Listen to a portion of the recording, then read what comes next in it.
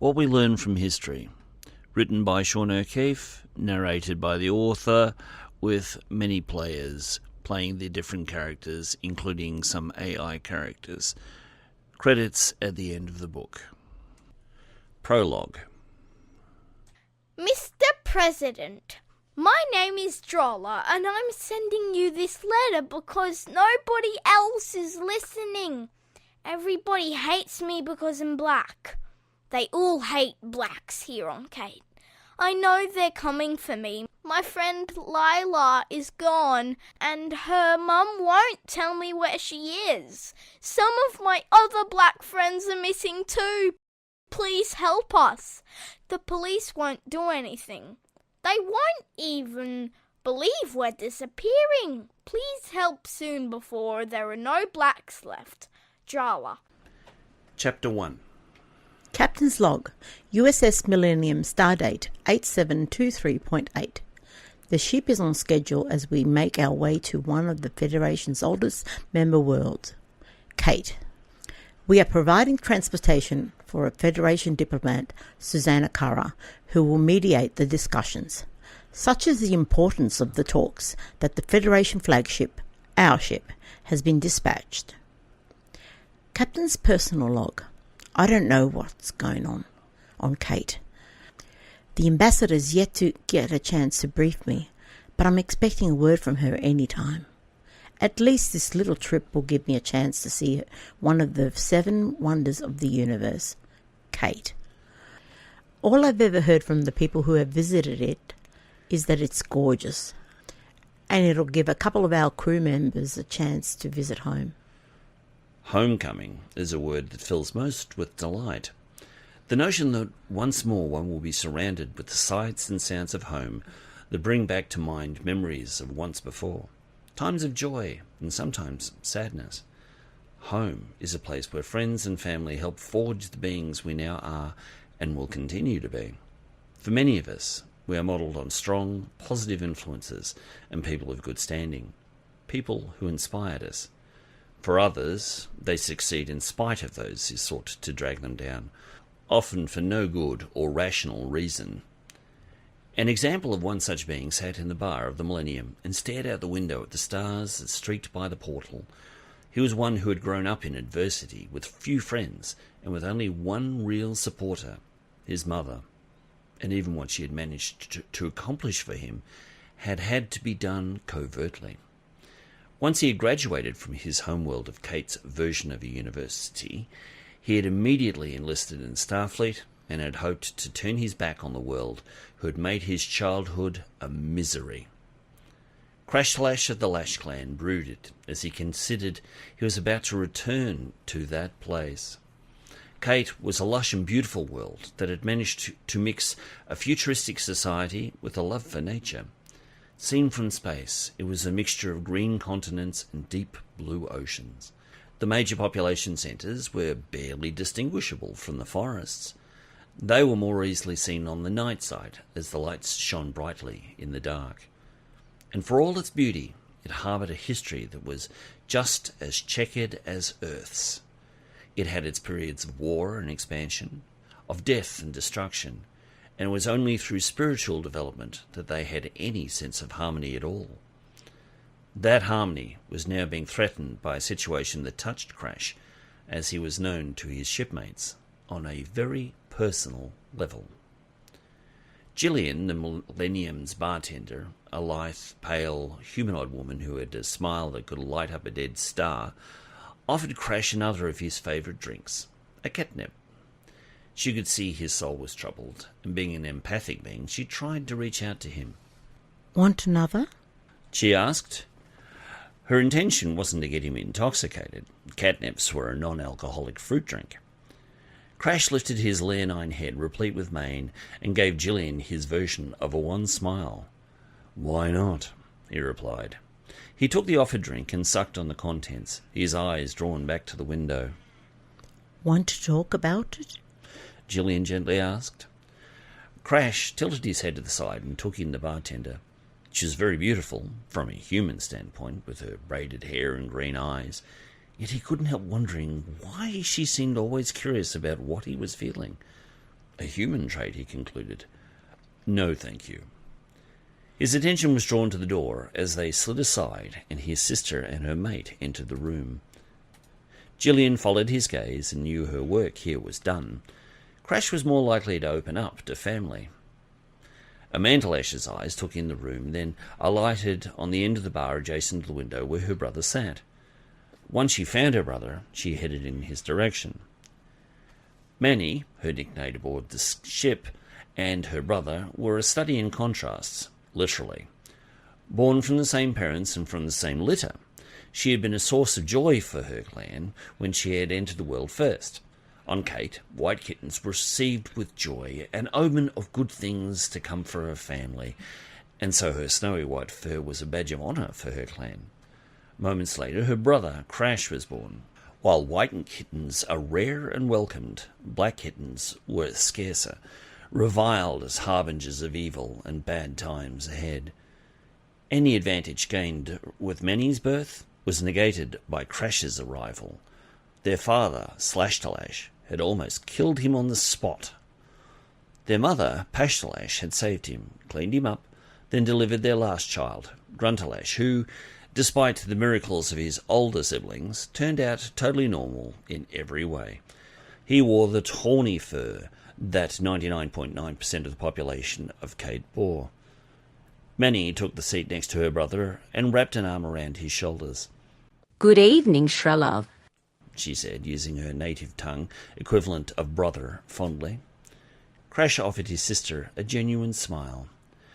Good evening, Drallah, he returned. It's good to see you. At that point, Manny's mate slapped him on the shoulder in a very human fashion. Mind you, Scanner was a very human. Hi, Crash, he offered in his very peculiar southern drawl. The Caitian nodded in response. His sister and her human mate had been a couple for 4 standard months, and even though he had accepted her choice some time before, there were still times when he simply didn't understand it. Scanner took a seat on Manny's right, with Crash on her left. Before either of them could order, Gillian placed their glasses before them and made herself scarce. Scanner smiled. You gotta love that lady. She seems to have a sixth sense when it comes to a drink. The 40-odd human settled down to enjoy his drink and let his beloved talk. Manny cut to the chase. you know you don't have to see them. They were their parents. Crash simply closed his eyes in resignation. There isn't always a choice. Manny understood. Their duty to their clan was clear. When in town, they were expected to visit. To not do so was the highest insult. Crash had managed to avoid this by simply staying away. It was always painful to visit when one simply wasn't wanted. I'll go with you. Perhaps we can change their minds. Perhaps we can change the colour of the sun, he replied, with more than a hint of sarcasm. His sister laughed. All things are possible. She quoted. She decided to change tack. You know, Ambassador Kara has been looking for you. Crash rolled his eyes as only a Caitian could. Anyone who has Fluffy for a nickname is someone I find hard to take seriously. A snort sounded as Scanner suppressed a laugh with his mouth half full. Man, I mentioned she reminds me of the cat called Fluffy I once had, and everyone suddenly calling her that. He straightened up in his seat and tried once more to fix his rumpled appearance. It seemed that no matter how much he tried to look dignified, Scanner always came off looking like he'd just come home from a party. He ran his fingers through his dark curly hair in a vain attempt at neatening that too, and only made it messier. Manny shook her head at him. Don't worry about it, my love. You look just right to me. She wrapped her tail around his waist and joyfully accepted the scratching he gave her between her shoulder blades. While Crash was happy for his sister that she was happy with Scanner, he couldn't help but feel uncomfortable with their love play. His prospects in that area were extremely limited, as no Caitian female would consider mating with a black male. The chances of producing like children were just too great, and even a black female wouldn't consider it, as their culture did not embrace their kind, rather the opposite. He had found that in the past his career in Starfleet had been a sufficient calling to fill that gap, as he had been assigned to different starships and crews, but always under Captain Piper. He had found that working to excel in every area had led to all kinds of promotions and citations, and now in just 15 years he was third in command of the fleet's flagship, a distinction he was proud of, and yet it still didn't quite fill the space a family would. No matter how hard he pounded on the square peg, it just wouldn't fit in the round hole. As if sensing her brother's discomfort, which Crash did not discount as a possibility, it was well known she was a size sensitive, Minnie turned back to her brother and gave him her full attention. You know, I've had a chance to talk to Fluffy, and she's quite nice. Crash's eyes widened, incredulous. His sister didn't refer to anyone as nice. What do you mean? Minnie shrugged, trying hard not to let on what she was really thinking. She spoke carefully. I mean, she's nice. Baffled, Crash just shook his head and changed the subject. What does she want?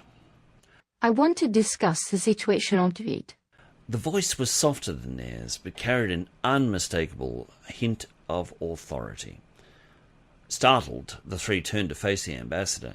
To Cation eyes, she seemed something of a throwback. She stood only 5 feet tall. Her physique was also less bulky than theirs, and her colouring was something to behold. Cation's fell into 3 different categories: tawny, white, and black. Susanna was a veritable rainbow of colours, which were visible even given the simple, oil-slick-hued gown she wore. It had all the density of gossamer and flowed with her as she moved. To Scanner's eyes, she looked like an enormous tortoiseshell-coloured Persian pussycat. Stumbling for something to say, Crash blurted out, "Ambassador Fluffy!" Scanner nearly choked on his drink as the occupants of the room desperately tried not to laugh. To Maddie's surprise, the ambassador merely arched her whiskers forward in amusement, her golden eyes sparkling. Don't worry, Lieutenant. She said, addressing Pashtallash. I've been called worse. I couldn't imagine what that might be, Crash said. Before his friend could utter yet another faux pas, Scanner offered Susanna his seat. No, thank you. Susanna fairly purred. She glanced around her at the bar, which wasn't all that big. I was hoping to be able to discuss the situation on your homeworld with you. I requested this ship for this mission, as in the entire Starfleet, only one ship has the 2 of you. I'm confident that with your help, we can find a solution. Crash grunted, his cynicism clear. And if we can't? The ambassador's eyes narrowed. Then I'm afraid Cait will find itself out of the Federation. The USS Millennium, registry NCC 2001, was Starfleet's latest flagship, having just recently taken over the role from the retired Enterprise, NCC 1701A. Overall, one could easily mistake the massive ship for being of the same class as the Excelsior, except for a few modifications. One, the dorsal linking the primary hull to the engineering section was truncated and strengthened. The warp nacelles were longer, but the most obvious difference was the mammoth hangar deck that ran the length of the engineering section's topside. It had clamshell doors at both ends to allow for the quick launching of the squadron of sleek, impulse-only fighters. The Millennium was an experiment to judge the worthiness of such a vessel. There had been many times in Starfleet's history when they had been faced with smaller attack vessels they had found hard to deal with, so the Ingram class had been proposed. The first class, to which a series of ships was named, was the Ingram NX 2500. Tragically, she was lost on her maiden voyage during trials, never to be seen again. Some wreckage had been found, suggesting a cascade failure in a warp nacelle. Despite the loss, Starfleet commissioned a second vessel, the Millennium, but as yet no more of her class had been built. Whilst the Millennium had already proven herself in battle, as well as having the advantage of sporting her own fighters, the jury appeared to be still out with the powers that be. There had been one notable difference between the Millennium and the Ingram. The design called for a highly secret cloaking device. Based on a recently created Romulan type, the plans had been stolen by Starfleet intelligence, improved upon, then redesigned for the Ingram class. The Ingram had never reached the stage where the cloak was to be installed, so she had missed out. The Millennium, however, had used it on rare occasions and always successfully. Due to the volatility of such knowledge becoming available to their political adversaries, as well as rival empires, Piper seldom used it. The bridge in the Millennium was larger than most vessels as, unlike most Federation starships, it also had to house the control center for the ship's fighters. Naturally, the ship also had a communications station, science console, helm, navigation, and security posts. In the midst of the bustle of activity that ran the great ship was a lone chair. It was the nerve center for the vast vessel, and was usually occupied by the ship's captain, Piper. Piper was nearly 6 feet tall, had long, sandy hair. Only her closest friends knew that it was really light brown. She kept tied back in a ponytail and maintained her athletic build with regular exercise. Her emerald eyes captivated the attention of most, and helped her see into the souls of many an adversary who foolishly underestimated her. Her narrow nose and delicate lips accentuated a woman of natural beauty. Those who called her friend knew her to be easygoing and compassionate. Those who called her enemy knew never to get in her way. She didn't need a phaser to put you down. She could do it with her bare hands. A product of a relatively young Earth colony, Proxima Beta, Piper had a great love for forested worlds and ecology. As their population was still fairly small, the inhabitants had simply resorted to single names for their people. Hence, Piper had only one moniker. The captain watched as her crew went about their tasks calmly and efficiently. Her faithful first officer, Sarda, a Vulcan with oddly reddish hair, kept an eye out on his scanners at science for anything untoward. He stood and checked the chronometer, confirming what he already knew. Beta shift was about to take over. He didn't need to check with the captain to authorize the shift change. Through the telepathic link he shared with Piper, she had already let him know. "Begin shift change," he announced. Methodically and with practiced ease, Alpha Shift turned over their posts to their replacements. Sarda surrendered science to his second, then stepped down to the chair Piper occupied, the con. As she stood to leave, she announced for the log. Mr. Sarda, you have the con. Sarda normally took command for only half of Beta Shift before being relieved, but with the sequestering of their chief of security and their third officer/communications chief to the ambassador, he was left to carry the load. This did not faze the Vulcan in any way, as he could literally work for days at a time without rest. At the back of the bridge, the turbo lift doors opened to admit Crash, Manny, Scanner, and the ambassador. Piper greeted them with a friendly grin and waved them over. "Can I help you?" she asked. The affable Federation representative stepped forward and gave a friendly greeting. She spoke, and her voice came out as a quiet, yet distinct, purr. I was wondering if we could use your ready room for a chat. Piper indicated the appropriate door with a flourish. "After you," she said, then followed as Susanna left the way. Once inside, Piper offered her office chair, then stretched out on the couch at the rear of the room. The Caitians and Scanner took the other seats. Susanna gave a smile and tried to open the meeting. Thank you all. As you are aware, there are a number of Caitians in Starfleet, but I chose this vessel because, unlike all the other members, you're the only two who are not Tawny. Many helpfully chimed in. And do you think we can give you some insight as to what's happening at home? The ambassador blinked. She had not expected them to see right through her. You are correct. A bitter Crash added. Neither of us have been to Cait for a number of years. You probably know more about the political situation than we do. Susanna's pupils narrowed a little in frustration. The situation is tense, to say the least. Piper spoke up from the back. "Why don't you fill us in on what you know, Ambassador? Then maybe my crewmen will be able to offer their insights." The ambassador paused for a moment to consider the wisdom of this suggestion, then agreed. She purred her assent. All right, then. It appears that there had been a growing movement on Cait to purify their genome. It would seem that some consider particular traits undesirable, and that even though the culture has tried to breed them out, over the centuries they still remain. The captain was startled to hear a third officer give a laugh that was full of old pain and cynicism. That depends on what you consider undesirable, he said sarcastically. Susanna leaned back in the chair, her eyes wide and slightly defensive. Krashtallash's anger was fairly palpable. Commander! The word came from behind them and was full of subtle warning.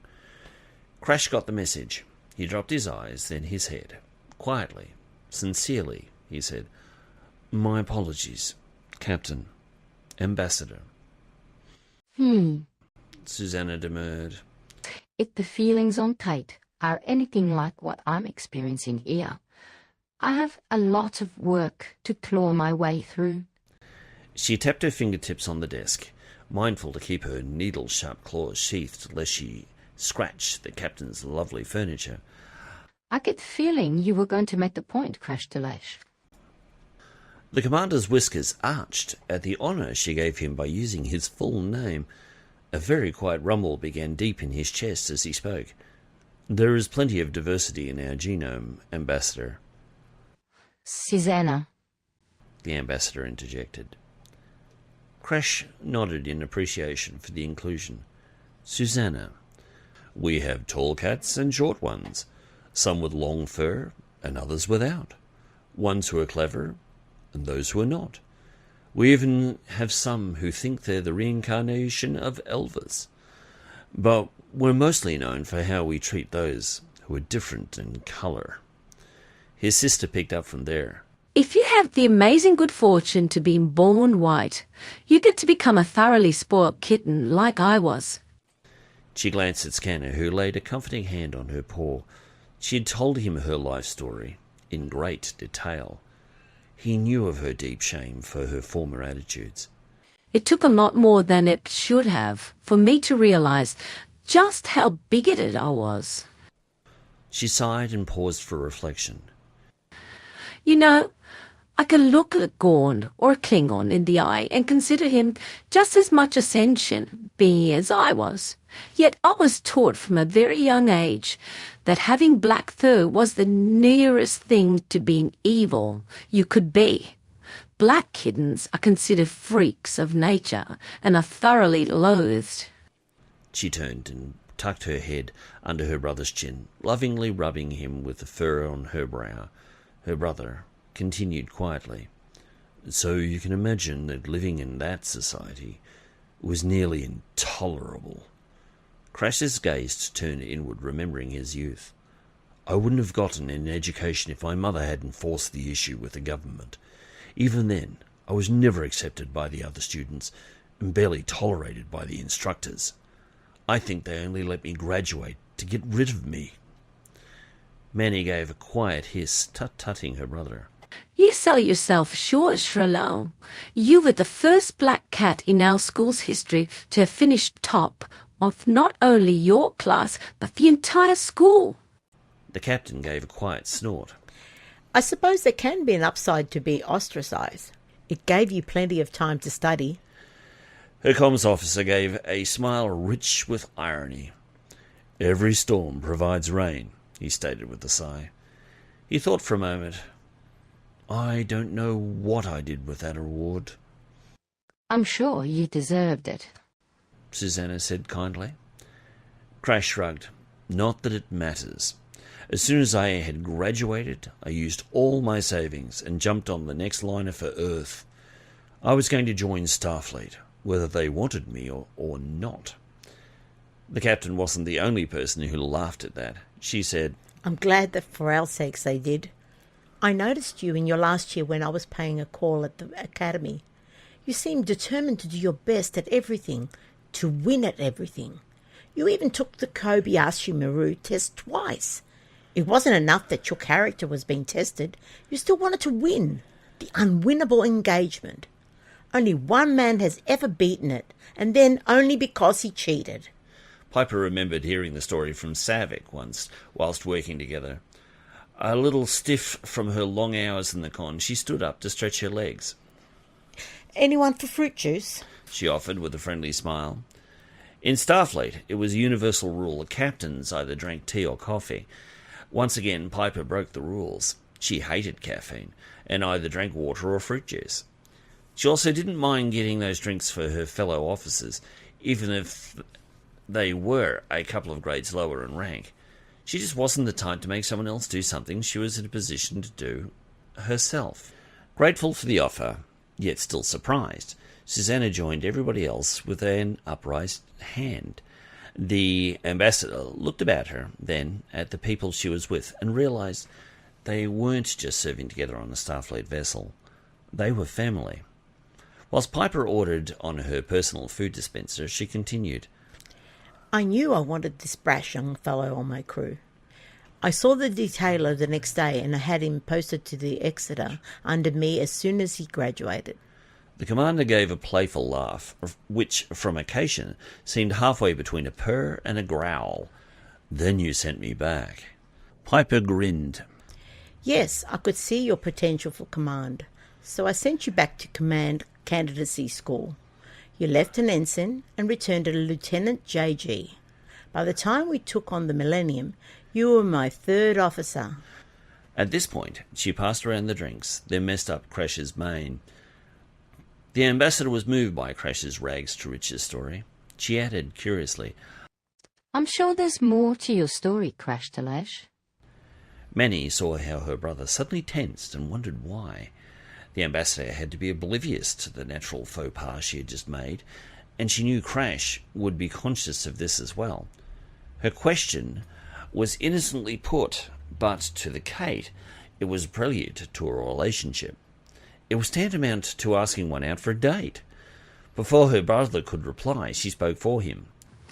Perhaps he can tell it to you sometime. Out of sight of the ambassador, Crash gave his sister a sound thump on the back with his tail, which he pretended to ignore. Unaware of what her inquiry had started, Susanna went on. I'd love to hear it, but I'm afraid time is short. We don't have much time before planetfall.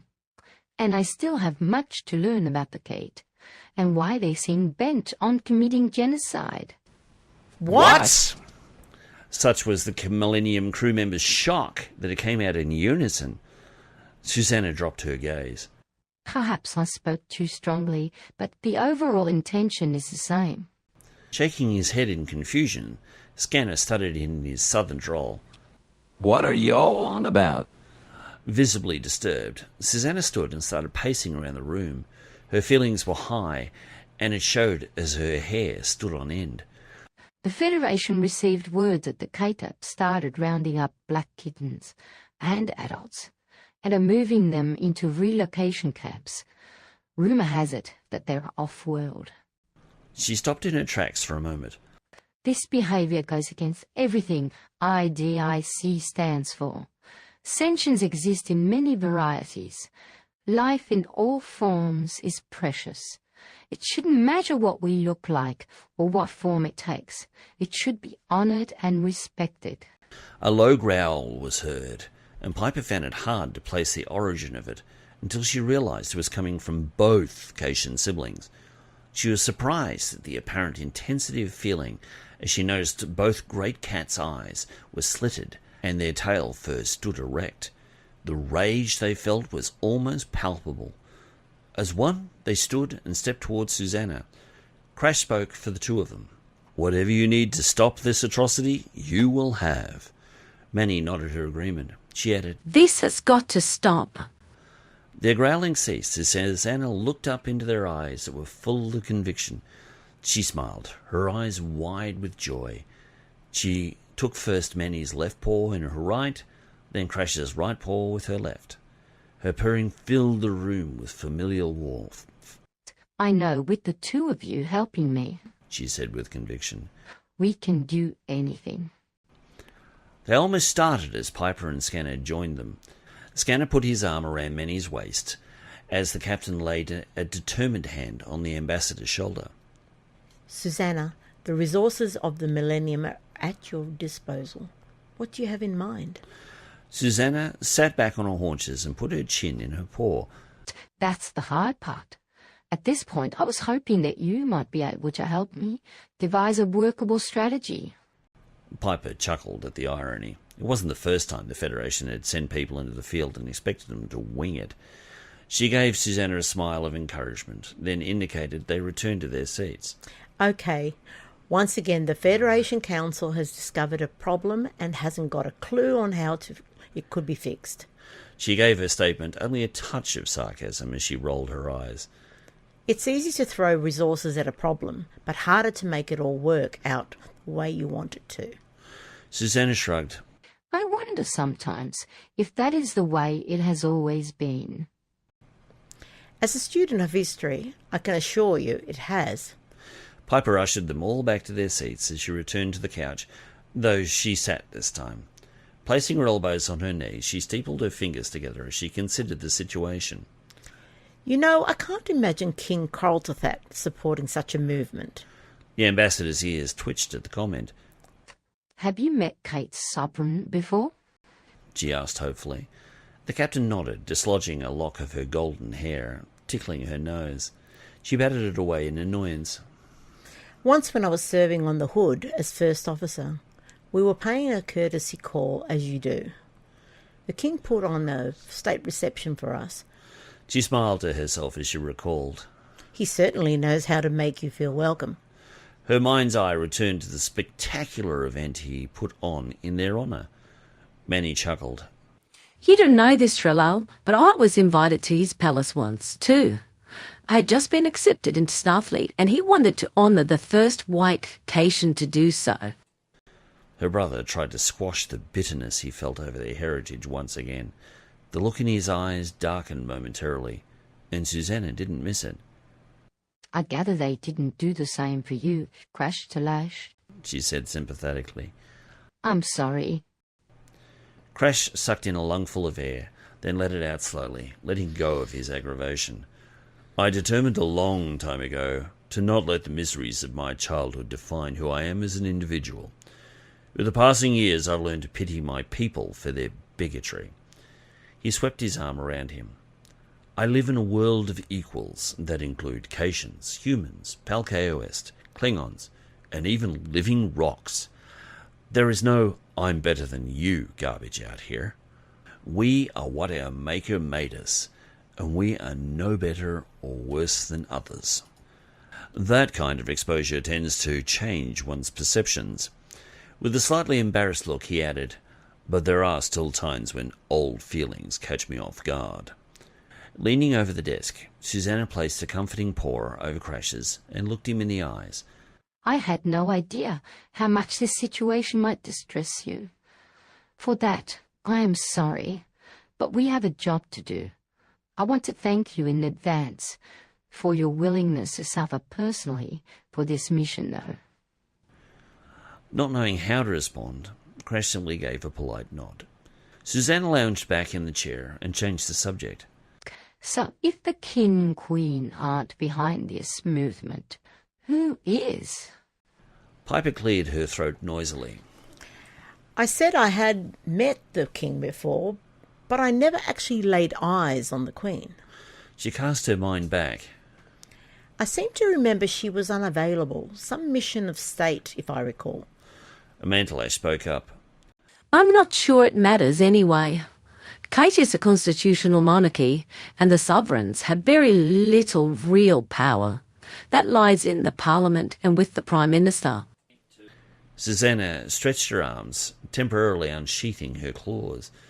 Crash noted they were longer and much sharper than his own. The ambassador seemed oblivious to his attention.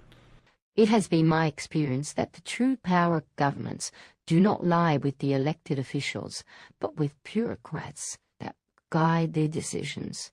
Elected ministers come and go, but the bureaucrats, like cockroaches, are bomb-proof. The captain reached over and tapped a comlink. Yeoman Carver to the captain's ready room. The reply was immediate. Aye, Captain. A moment later, the doors whooshed open to reveal a young woman who looked like she had come from parade ground drills.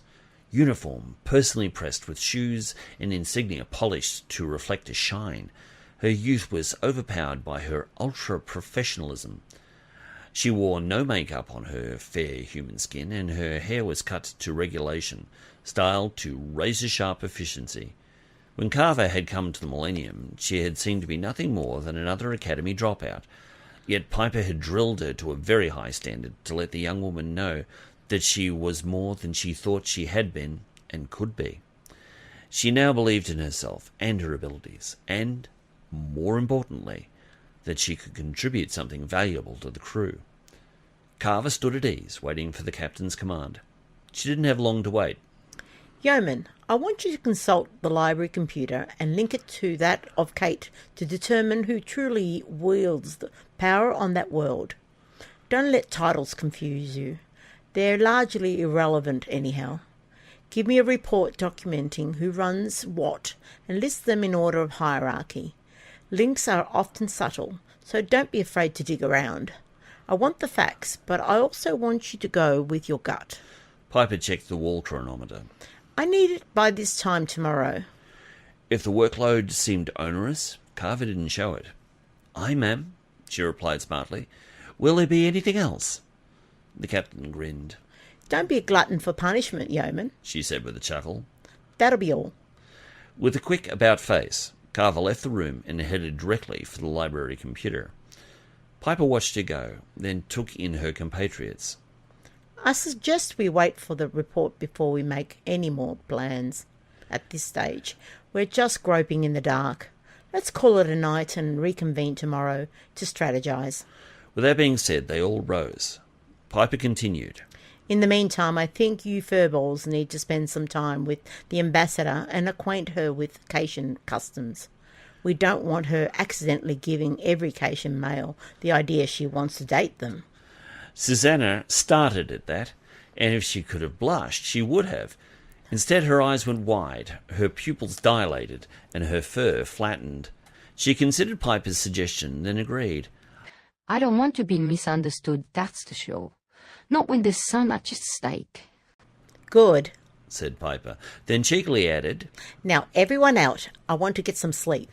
She ushered them towards the door, then had a thought and grabbed Manny's elbow, stopping her. The security officer looked concerned. Yes, Captain? The captain tapped her teeth with a nail thoughtfully.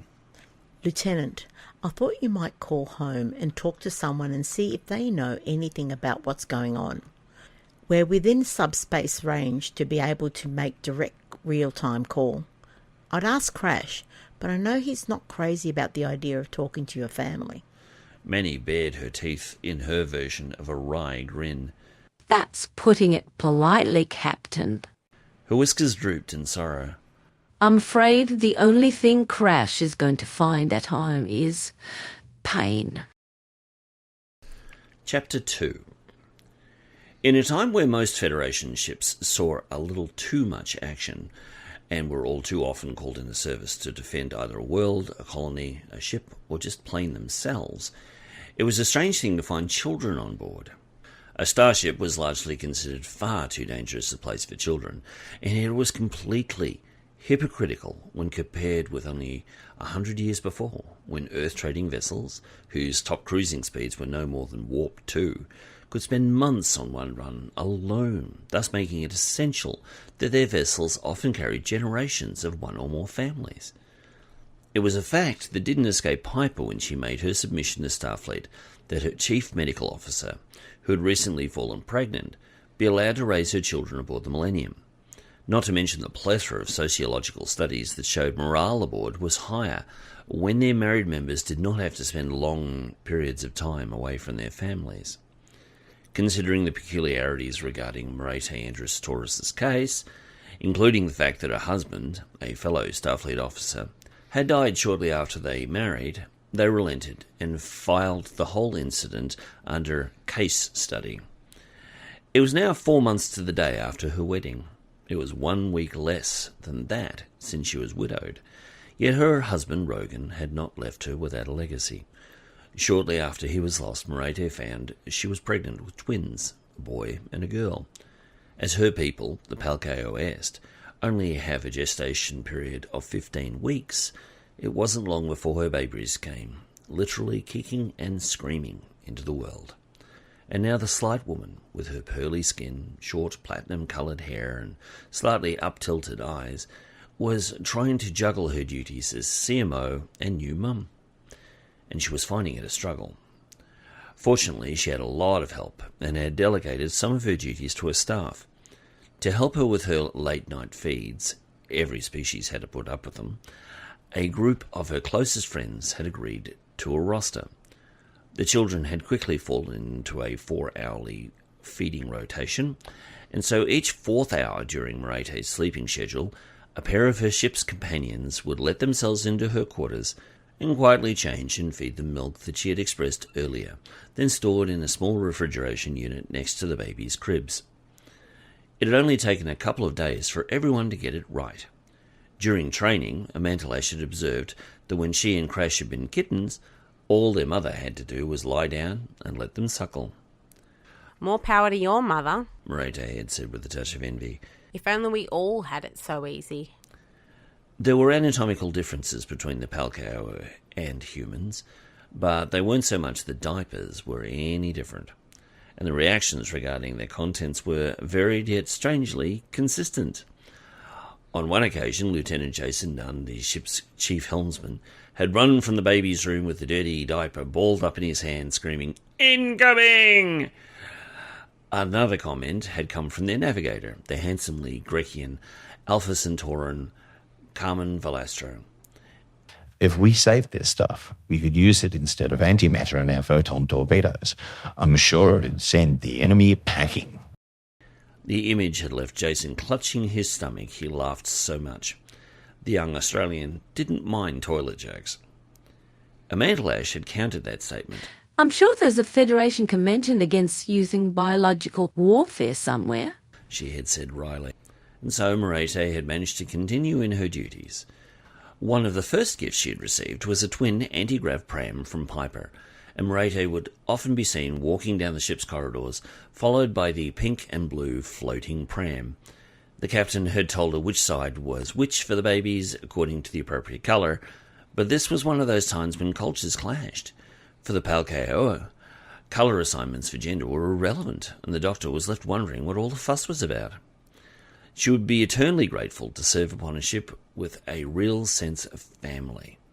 The crew members had collaborated on their gifts, and Merete found herself with more toys, clothes, and general supplies than she could have possibly asked for.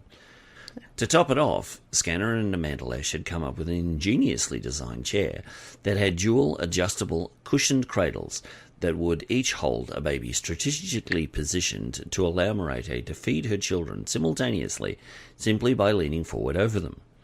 3 of them had been made, one for her quarters, one for her office, and the other for the mess hall/rec deck. The Palkeo had no moral qualms about feeding in public, and nobody seemed to mind. It was in the mess that Merete found herself poring over her paperwork whilst nibbling on her dinner whilst feeding her children. She paused for a moment, adjusted herself so her daughter could feed more easily, took a bite of her vegetable omelette, then requisitioned some more plasma. She looked up, curious, as a shadow darkened her table. I don't know how you do it. Piper said in admiration as she took the seat opposite. Her friend tilted her head to the side. One does what one must, she said with her voice mixed with conviction and resignation to fate. Her daughter moved again, and Merete knew that she was finished feeding. She twisted to one side so her son could continue, then gently picked the little girl up and passed her to the captain. Here, Piper. Bert Piper. The captain almost blushed as she was reminded of the great honour her friend had given her by naming her newborn girl after her. The Palkeo tradition was to name one's daughter after their grandmother, but Merete was never one to stand on tradition. As far as she was concerned, the captain was closer to her than a sister, and there simply wasn't any other choice. Piper grabbed a towelette and draped it over her shoulder, took her tiny namesake, who looked so much like her mother, placed her against her shoulder, then gently began to rub her back in the Palkeo fashion.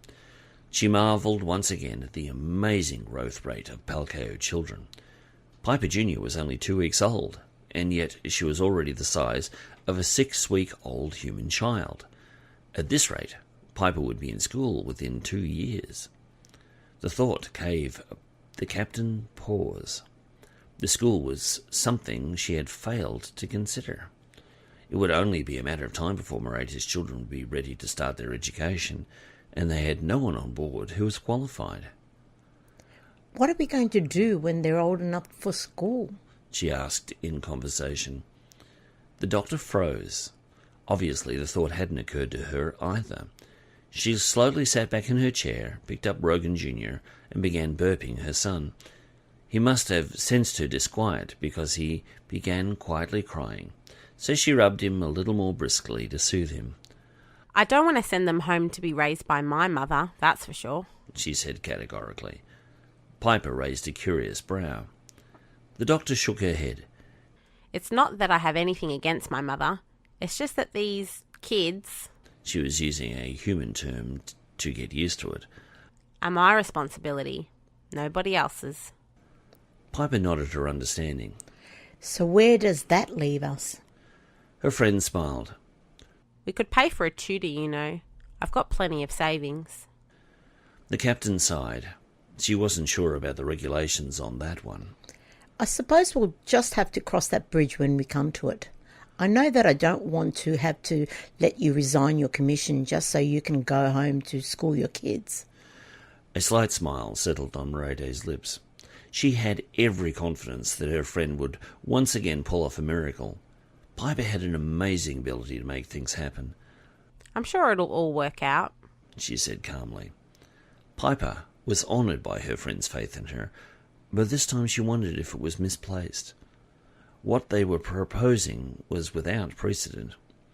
It was a miracle in itself that she had managed to convince the Admiralty to keep Merete on board as an expectant mother. It was quite another thing to start a school on the Federation flagship. Their reflections were interrupted as the tiny siblings burped in 2-part harmony. Both women laughed, and the tension was broken as each took a baby and began cradling it in the crook of their arm.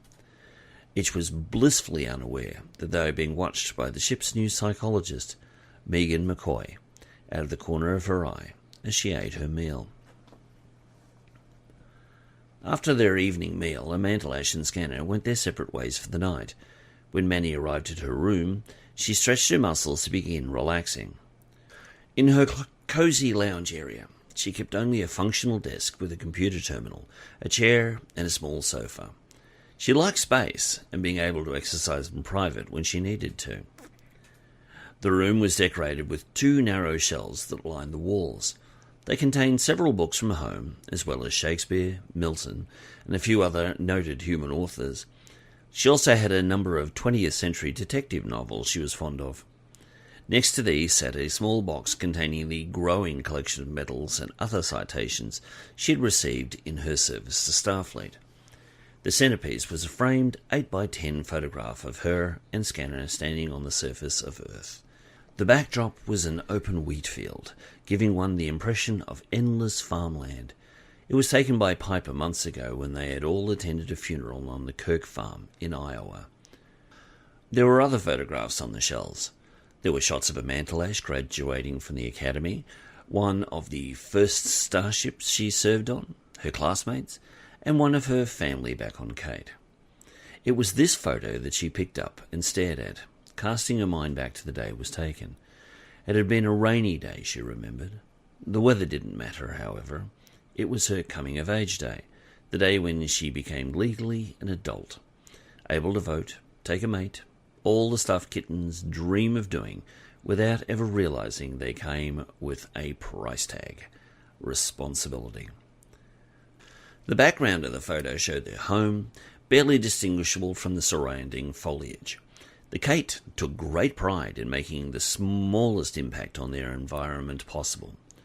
The foreground contained images of her parents proudly standing behind their children, paws on their shoulders, as if ready to push them out into the world. 2 parents, 2 children. Krashtallash wasn't in the photo. He was studying that day, she recalled. Not that her father would have wanted him in the picture anyway. The thought gave rise to anger, and many found she had to put down the photograph before she smashed it. The injustices her brother had been forced to endure were manifold. Some of them had even been by her hand. She wasn't sure she was ready to forgive her father yet, but she knew she wasn't ready to forgive herself. Thinking of her father reminded her of Piper's request that she call home. She wondered what time it was in her hometown and asked the computer to inform her. Its reply told her it was late afternoon, a good time to catch her mother before her father got home from his job working for the Transport Ministry. Computer, I've been a private comm channel to the home of Pashtallash of Charlotte City. On the computer monitor appeared a single word, connecting. Within seconds, the picture changed to reveal the family room she knew so well from her youth, with her mother peering at the screen at her end, wondering who was calling. When she saw who it was, she gave a cheerful smile. Well, if it isn't our roving Starfleet warrior, Her mother quipped. what can I do for you, my lovely Snow Kit? Manny smiled. Her mother had called her that when she was little. Mother, we're on our way to Cait, so we'll be able to visit while we're there. Her mother's purr could be heard through the comlink. Wonderful. It would be so good to catch up with you. Pashtallash frowned to herself. She wasn't hearing her, that was clear. Respectfully, she said. Mother, there will be 3 of us. Confusion reigned in her mother's mind. A worried look crossed her face. All she could utter was, What? Manny gave her a sign that begged for patience. Mother, Krashtallash serves on this ship as well. He's the 3rd in command. Pashtallash tried to suppress her pride, but only managed partially. Her daughter had the impression that she was afraid to let her feelings show. She said slowly. I'm not sure he would be that welcome. It might even be dangerous. Pashtallash found herself growling. Mother, he's never been welcome, but he's willing to put his feelings aside and visit while in town. It is our custom, and he wants to honour them and you. He doesn't want to offend anybody. She scowled to herself, giving vent to her feelings. Any more than he does just by being black. She spat. Her mother recoiled. You're defending him. She said, surprised. That's not how you were raised. Angry and not afraid to show it, Manny gesticulated upward and snapped. And praise the Maker that I opened my eyes to just what a good male my brother is. He's earned the respect of the Federation, Starfleet, and this entire crew. But that's still not good enough for backwards Cait. This time, it was Manny's turn to be surprised. Her mother actually smiled. I'm glad for you, my daughter. Our people's prejudices will be the end of us. Pashtallash took a moment to collect herself. It was not her place to go ticking off her parents, I apologise, Mother. she said with forced calm. I shouldn't have yelled at you. The visage on the screen radiated motherly love. You are already forgiven, my kid. Don't worry about it. If there's any forgiving to do, it will be me apologising to Krashtallash. She looked thoughtful for a second. Wait a minute. You said 3. The snow-coloured Caitian smiled. Mother, I will be introducing to the clan the one I cherish. Her mother's eyes went wide with surprise. Your father will be pleased you are considering a mage, she said with reservation. Many wondered. It was well known that no matter what species were involved, it was a rare thing when parents approved of the males their daughters fell for. Perhaps that's what her mother was thinking. I will introduce him to the family when we get there. She paused for a moment, unsure how to bring up the next subject without making her mother think it was really the only reason she called.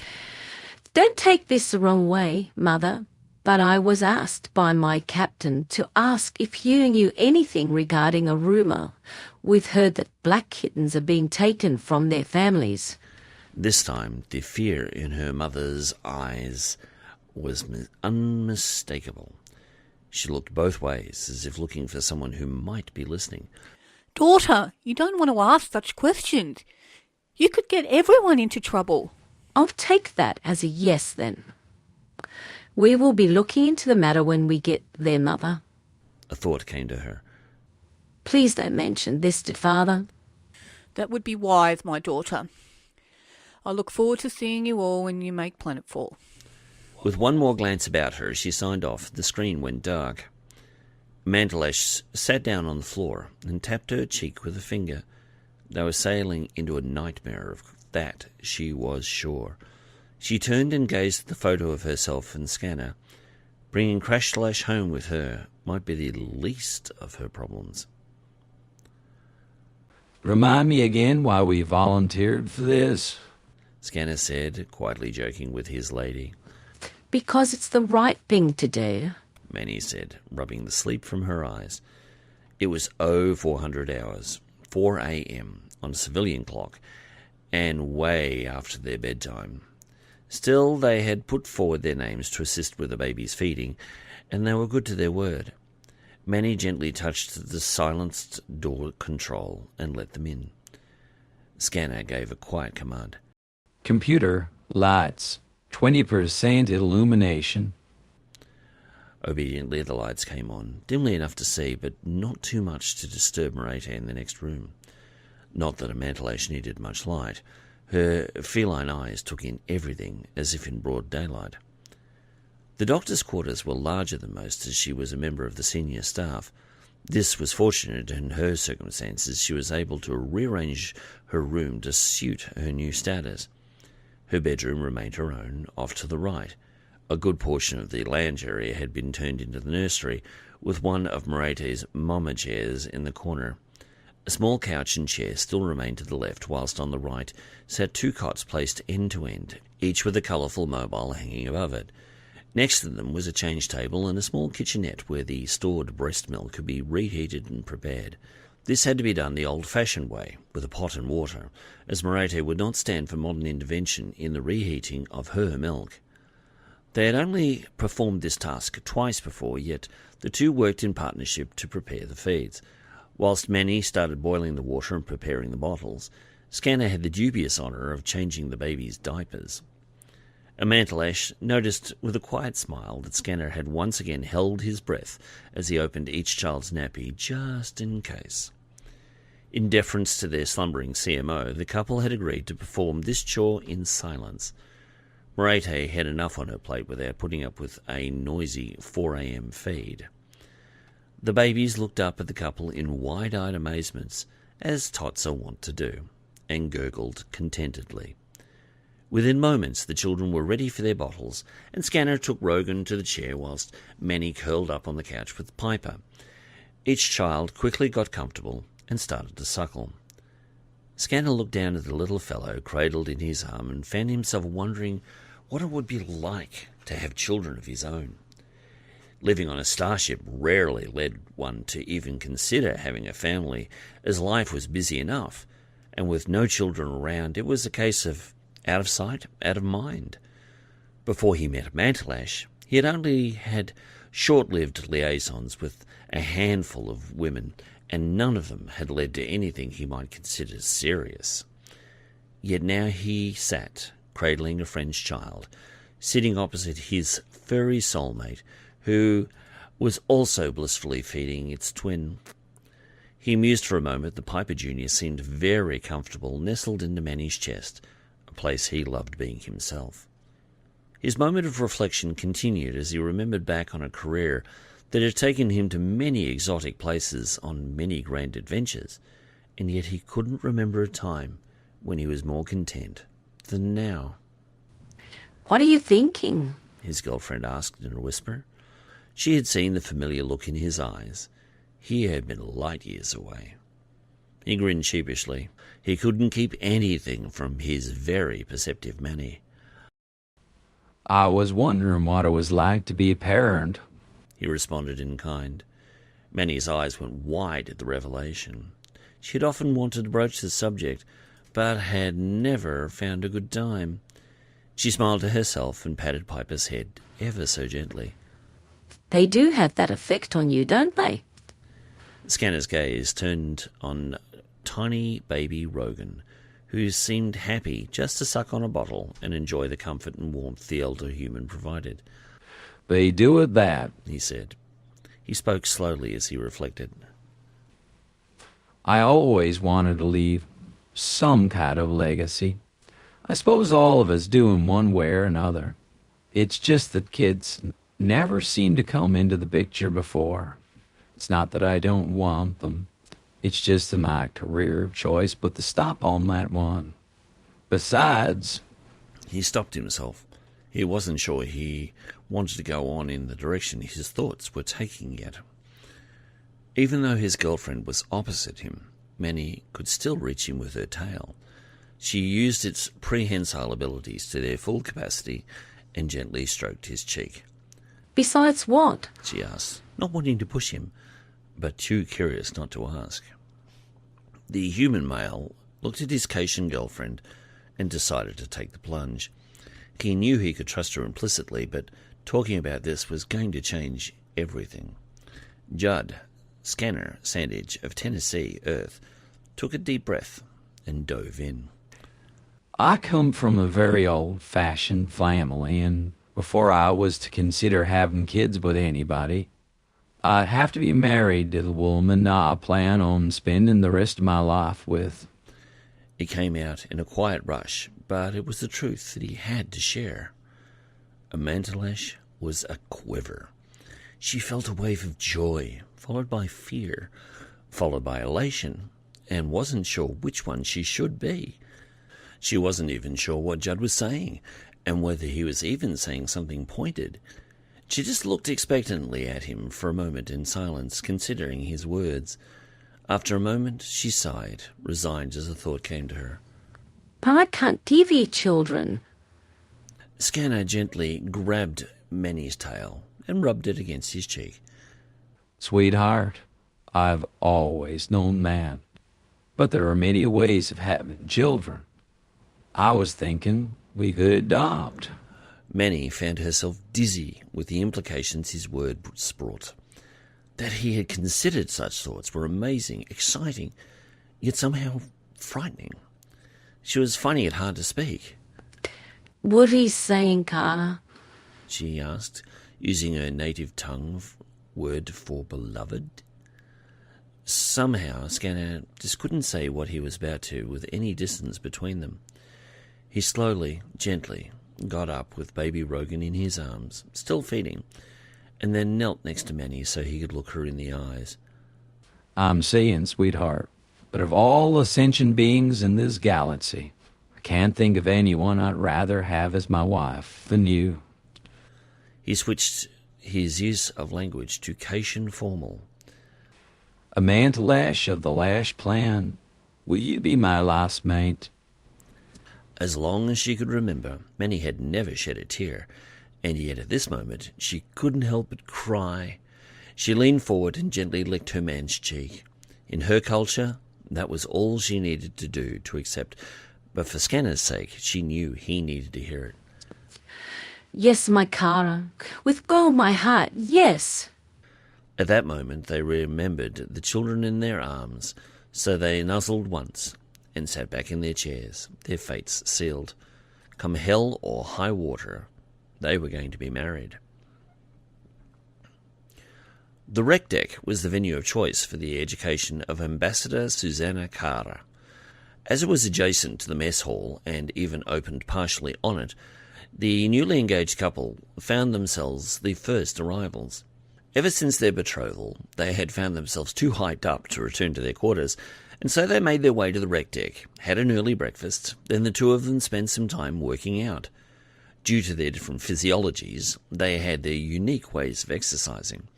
Judd took in a morning jog on a treadmill, which Manny mirrored by jumping on an extra large one and running flat out on all fours for 2 minutes.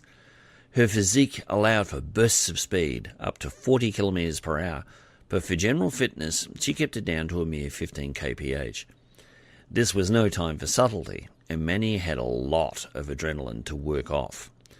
Soon they took a break from their morning run, and Manny helped Scanner bench press some weights. Even given all the modern technology involved in a starship, there were many jobs that required a fair amount of physical strength. For hundreds of years, nuts and bolts still remained nuts and bolts, and spanners were still spanners. By the time 0700 had come around and Crash and Susanna had made an appearance for breakfast, Scanner and Manny were well and truly tired. They waved at the new arrivals as they made their ways to the showers to cool off. Even with the distance across the vast room, Crash noticed something had changed, but couldn't put his finger on it. Standing next to him and quietly observing her new acquaintance, Susanna followed his gaze. "I wonder," Crash said quietly to himself. Not realizing just how acute was his companion's hearing, Susanna spoke into his ear. They just look like a couple who are totally in love. Crash gave a start. They've been infatuated with each other for several months. The correction had meant to be subtle, and Susanna couldn't resist arguing this point. She looked up into his dark brown eyes and said with all possible dignity, Krashtallash, they are in love, and if my guess is right, they're going to marry. At that comment, Crash stiffened. It will never be accepted. Sorry? The bluntness of Crash's statement had caught her off guard. With a sigh and a smirk, Krashtallash said, Amantallash is a white Caitian and could literally have any Caitian male she wanted. In a culture such as ours, it would be unconscionable for her to take a mate from outsiders. A growl from Susanna's innards reminded them of their need for breakfast. Both selected a collection of meats from earth and bowls of water and, in quiet agreement, held off their conversation until they were seated. Once they faced each other off to one side for a bit of privacy, Susanna said, Is this another of Cait's prejudices? With a deep sigh, Crash once again opened up his culture to this intriguing female. I don't think so. White Caits are so revered that they could announce to the universe that they've found a way to turn down the intensity of the sun, and people would give them the benefit of the doubt. He paused to weigh his next words. No, it's just that the level of jealousy from among my fellow males would be almost lethal for Scanner. Someone may even challenge him, but that kind of thing hasn't happened for many generations. And what about you? The question caught Crash off guard. He was used to seeing his sister and Scanner together, but on some level he was still not at ease with it. He looked into Susanna's friendly eyes and realized that, if they were going to make a difference on Cait, it had to start with them. He had to be not only true to himself, but speak the truth to Susanna. She wasn't going to be able to do anything successfully if he was going to lie to her. I haven't been at ease about it, he said. Susanna purred. I know that verge. Her levity eased some of Crash's tension and gave him a brief laugh. You're right about that, he admitted. I suppose that, even though Amantallash is technically older than me, I've always tried to look out for her. Her spoiled upbringing has left her naive in some areas, and since she came to serve on this ship, she has remained my subordinate in rank as well. Susanna lapped at her water for a moment, then asked him another trying question. So what's the problem? Are you worried that Scanner won't be a good spouse for her? The Caitian chuckled. You're not going to let me off the hook, are you? He paused for a moment to drink from his bowl, then ran his huge tongue over his lips. I've served with Scanner aboard this ship since it was commissioned. In all that time, I found him to be eccentric and sometimes annoying, but I have to admit that I know I could always rely on him in any situation. He knows this ship well and takes good care of it. The ambassador placed her elbows on the table, interlaced her fingers, then rested her chin on them. And what does that tell you about the man? A wry grin formed on his lips. I know where you're going with this, he said. Where might that be? Susanna said, all innocence. Crash chuckled once again. You want me to admit that Scanner takes good care of the things he loves. Really? Susanna continued cheekily. I had no idea. Do you think that would be a good qualification for your sister's spouse? So, just because Scanner's a good mechanic, he'd make a great mate for a Mantallash? He tossed his head back and laughed. Hardly. Susanna tried a different tack. And what does Captain Piper think of him? The look Crash gave her told her she had hit the mark. The captain has told me many tales of their adventures serving on the old Enterprise and afterward. When she took command of the Millennium, she was given the opportunity to put together a team of her choice. He gave a wry smile. Not that she needed to. Captain Kirk had already made the recommendation to the Admiralty that they reunite Captain Piper, Dr. AndrusTaurus, Sarda, and Scanner, and that they serve together on this ship. He paused for a moment as a thought came to him. He looked his companion in the eye. I suppose it comes down to this. The captain has only a select few people she lets call by her name alone, and Scanner's one of them. Once again, Susanna gently placed a paw on the Crash's own. He didn't miss the gesture and wondered why the ambassador kept touching him. Krashtallash, surely that speaks to the man's character. In his mind's eye, Crash tipped over his king. Checkmate, and he knew it. You have made your point well, Susanna. He mentally made a decision and absently nodded his head in affirmation. I will try harder to accept that my sister has made a good choice and simply be happy for her. Crash watched as Susanna's face split into the warmest smile he had ever seen on a felinoid. He found it charming, disarming, and surprisingly attractive. That is all anyone could ask, my friend, Susanna said. She looked down and noticed she had yet to retrieve her paw. She surprised herself when she realized she was reluctant to do so. Still, with great propriety, she slowly withdrew it, picked up her bowl, and quickly downed the last of her water, trying to use the action to somehow change the subject. Confused and not quite sure what was going on, Crash let her go and did the same. Then the pair sat in awkward silence for a moment until it was broken by the return of Scanner and a Mantallash. The couple were fairly vibrating with excitement. Their behaviour made Crash forget his situation and focus on theirs. Drallah. Mantallash addressed him with so much joy that Crash wondered if she was doing drugs. We thought you should be the first to know. Scanner and I are getting married.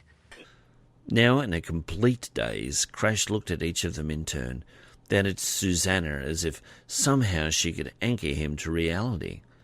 Was he hearing them correctly? Trying to cover for Crash's lack of reaction, Susanna stood up and embraced them both. Congratulations, She said with glee. I'm sure you'll be very happy together. Surreptitiously, she grabbed Crash with her tail, tugged him to his feet, then dragged him over to her. At that moment, she let the happy couple go in the hope that Crash had composed himself. Stupefied and not without some sense of decorum, Crash embraced them each in turn. May the Maker bless your union and give you many happy years together. The blessing was pretty standard, but at the moment it was the best he could do. Scanner slapped his hand on Crash's shoulder. Thanks, bro.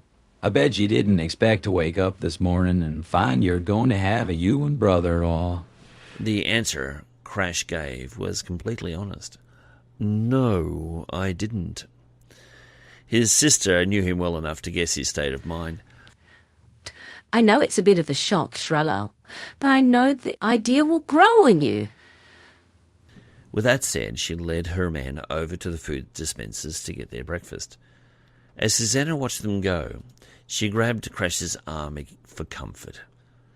Just keep telling yourself, be happy for her, be happy for her.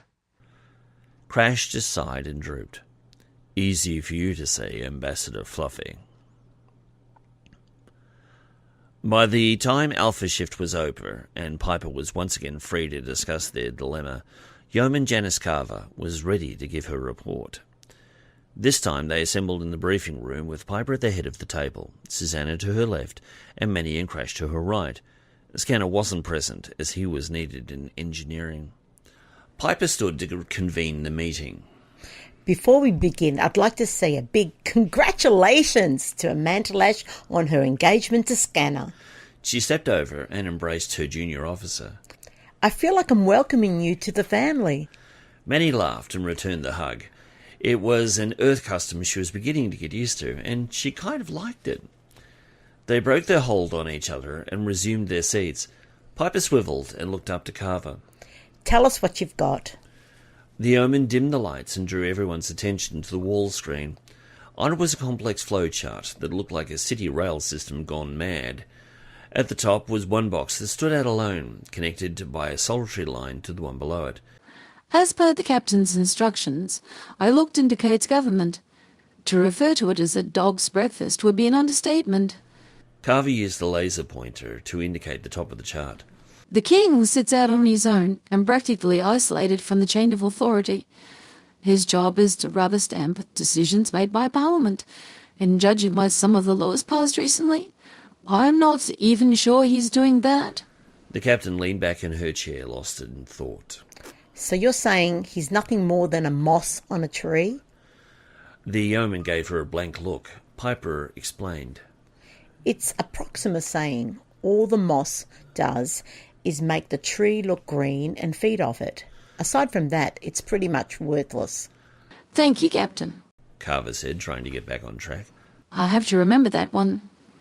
Piper wondered for a moment whether the ensign was telling the truth or simply humouring her. The laser lit up the box below the king. This is the Prime Minister. Carver indicated.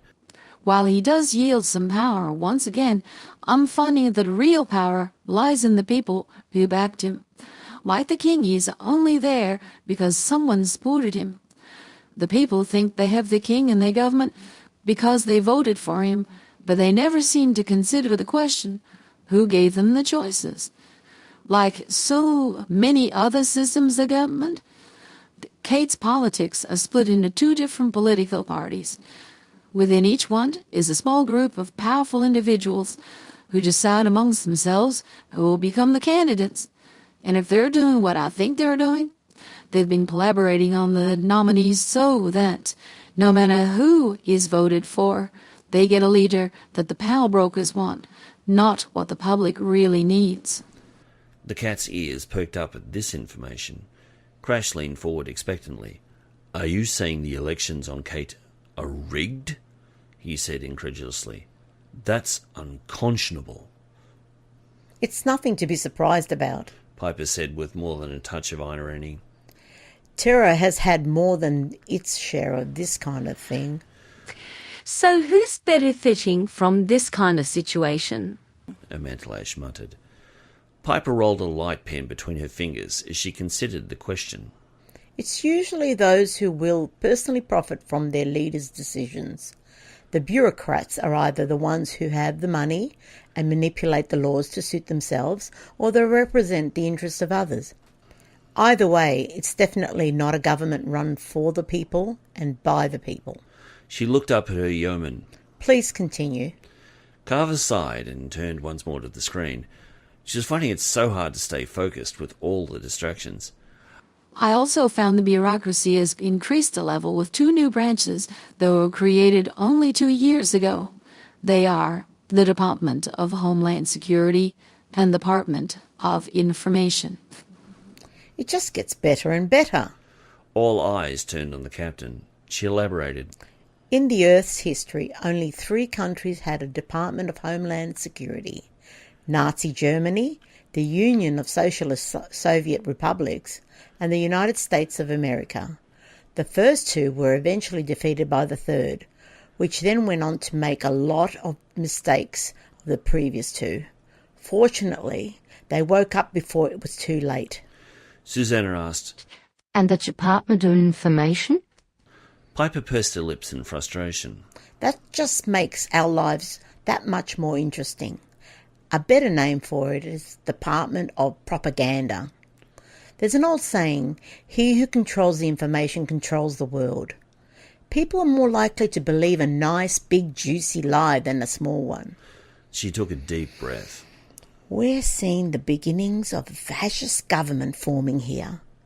If they don't turn things around, they'll find themselves not only chased out of the Federation, but its enemy. Her scowl spoke volumes. We've got to nip this in the bud, quick smart. Her fur standing on end, the ambassador asked. How do we do that? The fear was evident in her sultry voice. The captain stood, placed her hands on the table, and looked at each person in turn. We find out who's in control and go for the jugular. She scowled, then turned back to Carver. Okay, we've worked out who the enforcers are and those who influence the people. Now, who's pulling the strings?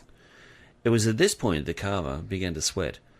I'm not too sure about that one, Captain. She tried to ignore the emerald eyes burning through the back of her skull as she indicated the screen once more.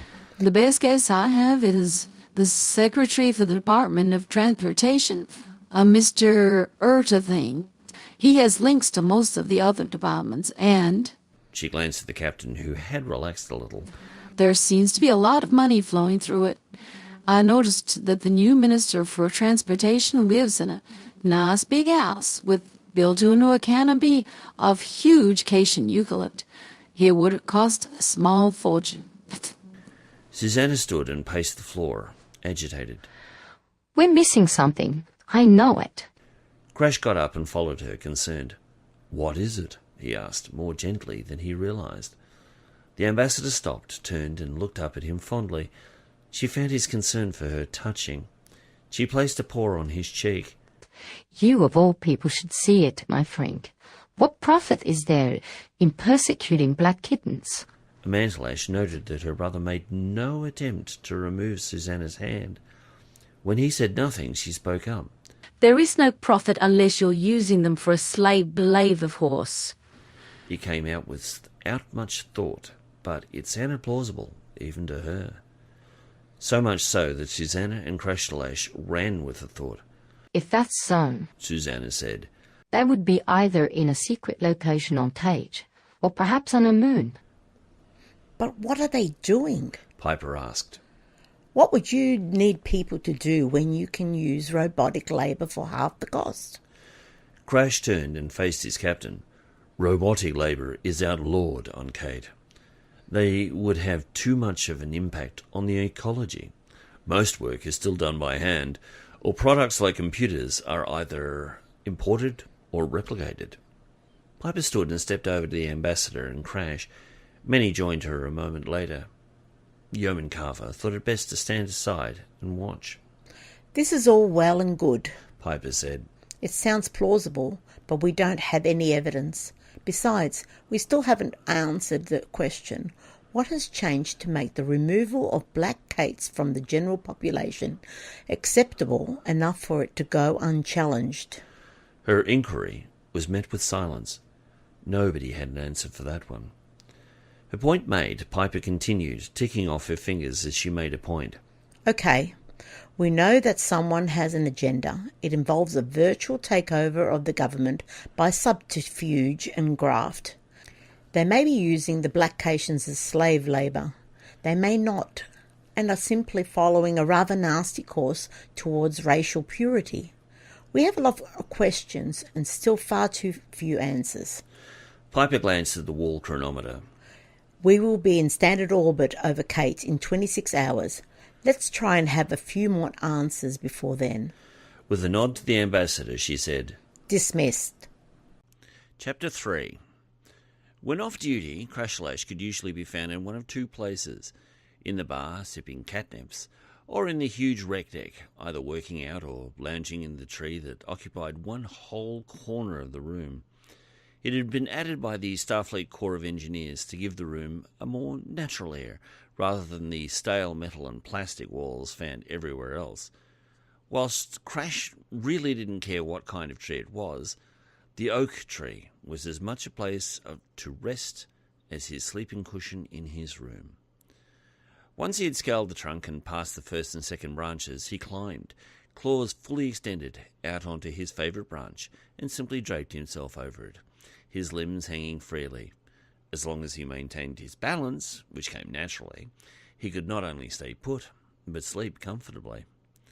He liked this position as it gave him an excellent view of the entire deck, whilst going unobserved to the casual eye. He enjoyed watching the interaction between the many and varied members of the crew. Starfleet was still largely dominated by humans, but that was changing as more and more people from other species got caught up in the dream of adventure. The Millennium was one of the most diverse crews in the fleet, and it was reflected in those that play below. In the distance, he could see young Jason Nunn and his good friend Carmen Velastro doing target practice. Their friendly competition was frequently mentioned in the ship's pool. A glance off to his right found the captain and Sarda sparring on the mat. Whilst it was clear that Piper was the master of Andorian Shieltar, Sarda was starting to show some real improvement. Once the pool was simply whether or not he would score a point against the captain. Now it was how many. He watched the speckle as the gi-clad pair, wearing helmets like those employed by fencers, circled each other with their bone-handled staffs held high. When once Sarda had simply tried to bludgeon, which the agile Piper had easily dodged, the Vulcan was now applying finesse and intelligence, which resulted in a stratagem that came very close to landing a blow to the captain's head. At the very last moment, Piper deflected it, then delivered such a barrage that it was all Sarda could do to parry each blow. Crash's attention was drawn by a mild commotion at one doorway, then he smiled to himself when he saw that it was Merete and the twins. He mused to himself that there was just some kind of magic that drew people to children, especially infants. So it was no surprise that when Merete's family appeared, people gathered around them, doing the goo and gar sounds that humans seemed so predisposed to make. It wasn't long before both children were being cradled by friends, and Merete seemed grateful for the care. The comms officer was startled by a voice from above. You know, Shalal, I could have stunned you senseless with a distraction like Merete. Crash glanced upward and saw his sister's cheeky face looking down at him. "How long have you been up there?" he asked her. She grinned. Only seconds. I used Merete's arrival to slip behind the tree and climb up it. Her brother was impressed and let it show. "Outstanding. Troublemakers on this ship have a lot to worry about if you can sneak up on them that easily." Pashtallash tipped her head to the side. Thank you for the compliment. "You're welcome, and you deserve it. You are an excellent security chief, and one day you'll make a wonderful mother. Your kittens would never know when you were looking over their shoulder." He gave her a sly grin. "I think being trained in Starfleet security protocols is the perfect prerequisite for becoming a parent, especially when they hit puberty." His mirth was displaced as something darkened his eyes for a moment. His sister didn't miss the change. What is it, brother? She considered several options and went for what she thought was the most likely one.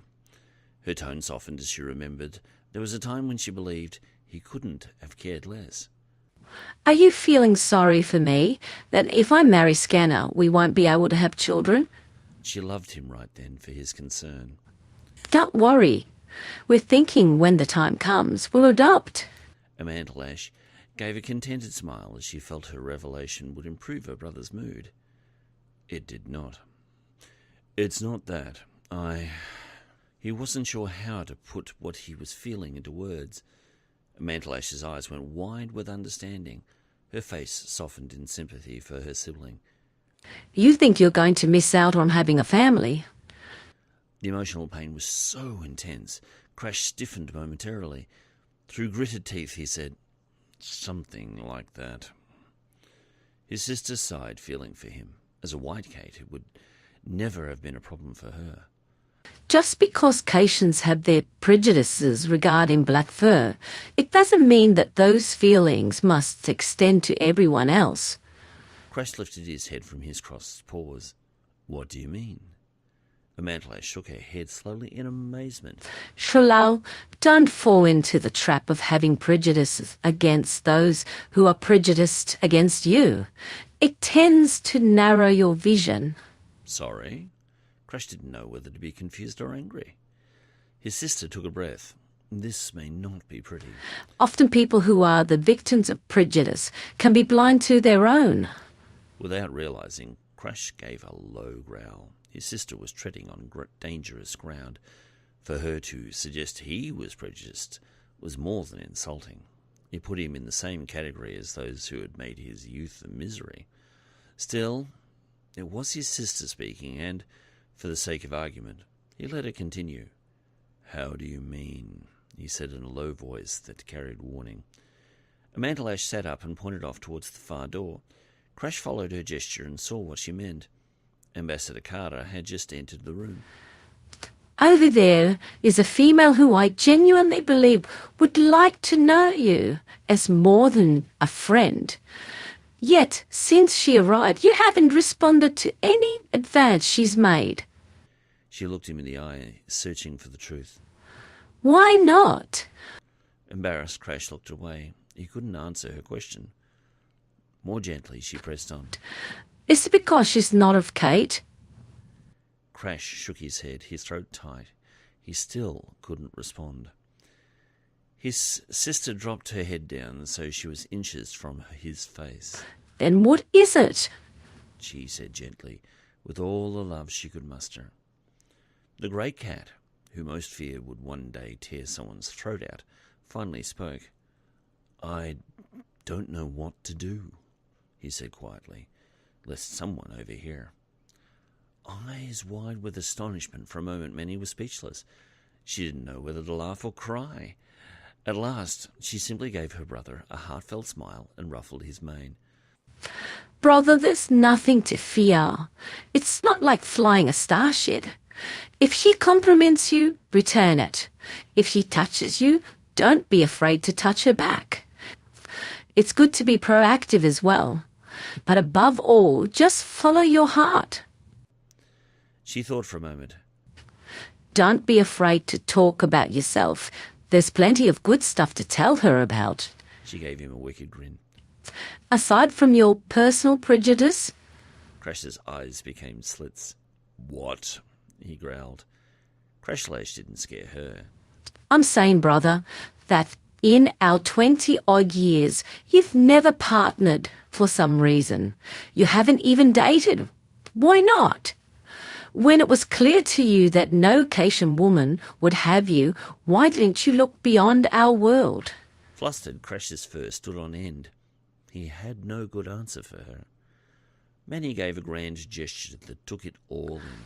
In this universe, there's plenty of room for love. You just need to remember that people don't always have to wear the same fur. She paused for a second and added, And some not at all. She was referring to Scanner, he knew. Her words had opened up a line of thought he'd never considered.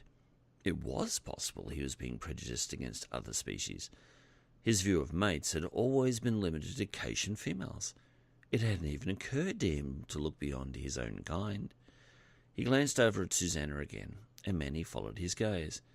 She had paused in her walk and was sniffing the air as if searching for something. Her eyes settled on the oak, and she started moving in their direction. Crash only noticed now that she had divested herself of clothing, and her fur was quite lovely with its many colours. Manny guessed his line of thought and got up. I'll leave it to talk. If you need me, you know where to find me. At his worried glance, she added, Just be yourself. You've got nothing to be ashamed of. With that said, she got up, turned, then quickly disappeared behind the tree. Within seconds, Crash saw her disappear through the side door. His attention returned to the ambassador. He watched her approach the tree slowly at first. Then she picked up speed, ran, then jumped straight past the first branch, landed on the second, and, using her claws to anchor herself, used her momentum to carry her up past Crash, where she vanished into the foliage. Wondering if he had just been imagining things, he gave a start when she reappeared overhead and dropped down onto the branch over his head. She landed without making a sound. Hello there, she said, as if she had met him unexpectedly. Crash found this unlikely, since she had obviously been seeking out his scent. "Hello, Susanna," he said with just a touch of confidence. He glanced towards the ceiling. "You make that look so easy." The colourful fuzzball gave a playful smile. It takes practice, I can assure you. She stretched her legs one at a time, then shook out her long tail. She relaxed and curled up on the wider branch. It's so nice to be on starship with a tree in it. It's just like a touch of home. Whoever designed this ship was a genius. She purred with satisfaction. Crash looked thoughtful whilst trying to settle his nerves. Just having Susanna around set his fur standing on end with excitement, yet he couldn't quite work out why. "My sister and I use this tree all the time. I often find her sitting where you are." Susanna's head popped up and she examined the bark of the tree. I see some of her fur here. Crash had to slow his breathing. His throat was constricting in a way he found difficult and embarrassing. He wondered whether Susanna could hear him. He spoke so quietly. "Can I ask you a personal question?" he said tentatively. The ambassador stretched her neck over and down, effectively lowering her head closer to Crash's. Her friendly air put him at ease. I would have thought we were beyond such formalities, my dear. Her words startled Crash and left him momentarily speechless. It took him a moment to remember what he was going to ask.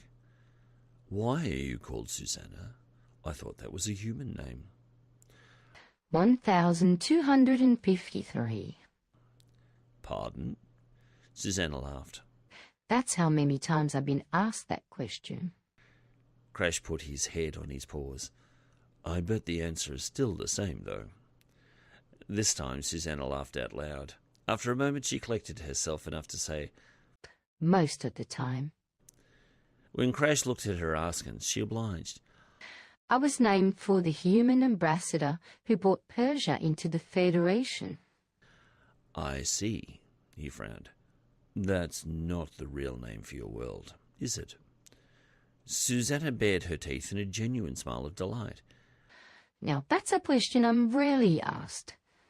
In a surprise move, she flicked out her tongue and licked his cheek. You get that one for being clever. Actually, it's... At this point, she started issuing a bunch of untranslatable meows that increased in pitch for a few seconds, then died out. Crash tilted his head to one side, remembering the sounds. "I have no idea what you just said, but it sounded beautiful." Touched, Susanna pulled her head back a little in surprise. She gave him a heartfelt, Thank you. "You must have a wonderful singing voice. What did that mean?"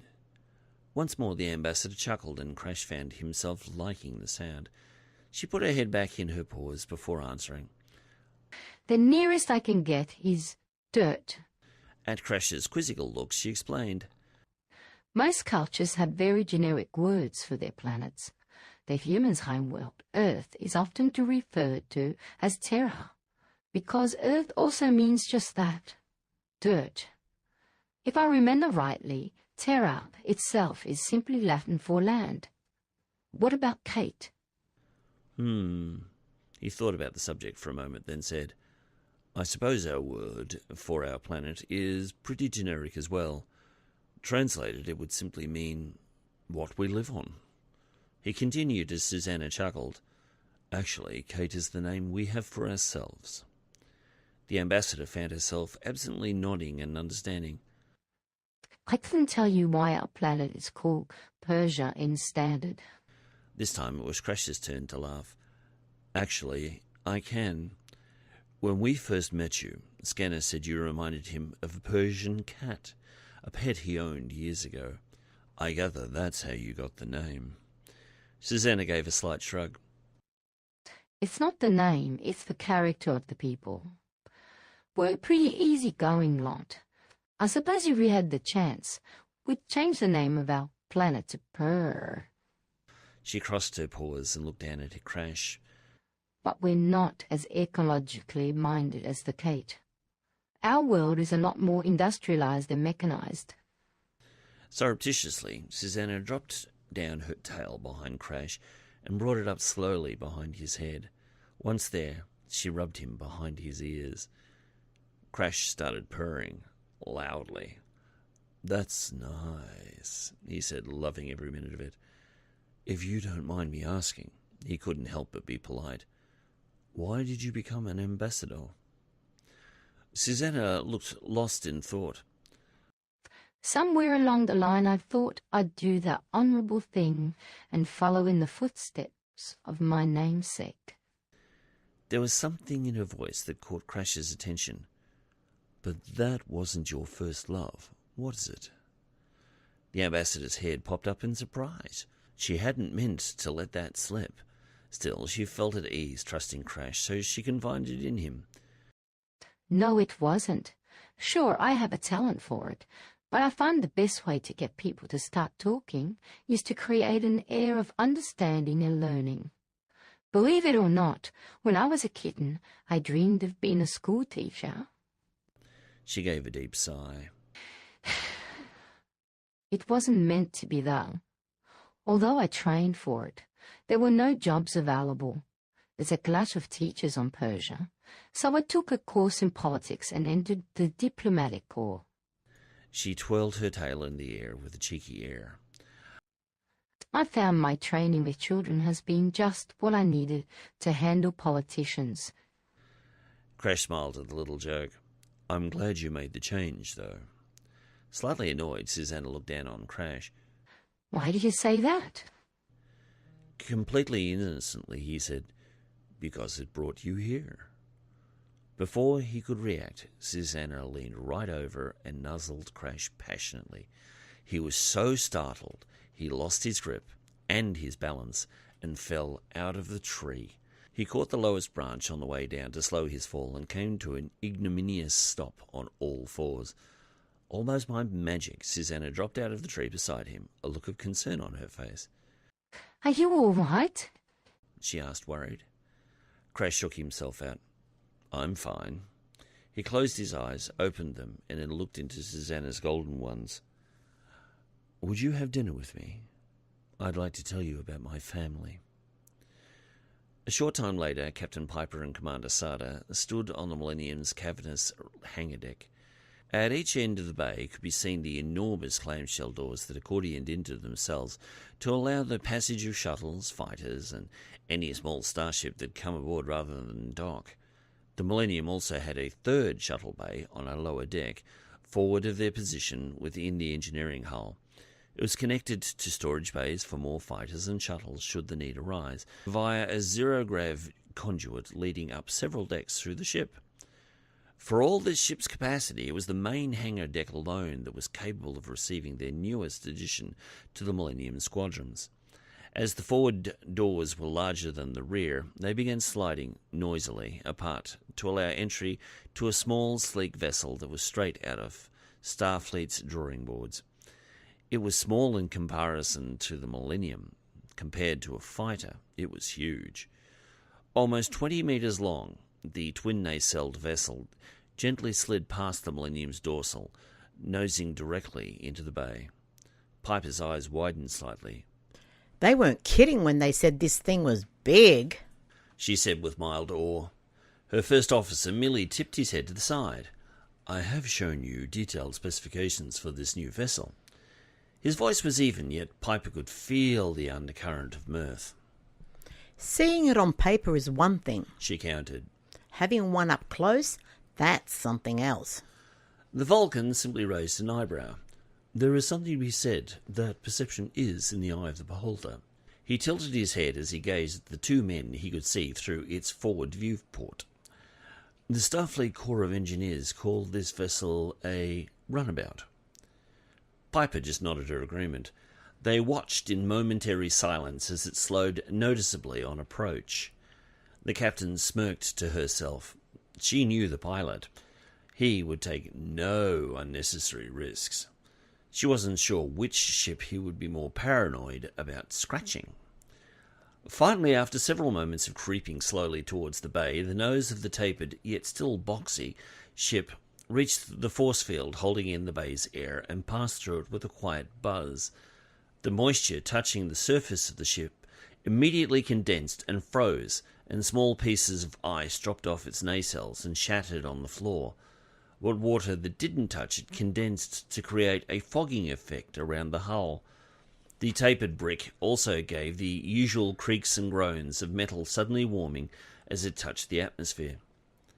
The vessel passed by the watchers barely metres away, and the two of them felt the cold fairly radiating off its skin. Piper noted that, unlike shuttles and fighters that all carried the registry of their support ship, this one was considered worthy of its own registry number. Never mind that it did not yet sport a name. The captain watched as the nacelles lost their glow as it powered down, followed by the subtle shift in the deck plating as the stars outside the bay doors twisted and the Millennium went back into warp. A moment later the doors whirred open and the new vessel's occupants emerged, engaged in an argument. "I don't care what you say. The Victorian High Country is the most beautiful mountain range in the universe." There was no heat in the voice, just confidence. Jason Nunn, the Millennium's pilot, stepped onto the port nacelle and down onto the deck. The response was immediate and just as certain. Says the young Starfleet lieutenant, only a year out of the academy. The voice carried a touch of grease and a whole lot of cheer. "You haven't even seen any other mountain ranges." Carmen Velastro, the Millennium's navigator, followed, and although he was older in years than his compatriot, they were still both fresh from the academy. "Ha!" Jason replied. "You forget I took the advanced survival training course. We scaled K2. That's only the second highest mountain on Earth, and its biggest killer." Carmen merely smirked. Easily done with energized thermal underwear and gravity boots. "Gotcha there, mate. We did it with late 20th century equipment and clothing. It was so cold I'm surprised to still have the tip of my nose." The smile remained on his face as the two came to attention before the captain. "Permission to come aboard?" they asked. It was merely a formality, but the ancient tradition was still considered an imperative. Piper nodded with a slight smile. "Granted, gentlemen, at ease." The captain stepped past her crew members and stood close to the vessel without touching it. It was still too soon. She gazed up and down its sleek lines, taking note of its phaser pods and photon launcher. It was not to be underestimated. She frowned at its lack of name. "Did you take her before they could paint on her name?" she said, mock serious. Jason Nunn gave an embarrassed grin. No, Captain. If I may speak freely?" Curious, Piper said. "Go ahead." "When we reported to Utopia Planitia on Mars to take her, we were met by Captain Scott." Suddenly the captain could see where he was going. "And?" she said, leading him, although she was sure she already knew where. Carmen gave his most charming smile. "Captain," he said, and I quote, "why bother giving her a name when all Piper'll do is change it anyway?" Although Sarda did not move, the captain felt his internal laughter through their link. She gave him an almost annoyed look, then turned back to her junior officers. They seemed uncertain for a moment whether she would growl at them for relaying Scotty's words. She put them at ease when she simply tilted her head to the side, put her fists on her hips, and said through a rueful grin, "I suppose I had that one coming." Sarda thought back and noted that nearly every starship Piper had captained she had renamed, including her very first command. The captain whirled on her heels, gazed back at the new ship, and thought for a moment. "I suppose we should name it then." The suggestions started rolling in. Carmen said, "I was thinking of the Cochrane, after Zephram." Jason was not to be outdone. "I was thinking the Lancelot, because it's agile and armed to the teeth." Even Sarda had a thought. Perhaps the Century. After all, her home ship is the Millennium. Piper leaned forward, suddenly wishing she had a bottle of champagne handy. She simply rapped her knuckles on its still warming hull and said, "I dub you the USS Cork." She turned and headed towards the exit, only pausing long enough to tell Sarda, "Have her name painted on today, Commander." before she disappeared into a turbo lift. Jason and Carmen shared a confused look. "Huh?" they said in unison. Sarda decided to put them out of their misery. I would think that the captain named it the Cork because of its tight fit. Chapter 4. Whilst many of the Federation's member worlds were home to Starfleet's starbases, veritable cities in space, Cait was one of the few exceptions to the rule. The planet did sport a number of communications and weather satellites, however, and Jason Nunn took this into account as he brought the vast bulk of the USS Millennium out of warp drive and into standard orbit, high enough to beam down, but not so close that she could be seen with the naked eye. And given the particular sensitivity of the local inhabitants in that area, that was harder than usual. The reasons Cait did not have a starbase centered around their desire to keep their world as pristine as possible. Their homes were usually built either underground, in natural caves, or in the trees. One way or the other, they wanted to intrude on nature as little as possible. So it followed that having a huge orbital satellite that was even more visible to the naked eye than their natural moon would offend their sensibilities. There was another simple argument for not building one. Cait did not require one for defence. As the Federation was spread out towards the edge of our spiral arm of the Milky Way, there were a number of planets that had open space on one side all the way to the Pegasus galaxy, and no disputed territories on the other. They had the benefit of relative safety due to their address. Cait was one of them. Their security was so assured that Starfleet did not often have to make house calls. Most of their incoming ships were either freight or starliners come to visit their forests and beaches. So when Starfleet's flagship came visiting, it drew a lot of interest. So much so that a number of smaller pleasure vessels were orbiting Cait, waiting for them. No sooner had the Millennium dropped out of warp than she found herself followed on all sides by locals who had come to see the spectacle. There were small solar wind sailors, simple impulse vessels, shuttles, and even a few warp-capable ships. On the bridge of the starship, Crash's second immediately opened a hailing channel and warned the private vessels to keep at least 5 kilometres away. Most respectfully did so. The rest responded quickly after finding themselves scrutinised by the ship's targeting scanners. In the Millennium's main transporter room, 4 beings stood on the platform waiting to beam down. Only one of them was human, yet all were wearing their best dress for the occasion. Another paused briefly to kiss a loved one goodbye before all were transported to the planet below. No sooner had the light for the beams faded than the group found themselves in the presence of Cait's ruling monarchs. King Kraltathat stepped forward, arrayed in their world's finest jewels and satins. In general, most of the planet's inhabitants wore little. They didn't need to be protected from the elements. The monarchs were the exception to the rule. The king wore ruby-coloured robes from his shoulders to the floor, and even wore a simplified crown. The queen, Feentathat, was more conservative, and while she wore royal red like her husband, she wore only one layer of clothing, and that was as light as gossamer. She was only slightly shorter than her average height husband, yet that was not her most outstanding feature. Like a Pashtallash, she was snow white in colour. Unlike a Pashtallash, she had golden eyes. The two put together made her absolutely stunning. As per protocol, Ambassador Carter stepped forward and received the greeting with an outstretched paw. Piper watched the greeting and wondered how standard some things are. No matter where she went in the universe, just about everyone said, "Hello, I mean you no harm," with a simple handshake. In her turn, Piper stepped forward and shook the king's paw. He was still the thorough gentleman she remembered him to be, and his voice was bass baritone, a full octave lower than Crash's. "Welcome to Cait, Captain Piper," he said with pomp, but also great sincerity. He was either a down-to-earth character or a very slick politician, Piper mused. "Thank you, Your Highness," Piper said, giving him the respect due his position. She turned and shook the Queen's hand and repeated the greeting with her. Once she had been introduced to both monarchs, she turned and introduced Krashtallash as her third officer. Piper kept a keen eye out for their reactions. If the king was put off by Crash's fur, he didn't show it. He graciously took his paw and shook it generously. It was the Queen who caught Piper's eye. She shook Crash's hand and gave the perfunctory smile, but she retracted her paw just a little too quickly, as if he was possibly carrying some kind of communicable disease. The reception for Pashtallash was markedly different.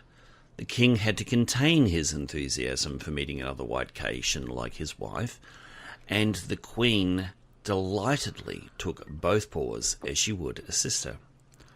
Piper glanced quickly over at Susanna, who returned the look. Both of them had noted the monarch's reactions, but Piper also something else in her eyes as Susanna glanced at Crash. Was that sorrow? She wondered. The king gestured off to one side. Come, let us entertain you. He made a grand turn, his cloak swirling around him as he led them into a large hall that was obviously being prepared for a banquet. Kraltathat stopped and indicated the activity.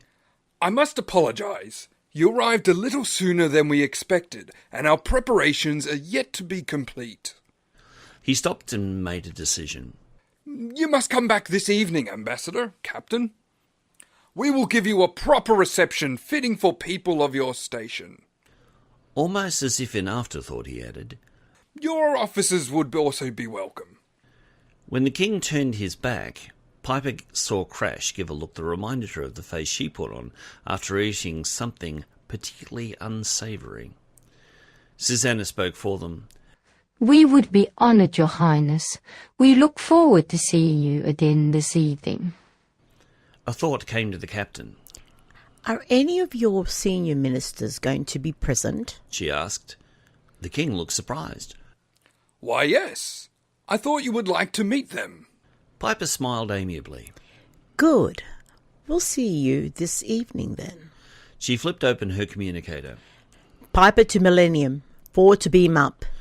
As the transporter beam carried them away, Pashtallash took a particular note of the Queen's expression.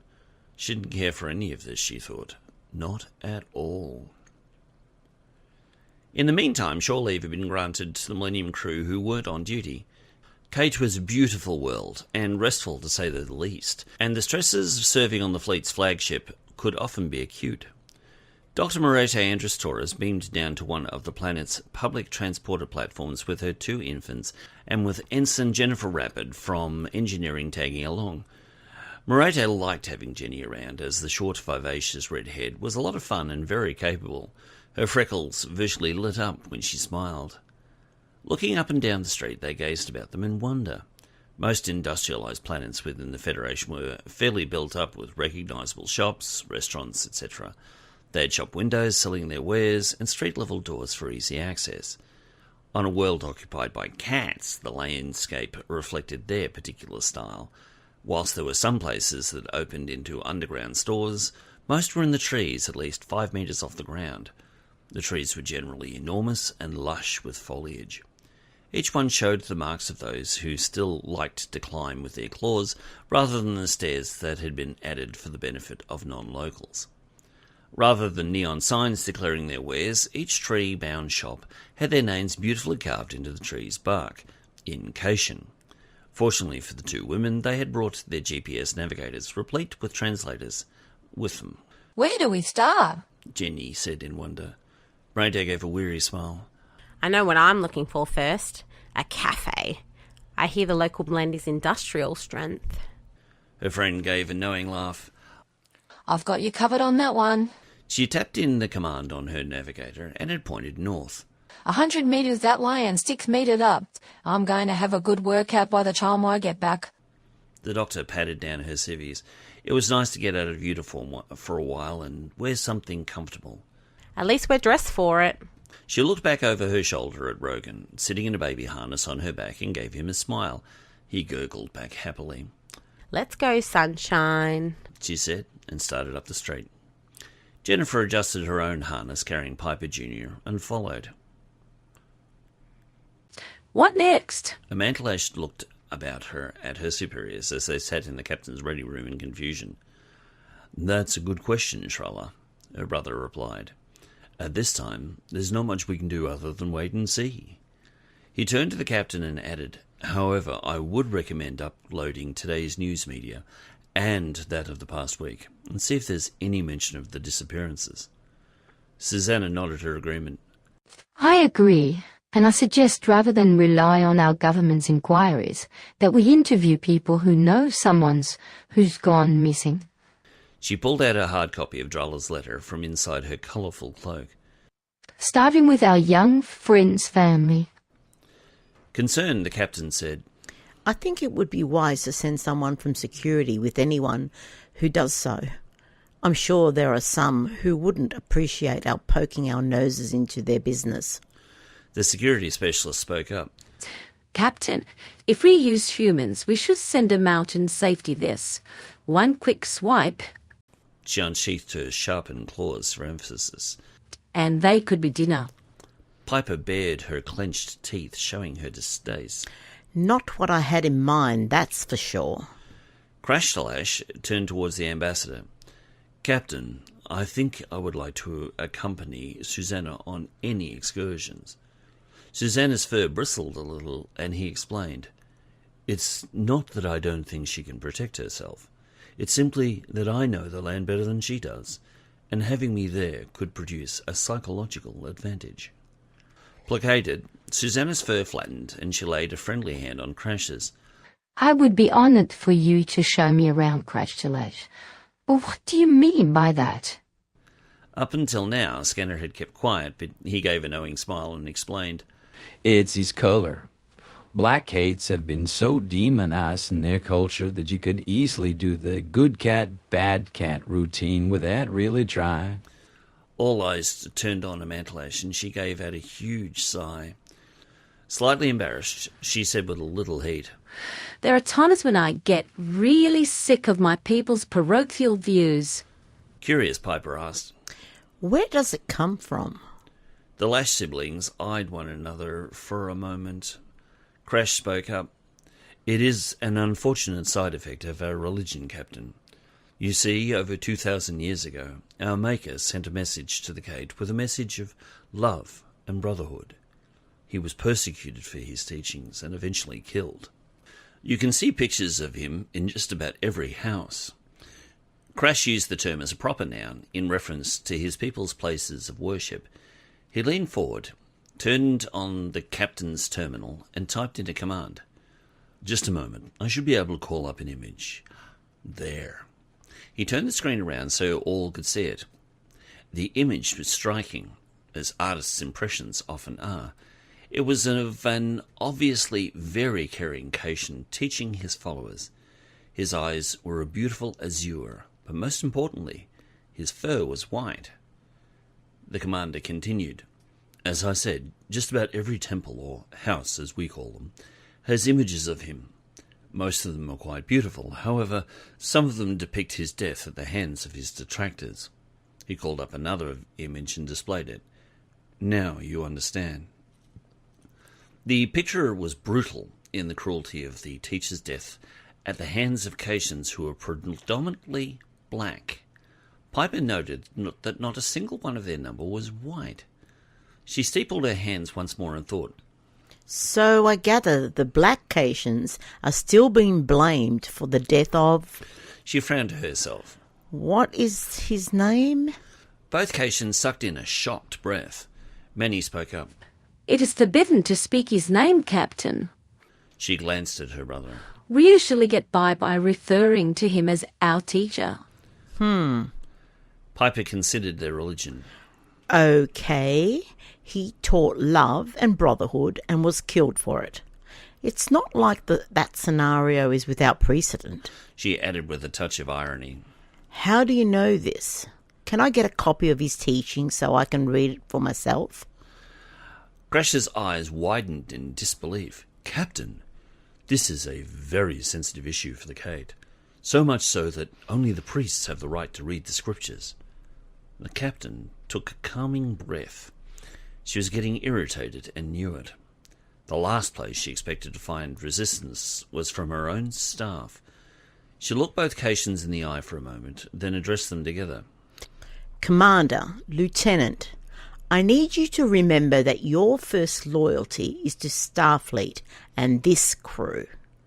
If we're truly going to get to the bottom of this situation, we need to consider all the angles, all the facts. Some of what needs to be considered might offend. If that makes you feel uncomfortable, I'm sorry, but it has to be done.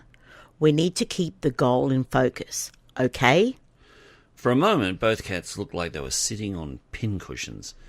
The situation was anything but comfortable. Crash pondered his position for a moment and remembered the captain was absolutely right, and if there was one person he could implicitly trust, it was her. She wouldn't go anywhere unpleasant without a very good reason. As he pondered, he felt a touch on his arm. He looked up into the eyes of a female he had grown quite close to in a very short period of time.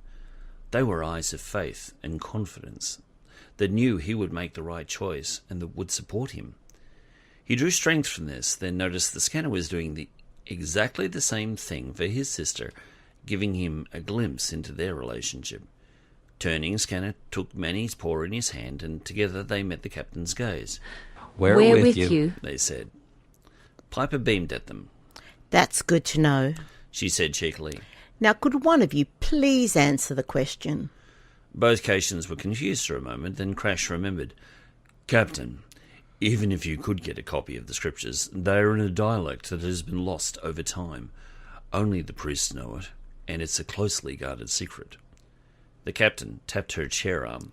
So you're telling me that even if I could get a copy of the scriptures, I couldn't translate them anyway? Amantalash shrugged. That's right, man. Then how is it that I hear you quoting from your religion from time to time? Crash gave a wry grin. All kittens spend time once a week being taught in the local house. We all had to learn some of the most common teachings and sayings by rote. Ah. Annoyed, she tapped the chair even faster with the tips of her fingernails. This is getting nowhere fast. She cast her mind back to her study of history. The situation reminded her of something she had once encountered in mankind's past. The whole situation reminds me of the old witch trials in the Middle Ages. While Scanner nodded his understanding, Piper found herself facing three confused felines. It was a time in man's history when those who had the authority to work in God's name abused it. They kept the truth of the scriptures to themselves, spoon-fed the populace, and kept a vice grip on power. Anyone who opposed them was declared a heretic, and all too often burnt at the stake. It took some very courageous people to stand up to them and make the changes needed. Still, it took time. Piper's eyes had narrowed at the injustices that had been delivered to so many undeserving people. I don't want that happening again here. She looked them square in the eyes. One thing they didn't want the people to know was one of their own verses, "The truth shall set them free." She sat forward, determination etching her face. I think we're going to have to find out what the truth really is, then let the people judge for themselves. Susanna smiled mirthlessly. It's one thing to decide to do a thing. It's another to actually pull it off. What do you plan on doing? The captain looked at Crash. Commander, I want you to check the Federation databanks for anyone who is not Caitian who has studied their history. Try to find someone who might have gotten a look at their holy book. I know just how much curiosity can overcome good sense when it comes to archaeologists. She wrung her hands together. Failing that, we're going to have to borrow one. You can almost guarantee that when a group hoards the information to themselves, they're hiding something. Scanner cradled his coffee cup, which was now getting cold, and leaned back in his chair. That's all well and good, Piper, but what then? We've got no one who can read it. Piper gave a sinister chuckle. There's always someone who can read something. You just have to find someone who will. She turned to Amantalash.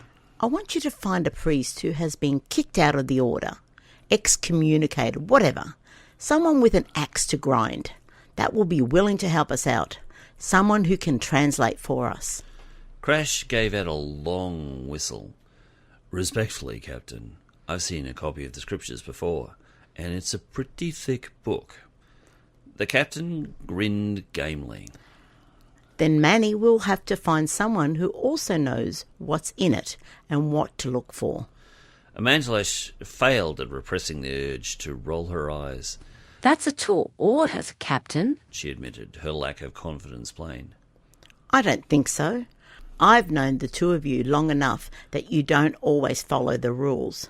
There's a little bit of rebel in everyone, and being a priest is always one of the toughest jobs in the universe.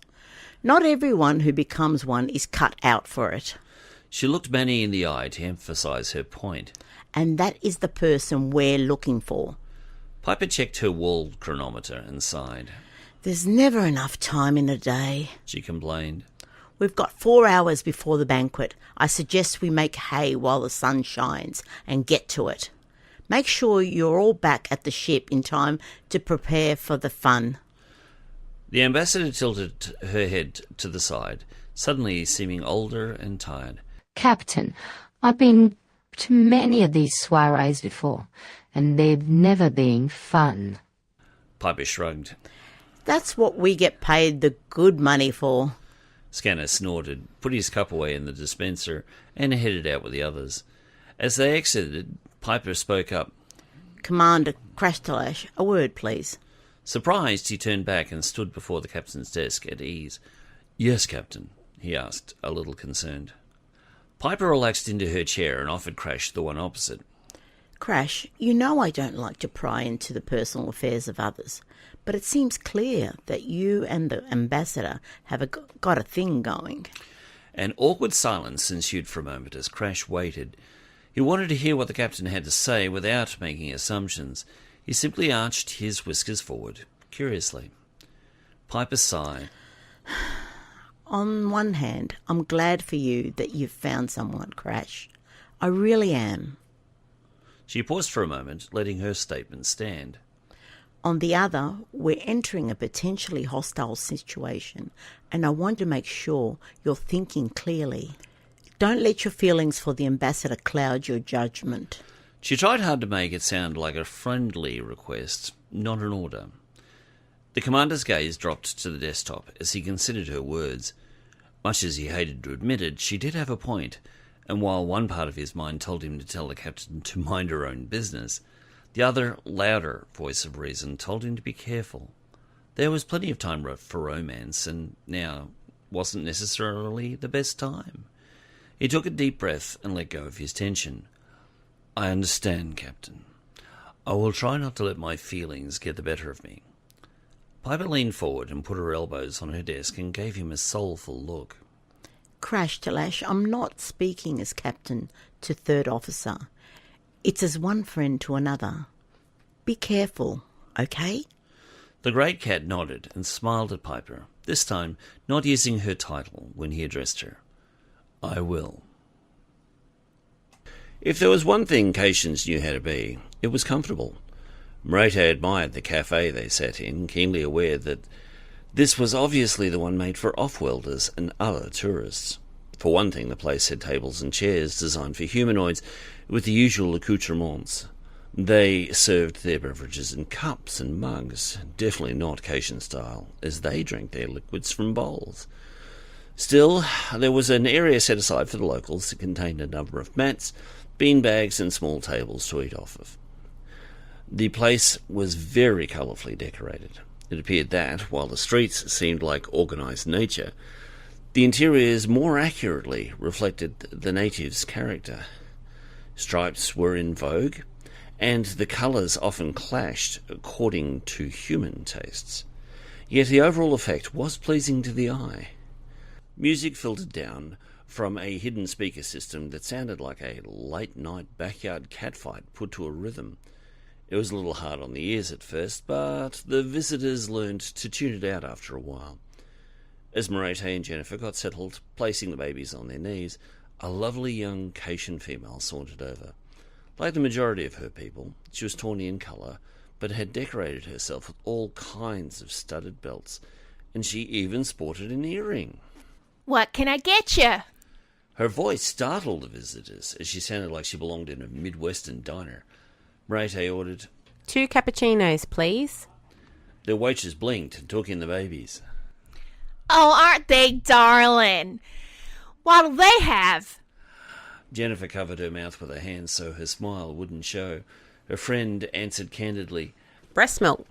The young lady's eyes widened. Well, I don't think we have that. Now Jenny was biting her lip to keep silent. Merete, deadpan, said, Don't worry, I'll be supplying that. and to make her point, she swung Rogan around in her lap, lifted up the bottom of her shirt, and began feeding him then and there. The waitress's eyes became saucers. Wow! She continued staring for a moment until she collected herself and went to fill their orders. Once she had turned her back, Jenny laughed silently into her hand so violently she was shaking. Piper looked up at her in mild alarm, then found something else to ogle. As she flailed about, looking for something to touch and explore, her hand came into contact with the bottom of the table and found something sticky. She touched it again and found her hand was stuck to it. "Ah!" she said, worried and excited at the same time. Jenny looked down to see what had caught the baby's attention and quickly extricated Piper from her mini predicament. Yuck! She said once she discovered the cause of the problem. It seems after a couple of 100 years of progress, some still haven't kicked the habit of chewing gum and sticking it to the bottom of tables.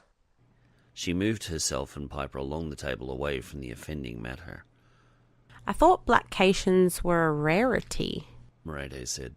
Hmm? Jennifer, curious, looked up and off to the part of the cafe set aside for the locals. Sure enough, 2 blackcations were sitting there. Each held a small bag. That's something you don't see every day. As they watched, one of them opened their bag and took out a small handheld device that Jennifer found vaguely familiar. It looked a little like a black mushroom with a couple of activation buttons. The local tapped one of the buttons, then surreptitiously set it off to one side. Now, where have I seen one of those before? She asked herself quietly. Alarm bells were going off in her head, but she didn't know why. As she was rattling her brain, they were joined by yet another blackcation carrying a bag. Before she could raise the alarm, he reached into it, pulled out a phaser, and started shooting. Chapter 5.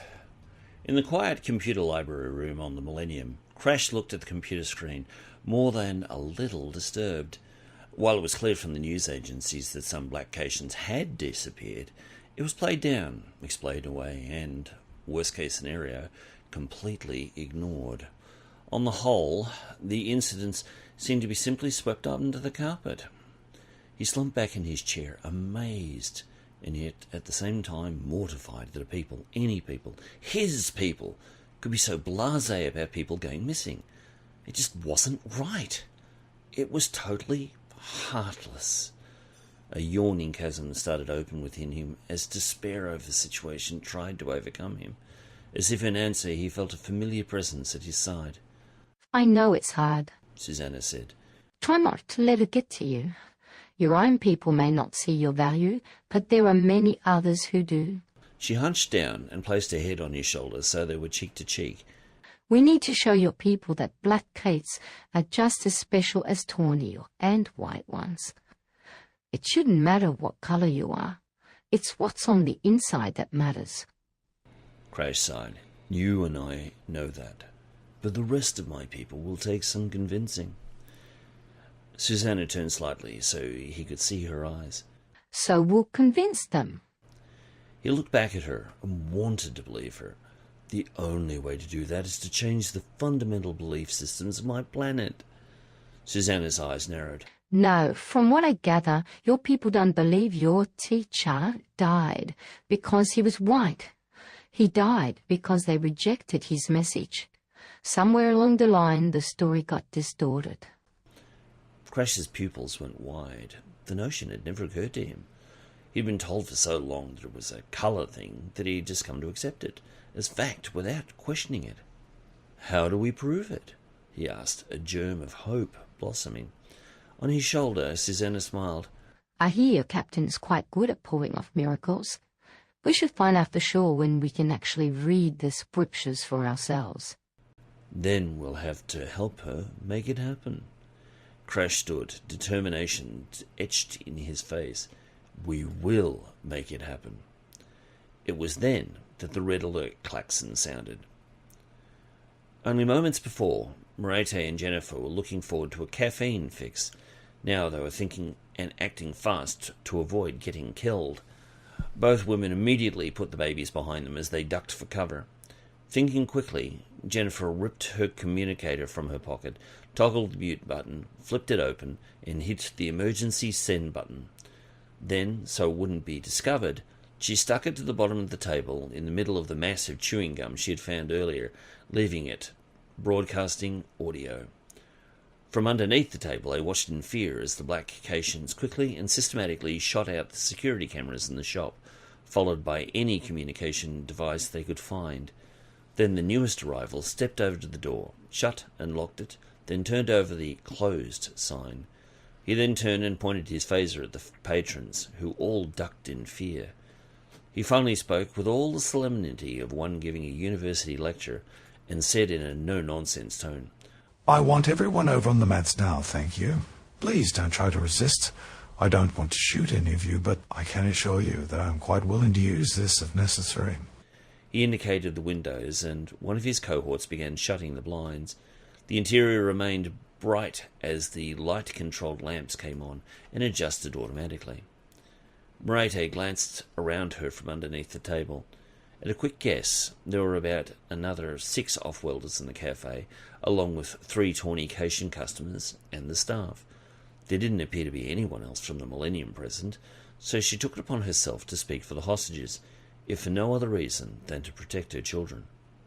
What assurance do I have that you won't shoot us anyway? She asked, trying to keep her voice even. Their unexpected host stepped over and pointed his phaser at her. Somehow I don't feel as they would put up much resistance if I shot you through it. You can take it as given that if I wanted you dead, you would be by now. Narrowing his gaze, he saw her babies behind her. Ah, there's nothing so strong as the motherly instinct. You have nothing to fear from me. No, please, come out and join the others over on the mats. Merete had watched as her fellow hostages had obeyed. She noticed that the proprietor, a large, solidly built, tawny Caitian, was bristling with rage. His hair was standing on end, and he was barely restraining his anger. Just a black Cait to sink to this level, he spat. One of the other 2 black Caitians, a female, jabbed him in the back with her phaser, propelling him forward. Her behaviour resulted in a mild scolding from her fellow. Now, Blue. That's not what we're about, is it? Let them continue in their lives, and they will continue to believe them. At this point, Merete had extricated herself from under the table and was cradling Rogan on her hip. She scowled up at her captor and let her rage fuel her. And what gives you the right to hold us against our will? She demanded. It occurred to her that this male was the tallest Caitian she had ever encountered, and his bearing was anything but common. If this had been another place and time, she would have thought him an aristocrat. The profound sadness in his heart showed in his eyes, and Merete found herself wondering what was really going on. This temporary inconvenience is a necessary evil, I'm afraid. I can assure you, it won't be for long. He pointed to his left once again. Now, please, join the others. At Merete's side, Jennifer had taken stock of the situation and decided that, for all her training and preparedness, there was no way she was going to do anything that would put the babies in danger. The 3 black Caitians were heavily armed and decidedly larger and stronger than she was. Reluctantly, she followed Merete's lead and obeyed. Not that she had any choice anyway. Merete outranked her. In situations like these, any action was her call. She sauntered over to the mat and sat next to Merete. Both of them crossed their legs and sat a baby against their stomach and held them close. It was then that she remembered the mushroom-shaped device. She stole another glance at it and realized what it was and its implications.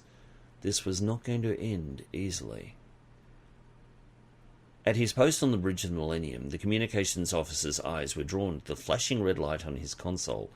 The emergency call was routed immediately to his earpiece, and he listened intently, trying to understand what he was hearing. The sound of phaser fire was unmistakable, and he jabbed a control to locate the origin of the signal. He glanced over at the Commander! Sarda quickly joined the junior officer. Ensign Simon Townsend had only been with the Millennium crew for a few weeks, but the young man had proven himself an adept addition to Krashtallash's comms crew. His agitation was telegraphed in the tone of his voice. Sarda calmed him with an even, Report, Lieutenant. The young blonde human looked up at the older Vulcan. He remembered his training and said more calmly, "Sounds a phase of fire, sir. Someone down on the planet has hit the emergency call button on their communicator, but it's on broadcast only. We can't call them." The commander considered the situation. "Can you identify whose communicator it is?" Townsend called up the required information. "Ensign Rapid, sir." Alarm bells went off in Sarda's head. The last he knew, the ensign had been down to the planet with Merete and the babies. He stepped over to the con and mashed a button calling for red alert. "Captain Piper to the bridge," he called into the microphone. He turned back to Townsend. "Put the audio on the speakers." Immediately they could hear Merete's voice, very close to the communicator, asking about their safety. It was clear she was talking to their assailant, and they could just as clearly hear his reply. His assurances that his motives weren't homicidal did not impress Sarda, and he added a call for Feentathat and Krashtallash to join him on the bridge as well. He glanced over at science and called for the source of the signal to be scanned. Within seconds, an orbital image of an eating establishment appeared on the main screen. Several heat signatures could be seen within it. Sarda glanced over at Townsend. "Call Transporter Room 1 and have the occupants of that room beamed aboard. Have a security team standing by." Within seconds he received an unwelcome reply. "Sorry, Commander. Someone down there is operating a transporter inhibitor. I can't beam anyone out with them being scrambled." Just then Piper emerged from the turbo lift, looking as worried as Sarda had ever seen her. He knew she had already gleaned a lot of what he had learned from their link.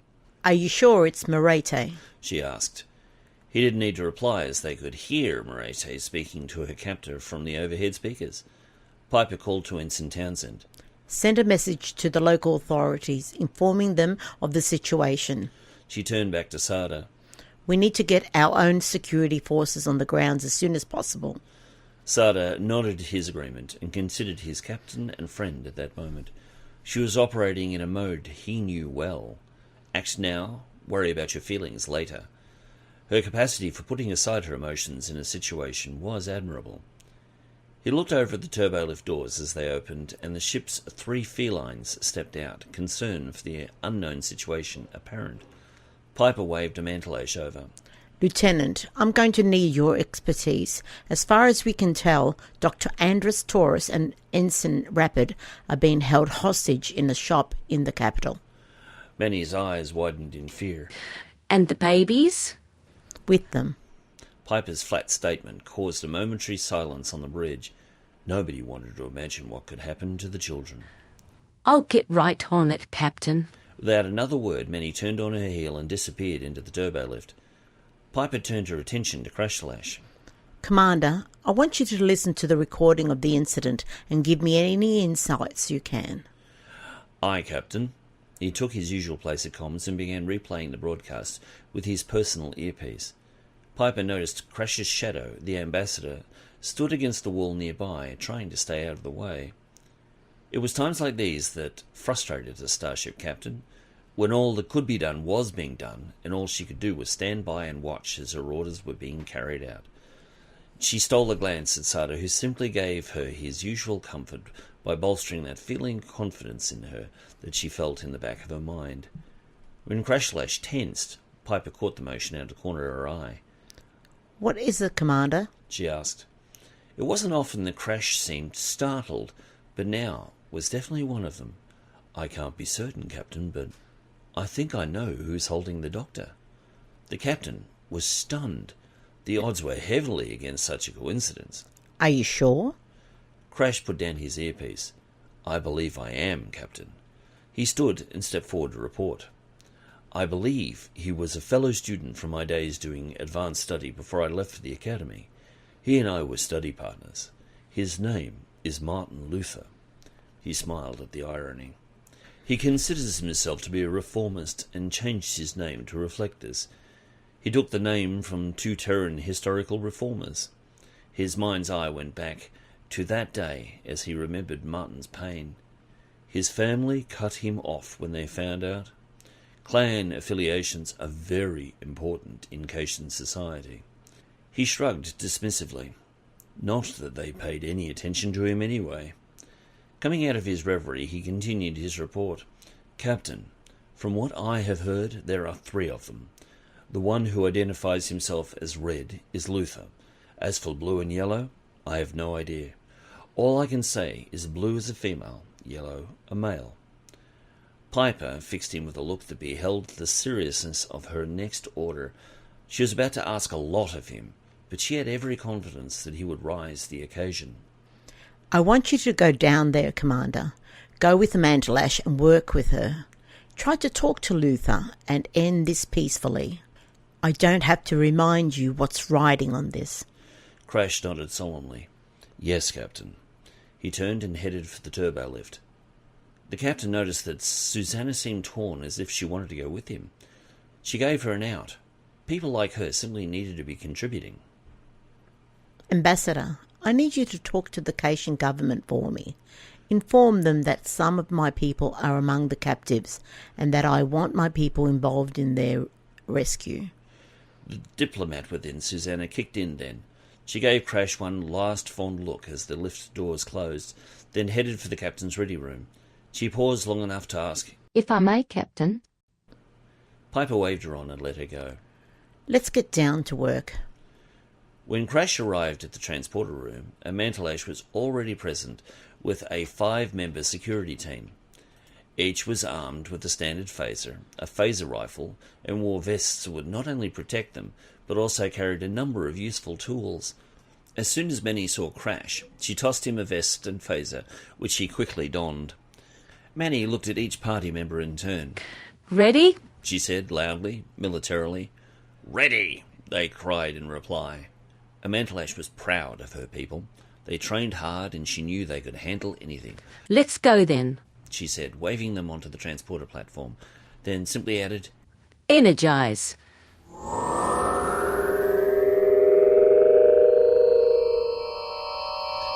The mild euphoria that comes over one upon beaming down faded quickly as the landing party quickly fanned out in all directions. Many had ordered they be beamed down 200 metres from the cafe, and they wasted no time in racing into positions that effectively surrounded the establishment. She even had a couple of her people climb the trees into adjacent buildings to cover the overhead branches in case their antagonists tried to escape upwards. Once positioned behind a local flitter, a kind of flying car, Pashtallash flipped open her communicator. Ensign Townsend, patch me into the audio inside. I want to hear what's going on. 2, I want to know how many people we're dealing with. Keep an eye on your scanner. 2 was a blue-skinned Andorian male, Ensign Brankovian. He was positioned adjacent to the cafe with a clear view of the windows. He slipped his infrared goggles over his eyes and adjusted them for the ambient temperature. What he saw didn't delight him. His voice came out in his people's typical hiss. 1, we have 3 standing, each holding phasers. On the floor we have 6 Caitians and 10 humanoids, including the infants. At least we know where our people are. Pashtallash, 1, considered for a moment. That's good intel too, but I don't think we can take anything for granted. Whoever has the babies could be using them as shields. The notion repelled the family-oriented Andorian. If they are, they will regret it, 1. Many nodded absently in agreement. Children were not to be used as shields in any culture. Stand by, 2. 3 to 6, are you all in position? 3, I. 4, I. 5, I. 6, I. It was at that point that the local police showed up. Pashtallash rolled her eyes as the larger, armoured flitter announced its arrival with its typical ear-piercing klaxon. The unit parked itself behind the vehicle the Lash siblings were using as cover. Then the hatch popped open and about 10 local cops bounded out and took up positions around the site.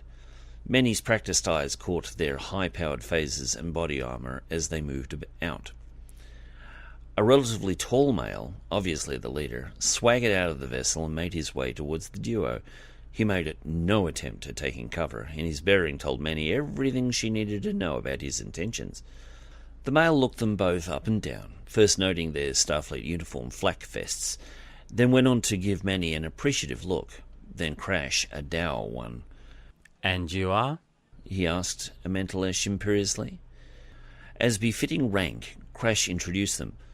Commander Krashtallash, Lieutenant Pashtallash, Starship Millennium. And you? The interloper drew himself up to his full height of 170 centimetres and said, with every shred of authority he could muster, I am Captain Graptasan. I'll be taking over from here. Your people will be taking orders from me. Manny's eyes became slits, and she gave out a low growl. She used the human line she was fond of. Like hell you will. Astonished, the new arrival sputtered. Pardon? Pashtallash drew herself up to her full 180 centimetres and towered over the captain. Your people are poorly trained and are not ready for combat. Neither are they equipped for hostage situations. Besides, we have 4 of our people inside, and we won't be leaving them in your incompetent hands. Graptasan was still considering a clever comeback when Pashtallash backhanded him so hard he landed flat on his back. She jumped on top of him, pinning him to the ground, growling with teeth glittering in the daylight, only an inch from his throat. Your people will take their orders from me, she hissed. I will not have this situation torn apart by little people like you, with oversized egos and tiny brains. Do you understand me? The captain could only nod in terror and supplication. The Caitian way was ancient but effective. Pashtallash had established her dominance clearly. None of the captain's people would step forward to lend a hand. It was not their way. He had to fight this battle alone, and he had lost. All the while, Krashtallash had looked on, knowing that his sister had done what she had to do. He kept the pride he felt for her in his heart to share with her some time. Pashtallash stood and waved the police officers over. They would come in useful. She assigned each one a number for identification from 10 to 21. Graptasan wasn't getting out of duty, and gave them the frequency they needed to listen in on their private communicators for orders. She then pointed out what positions they would take around the perimeter and let them go. She then turned on the captain. I want all the public transporters within 100 kilometres shut down. There's no way our friends inside are going to use them to escape. Seeing the logic of the order, the captain did not argue it.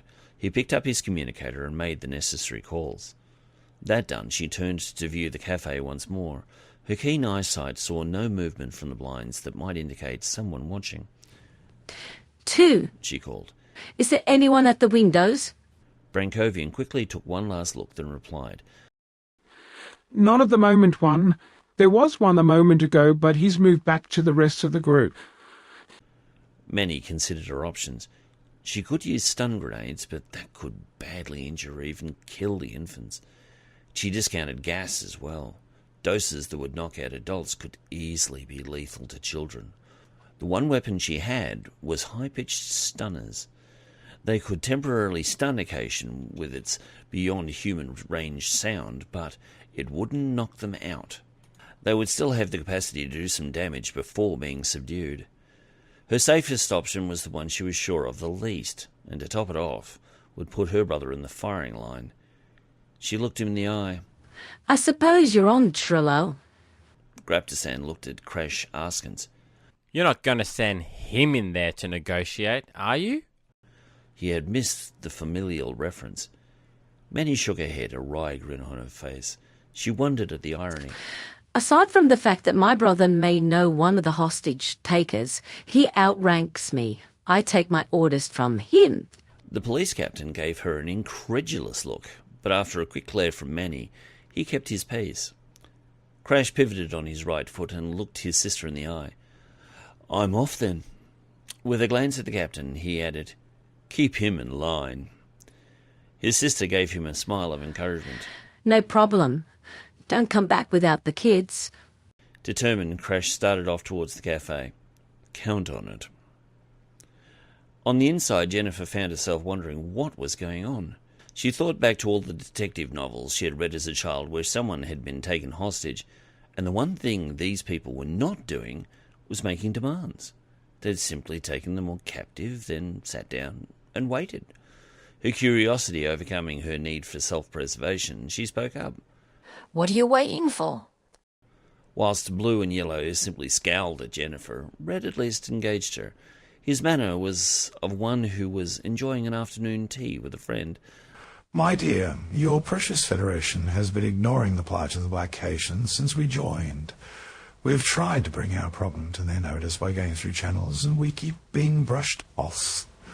We've been told time and again that the Federation is looking into it. But those words have usually come through our own people, and we cannot even be sure anyone knows about our plight. Merete had been listening to the conversation and said incredulously, So you're doing this just to get attention? Red tipped his head to the side. From the right people. He stood and stretched his muscles. When word came that the Federation's flagship was coming here, I took the opportunity to get the captain's attention. The doctor saw red. By using myself and my children as bargaining chips? She snapped. Red shrugged. Your inconvenience is minor compared with the millennia of suffering my fellow Caitians have borne at the hands of our brothers. I want assurances that the captain will take affirmative action so our problems will not only be addressed, but dealt with. Before Merete could utter another word, there was a knock at the door. Red dropped to all fours and made his way over to it, and pressed himself against the wall for protection. Who is it? He asked, as if there was something he did every day. Merete started as she recognized the voice. Someone who wants to see you all come out of this alive. Red frowned. The voice was familiar to him. To whom do I have the honor of addressing? Curiously, the being outside laughed. You always were a bit pompous, Martin. Red's face lit up in recognition. Crash of the Lash clan. Of all people they sent to talk to me, it had to be you. For a moment he forgot himself. How have you been? The laughter became a bit strained. Aside from running off and joining Starfleet, becoming a lieutenant commander and making third in command of the Federation's flagship, I haven't done much. Today I thought I'd look up the affairs of an old friend and try to keep him from getting his head blown off. The comment brought Red back to earth. Ah, yes. He glanced over at his captors. Well, with you representing us, we should do well. There was a slight pause. Martin, I don't represent you. I'm here simply to find out what your demands are, and to see if I can secure the safe release of your hostages. And one thing I can assure you of, if one hair of the heads of the babies, their mother or their friend, is ruffled, you won't have to worry about the Federation coming after you. I'll take care of that one myself. For the first time, Red looked worried. He had an idea of just how formidable Krashtallash was. Noted, he said. Our demands are simple.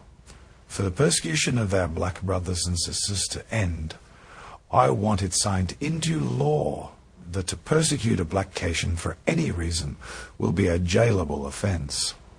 For the first time, Yellow spoke up. The passion in his voice was clear. He was nearly hysterical. We've had enough of taking abuse day after day. It's got to stop. And if we have to start killing off-worlders to get the point across, so be it. Before Red could get a word out, Crash spoke from outside. You'd better get that one in line, Martin. I'm holding you personally responsible for his behaviour. I know that the other two are here because of you, that this whole hostage thing was your idea, so I'm putting you on notice. Now, I'll pass along your requests to the captain so she can take them up with the king, but I think she will be much more inclined to do so if you give her a show of faith. Release some of your captives, say, the off-worlders and the children we've seen through our infrared scopes. Behind Red, Merete and Jennifer shared a glance.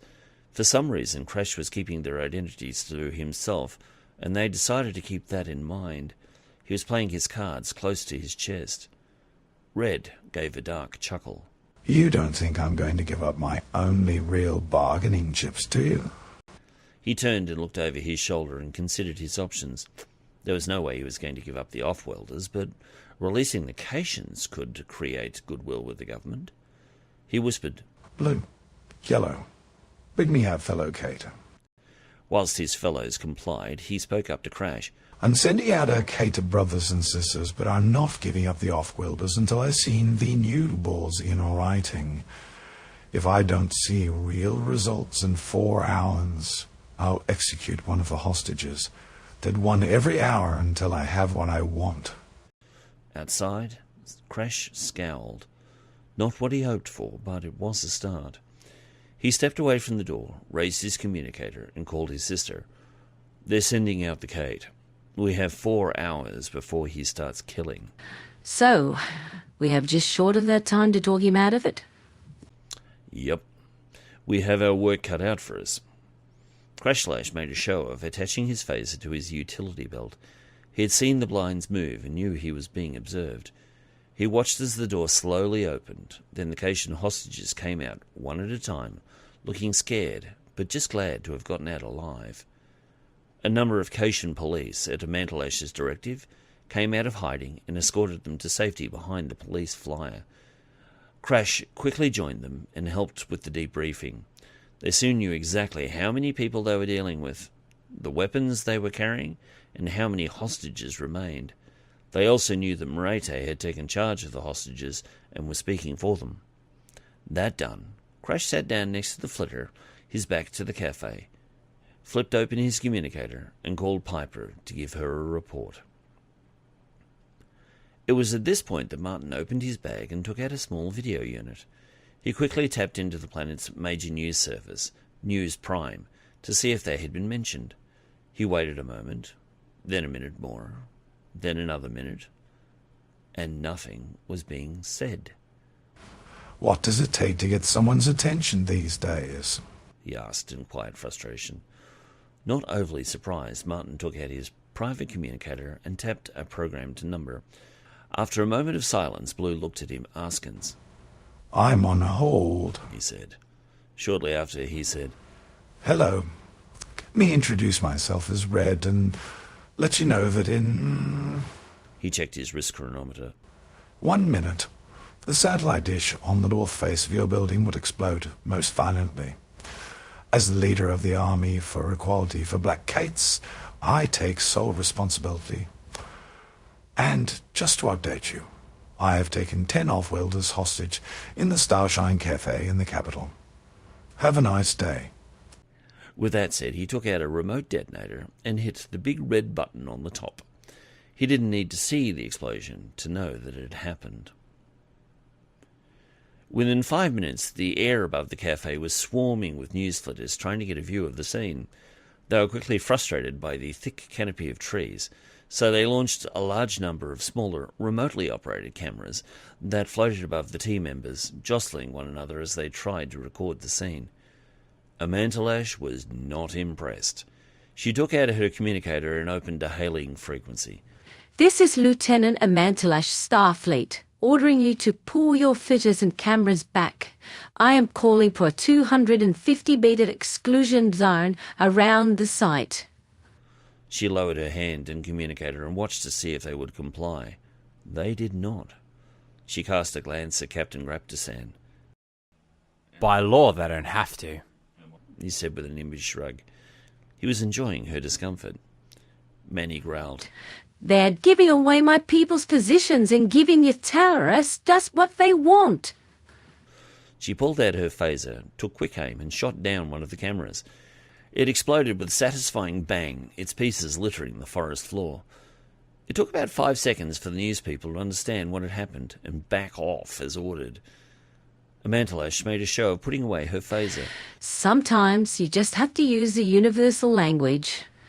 She turned back to the cafe. What next, Crash? The answer came in the form of a chirp from her communicator. She whipped it out and answered. One here. Ensign Townsend gave her the bad news. We've had reports that your hostage-takers just remotely destroyed a communications disk at News Prime's headquarters. Nobody was hurt, but they sure got their attention. Manny scowled. If things weren't bad enough... I got the impression something was up when the media arrived en masse. She waved her phaser once more at a floating camera that was venturing close. Its operator got the message and backed off. Fast. Krashtallash, who had been listening, flipped open his communicator and called Susanna. Ambassador, now was not the time to get cosy. Has there been any word from the government regarding the terrorists' demands? Susanna was all business. I have been speaking with their interior minister, and they have a blanket policy of not negotiating with terrorists. Not even when the demands won't hurt anybody? Crash let a little of his frustration show. The answer came back a little more gently. Susanna was sensitive to his voice. Commander, they have simply told me that the statute already exists in the Federation Charter, which Cait, as a signee, is legally obliged to observe. Like hell they do, Crash growled.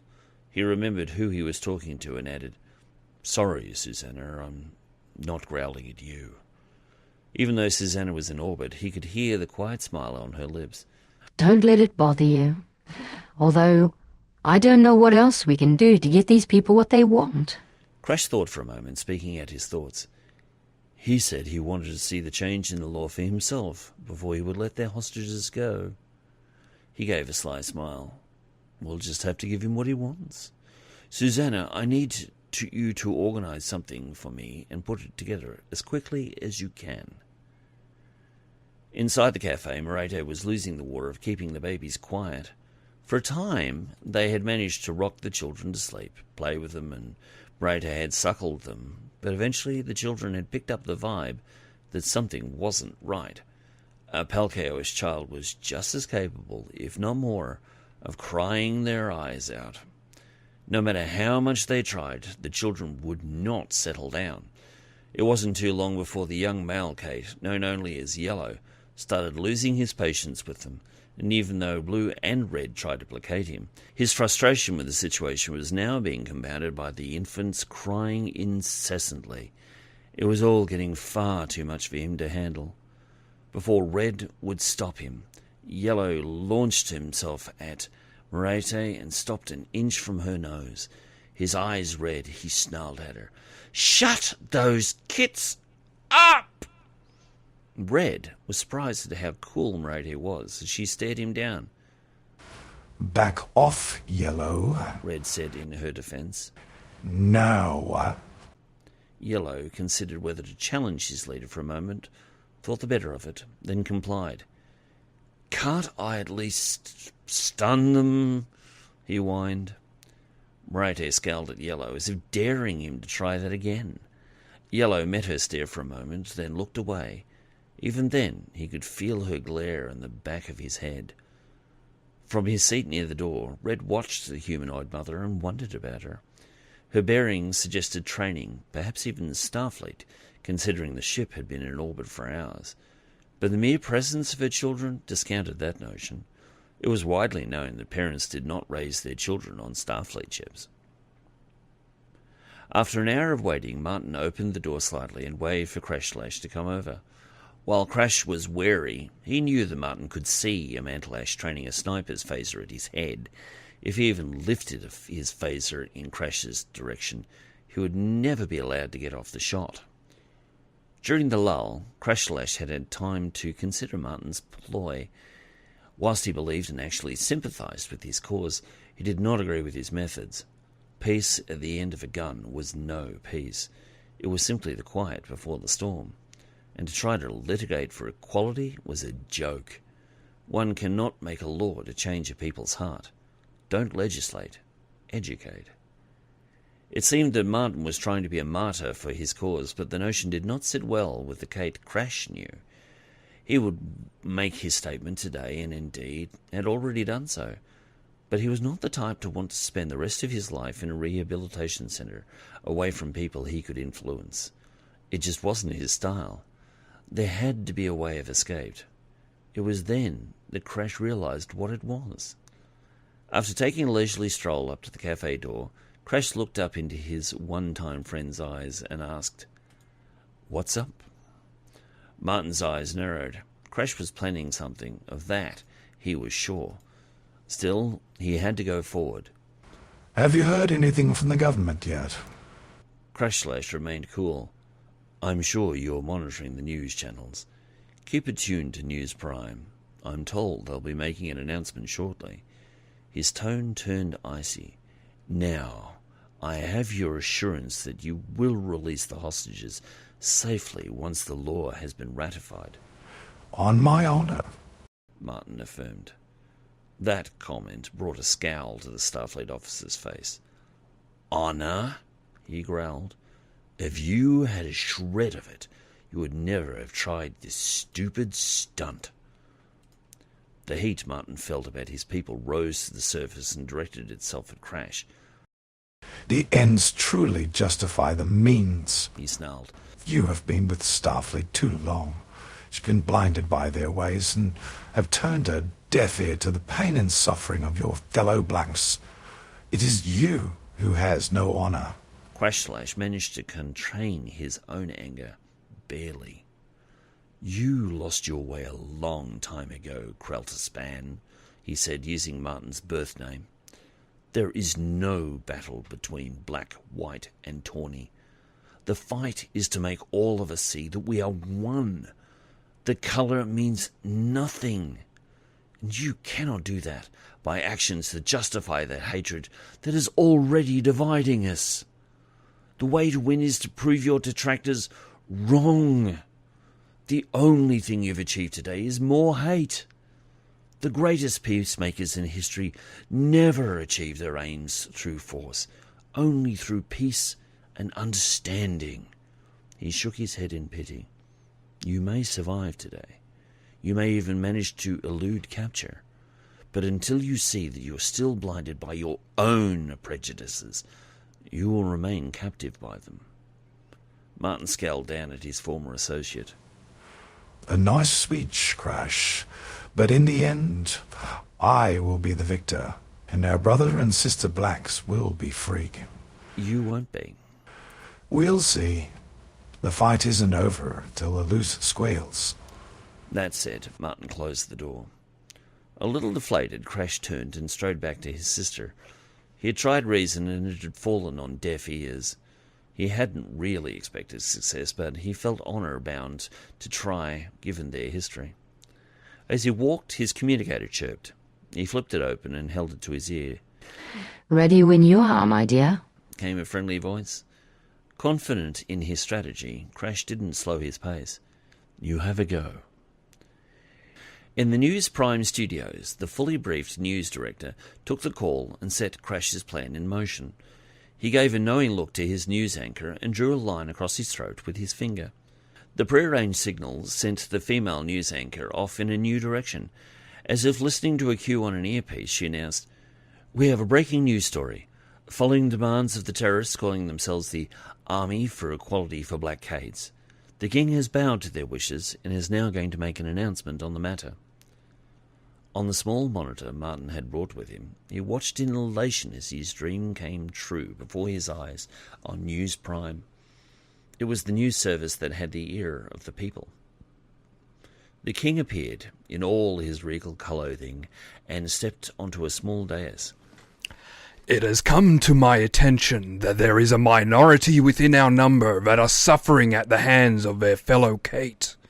I am now using my executive authority to sign into law a decree declaring it illegal for any Cait or organization to discriminate against any other or organization because of race, color, or creed. He held up a very official-looking document signed by himself. Under my leadership, I want no Cait to demonstrate childish bigotry by treating any other badly through ignorant bias, but to treat each other in a spirit of friendship and kindness. We remember our teacher's words to love your fellow beings. At that point, he glared into the monitor. I want it known for the record that this announcement is not in response to a threat made against this administration or our people.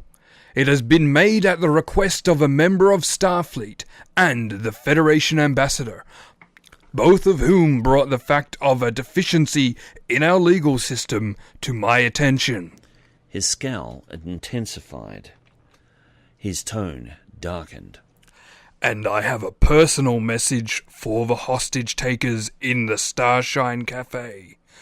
You've won nothing but a long term in prison, and I will personally see that the fur falls off your bones before you see freedom again. His heart thumping in his chest, Martin snapped the monitor shut, turning it off. Victory! Rejoicing, his fist punched the air. Victory! He cried.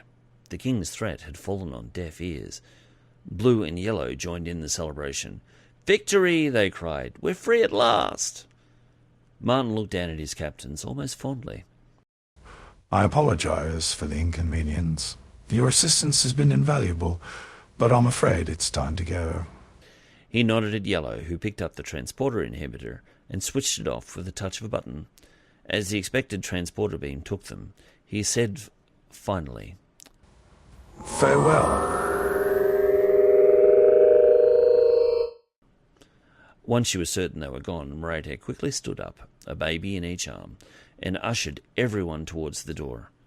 The wave of relief that washed over her then was beyond her ability to verbalize. She would spend some time later thanking her God for the rescue. Time to go, everyone, she said as she waved them through the now open door. Let's get out of here now in case they left behind something nasty. Nobody needed any further stimulus as they quickly made a dash for the exit and out into daylight and freedom. Once outside, Merete took the children and Jennifer straight over to Crash and Manny, who each took a child from her to give her a break.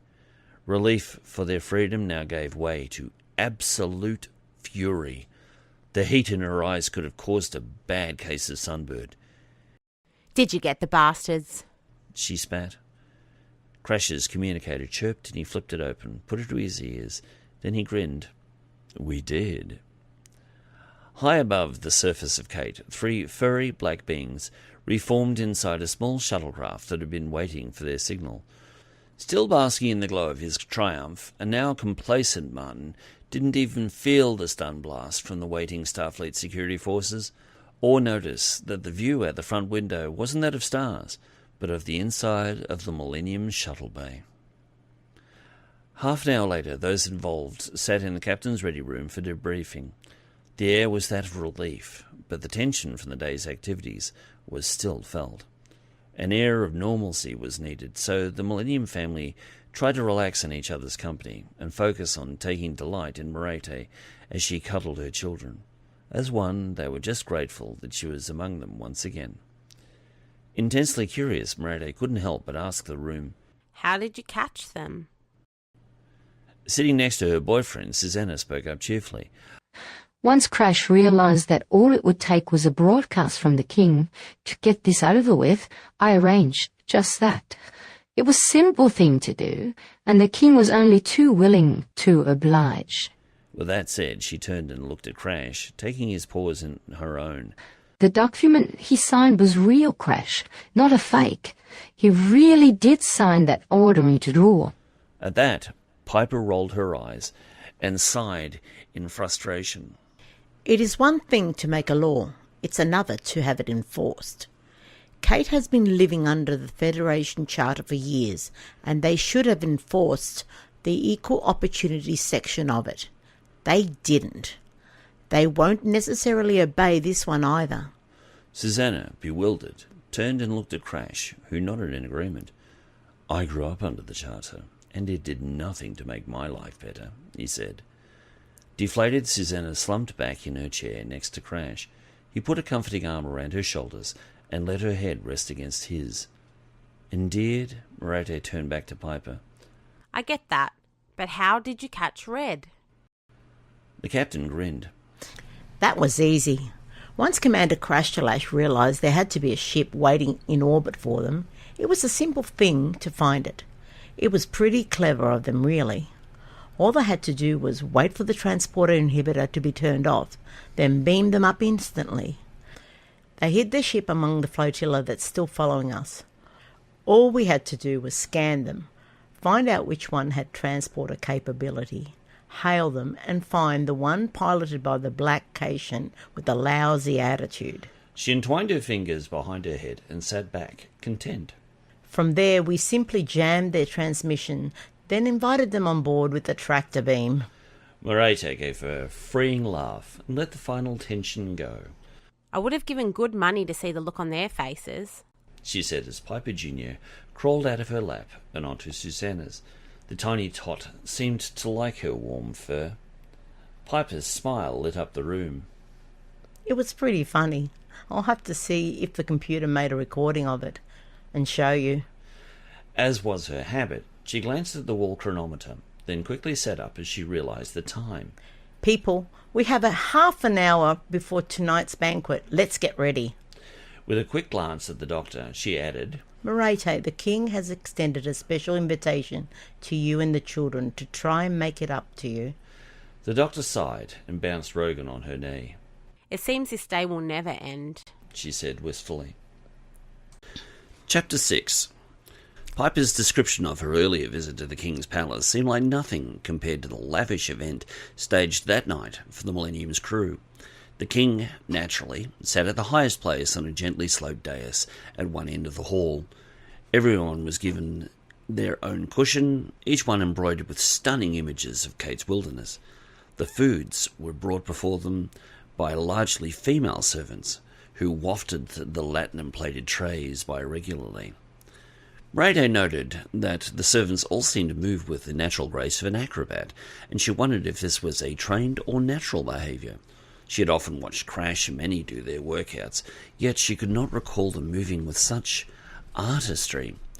She also noted that, like so many of their kind, they wore little but their fur, and some cleverly designed and colourful ribbons that flowed with them as they moved. They, like the guests, wore elaborate masks that were also exquisitely designed. Each held many gems of varying colours, and the masks also reflected a range of emotions from sadness to rage. Next to her sat Susanna and Krashtallash, who each kept one of her children curled up in their tails as they slept. Their masks were simple and reflected their status as Federation operatives. Susanna was naturally one of the guests of honour, being the Federation ambassador, as was Captain Piper, but the King was making a special point of honouring Krashtallash for his efforts in saving the lives of all involved in that day's hostage drama. The importance of this was not lost on either of them. The political ramifications of this day would be felt for some time and could cost the King dearly. Many had called his actions a capitulation to the desires of a handful of terrorists. Having Krashtallash as the face of the heroes who had saved the lives of a number of Tornications, as well as a number of off-worlders and their children, was political point-scoring, and they knew it. The fact that this new law would benefit him as well was being made to all, not only with his being honoured, but the photo opportunity taken before the feast. Even the Queen seemed to have warmed to him. Next along to Crash's right was the Captain and Commander Sarda, each formally attired in their dress uniforms, as was Scanner to Merete's left, who was seated next to Pashtallash. Again, like the others, they wore simple masks, except for Piper, who, in her typically flamboyant style, painted hers on her face. She noticed when Piper blinked her eyes, the Starfleet motif appeared on her lids. Gazing at Manny and Scanner, the Doctor observed that they seemed to be having the time of their lives, and Merete noted with a wry grin that Scanner still looked a little rumpled, even though she couldn't spot a single crease in his uniform. Pashtallash was wearing her dress uniform, as was Crash, which appeared the same as Piper's red with white collar, save that it ended at their tails. Merete noted all this with her keen eye that missed nothing, then turned her attention to those opposite her. They were a peculiar collection of Caits, who each wore lavish attire that got louder the closer the individual got to the King. It would appear that the more detailed one's clothing, the higher their status, she thought. Even their masks reflected this. However, she knew politicians when she saw them. The smug look of self-importance in their bearing was hard to miss. Susanna turned from looking at the dancers, who seemed to leap impossibly high and land on each other's outstretched paws, thus forming living towers, and caught the Doctor's gaze. She leaned over and surreptitiously began pointing at their fellow guests. You may have guessed that the Prime Minister, Kraltathat, is closest to the royal family. Then you have his deputy, then the Minister for Homeworld Security, the Minister for Information, the Minister for Transportation, then the Minister for the Environment, etc., etc., etc. I've spoken with a few of them already, and I've found them to be quite aloof. All of this was whispered quietly in her ear, lest their keen-hearing fellows overhear. It seems that most of them don't have much time for off-worlders. The doctor shifted to make herself more comfortable, then looked off into the gallery. Aside from her friends and the politicians, there appeared to be one other person present who seemed to stand out. It was a lone white Caitian who appeared to be wearing a simple white robe that virtually blended in with his fur. Unlike the other guests, he wore no mask. Dangling around his neck appeared to be a golden pendant in the shape of a tree. The significance of this was lost on Merete, so she tapped Krashtallash on the closest part of him she could reach, his tail, to get his attention. The commander craned his neck past Susanna and gazed into the doctor's eyes. His flexibility often amazed her. She pointed off in the direction of the white individual. Who's that? And what's that around his neck? Krashtalash followed her finger and found himself staring at the male.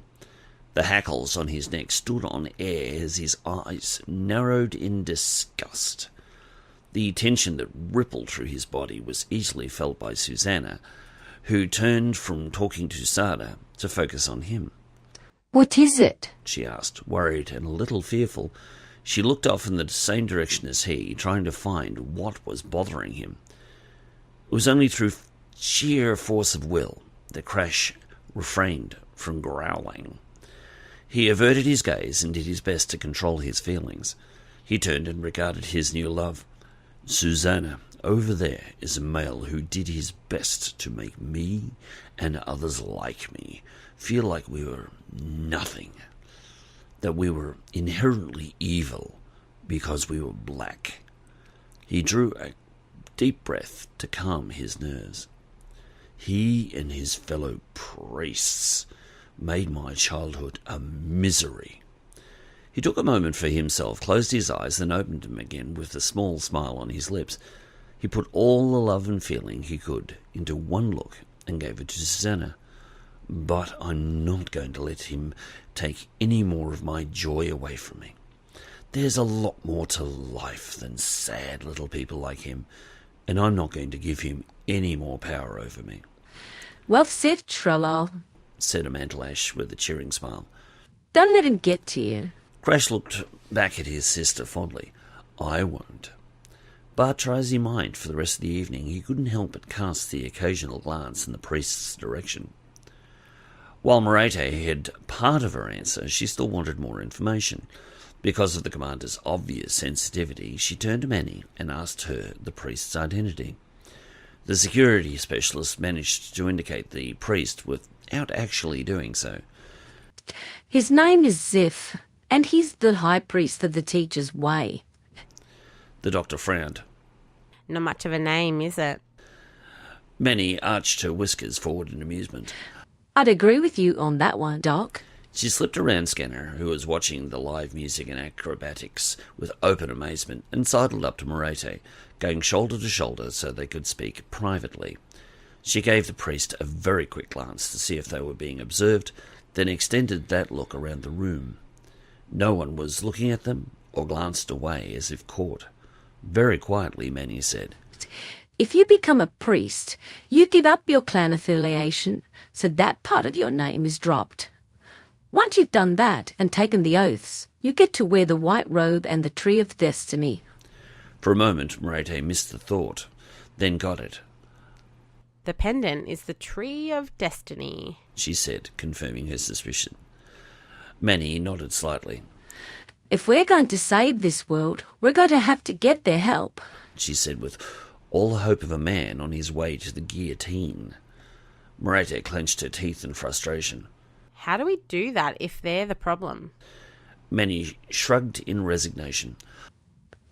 I have no idea. We're hoping that we can find out what the priest's holy book says. It might help us. The doctor chuckled. Piper had told her this part. I'll keep my eyes open for someone who might be able to help us, she said with mock seriousness.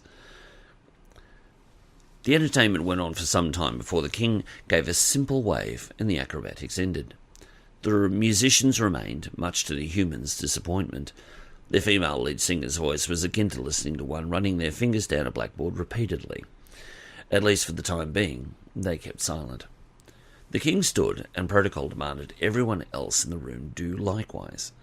Susanna and Krashtallash simply kept the babies behind them on the floor, entwined in their tails.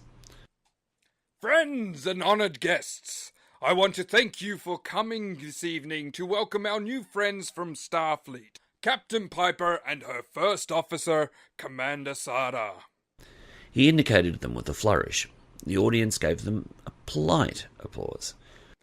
We also welcome the Federation's ambassador, Susanna Kara. The king did likewise, and once more there was a polite applause, accompanied by the odd chuckle. He stepped forward and put his hand on Crash's shoulder. I especially welcome home our brother, Commander Krashtallash of the Lash clan, whose bravery in the face of the terrorists this day will be remembered and honoured. To Crash's amazement, the queen stepped forward behind her husband and passed him a small case. The king received it from her with his usual grace, then opened it and extracted a large pendant. The king continued, Krashtallash, you acted bravely in the face of the terrorists who not only held captive some of your countrymen, but also some of your friends and their children. In honor of your bravery, we award you the Golden Claw. He reached up and placed the pendant around Crash's neck. Wear it with pride, my friend. Dumbstruck, Crash could only stare and mumbled a faint, "Thank you," before he felt the king's arm around his shoulders grab him and steer him towards the waiting cameras. Beside him, his fellow crewmates applauded his good fortune, their broad smiles cheering him on. Behind him, Susanna cast a glance at the Queen, who had returned to her cushion and was applauding politely. But that was all. She wondered what was really going on here, and out of the corner of her eye she noticed Piper had that look in her eye that said the same thing. Once the presentation was over, the music restarted, much to the dismay of the humanoids, and the crowd broke up and mingled. Piper singled out the Minister for Transportation for a discussion. She did her best to say hello and shake the hands and paws of those who managed to catch her eye as she slowly made her way over to him. Feigning ignorance, she introduced herself. Good evening, I'm Captain Piper, and you are? The tawny Caitian in the flowing green robes with a mask to match, and whose clothes were adorned with symbols Piper could only guess at, drew himself up pompously, lowered his mask, and smiled. To Piper's eyes, he seemed to be looking at her as one would peruse their latest meal. His voice came out in a tenor which surprised her. Greetings, Captain Piper. Welcome to Cait. I am Minister Kraltathat. I'm sure you're finding everything to be as perfect as our reputation. As a Starfleet captain, one of the things you had to learn was to keep your thoughts and feelings to yourself and not let them show. She was stunned and shocked on several levels. Her first reaction was a surprise that she was talking with Crash's brother. The second reaction was dismay that he was going to play the game. His reference to Cait's reputation demonstrated clearly he was hiding something. So as not to appear a dunce, she put on a face of mild surprise. You're Commander Krastallash's brother. Kraltathat did his best to hide his reaction, but he was not as good a poker player as Piper. The knowledge put him on edge, as if he would rather it be kept quiet, which was not something that was going to happen in this place, Piper mused. The minister did his best to remain smooth and gracious. I am indeed. My brother brought much honour to our clan today. The inferred for a change was not missed by the captain. As did your sister, Minister. Lieutenant Mantelash is my security chief. The two of them worked together to free the hostages. Piper watched him for his reaction. For a moment she wasn't sure he was revolted, annoyed, surprised, or what. All of these impulses warred for dominance. Still, he quickly hid behind his politician's mask once more. I'm sure she did, Captain. My sister is a very capable female. She honours us with her life of service to the Federation. His tone was even, but the familiar pride was there. His embellishment also told Piper who he favoured. Still, she had what she needed on that subject. She went off on a tangent. Your world is very beautifully maintained, Minister. Being as ecologically minded as you are, it must be tough to keep up with the energy requirements of a growing population.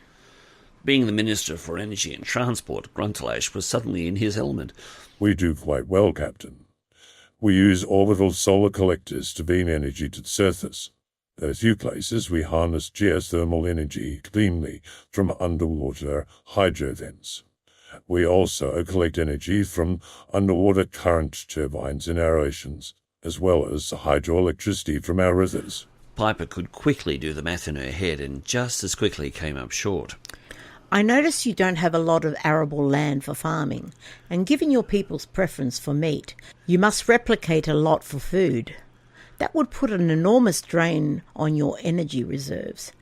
Have you got any antimatter reactors online to make up the difference? The question seemed to unsettle the occasion, that was sure. Clearly, he was a smooth operator. Yet the captain had already learned his tells. She had noticed he had started shifting on his feet ever so slightly. We are building some at present, Captain, he said in a good attempt at nonchalance. It was all he volunteered. Piper was not about to let him off the hook. I was under the impression that Cait was not big on dilithium reserves. The minister suddenly looked like he'd swallowed a carrot rather than a sirloin. He desperately cast his eyes and ears about and made as if someone had called to him. I apologise, Captain. I must leave you now. He started moving away. Perhaps we can talk again some other time, he said over his shoulder as he disappeared into the crowd. Piper watched him go. I wouldn't bet on it, she muttered. Elsewhere, Pashtallash had found herself alone, yet never far from the captain. Scanner had bumped into a fellow engineer, and their jargon had quickly gone over her head. After a moment, he had given her a sympathetic look, and she took this as her leave to go and find someone more interesting to talk to. As she mingled with the crowd, she found their sights and scents interesting. She recognised people from a number of different clans, more from their smells than from their appearance. There was one in the air that seemed strangely familiar, but she couldn't nail it down. However, given that she seemed to be a male magnet for her species, she didn't engage anyone in conversation. She had no time or patience for politicians, so she avoided them. They made her skin crawl. Her ever-present need to protect her captain and crew kept her close to the centre of the group, so she could observe them. Even given the great lengths the king had gone to make this event safe and secure, she was one to realise just how much an illusion security was. One photon torpedo beamed into this room would give everyone a very bad night. I trust you're having a good evening. The voice was unexpected, and it took Pashtallash a second to realise it had been addressing her. She turned her head to the right and found herself face to face with her world's top cleric. It wasn't often she found herself talking to another white Cait, and twice in one day was a bit of a record for her. The old feelings of camaraderie for a fellow white Cait surfaced for a fleeting second until she remembered what this being stood for. Given his reputation on their world as the #1 black Cait persecutor, she had to resist the impulse to slap him. Above all, she was a Starfleet officer. She had decided to simply hide behind her mask and mirror everyone else's air of aloofness. I am, thank you. Her words came out almost in monotone, leaving Ziff wondering what she was thinking. He smiled amiably. I don't know if you're aware, but apart from you and the Queen, there are only a handful of other white Caits who haven't entered the priesthood. I was thinking of inquiring why you had chosen not to. I have it on good authority. Your father expressed that desire. Ziff gestured towards a door that led to a balcony overlooking the city. As repelled by Ziff as she was, Pashtallash found herself curious as to his intentions. She gave a quick glance to check on her crew members to make sure they would not be out of her line of sight, then allowed herself to be escorted by him through the crowd. Once out in the cool of the night air, the priest leaned on the balcony railing and relaxed. Amantallash remained by the door, almost casually leaning against the doorpost. From this vantage point she could see the crowd and still carrying on a conversation with Zif, if that was his desire. It certainly wasn't hers. With as friendly an air as he could muster, Zif said, "If I may, you never answered my question." Amantallash thought back to her youth, remembering her father's less than subtle hints that she join the priesthood, as had the majority of other white Caits. And yet, for all her trust and belief in their teacher's ways, she could not even imagine herself wearing the robes and following their ritualistic lifestyles. Succinctly, she said, "It wasn't for me." As if reading her mind, he said, "You're not the sort to dust your knees in prayer, are you?" "No." "Because—" Many narrowed her eyes in annoyance. She did not like opening up to strangers, let alone one who undoubtedly had an ulterior motive. "I am a female of action, not of hypocrisy." Zif stiffened a little at that. "Nobody's perfect, Amantallash. You should know that." Before she could say another word, they were joined by an unexpected guest. A male Cait wearing long green robes materialized out of the crowd and stood before Amantallash with a smile. "I see you've met High Priest Zif, Drallah," he said as he took off his mask with a flourish. Stunned, it took Amantallash a moment to recognize her brother. "Kraltathat!" she cried with joy. "It's been too long." Without preamble, she stepped forward and gave him a huge hug. Hugs are not the Caitian way, and Kraltathat was unsure how to accept the gesture at first, then decided to throw caution to the wind and return the embrace. He found it nice. "I see you've been absorbing some of the human's traits," he commented. Many let go and stepped back. "They had their charms," she said impishly. Kraltathat turned and took in the priest. "And you, High Priest Zif, do you think we have much to learn from the Off-Worlders?" His tone was casual. Straightening up, the priest said in an offhand manner, "They had their uses." Curiously, Manny found herself defending the Federation in a place where she shouldn't have to. "We can learn a lot from them," she said firmly. "For one thing, free acceptance of one another without shame." The priest tipped his head to one side, considering. "We already do that," he said after a pause. Kraltathat headed off any further comment from his sister. "Speaking of acceptance," he turned his gaze on Manny. "I was wondering if you were reconsidering whether you really wanted to serve in Starfleet." His gaze turned out to the city, and he opened his arms as if he could embrace the entire globe. "You could give us so much more than you could ever give Starfleet." The word came out with disdain. He noticed Manny was about to speak, but he held up a finger. "I'm not finished yet. I know you don't want to become part of the priesthood, and that's fair enough. And we don't need anyone else from Atlan serving in the government. We're already solidifying our power base there." He continued as if laying out his grand plan for the Lash clan. "There is one thing you could do for our people, however." He looked over at Zif. "A union between the Lash clan and the priesthood by way of marriage. Now that would be prestigious. You could be the mother of generations of white Lash kittens." Amantallash almost found herself dizzy at the notions and thoughts that came to her.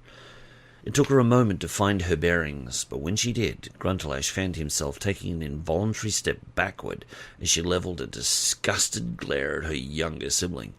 "You demean me and all I have ever done for our world with this gibberish. You can't even begin to understand the things we, your brother Krashtallash, and I had done for our world by serving in Starfleet. And to suggest the marriage with that hate-monger—" She was literally seething at this point. "I would rather take a dip in an acid bath than lay a finger on him, let alone let him father my children." She turned to leave, then gave them one last salvo. "Besides, I have already chosen my mate, and I am happy with my choice. Very, very happy." With that said, she turned her back on them and melted back into the party. Kraltathat watched her go with a sad eye. Ziff joined him at his side and laid a hand on his shoulder. It was good of you to try, he said, in an attempt to placate him. I had to, Kraltathat said with a sigh. Still, it won't change anything in the long run. We go forward. The priest nodded absently, his mind elsewhere. Yes, we go forward, he breathed. As the evening progressed, Scanner began to wonder what became of his lady. For a while there she seemed to have disappeared, which was very much out of character for her. He knew just how deeply she took her commitment to a job. He moved through the crowd, politely putting off requests for conversation from a number of individuals whilst he searched for his white kitten. Now, where did you get to? He said with his Southern American drawl. After a couple of minutes he was beginning to worry and fear the worst. Through the crowd he glimpsed a white form in a sea of tawny and headed in that direction. Hey! He yelled. Where'd y'all get to? The white hen turned, but it was not his beloved, and the look was definitely not friendly. I fear you had been mistaken for someone else, he said, as if addressing an errant child. Scanner had neither time nor patience for pretenders. That's as plain as the nose on your face, sunshine, he said, irritated. I'm looking for a lieutenant of Pashtallash. We can't find her. The parsimonious being before him continued his arrogance. Perhaps she's better off without you, he said dismissively. Lieutenant Commander Judd Santich was not the least bit impressed by the person before him with his long white robe and pretty tray on a rope. He took the mask off his face so his nemesis could see the anger in his eyes. Listen to me, you pathetic excuse for a sentient being. I am looking for a member of Starfleet, not some floozy from your backwater little planet. Now, where can I find a Pashtallash? Ziff's eyes widened in surprise at Scanner's display. He had not had much experience with off-worlders, and he had not thought of them capable of such passion. He tipped his head in apology and pointed off towards the windows. I believe I saw her on that balcony a few minutes ago. Scanner's feeling cooled as he spied Manny's form through the door. Thank you, he said, then disappeared in her direction. Ziff watched him go and considered. A Pashtallash started when she heard the doors close behind her. She relaxed a little when she smelled Scanner's scent. She turned towards him, grateful for his presence. What's the matter? He asked. Reading his body language, she responded. I could ask you the same question. He grinned sheepishly. I guess I was worried about you. With all the trouble we've seen today, I just wanted to make sure you were all right. He touched her cheek. You disappeared for a while there, and that's not what you do. Manny looked down, feeling a little ashamed. I'm sorry, Caro. I was just feeling a little unsettled, and I felt I needed some time to myself. She stepped forward into his embrace and searched his eyes. I just had a very weird meeting with my brother, Kraltathat, and Ziv, the High Priest.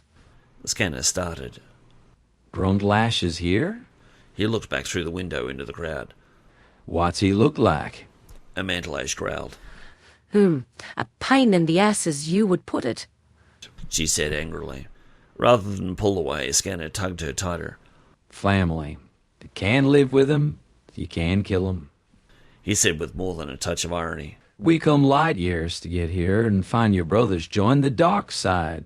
His beloved collapsed a little in his arms. I just don't know how I'm going to get through all this. She pulled back partially so she could see his eyes. I can't lie to you, Scanner. I don't think my family will welcome you at all. She shook her head. More likely my parents will reject you completely. Scanner turned up the corner of his mouth and shrugged. Sweetheart, I didn't come into this relationship with my eyes closed. I've always known its possibility. I just want you to know that it's you I'm marrying, not your family. If they don't welcome me into their home, that's okay with me because I still get you. Maybe one day they'll learn to accept me, maybe they won't. That doesn't matter to me so much as how it'll affect you. I don't want to be the cause of your being rejected by your kinfolk. He had to say it even though it could lead somewhere unpleasant for both of them. Manny sighed, torn. She didn't want to face the next few days, but there was no way out of it. She had to make her choice, and she was going to wear the repercussions of it. This man, this human male, had captured her heart, and there was no other choice in the matter. She would see it through with him one way or the other. I'm sorry, Kara. She sucked in a breath through her teeth that was difficult as her tight chest hurt. I love you so much, Scanner. She said, nuzzling his cheek. I can't wait to become your wife. I'm just worried about the stuff we're going to go through in the next few days. He gave her a quick squeeze. Sweetheart, I don't care if we get married here or even if Piper does it in orbit. I just want to get married. His words were heartfelt and earnest. Mantelash was tempted to run off and get married right then and there, but she had to give her family a chance to do the right thing. She lovingly licked his cheek, making him laugh. He found it ticklish. The sooner the better, Kara, she said. Inside, Piper had managed to buttonhole Prime Minister Krashtallach. He was small for Cait, but despite his wise, he was very shrewd. The two of them sized each other up quickly. He was wary of her for some reason. Of that, Piper was sure. Prime Minister, I'm so glad for the opportunity to speak with you.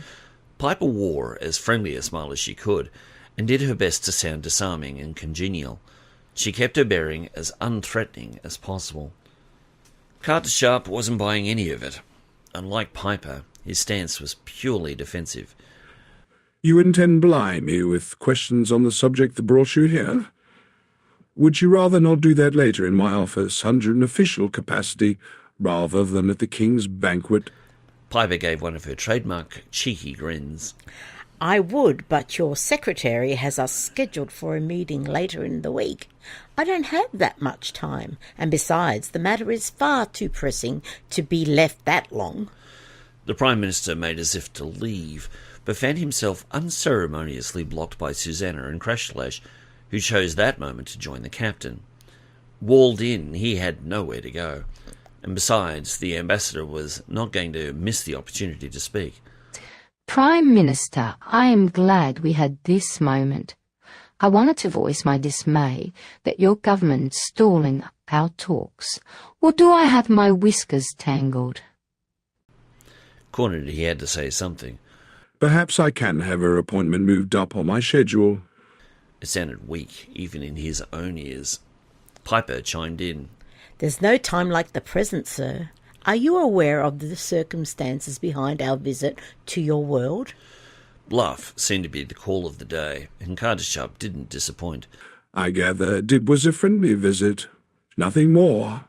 His poker face was impressive. The captain considered her position and decided to try another tack.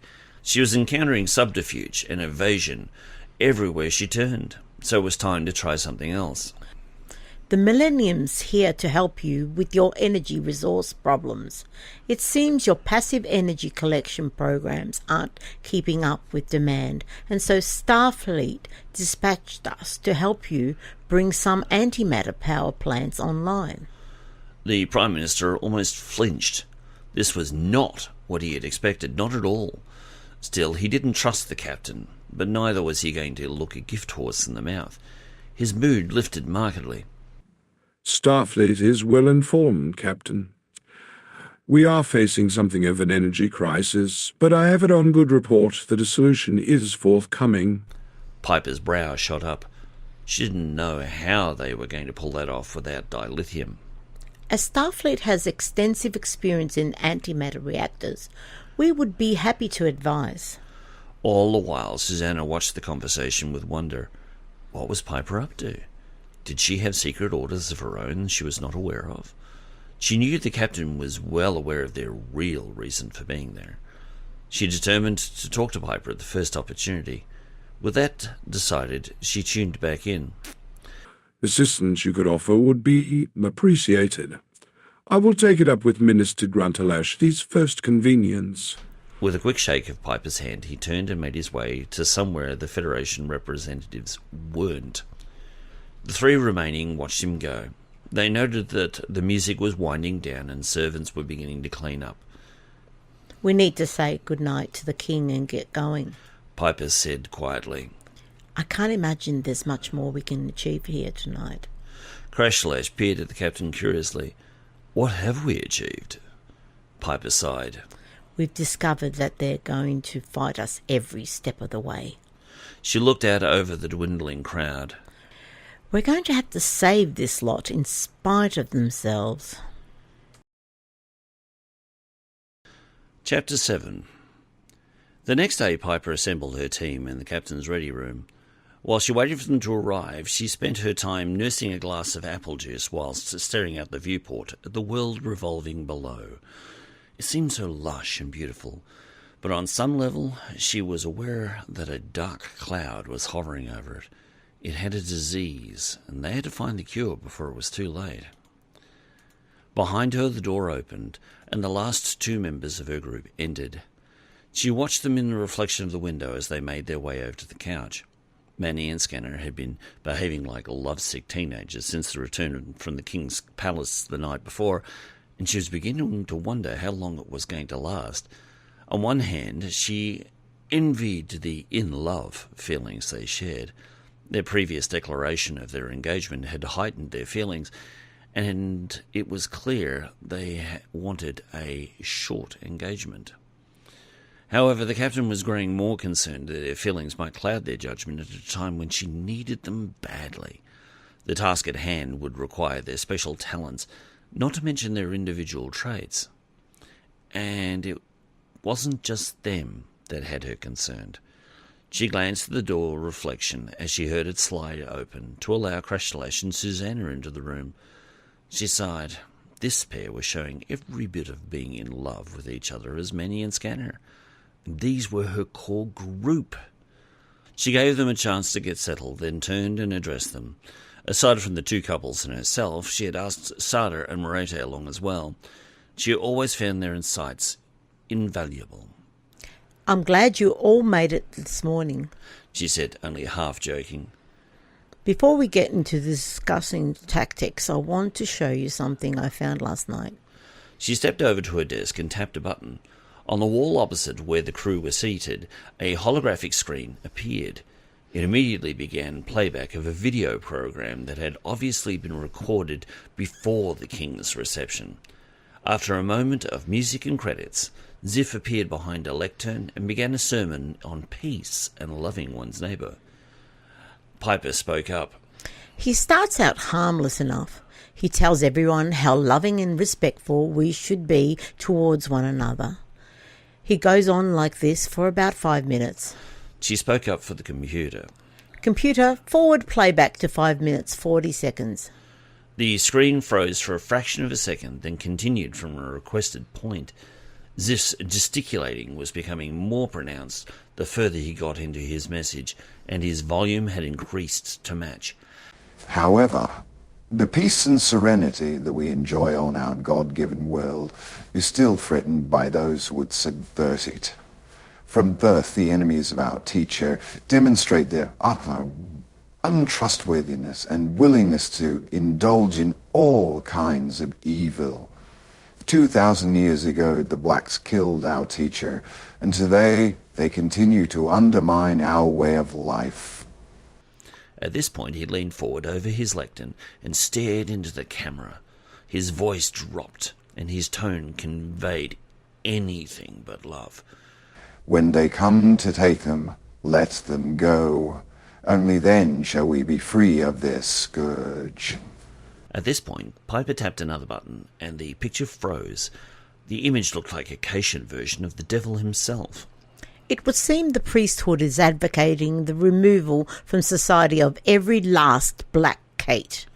She said it in a monotone, betraying her absolute loathing for this kind of talk. Pashtallash shuddered.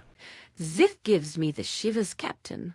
I spoke to him last night, and he tried to invite me into the priesthood again. She paused, visibly upset. And when that failed, he used our brother to try and convince me to marry him. If the pure white Caitian could have turned green, she would have looked like an animated artichoke at that point. Scanner took a paw in his hand and gave it a gentle squeeze. Don't worry about that creep, should? He'll never lay a hand on you. Until this moment, Krashtallash had not realized what had happened out on the balcony. He blinked several times, trying to assimilate what he had heard. In the end, all he could do was blurt out, "Drallah! I can't believe he did that to you." The hackles on Amantallash's neck rose in anger. She turned and vented at Crash. Just, brother, he did that to me. He was trying to create ties between our clan and the priesthood, as if being in Parliament isn't enough for him. Sarda, sitting off to the side and observing as he often did, dispassionately commented, "It sounds as if he is trying to create a dynasty for your clan." Sorry? Merete was unfamiliar with the notion. Her world of Altair 4 was run democratically and had done for all its recorded history. The Vulcan steepled his fingers in the same manner as his captain. She had picked up the habit from him. In cultures that involve the notion of an elite, there are often families that try to cement their power base with a view to it continuing to grow generationally. I suspect that is what Kraltathat is trying to do here. Susanna's eyes went wide as her jaw slackened. Do you think he wants to overthrow the king? Piper waved a dismissive hand. Maybe, but I'm inclined to disagree. The people I met last night are rulers of their own little fiefdoms, and as we learnt, the king has no real power. It would take a simple act of parliament to overturn the decree he signed yesterday. Amantallach threw her hands in the air in frustration. Then what is he up to? The captain gave many a wan smile. That is just one of the many questions we need to answer. We'll probably find out tonight. Several sets of eyes alighted on Krashtallash. He cast his gaze around and stated, "It is our duty to pay a visit to our family while here. I was going to tell you later, Drallah, Captain, but now is as good a time as any. I called our mother last night, and she invited us to evening meal with the family tonight. Mother seemed delighted at the notion that the entire clan will be able to attend, including Kraltathat." There was a moment's silence as the notion was considered. Piper broke it with, "It's a golden opportunity to pump him for information." She was about to continue when she noticed the look in her security chief's eyes. "I take it you're not exactly looking forward to it either, Lieutenant." Caught out, Manny just grinned sheepishly. "Guess who's coming to dinner?" The scanner quoted, letting the irony come out in his voice. Merete was the first to put two and two together. "Oh, you're bringing your boyfriend home for the first time," she said with delight. The notion was lost on the captain and Sarda. Neither of them had had to endure the humiliation of that first evening meeting with significant other's parents. They looked at each other and shrugged in ignorance. Krashtallash spoke up in the remembrance. "It's not the first time you've brought home a suitor, sister. I seem to remember a whole line of different males you brought home at one time or other when we were still in school." Manny cuffed her brother soundly. If it hadn't been a human head, Crash would have been knocked unconscious. To the Cait, it was playful reproof. That was another time, and I was still barely more than a kitten. She thought back. Besides, all they really cared about was the fact that they were courting a white kit. I could have had the personality of a mushroom, and they would have still been delirious. Scanner scratched Manny behind her ear. "At least you know I only want you for your fur," he said with a laugh. The crew shared the merriment. Their pairing was a little unusual, but the love they had for each other was genuine enough for the greatest skeptic to lose their doubts. Piper brought the meeting back on track. "Okay, people, I was thinking we need to split into pairs to do some good old-fashioned detective work." She turned her attention to Crash. "I want you and the ambassador to make some inquiries with some of the families of those who have vanished. Start with our missing letter writer's family." The couple shared a look, and Piper took a moment to consider Susanna. Her fur would be a little obvious to the Cait that she was an off-worlder. "Ambassador," she said to get her attention, "I would suggest you find something to wear that would make you a little less conspicuous. Yes, you're feline, but there still aren't many rainbow-coloured fluff balls on Cait. You couldn't be more obvious if you had a neon sign hovering over your head announcing your heritage. Piper made it clear she meant no disrespect, and none was taken. She turned to her third officer and gave him a half-hearted grin. Crash, I can only hope your newfound fame will make you a little more popular with the people. Both Krashtallash and Susanna acknowledged their assignment with a nod, so Piper turned her attention to Manny. Lieutenant, I want you and Scanner to mirror Crash's task. Start at the other end and see what you can find. Once more, their tasks were accepted with a simple nod and a yes, Captain. Surprised, Merete found herself the target of Piper's gaze. Merete, I have a different task for you, she said, all business. The doctor sat upright in her seat and listened. Yes, Captain? With a chuckle, the captain sat back in her chair and looked at the ceiling, then turned her gaze back to her friend. There seemed to be a lot of irony going around at the time. It seems Crash isn't the only one who's a bit of a celebrity after yesterday. I've been contacted by News Prime in the capital, and they want an interview with you. Somehow they found out you were the one who organised the hostages.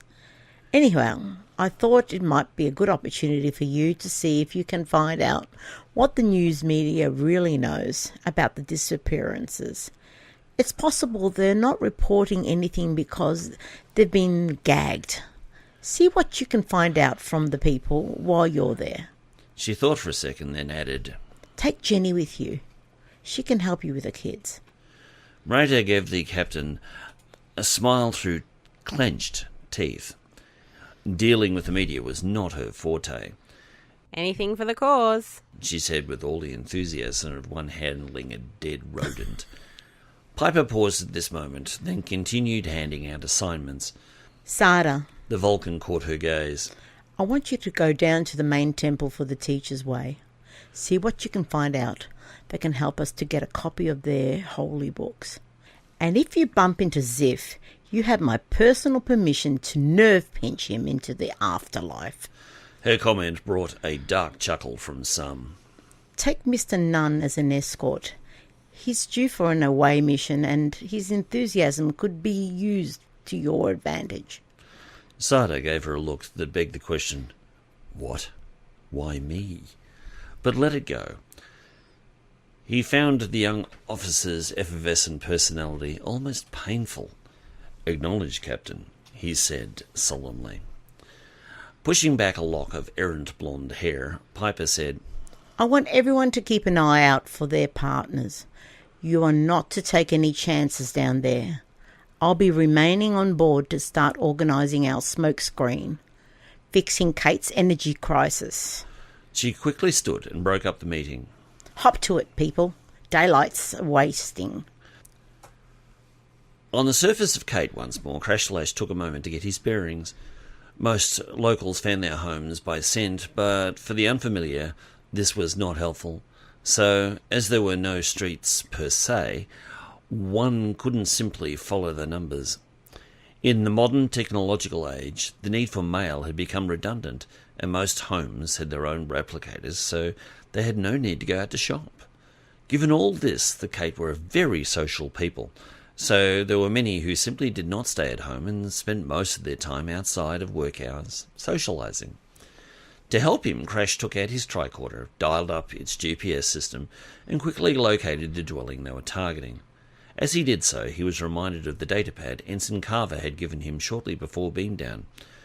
To help, he carried a simple bag he had slung over his shoulder. He replaced the tricorder in it, rummaged around for a moment, took out the datapad, and sat down on a convenient tree root to read its contents. "I'll be just a moment," he told Susanna. As he did so, his companion took a moment to breathe in the wonderfully clean air of Cait. As the small amounts of CO2 produced were easily gobbled up by the massive number of trees, the air remained remarkably pure. The smell of peat and decaying bark was present, yet pleasant. It was rare that Susanna got to enjoy such delights, as her job description kept her either en route in a starship or indoors working on treaties between often hostile factions. A thought occurred to her. My dear, what do Caits do with their rubbish? Crash looked up absently and said, "Foodstuffs are often composted. Everything else is recycled." Susanna gave him a peculiar look. Everything? He gave her a knowing smile. "Yes, even effluent is recycled. Nothing is left to waste." With that said, he turned back to the pad and was quickly engrossed. The more he read, the more the hair on his head stood on end. Brushing aside her long, effervescent cloak of many colours, her idea of incognito, she stepped over to Crash and looked over his shoulder. "What is it?" she asked. He stopped reading and looked up at Susanna, concern on his face. "Ensign Carver gave this to me just before we beamed down. The library computer kept searching for me on any information regarding the teacher's scriptures and came up empty in the ship's files, and locally. So it connected to Memory Alpha and searched there. It found no copies of the scriptures for us to read or translate, but it did find the report made by an archaeologist, one Harry Jones Jr., who found that the belief system mirrored closely that of Earth's Christianity. However, it found that, even though there was clear evidence that the religion has continued for at least a millennium, he couldn't find a single Cait who would even show him a copy of the scriptures. He adds that there are a number of reliquaries, including one of the spikes that killed the teacher on display, but a detailed analysis of any of them was denied. His report concluded that, while there were positive elements of the religion, it could not be verified that it was anything more than an elaborate hoax perpetrated on the people of Cait. He concludes that he believes that there aren't any scriptures at all. The notion that his people believed in a completely false religion rattled him. Susanna didn't say anything for a moment. She simply ran her paws through his tidy mane, soothing him. You certainly didn't expect this when you came home, did you, my dear? For a moment, Crash felt the weight of this new knowledge. The longer he remained on his home world, the more he was discovering that the ideas and precepts he had grown up with were false. He realized then just how much he had changed in the time he had been away from Cait, how the ideas of the Federation had not only infected him, but also how he had embraced them. The Vulcan notion of infinite diversity in infinite combinations suggested that all sentience should be respected, and yet his own people still discriminated on very basic levels. It was time for his people to grow up, he thought. Emboldened, Krashtallash looked skyward, his eyes fixed ahead to a different future. It was going to take some doing, but it was possible. I'm going to upload this information to Commander Sarda's pad. He could definitely use it. He made the necessary adjustments to transmit, then stood up. "Let's go," he said with newfound strength. He put his arm around Susanna and started walking, relishing the feeling of having her by his side. He suddenly felt as if he could do anything as long as he had her. The whole idea was new to him, and yet he found it hard not to get swept up in it. Yet he found the feelings gave him a strength he had never known or truly understood before. Beside him, Susanna Carter, ambassador for the Federation, suddenly began wondering what her future would hold. She was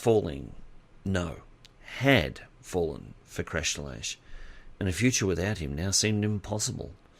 And yet, how was she to make her career continue if she was tied to a Starfleet officer? She was not about to even suggest he leave the organization he loved and was making a difference in. She had taken the liberty of looking up his record. Being an ambassador did have its perks, and found it to be a distinguished one indeed. His contribution had undoubtedly saved the lives of many, and so she couldn't imagine even trying to talk him out of serving in the fleet.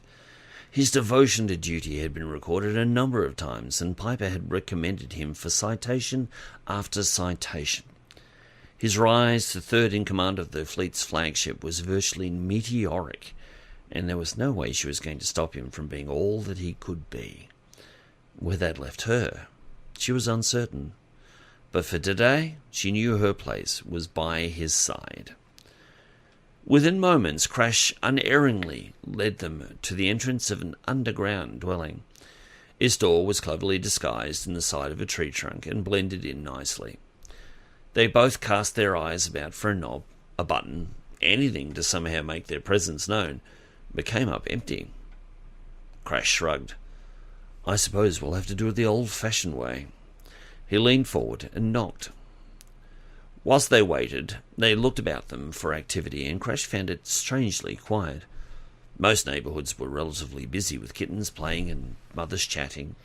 For a modern world, Cait was still very patriarchal, and the males did most of the providing for the family, whilst the females took care of their home and socialising. Susanna noticed his frown and asked, What? He shook his head. I'm probably just imagining it, but it's very quiet for this time of day. His companion cast her eyes about and suggested, Perhaps it's just the neighborhood. No, he affirmed, for anywhere. Before they could continue their conversation, the door opened a crack and a curious eye, surrounded by tawny fur, looked out. Who is it? A female voice asked. So much for Caitian hospitality, Crash thought. He remembered a time when every door was thrown open wide and strangers were always welcome. Doors were just a way to keep the rain out. Crash gave Susanna a look to tell her she should take the lead. Putting on her most charming persona, Susanna said, Hello, my name is Susanna Cara. I'm here on behalf of the Federation. We were led to believe that a young male kid, Drallah, was taken from here recently against his will. Do you know anything about it? One thing was clear about the female behind the door. She was terribly conflicted. Crash decided to take the decision out of her hands. It's such a beautiful day, isn't it? I'm quite thirsty, and I know my partner could use some refreshment as well. As if some secret switch had been thrown, the female opened the door wide and ushered them in. The wooden interior was much like many others on Cait, brightly decorated, yet Crash could tell this was a poorer family. For one, their home was subterranean. Those well off lived in tree houses. Also, the living area was relatively small, definitely smaller than Crash remembered his own family home. Please make yourself comfortable. I will bring you some water. The lady of the house offered them 2 of the 3 cushions available, the larger 2, and then disappeared into a side room to prepare their refreshments. Susanna sat on her hindquarters and gave Crash a curious look. How did you do that? He gave her a slightly guilty look as he settled onto his own cushion. It is one of our cultural quirks that you never turn away one who needs food or drink, not even an enemy. It was one of the things that we learned from the teacher. You can't overcome 1,000 years tradition so easily. She thought for a second, then said, Real or not, the teacher did give you some good guidelines for living. Crash took solace from that thought. Yes, he did, he said quietly. Their host returned and graciously placed bowls before them to sup from, which they gratefully did. Once satisfied, Crash sat back and gave their host a look that nailed her to the spot. Where is Drallah? If one thing was certain, their host was a lousy liar. I don't know anybody by that name, she said whilst shaking her head vigorously. Susanna's eyes widened a little in fright when Crash gave a low growl. You are Feentathat, and this is your dwelling. You had a lone kitten, Drallah, approximately 1 year ago, right here in this home. He was black. That's why his name has no clan affiliation.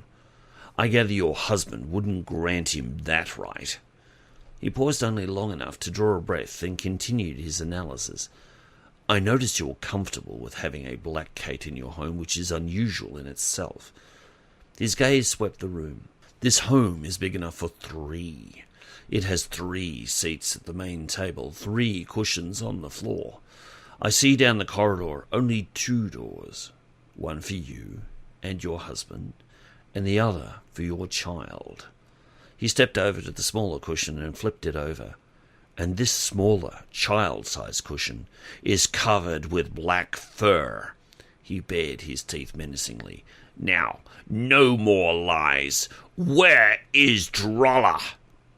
Kraltathat backed away from the menacing male and found she had bumped into Susanna. Startled, she turned and looked, and only just now noticed her face in the folds of her cloak. It was not of their world, that was for certain. In her many colours and golden eyes, Kraltathat found sympathy. "I must apologize for my companion," she said, trying to reach the frightened female. "He sometimes forgets the world isn't against him." Kraltathat was torn with indecision for a moment, not sure which way to turn. Crash gave her an out as he let himself down the hallway to find Drallah's room. Terrified, she turned to Susanna and blurted out, "I didn't want them to take him. My husband made me do it." Something in Susanna's soul told her it wasn't entirely true, that there was something she wasn't telling her. Shrewdly, Susanna asked, "Your husband told you that if you got rid of Drallah, he would sire another kid with you, didn't he?" The bald shame so overwhelmed Kraltathat that she broke down, curled herself into a ball, and started wailing with a pain that tore at Susanna's soul. After a minute's tormenting bawling, the ambassador was beginning to wonder if it was going to stop. She wanted to comfort this female, but the notion rebelled against that part of her that was utterly repulsed by a mother who would willingly give up her child for any reason. For the sake of the mission, she put a tender paw on Kraltathat's shoulder to soothe her. Drawn by the noise, Crash appeared at the door and looked in. A look from Susanna told him that she had everything under control, so he returned to his snooping. Susanna stayed by Kraltathat's side and just kept stroking her for at least 20 minutes as she let out her feelings. There was no point in trying to question her at this point. The female was clearly overwhelmed by her emotions and beyond reason. Finally, her keening stopped, and she slowly sat up. It seemed a cosmic trial for her to do so. She had no strength left. "Where is Drallah?" Susanna asked gently. Kraltathat shook her head. Her voice came out in a quiet croak. "I don't know. I was only told he was going to some kind of relocation centre." The ambassador wondered at that for a moment. Relocated to where? "Who took him?" The fates were not kind to them. The front door was opened with a bang, and very quickly Kraltathat's husband, Krashtallash, bounded down the hallway, stopping at its base. He was big for a male, and his tawny fur stood on end, decidedly unfriendly. "Who are you?" he growled. Without letting Susanna introduce herself, he nailed his wife with a glare, seeing into her soul. "You told them, didn't you?" Her fear told him all he needed to know. Without thought, he launched himself through the air towards them, claws outstretched. Without anywhere to go, both women cowered in fear, expecting the worst. A black blur from their right caught him in mid-air, and the two of them crashed to the floor, furniture flying around them as they rolled around. Both Black and Tourneyfall went flying as claws did their work whilst they grappled for position. The growling and snarling sounded positively primeval. For a moment, Susanna sucked in a breath as it seemed Kraltathat had gained an advantage over Crash as he managed to get on top of him. Remembering his Starfleet training, Crash easily flipped his opponent over on his head, where he landed heavily on his back, knocking the wind out of him. Sucking air like a drowning fish, Kraltathat tried to right himself and found himself staring at the business end of a phaser held by Crash as he stood over him, fury in his eyes. "Give me a reason not to kill you," Crash said evenly, deadly. Kraltathat took in Crash's Starfleet uniform top and figured he had one card to play. "You are Starfleet. You wouldn't do it." Using surprise, he tried to bat the phaser from Crash's paws. He wasn't fast enough. Crash shot him cold. His lifeless body slumped to the floor, his tongue slack. Kraltathat wrung her paws in despair. She cried, "You killed him!" Slowly, Crash settled back on his haunches, being mindful of the places he was bleeding from. He held the phaser casually and turned his face to Feentathat. There was nothing friendly in his countenance, and he levelled an angry eye at her. "Your husband is a bigoted fool," he spat.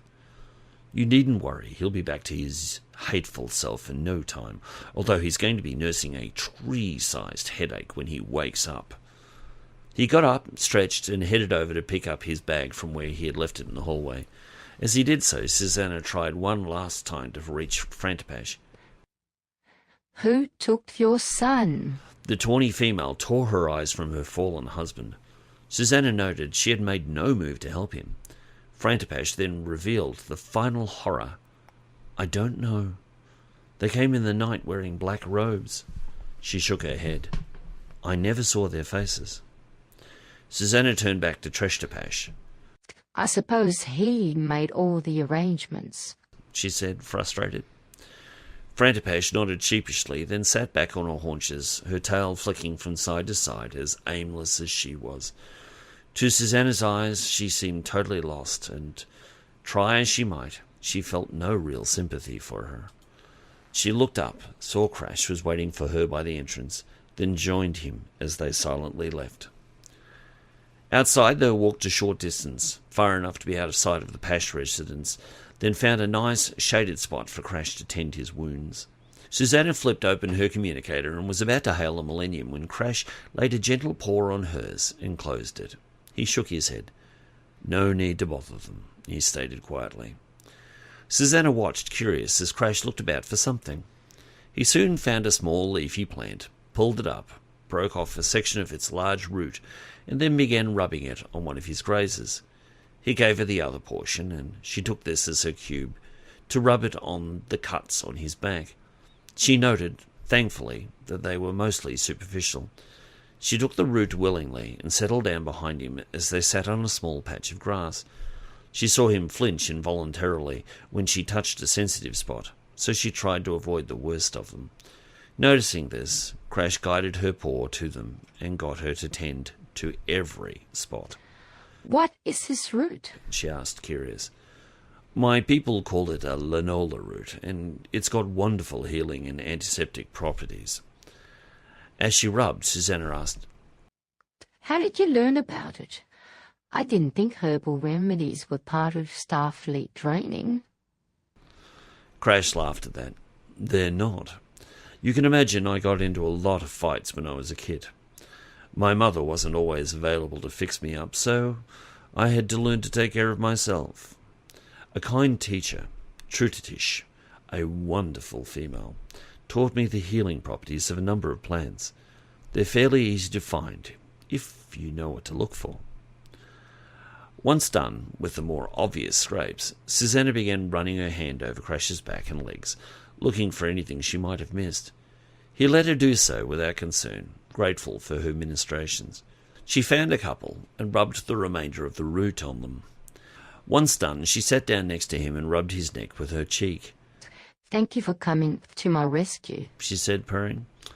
You're welcome, my love, he said so naturally that he missed the impact of what he was saying. Susanna didn't. She stopped him licking his wounds by taking his face in her paws and drawing him to her. What did you call me? She asked, surprised by the thumping in her chest. Stunned, Crash's eyes went wide. He gulped, then jumped in. I called you my love, because that's the way I see you, I suppose. He tried to be nonchalant, but the catch in his voice betrayed him. The smile that came over Susanna's face could have lit up a dead sun. And you are my love, Krashtallash of the Lash clan. Always the pragmatic ambassador, she added. Now what are we going to do about it? Caught up in the moment, unsure of the future, all Crash could say was, let it grow. Commander Sarda did indeed find the information Krashtallash had sent him valuable. Unlike Crash, he was unlikely to draw his own conclusions from the data, but it did disturb him.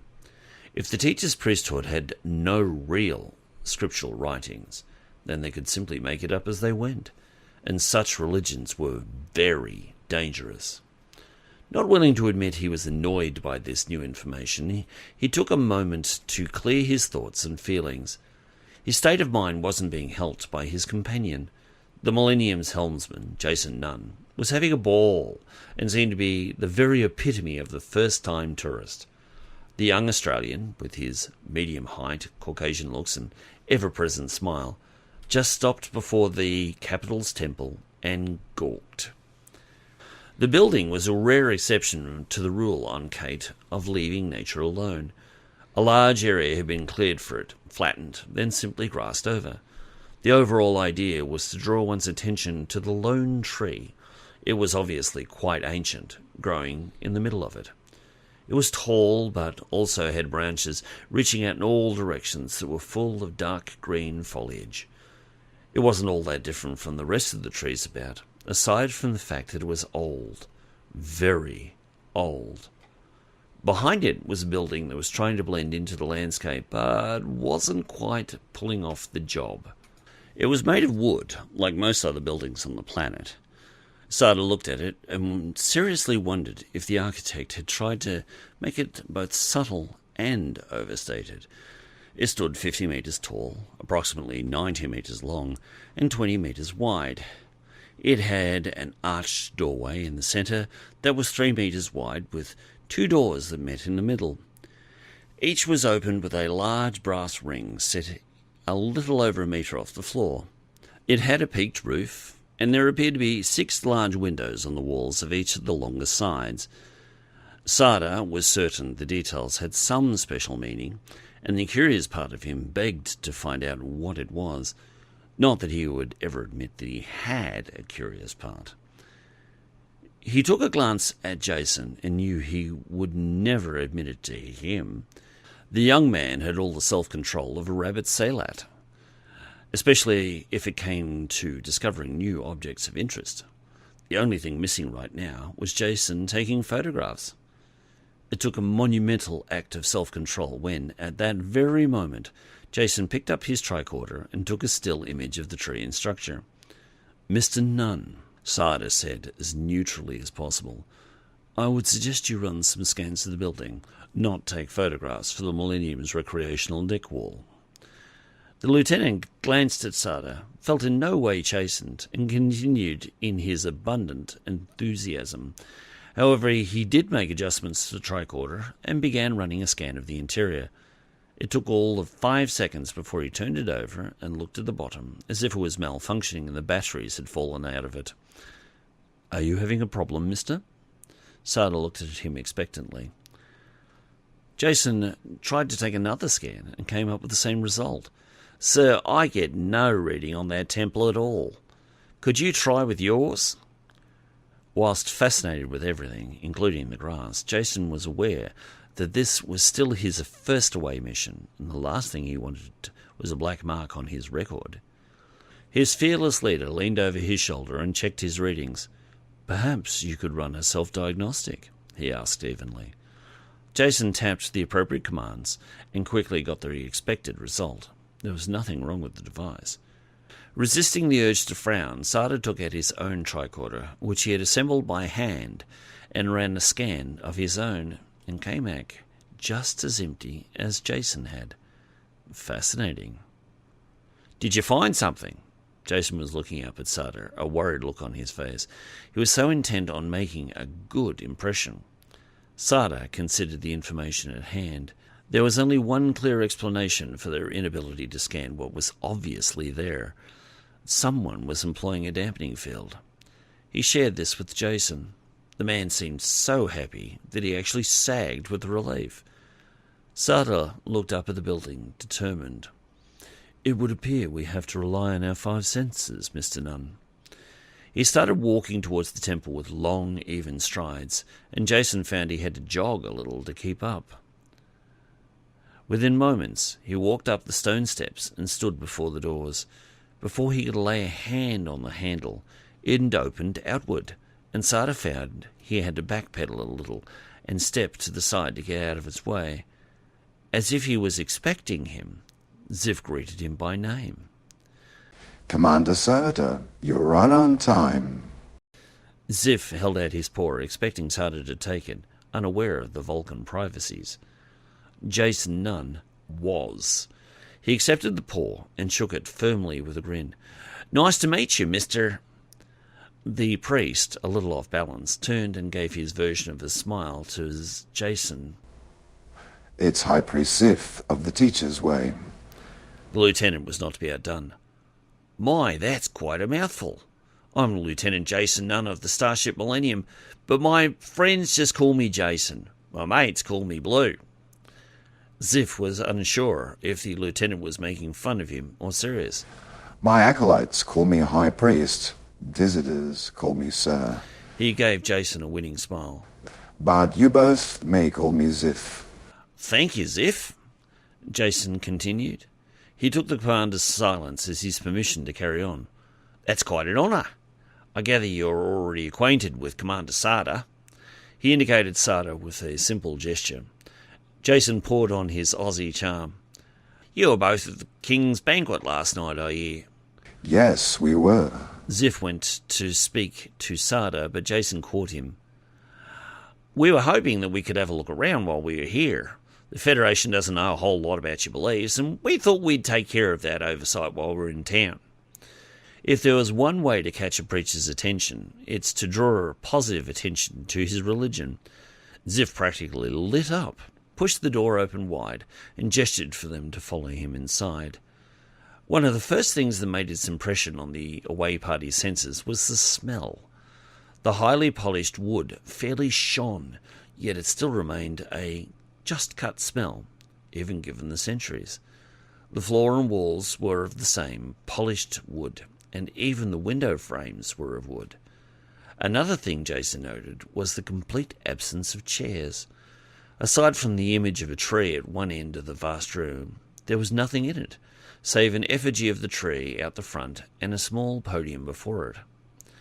As Sarda moved about, he noted how much activity the floor had seen. It was considerable. It spoke of the building's great age. As he observed, he kept quiet and let the lieutenant do the talking. "This is a lovely building," Jason said in genuine rapture. "How old is it?" Zif drew himself up in pride. It is 800 of our years old, Jason. It is the third to have been built here. The first two succumbed to fire over the years, but fortunately, the Destiny Tree was not harmed. Jason drew up short. "Is that the tree out the front?" Zif nodded. "What's its significance?" The priest had to remind himself that ignorance was simply an opportunity to share and not get annoyed. The Destiny Tree is the site of our teacher's death. It is said that he will return here one day to this very spot, so we take care to protect the tree to honour him. "Fair dinkum," Jason said. The universal translator didn't know what to make of the Australian idiom, so it simply let the words come out as spoken. "That's awesome!" He looked about him at the windows, which he realised had images impressed in the glass. The images had distorted over the years, but they were still discernible. "Can you tell me what these pictures portray?" For the next half hour, Zif led Jason from window to window, explaining the history of the teacher's life on Cait by retelling the stories behind the images. Sarda listened, fascinated, but he only apportioned a part of his mind to that task while he observed the rest of the room. Whilst there was very little within the room, it was clear that there were other, smaller rooms offered at the back. To one side he noted a pile of cushions that Sarda mused would be provided for older citizens to recline on during meetings. His keen eyes also noted the tiny motion centres placed in each corner. They were also not the only people present in the room. Close to the podium was a small group of locals who seemed to be in an attitude of prayer, and Sarda was loath to disturb them. Whilst he did not agree with religion, he did understand many of its positive influences, that, in a society that was otherwise unchecked, its absence would result in chaos. He also noted that he wasn't the only one who was curious. One of the devotees, a young female, he guessed, kept looking at them out of the corner of her eye. Finally, Jason gestured towards the doors at the rear of the building. "What's in there?" he asked baldly. Ziff glanced at the doors and said, Most of them are for private use, but I can show you the museum if you'd like. Although they had taken up a considerable amount of the priest's time, he continued to be gracious. Crikey, Jason said, making sure he once again used a term the universal translator would have no idea. Let's boogie. By now, with all of Jason's jargon, Ziff's head was spinning. He had no idea what the young human was saying half the time, and he was too polite to ask him what he meant. As Jason made his way towards the doors, Ziff took his actions as an affirmative, took a key out of the back of his amulet, then opened the rightmost door before ushering them both inside. The air was decidedly mustier in this room, yet everything was well kept. Sarda noticed that not a speck of dust was to be seen anywhere. Proudly, Ziff showed them the objects on a waist-high bench that ran the length of the room. It was covered with red velvet, and each object had a small name plaque before it. It became clear to the Starfleet crew that Ziff revered the items greatly, and would not even deign to touch one. To test that theory, Jason reached out for one of the items and found his hand quickly, but not unkindly, battered away. You mustn't touch the reliquaries. Ziff almost shrieked. The priest took a moment to collect himself, then apologized. I'm sorry. As outsiders, you would not understand the importance of the items before you. For instance... He indicated a small dagger with a flourish. This was the dagger that failed to kill Tixus the Great 500 years ago. Jason looked at Ziff incredulously. It failed to kill him? He rolled his eyes. Where I come from, that would make it bloody useless, not an object of worship. The priest smiled. I am used to people scoffing, Lieutenant. A jealous Cait cornered Tixus in the last century and plunged this dagger into his chest. He expected to kill Tixus, but he simply pulled it out and dropped it to the floor without a drop of blood shed.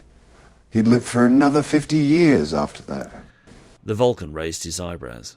Are you saying that all of these items are linked to some kind of miracle? He asked, masking his disdain. Ziff was a little startled at first. This was the first time Sarda had spoken. I can assure you the miracles were real and well documented. Finishing his look around the room, Jason asked, I see a number of objects, sir, but I'm curious to see a copy of your holy book I've heard so much about.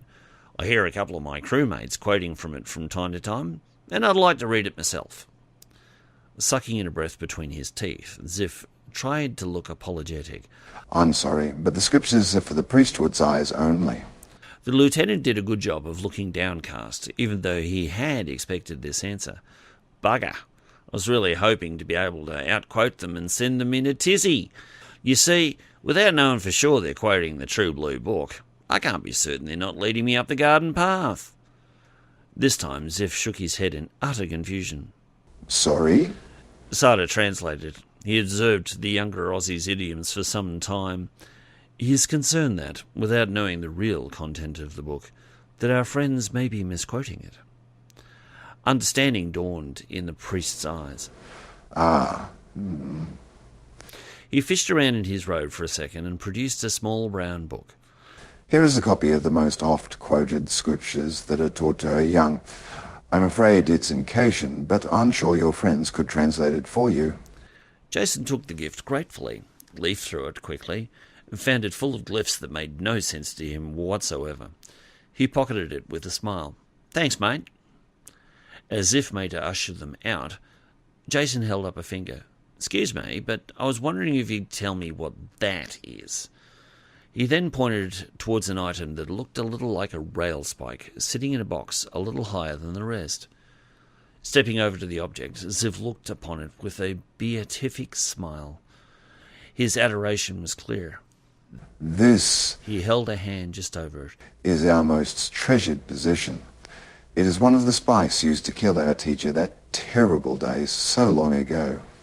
Jason thought Ziff reminded him of his old Anglican pastor back in his hometown of Parks. There were times when he would reveal some hidden shrew with just that level of personal intensity. Curious, he bent over to study it more closely. Is that dried blood on it? He asked. Ziff nodded. Fascinated, the commander asked evenly, with a hint of scepticism, "How is it possible if your teacher was killed 2 millennia ago?" Jason wondered if the priest could have had a credit for every time he had been asked that question. Ziff answered politely, Sir, we've been in technologically advanced culture for several thousand years. It is encased in a stasis field that is powered in perpetuity by an underground thermal generator. As long as this planet's core stays warm, this relic will be preserved for all time.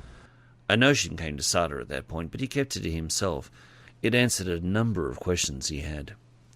Without a word, Jason whipped out his tricorder to take a still photograph. Ziff immediately held up a paw. I'm afraid you cannot take scans in the museum. These objects are sacred and are not to be disturbed. Sarda spoke in his authoritarian monotone. "We are already aware of the dampening field that is in effect, Ziff. I expect the lieutenant is simply trying to take an image for his collection." The priest looked conflicted for a moment, then relented. Jason stepped back, set the tricorder for a high-resolution, wide-angled shot, then took it with a grin. "Good one. Thanks again, mate." That done, Ziff showed them out of the museum and made sure he locked it behind him. Sarda had a passing shot for him. "If it is impossible to make scans to verify the authenticity of your reliquaries, how can we know they are what they purport to be?" The priest shrugged. We go by fate, Commander. "What if one simply is not the kind of being who can go by blind faith?" he probed. Then you can never be a true believer, sir. One can never truly know all the facts. Ziff had used this argument before, that was plain. Sarda nodded sagely. "But what if you cannot be sure of any of them?" Without an intelligent argument, Ziff simply changed the subject as he led them to the door. Lieutenant, you told me earlier that your females call you Blue. Why is that?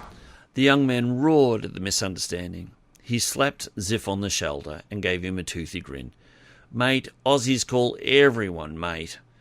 Not just the females, I know. No, I'm called Blue because I'm a redhead like Commander Sarda here."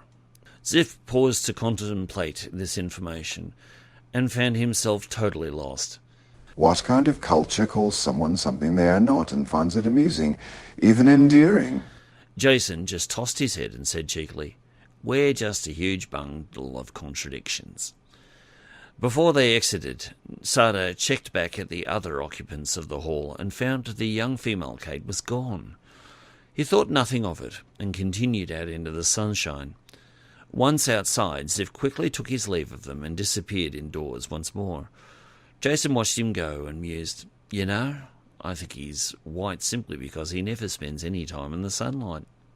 As they walked through the grasses, they compared notes. "I'm not sure, we just learned a lot more than we already knew," Jason said. Sarda shook his head. "Actually, we learned much.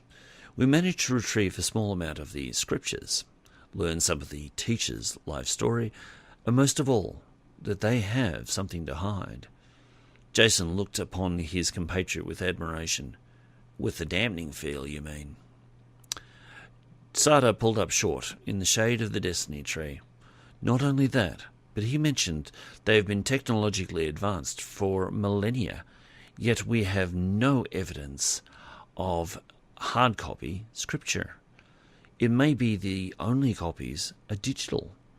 Finding them in a computer network could be literally impossible." His brow furrowed. They could also be heavily encrypted. He allowed himself the luxury of a sigh.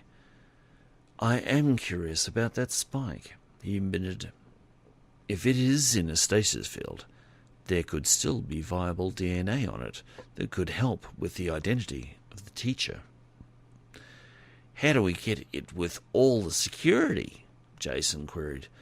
"I saw motion detectors in the hall and museum, a cipher-indented key for the museum lock, not to mention the IR beam across the doorway and the pressure sensors I assume are under the shelf. And to top it off, there are exterior cameras on all the external corners." Sarda had missed the last items. He shot the younger officer an inquiring look. "I wasn't always Starfleet, Commander," Jason said. When I was a kid, I sometimes helped myself to things that weren't mine. His face wore a mask of humour mixed with shame. He dug out the small book Ziff had given him and flipped open the first page. I wish I had someone handy to read this, he said. You could always just ask, a voice said from overhead. Both officers looked up and saw the voice's owner. It was the young Cait Sarda had seen inside. She was tawny, small, and seemed quite content to laze in the branches of the tree. She also looked at them with an intensity they both found unsettling. Jason spoke for them. And why would you do that? The female looked off into the distance as if she hadn't a care in the world. You don't ask a friend for information about someone. You ask his enemy. She shot them a look and pointed off at the temple. I am their enemy. Sarda tipped his head to the side. Why? This time she scowled. I don't like anyone who distorts a beautiful message like the scriptures and twists it to suit their own purposes. And how would you know this? Sarda asked. Because I've read them. Chapter 8. Merete AndrusTaurus had seen some strange places in her lifetime, but this would have to have been one of the weirdest. In an odd way, it reminded her of the Bridge of the Millennium with its hustle and bustle. The similarities ended there. The officers of News Prime were a peculiarity on a world that seemed to have everything made from wood or replicated plastics.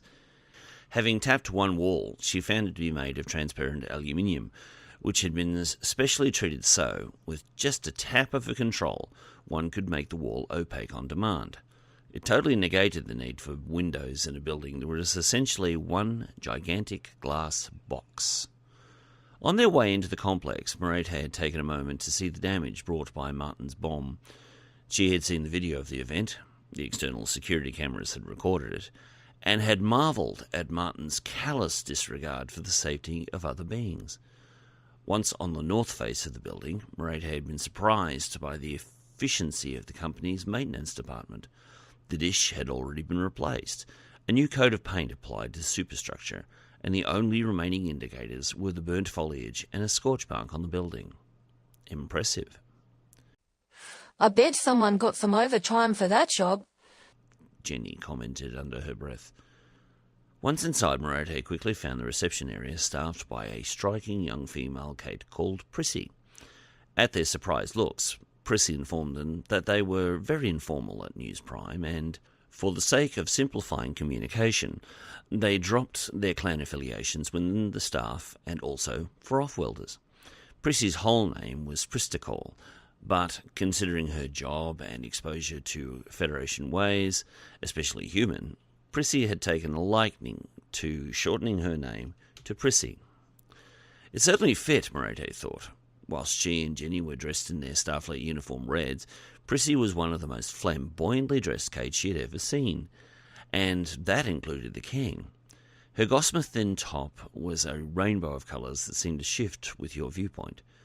She had taken the time to actually colour her fur atop her head pink, and dangling from each ear was a pair of white gold hoops. She looked like she had stepped from the pages of a teenage magazine. While they waited for their interviewer, Jenny could not help but inquire where she could buy a top like Prissy's. I'll have the coordinates of the shop for you before you leave, she said with her cheery and decidedly youthful voice. At that moment, Rogan shifted in his flying pram to try to get a look at this strange building. He was dazzled by the different coloured walls that tended to throw one's perspective out of whack. The sound drew Prissy's attention, and she bounded out from behind her desk to coo over the children. She glanced at Merete. Are they your kids? She asked. They're gorgeous. Motherly pride is a strong emotion, and Merete could not help but smile broadly. They are. And they are. Prissy gave Merete a knowing look and grin. What are their names? Merete leaned over and adjusted Piper's harness. This little lady is Piper Andrus Verandi. She then messed her son's hair. And this young male is Rogan Andrus Verandi. Mayon? Prissy picked up Rogan and held him high. The child squealed with glee. They're so cute. Their father must be very proud. A dark cloud passed over Merete's face, and the joy in her eyes left her. Her voice became tinged with sadness. I'm sure he is. Prissy noted the sudden change and recognised it. Has their father passed? A Merete's silent nod, Prissy added. I'm sorry. A side door opened, splitting an image that Picasso would have been proud of. Prissy, put that child down. It's not time for midday meal yet. With a chuckle, Prissy gave Rogan to Jenny, who had her hands out ready to take him. I'm afraid young Rogan would only be a snack, Prissy said with a cheeky grin. Merete gave her full attention to their new arrival. He was tall for a Caucasian male, with a deep richness to his colouring. His fur had been taken care of so consistently and professionally that she was certain he didn't have a single loose hair. He wore a loose-fitting formal shirt, ironed to perfection. His air was that of the consummate professional. Dr. AndrusTaurus, I presume. His voice was well-educated and his manner cultured. His friendliness was cleverly designed to gain him what he wanted. He held out a paw, which Merete took gladly. Merete indicated her companions. This is Ensign Jenny Rapid, and my children Rogan and Piper. I am Krashtallash, but you can call me Tresh. Thank you for coming. He indicated the door behind him. Would you please come with me? Like an old-fashioned gentleman, Tresh held the door open while Merete and Jenny negotiated the hoverpram through the door. Once passed, he stepped past them and led them on a short journey through a number of corridors to a large conference room with a beautifully carved wooden table dominating the centre of the room. In the metal building with its mad splashes of colour, the table seemed to be the only thing that truly belonged. It was ringed by a number of leather chairs which were, curiously, split down the back with a gap of about 5 centimetres. The reason for this became plain when Tresh sat down and slipped his tail through the space. Merete and Jennifer took seats after taking the children out of the pram and placing them on the floor with a few toys to play with. If I may? Tresh took out a larger-than-usual datapad and toggled the audio record button. Now, I was hoping to get a little background information, Doctor, before we talk about the hostage situation. Merete considered his words. If you scratch my back, I'll scratch yours. Tresh was unfamiliar with the saying. Excuse me? The doctor put her hands on the table, spreading her fingers. I mean, I'll answer your questions if you answer some of mine. Their host immediately went on his guard, his suspicion level high. He felt like he was being played. What questions? The door wide open, Merete stepped through, choosing her words carefully. Captain Piper has become aware of a disturbing number of missing black Caits, and she fears that they're being deprived of their basic sentient rights. Or worse. Tresh added. Still suspicious, he asked. Are you here in an official Federation capacity? Merete brushed down her jacket with its commander's bars near her wrists. I would have thought the uniform would have given that away, she said with only a touch of sarcasm. Tresh narrowed his eyes, his conflict obvious. Why would a Federation doctor from Altair 4 care about a few missing Caits? He asked, probing. Because regardless of their colour, species or whatever, they're sentients, people, and they deserve the protection of Federation law. Merete's voice dropped a few decibels. I was hoping we could help each other out. Folding like a house of cards, Tresh sank back into his seat. I'd love to, but there's not much I can do.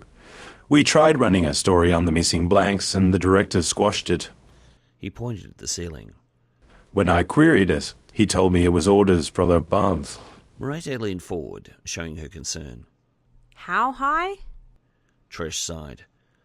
I got the impression it was government high.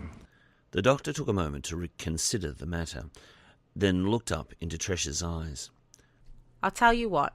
If you give me the information you've got for the story, when we deal with the situation with the blacks, and we will, I'll give you an exclusive from the captain herself. Do we have an agreement? Tresh fairly salivated at the prospect, but was still reserved. I'll have to get permission from the boss. Just make sure it doesn't get back to the government. Merete warned. Are you sure he will keep it to himself? The reporter grimaced. No, I'm not. He tapped his nails on the desk, creating a resonating rattle within the wood. I thought Newsprime was the best source of information on Cait. Jenny quipped. Tresh groaned. Things are not what they once were, Miss Rapid. Prime might be the best source of information, but that has to come with the approval of the Ministry of Information, and so it goes out to the people. This isn't always 100% accurate information. Merete curled a lip in disgust. You mean lies? We are unwilling accomplices in the campaign of misinformation. Tresh dodged. The doctor stood up and paced the floor. No matter how you pretty it up, the public deserves better. She pointed an accusing finger at the reporter. They deserve the truth. Tresh held up his paws in resignation. I know they do, he said with a little heat. But what can I do about it? She ceased her pacing and leaned over the desk. You can tell me what you know and help us make things right. Wouldn't you like to be able to report the truth once more and not worry about the consequences? Wouldn't you like Newsprime to be an honourable institution again? That caught the reporter's attention. His pride in his industry was strong. All right, Doctor. You have a deal. He leaned forward and began manipulating his datapad. Do you have a pad of your own I can link this to? Merete frowned. No, but you should be able to download whatever you need to my medical tricorder. She reached into a side panel of the pram and took out her ever-present tricorder. She never went anywhere without the tools for her trade. It took a moment for Tresh to configure the devices for a link. Then he uploaded the report directly to its databank. You will be able to download it to your ship's computer when you get back. Once complete, Merete gave the reporter a sweet smile as she replaced the tricorder in the pram's panel. Okay, Tresh, let's talk about what you wanted to know. After talking to 2 different families that morning, Pashtallash felt like banging her head against a tree, repeatedly. Whilst the greetings were quite consistent, that being of the honour of having a white Cait within their household, the families involved went into complete denial upon the mention of their missing clansperson. No matter how hard she and Scanner pressed them, they refused to even admit they would even produce a black family member. That alone offended Manny, and she often found herself biting her tongue. It seemed that the only reason the blacks had been reported missing at all was due to a friend outside the family making it known. As they walked to the local community transporter so they could make their way to their next denial session, Scanner looked around him at the houses nestled into the tree's branches. Each was beautiful in its own natural way, and yet it wasn't how they appeared that was speaking to him. Have you considered whether you'd like to settle down and raise a family here? He asked. Pashtallash was not impressed with the idea. I love my home world, Scanner, but I wouldn't want to live here. I don't like the way my people are behaving over a stupid thing like Drallah. They walked on a bit. Then Scanner asked another question that brought his fiancée to a halt. When would you consider us adopting some kids? Manny almost blanched. What? Scanner looked around him at the homes about them. He gestured at the sense of family values they entailed. Pashtallash, I want to start a family sooner rather than later. I'm not getting any younger, and I'd like to be able to play with them while I'm still up for it. Manny clucked her tongue. You're not that old, Judd, she said, pleasantly reproving. You got plenty of parenting years left in you. For a Cait, yes. There's so much time left.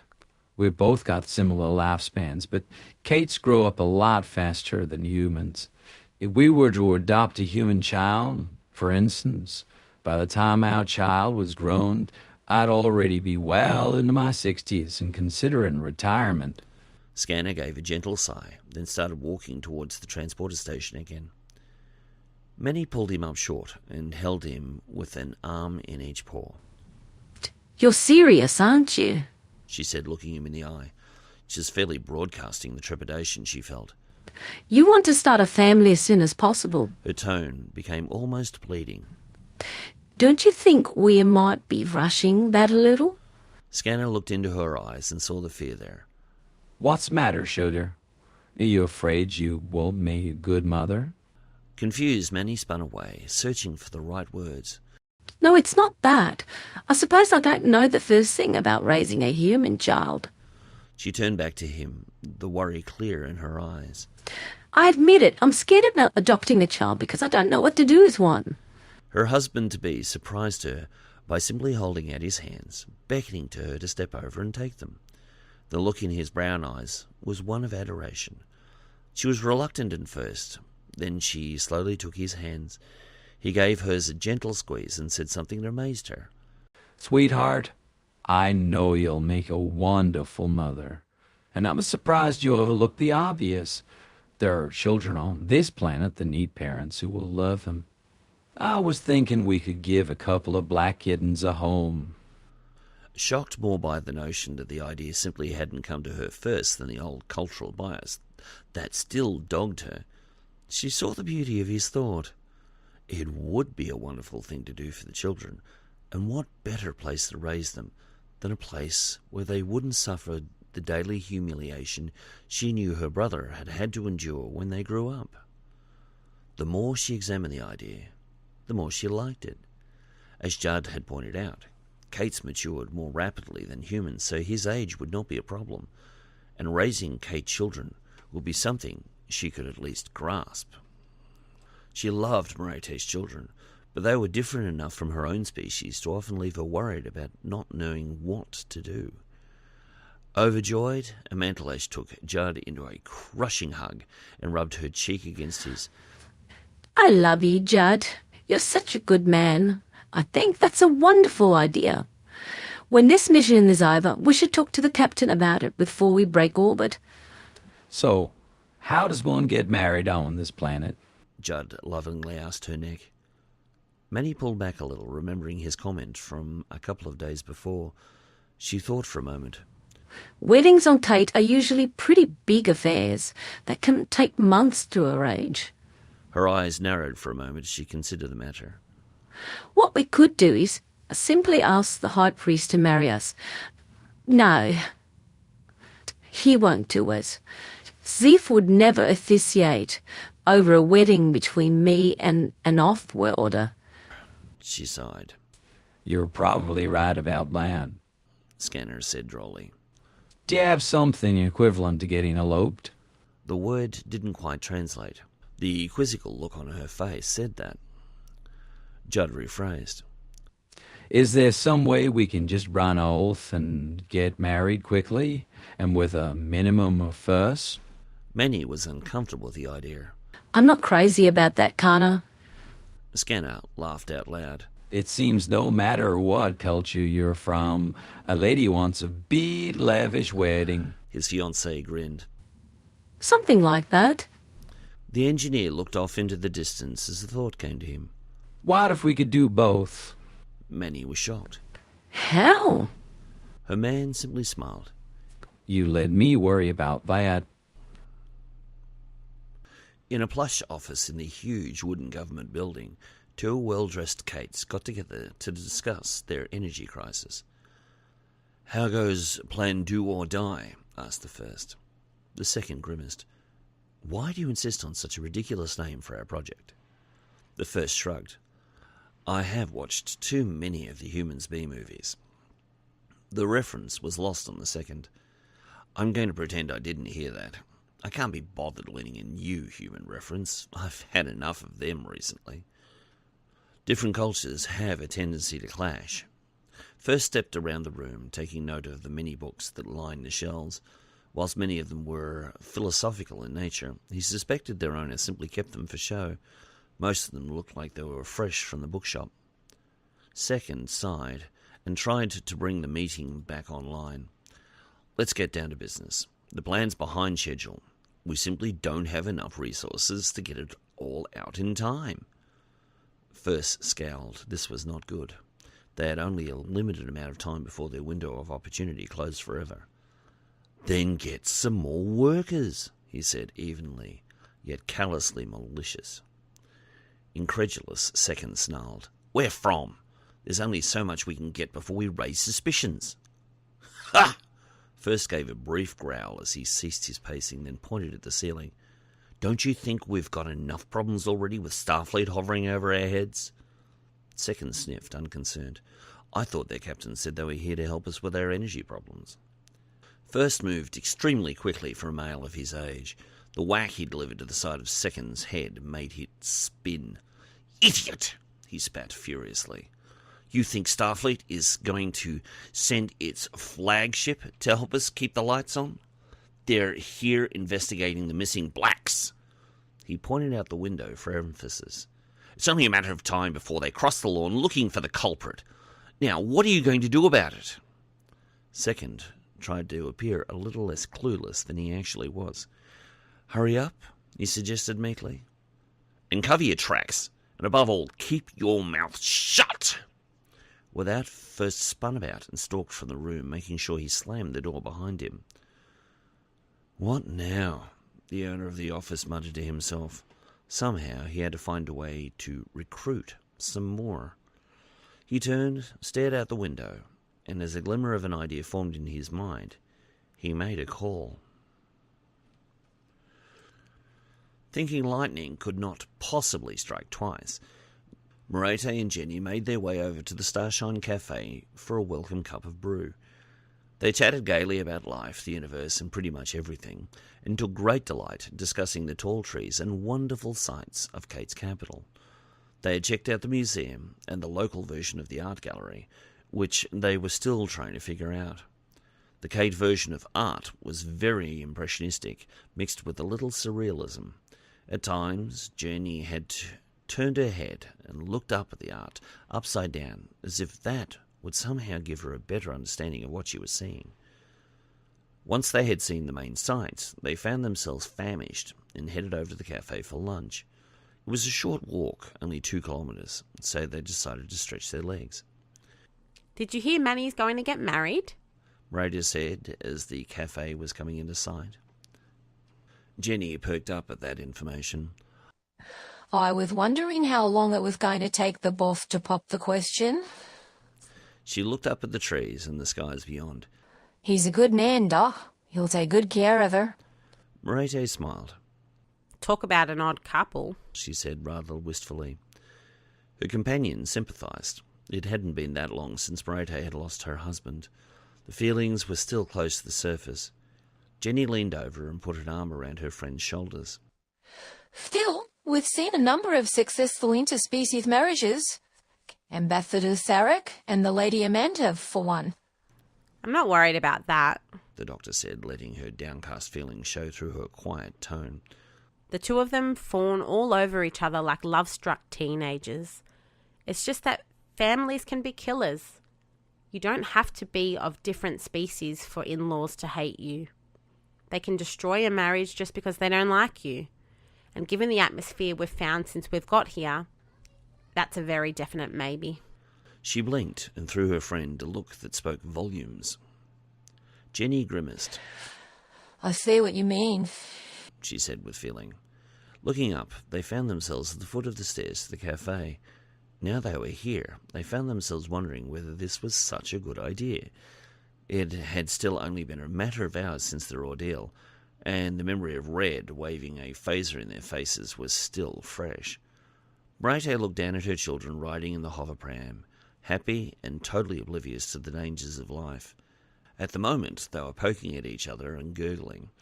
There were times she wished she could be as carefree as they. However, her life had often been cruel and had taught her the realities of the universe. It was a dangerous place at the best of times. She looked up at the cafe door again and decided once more she was going to enjoy this life regardless of what it threw at her. She owed it to Rogan, and she owed it to her children. He wouldn't want her living in fear, that she knew, so once again she chose to live. Pushing the pram before her, she put out a foot and took the first step up the stairs and inside. Once there, she found herself surprised at the large number of people there. Yesterday, it was fairly quiet. Today, it was a hive of activity. Once inside, Merete noticed her hands were shaking, so she clenched her fists to control it. She pushed the pram through the crowd and over to the same table they had taken the last time they were here, which was fortunately unoccupied at the time. She took Piper Jr. out of it and sat her on her knee. She looked over the table at Jenny, who had slid into the seat on the other side. She was doing a good job of hiding her trepidation, but not a perfect one. How are you doing? She asked. Jenny grimaced. As well as can be expected, she said. She bounced Rogan Jr. on her knee and was rewarded with a delighted chuckle. Surprisingly, they were joined by the waitress who had served them the day before. She wasn't quite as chipper, but she greeted them like they were long-lost family. I am so glad to see you two again. You guys are like real heroes. You saved us all. She took hold of both women by the shoulders and rubbed cheeks as if they were siblings. The doctor looked up at the young lass with a thin smile. Shh! I don't want anyone to know who we are, she said, her tone imploring. We just came in for a coffee. The waitress ducked her head in apology. Oh, sorry. Trying to restore the girl's spirits, Merete asked, What's your name? Dark brown eyes looked out from under long lashes. I'm Tish to sing, but my friends just call me Tish. Merete batted her hand and gave her a winning smile. Well, Tish, could you please bring us 2 cappuccinos, please? My pleasure is to serve. With a cheeky smile, she added, I'll leave you to give the kids the breast milk. Delighted to be considered a friend, Tish spun about and made her way through the milling throng to fill their orders. Jenny gazed about her with a touch of annoyance. I suppose everybody wants to see where the action was, she said. Jareth.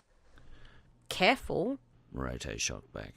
We fall into that classification too. The engineer nodded. Point taken. She gave a sheepish grin. At least all the attention's got to be good for business. Feeling a little uncomfortable with the people gawking at the burn marks where Red's phaser had taken out the security devices, the pair sat in silence for a minute. Trying to focus elsewhere, they turned their attention to the forest outside the window. A light rain had just begun to fall, and some of the droplets had made their way past the leaves and were now spattering the window, giving the flora outside a slightly distorted image. They were brought back to reality a moment later with a crash. Tish had reappeared at their table with the store owner at her side. As she placed the paper cup cappuccinos on the table, her boss began clapping loudly to gain everyone's attention. As he did so, Merete started shrinking back into her seat. She did not like where this was going. The owner raised his voice so all could be heard. Dr. AndrusTaurus and friend, do you honour us with your presence here today?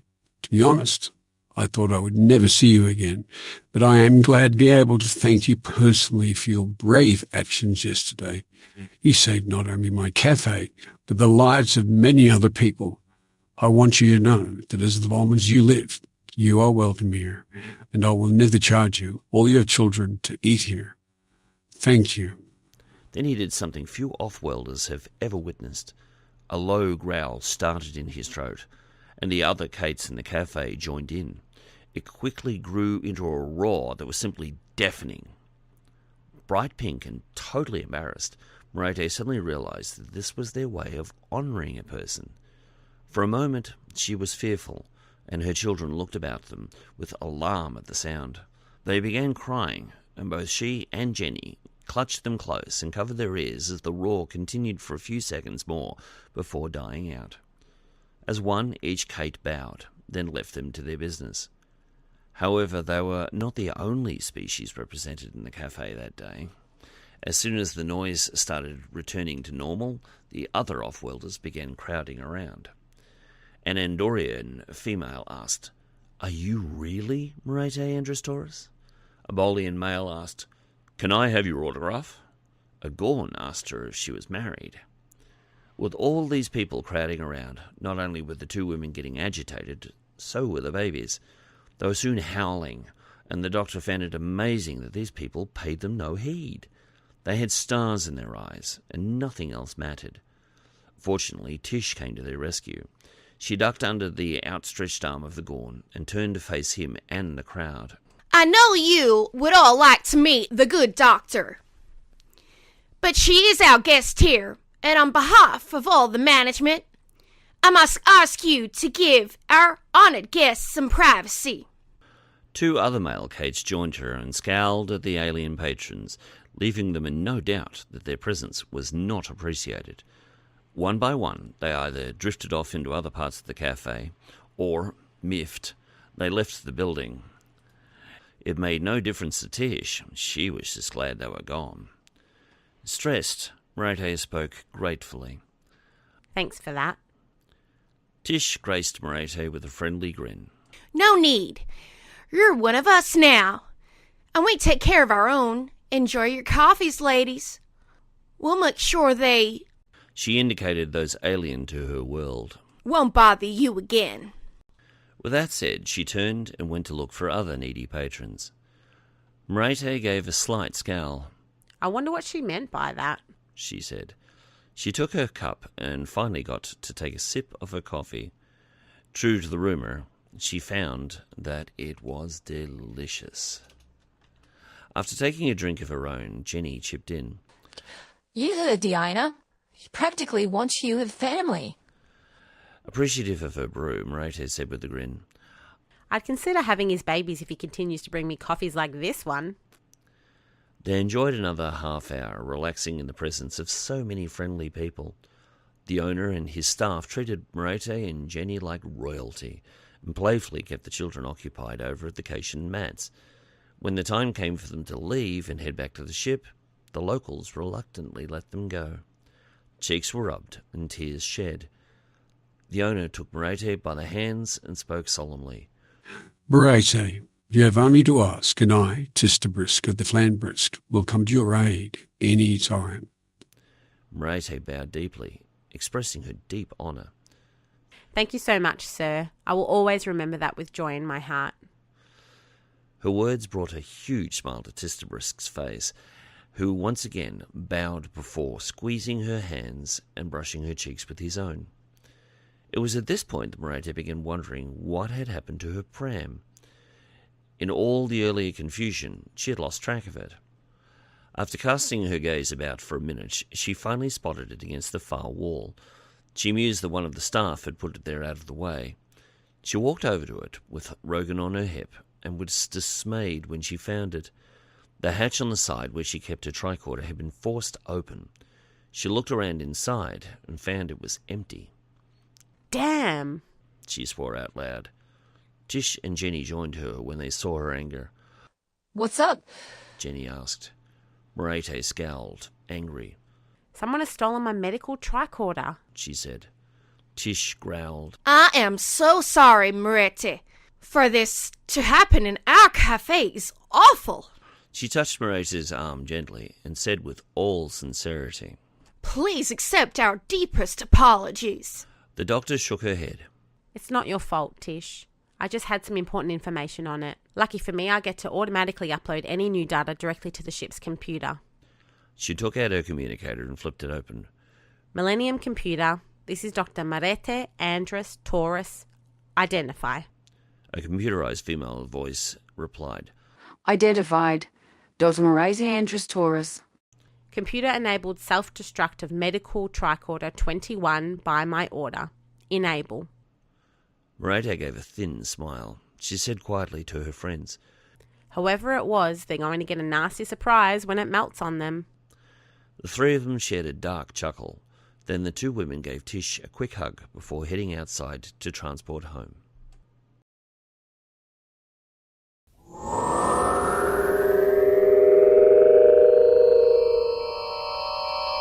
Once more, the forested world of Cait became real to the eyes of those transporting down from the Millennium. Piper took a deep breath of the clear air of Cait and found herself reminiscing about her homeworld, Proxima Beta. Like Cait, the Proximans had a great reverence for nature and did their level best to make their impact on that world as minimal as possible. She turned her gaze upward and took in the homes built into the trees that had seen no fire for millennia. She wondered how they would fare if a forest fire broke out and shuddered. The loss of life would be colossal. The public transporter unit she was standing on gave a warning beep. The message simple: get off. The three away members, Piper, Sarda, and Jason Nunn, stepped forward and off to the side to allow those waiting to be able to beam in. They watched a local couple of tawny Caits beam in and immediately step off the platform and make their way off to their home to the left. Piper watched them as they walked and remembered Crash once telling her how the people of this world were a very relaxed, happy-go-lucky people who always had time for anybody and everybody. Yet the people she was watching seemed to be hurrying, almost fearful. Piper frowned to herself. Something was very wrong here. Sarda produced his tricorder and switched it to navigation mode. As every dwelling on Cait was found by their GPS coordinates, there were no addresses in a world with no real streets. The need for electronic guidance was almost paramount. There were two ways of finding any home. Once your navigator was online, you could find them by their clan domicile or by numbered coordinates. If you knew the names of those living in a certain home, it was a simple thing to find them and beam over using the public transporters. Or if you were a little more well off, you could own your own flitter.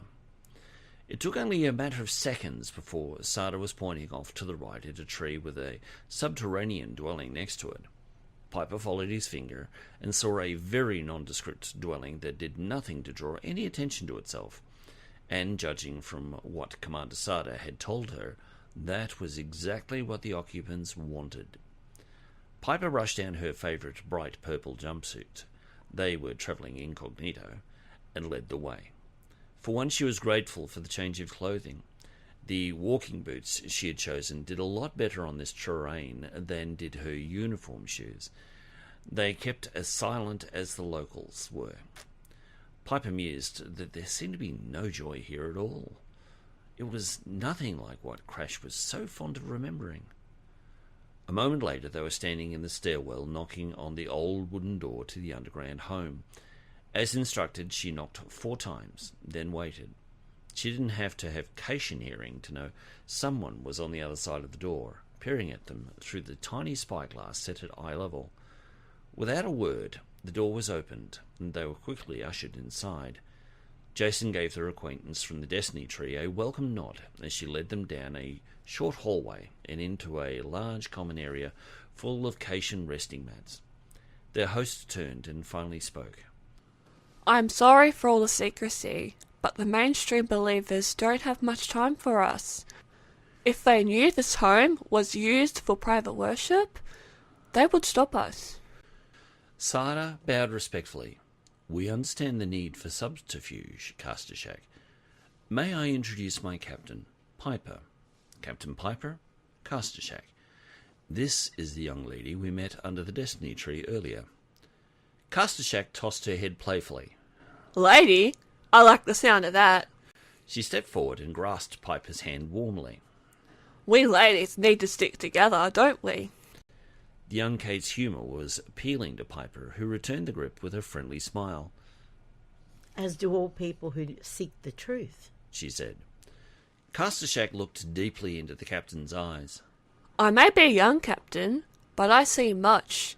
You seek the truth, but you don't yet know it. She gave her a huge grin of delight. You've come to the right place. She turned and shouted over her shoulder. You can come out now. 2 doors on the far wall opened, and a group of about 12 Caits came out to join their friend. The away team tensed at their sudden appearance, and Krashtallash, seeing this, put up her hands in peace. Captain, she said, my friends mean you no harm. If you'll pardon the cliché, I swear on my life. Piper saw the truth of it in her eyes and relaxed, the others taking their cues from her.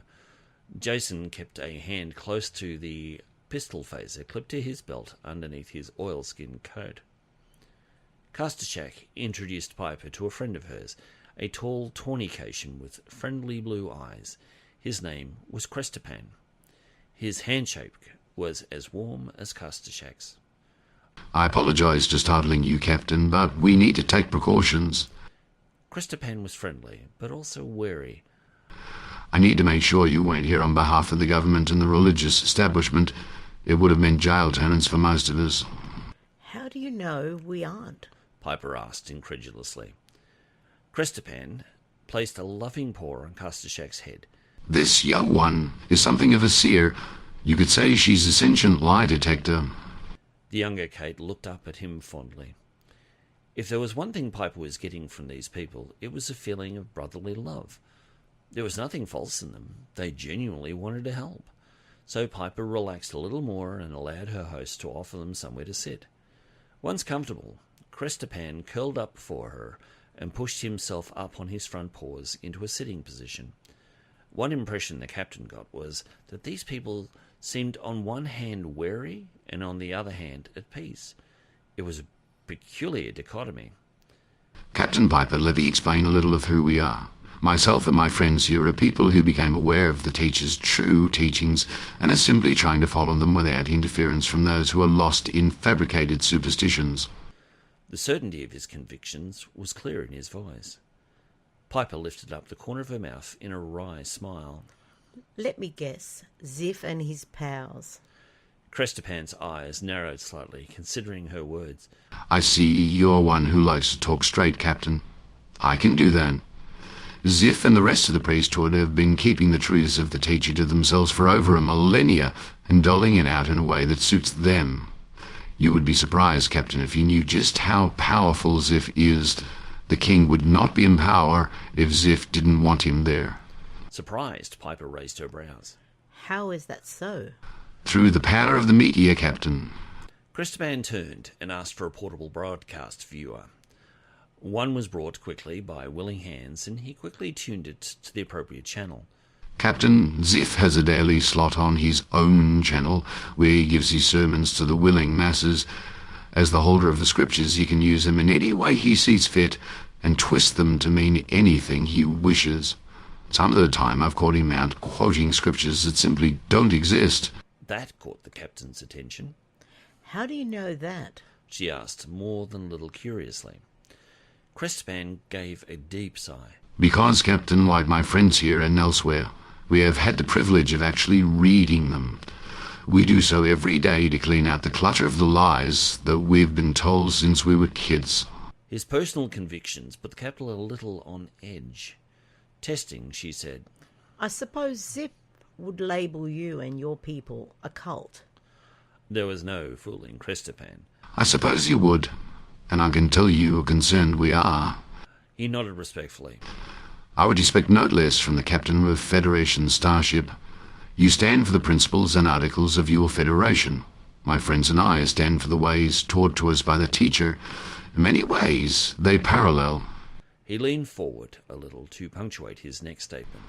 I can assure you one thing, Captain. You have nothing to fear from us. The unspoken hint was clear. Who is it that I should be fearful of? Piper asked. Krashtallash's spoke up at that point. Captain, how could you be so naive? She blurted out in amazement. Her mentor patted her leg in mild reproof whilst directing his attention to the captain. You have to forgive my sister, Captain. She is still young. He turned to Krashtallash's. The captain is anything but naive, my dear. She just needs to be clear about what I think. He looked over at Jason for a split second, then back at the captain. I'm sure the captain can understand that youths sometimes speak out of turn. Piper laughed at that. Yes, they do. But with training, they eventually overcome it. Playfully, she added. Most of the time.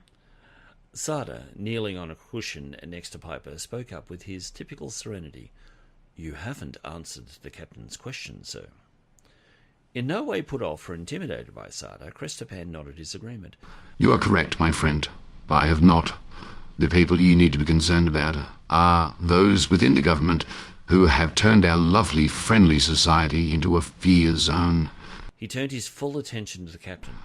Surely you've noticed the air of fear since your arrival. One can no longer go outdoors without worrying that something bad will happen to them. The danger isn't lurking just around the next corner. And when people like Martin Luther come along and make everyone believe that it really is a dangerous world, all sense of security is lost. We have lost our way, Captain. At this point he raised the portable televisor and showed Piper what it displayed. Zif was standing behind his pulpit, railing against the world once more, informing the people about the blight on their world in the form of black Caits. that the scourge must be wiped out once and for all. At that point, she made a mental note that Crash should have extra security when he visited the planet. The sadness in Crestaban's eyes was profound. It was people like Zif who preach fear and hatred that are bringing anything but peace to our world. He's advocating genocide, Captain, and the people in government and those in law enforcement do nothing. He cast a glance at the doorway. There will soon come a day when Zif turns his attention to us and anyone else who opposes him and his kind. Piper cast her gaze about and noticed that the feeling was mutual. These people weren't mad at Zif and his people, just sorrowful that this state of affairs had come to their world. She realized at that moment that these people were consummate pacifists. If the government came bursting down their door, they would be taken willingly to the slaughter. The notion repulsed her on a very deep level. They had every right to their pacifist views, but that they should be hunted down because their view differed from others was as intolerant as one could get. Plus, it was against the Articles of Federation, which were supposed to be protecting these people. The list of crimes being committed by this state just kept getting longer. The captain made a snap decision. Commander Sarda, have security post a guard here. I want to know if a single hair on their heads have been harmed. They are now under our protection. She looked Crestapan in the eye as she handed him her communicator. I want you to keep in touch with my ship. If Zif or his people give you any trouble, call me. Sarda nodded his understanding. The male Cait looked upon the item as a gift from God. Thank you, Captain. I knew you would be a just woman and answer to my prayers. Piper honestly said, I don't know about that, but I cannot sit idly by and let innocence fall. She slapped her crossed legs. Now, I need to know one thing. Do you have a copy of the scriptures for me to read? You understand I need to know what they contain if I'm to effectively counter Zif's claims. For a moment, the captain was afraid he was going to refuse her as he ground his teeth momentarily. He caught Piper's sceptical look and smiled apologetically. Captain, don't confuse my trepidation as reluctance. My problem is that, without proper interpretation, you wouldn't understand what you're reading. Sorry? Crestapan dove right in. Captain, without someone who is trained to understand what they're reading, and without God's guidance, you wouldn't understand the true intent of what is written. Piper's eyes narrowed in annoyance. You're starting to sound a little like Zif. Lost for words, Crestapan moved his jaw from side to side as he considered what to say. Fortunately, Krashtallash came to his rescue. Captain Piper, I volunteer to come with you to read the scriptures to you. She reached into her vest pocket and extracted a small pad. She touched the screen and glyphs similar to those in Jason's booklet scrolled down the display. I'm sure you will have many questions about what is written, and I will be happy to share with you what I have learned. At that, the captain's expression brightened markedly. Now that's more like it. As evening fell, the inevitable drew nearer and nearer, and 4 intrepid souls walked towards their destiny. For 2 of them, it was a homecoming of the worst kind. For the other 2, it was walking into the unknown. As they made their way towards the Lash Clown's home in middle suburbia, Crash and Manny looked up through the windows they had stared out through when they were growing up. For Manny in particular, it was strange, as it seemed as if only months had passed since she had last been here, when in fact it had been years. She had to remind herself her recent experiences of home had literally all been in her head. Crash had not laid eyes on this dwelling since he had left Cait about 15 years before. He had never intended to return, but he was not about to let his family get the better of him. He had left this world a frightened kitten and returned a confident commander from Starfleet. He narrowed his eyes, determined there was no way he was going to let them get the better of him. Scanner had to remind himself he was well and truly a seasoned adult, and that he had nothing to fear from his fiancée's parents. In his time, he had faced Klingons, Romulans, Orions, and Tholians, to name a few. The thought gave him courage. His soon-to-be in-laws should pale in comparison. Susanna simply looked up at the house and thought it was kind of quaint. And it was. As houses went, this one should grace the pages of Cation Home Beautiful. Mrs. Lash had spent many hours painting, decorating, and creating different ways to make their house more than a home, in true Cation fashion. The colours she had employed were many, various, and dazzling, usually running in ribbons that seemed to dance before their eyes. The home was a good 10 metres off the ground, and the dwelling spread out all over the tree.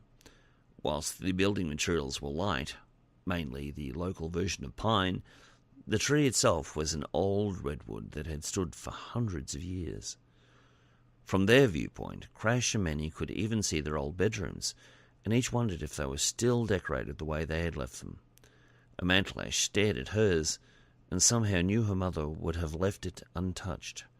She relished the idea that she would be welcomed home, but worried at what her parents' reaction would be when she announced her impending marriage to Judd. It was going to be a disaster. Of that she was certain. Their first problem of the evening became clear when they reached the base of the tree and found no stairs. The only way to get inside was to climb up the tree. They looked up at the entranceway, essentially a square hole in the bottom of the dwelling adjacent to the tree, and considered how they were going to get Scanner up there. Fortunately, Judd had planned ahead. Reaching to his belt, he gave his fiancée a smile and twisted a dial. The levitation boots he was wearing fired up, and he lifted off the ground a fraction. He held his hands out to Amantallash. "Want a lift?" She took a quick look at the tree, then thought the better of it, and placed her feet on Scanner's and wrapped her arms around him, placing her head on his shoulder. With another adjustment on his belt device, the two of them slowly ascended up the side of the tree and into the house. That left Crash and Susanna. Last one up the tree gets breakfast, Susanna called as she bounded forward and sank her claws into the bark. Crash wasn't caught off guard and raced up the side of the tree next to her. Regardless of his greater size, Susanna just beat him inside and sat on her haunches, giving him a cheeky smile. Big isn't always better, my dear, she said slowly. Easy for you to say, Susanna, Crash said without heat, a slight smile curling his lips. He turned and knocked on the ornately carved wooden door. He didn't want to be here, but there was no point putting off the inevitable. A moment later, the door was opened by a female who could only have been their mother. Pashtallash was the image of her daughter, save her colouring, and the smile she wore was so bright it could have warmed the world for an hour. Hello, my kits. It's so nice to have you home. She rubbed her cheek on Amantallash's, then Krashtallash's, then smiled a greeting to her ghosts. Hello. Crash introduced them. Mother, this is Ambassador Susanna Kara. He waved towards her with a loving smile, and then indicated Scanner. And this is Lieutenant Commander Judd Scanner Sandage, Chief Engineer of the Millennium. Susanna, Scanner, this is our mother, Pashtallash. Scanner shook her paw, and Susanna brushed cheeks.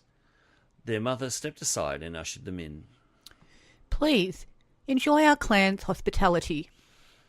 Those who were new to the home found it warm and inviting, as did Amantallash.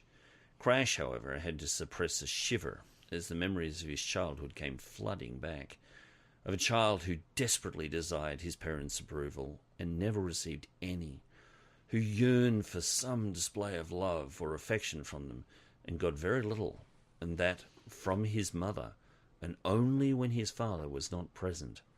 He saw it as her being willing to accept him as her son conditionally, as long as it didn't cause her a problem with her husband. It was true that she had been his advocate to push for his education, but he suspected his father had agreed just to get him out of the house. Amantallash ran a paw over the dining table and chairs that her parents had bought when she was a child. It was a Federation affectation, not a Cation tradition, but the idea was catching on. She looked over at the meat cooler and saw a drawing still attached to it she had drawn when she was barely a year old. I can't believe you still have that, Mother, she said, pointing to the picture. I kept all your pictures, dear. Pashtallash said in that voice that only mothers possess, a voice of love and encouragement and acceptance. Her words pierced Krash's heart. His parents' brazen preference for Amantalash was still bothering him today. There had been a clear hierarchy among the children. Amantalash, the golden one, Kraltathat, the ordinary, and Krashtallash, the despised. Suddenly feeling panicked, Krash started looking for an exit. A gentle touch on his elbow helped calm him. Susanna was very much aware of his distress, and she reached out to him to remind him that someone in the room loved him deeply. Once more, her presence gave him the courage to push through. As if she hadn't noticed, Pashtallash looked at her son and asked him how he was. "I'm fine, Mother," he said, his voice straining to sound normal. She would not be fooled. She stepped over towards him and looked up into his eyes. She had always been about 30 centimetres shorter than he, but she always seemed to be viewing him as if from above. You are not happy to be here, are you, my son? Krash's nerves were so raw, he actually flinched when she addressed him so. Recognizing him as her son was a rare thing for him. He was startled. You are not... Pashtallash's voice was certain, final. I don't blame you. She sighed, her voice one of resignation. We put you through so much when you were little. With all the hysteria about black Caits over the centuries, I would have thought we might have learnt something by now. She stared at the floor, her shame coming to the surface. Krash could never remember his mother voicing her feelings like this before. For what it's worth, my son, I'm sorry. She took his hand and was surprised to find it shaking. I failed you. I know. I just hope that when you leave this world again on your starship, it won't be the last time I see you. When she stopped speaking, the silence that pervaded the room was concrete. No one dared even breathe. Finally, Krash found his voice once more and said with more strength than he felt, "I forgive you, Mother. You did the best you could, considering the circumstances." He gave her hand a gentle squeeze, then did something he had never done before. He rubbed her cheek with his own, affectionately. When he stepped back, he could swear she could see tears in her eyes. She turned her attention to her guests, firstly to Susanna, simply because of her proximity to Krash. And how do you know, my son? She asked in that lovely, probing, "What are your intentions?" manner mothers have. Susanna poured on the charm. Eyes wide, whiskers arched forward, she took Pashtallash's paw and gave it a gentle shake. I am Susanna Kara, ambassador for the Federation. I'm currently working with Captain Piper and the crew of the starship Millennium to help with the situation on Cait. Pashtallash's eyes widened. I wasn't aware we had one. Her guest shrugged. It's a long story. Mother considered her words. You haven't answered my question, you know, she said slyly. Honestly, Susanna thought for a moment, then said by way of answer, Only in the nicest possible ways. It seemed to delight Pashtallash, who beamed at her, then turned her attention to her last guest, Scanner. And how do you find yourself in the home of the Lash clan? Before he could say a word, Amantalash blurted out, We're getting married, Mother. All eyes turned to Amantalash. She seemed as if a great burden had been lifted from her shoulders, yet the fear of rejection was in full force. Her mother narrowed her eyes. What you are saying is going to be impossible. Her tone broached no argument. Scanner asserted himself at that moment.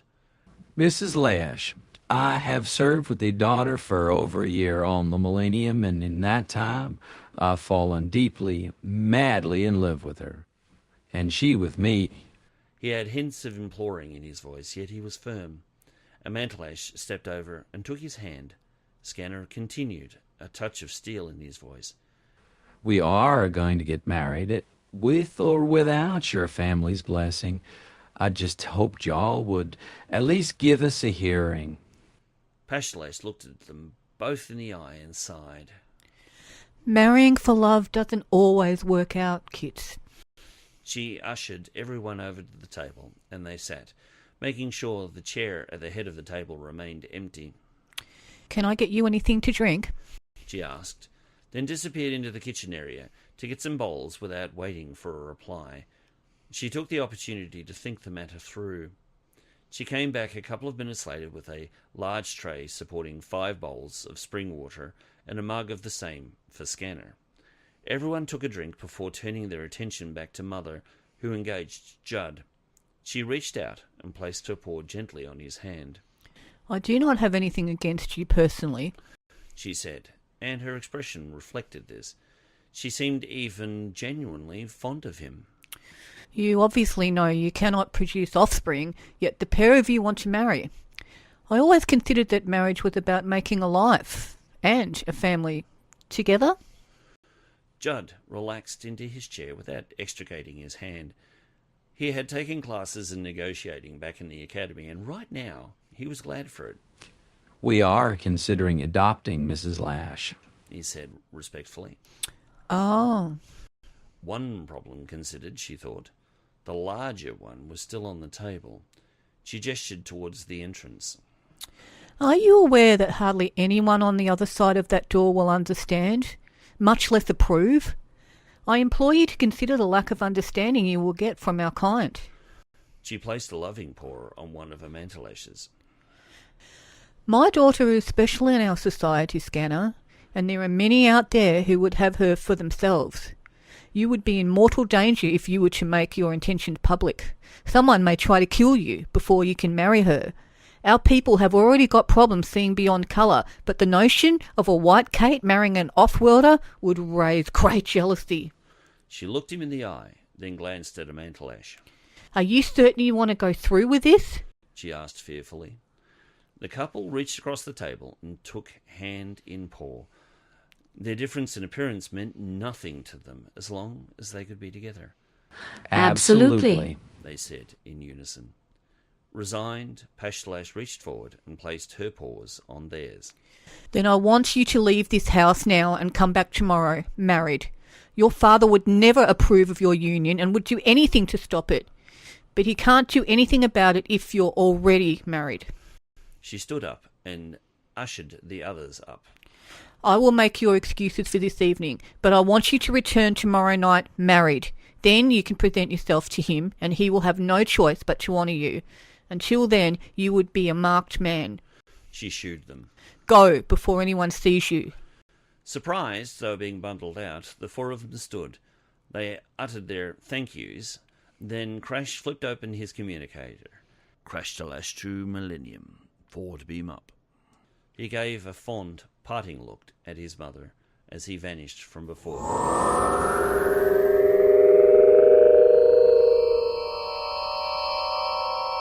Time cannot be measured when one is being transported, but to Krashtallash's eyes, his wooden home dissolved before his eyes to be replaced with the plush metallic look of the Millennium's transporter room. The 4 of them turned, gave each other a long look in silence, then left the room without a word. In silent agreement, they headed to the tree to talk things over. As they walked, Krashtallash found himself considering the situation and drawing some interesting conclusions.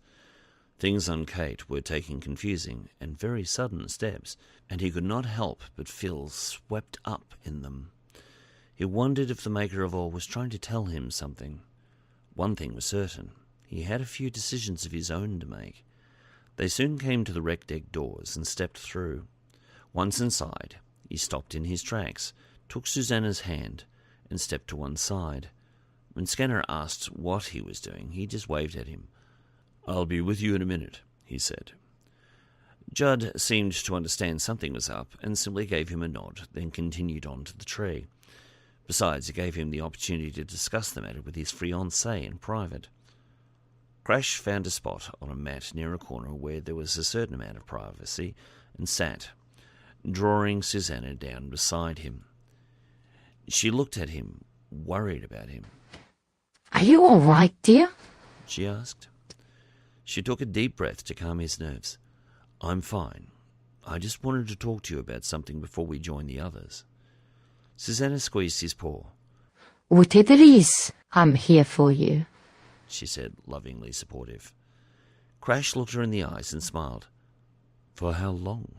He said, voicing his thoughts out loud.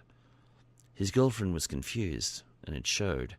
She went through a gamut of different expressions before light dawned. For as long as you need me, she said with an enduring smile. Fighting the tightness in his chest, Crash said, What if I said, for the rest of my life? His eyes searched hers, looking for the answer he so desperately wanted to hear. She wasn't going to disappoint him. Krashtallash, my love, are you sure this is what you want? One of us is going to have to leave their career. Her mate smiled, then took her hand. Not necessarily, he said cryptically. Susanna Cara, you have captured my heart like no other female has, and I simply can't imagine living my life without you. When Judd and Pashtallash marry, I want it to be a double wedding. Will you be my life's mate, my wife? Susanna was amazed at the plethora of feelings that were flowing through her at the moment. Joy, fear, delight, hope, all in one package. She had to admit that the future was uncertain for them, but she also recognized that she didn't want to face that future without this amazing Cait by her side. She didn't know it, but she was crying. Yes, my love, I will. And yes, why not make it a double? Crash was so overjoyed that he gave Susanna a huge hug. Then the two of them began rubbing noses and cheeks in sheer delight. Filled with joy, the two of them jumped up and bounded over to the tree to join the others. Judd noticed them as they drew near, looked up, and gave them a cocky smile. I suppose we're having a double wedding then? He asked. Stunned, the pair stopped mid-stride. How did you know that? Susanna blurted. I didn't make commander in Starfleet without learning something along the way. The pair of you have had eyes for each other since you met, and I can't imagine there was anything else you'd want to discuss so suddenly right now. Happy for them, Judd stepped forward and shook both their hands. Congratulations. Pashtallash did likewise, giving both of them a lick on the cheek, and the four of them sat to make plans. Naturally, it wasn't to be. No sooner had they begun discussing their preparations than the captain called them all to her reading room for a meeting. Chapter 9. Shortly after Krashtallash and his band beamed out, Pashtallash arrived home, bounding in the door, fully expecting to find his wayward children waiting for him. It was not to be. He had come home to a largely empty house. Only his wife was sitting at the table, waiting for him with a hot meal already prepared for him. Where's the kids? He asked, confused. His wife noted that he hadn't said good evening or asked her how she was. No, the only thing that entered his mind these days was what he wanted. Without showing how she was feeling, she had a lot of practice at that, she smiled thinly and told him, Crash and Manny had to give their apologies for this evening. They'll be here tomorrow night for dinner. Clearly displeased, her husband dropped down into his chair and started eating his meal without further preamble. I take it you told Run not to bother either. He growled. I did. She watched as he finished his meal in silence. She had long ago stopped asking her husband about his day. His job in the transport industry was the same, day in, day out, and he had long ago dropped any pretense of actually being interested in her day. This was how most evenings went these days. Eat, no conversation, and then her husband, distressingly, put on the televisor and watched that awful priest Ziff carry on with his constant messages of hate. It was the same old stuff, day after day, and Slash seemed to buy right into it. His attitude was reflecting his viewing choices, and recently she'd even begun sleeping in Amantallash's room to get some peace. The truly sad thing, Pash reflected, was that her husband had not objected to her choice. Once he was finished, he got up and took his dish to the washer, opened it and put it inside. With the door open, he noted it already contained 5 bowls and a mug. It was the mug that caught his attention. Only an off-worlder would need a mug. Hooking the handle with a finger, he extracted it and hung it out for his wife to see. Had visitors, have you? He asked, his tone daring her to lie to him. Terrified, Pashtallash had to think quickly. Fortunately, an idea came to her. A human Starfleet officer came by earlier. He was an engineer and he was looking for you to discuss transport issues regarding our planet's energy problems. Her husband's eyes narrowed as he considered her words. There was a ring of truth, but there just wasn't any need for someone in Starfleet to come and talk to him about anything. Nice try, he said, a low growl starting in his throat. But I don't believe you. He took a menacing step towards her, letting the mug drop from his hands and enjoying the sound as it shattered on the floorboards. Now, I want to hear the truth. Unwilling to give up the children, she continued. I was telling you the truth. A Starfleet engineer did come by, she implored. Krashtallash took another step forward. Stop lying to me, he snarled, baring his teeth. I'm not! Pashtallash wailed as she slipped and fell off the back of the chair. Her husband stopped as a thought came to him. If a human Starfleet officer came here today, what was his name? He smiled sadistically. He had her now. Doing the only thing she could think of to save herself and still keep her secret, she said, His name is Commander Judd Standage of the Starship Millennium. Krashtallash was stunned. She had actually given him a real human name. He looked at his wife sideways as he glared at her, considering whether this was just a tactic or the truth. There was a way to test whether she was lying, however. He stomped over to the video communicator and made a call. As Krashtallash, Amantallashh, Susanna Kara and Scanner made their way down a corridor on the way to the captain's ready room, Judd received notification of an incoming call. "Who the hell could that be?" he asked out loud. He stepped over to a comm panel and hit the receive button. An unfamiliar male Cait appeared on the panel, with a decidedly familiar background. Behind him stood a very frightened-looking Pashtallash. Scanner realized with a start he was staring at his future father-in-law, and he was not happy. "Commander Sandage here," he said, feigning a lack of recognition. Behind Scanner came a quick inhale of breath as a startled Amantallashh recognized him. Father, why he call you, sir? Krashtallash glowered into the screen. Your mother told me that a human Starfleet officer, Commander Sandage, came by earlier for something. Is that true? The group were all thinking the same thing. Funny, he only mentioned Judd. As he was the only one being called, Judd spoke for himself. Yes, sir. I was there earlier. Your wife is an excellent hostess. You should be proud. Not many Cait submen have been thoughtful enough to be ready to cater for off-worlders when they visit. I enjoyed a mother fresh water. He smiled as he gave the compliment. Judd's upfront manner put Krashtallash at ease. He was making no attempt at subterfuge. He just wasn't telling him all the facts. The angry Cait still looked suspicious but placated, at least for now. I hear my daughter is visiting tomorrow night for dinner, he said matter-of-factly. Perhaps you could join her. We can discuss what you came here today for. Scanner had no idea what Pashtallash had told her husband, but one thing was for sure. It wasn't the truth. He would just have to wing that one when he got there. I would be delighted to escort her to dinner tomorrow night, he said in all truthfulness.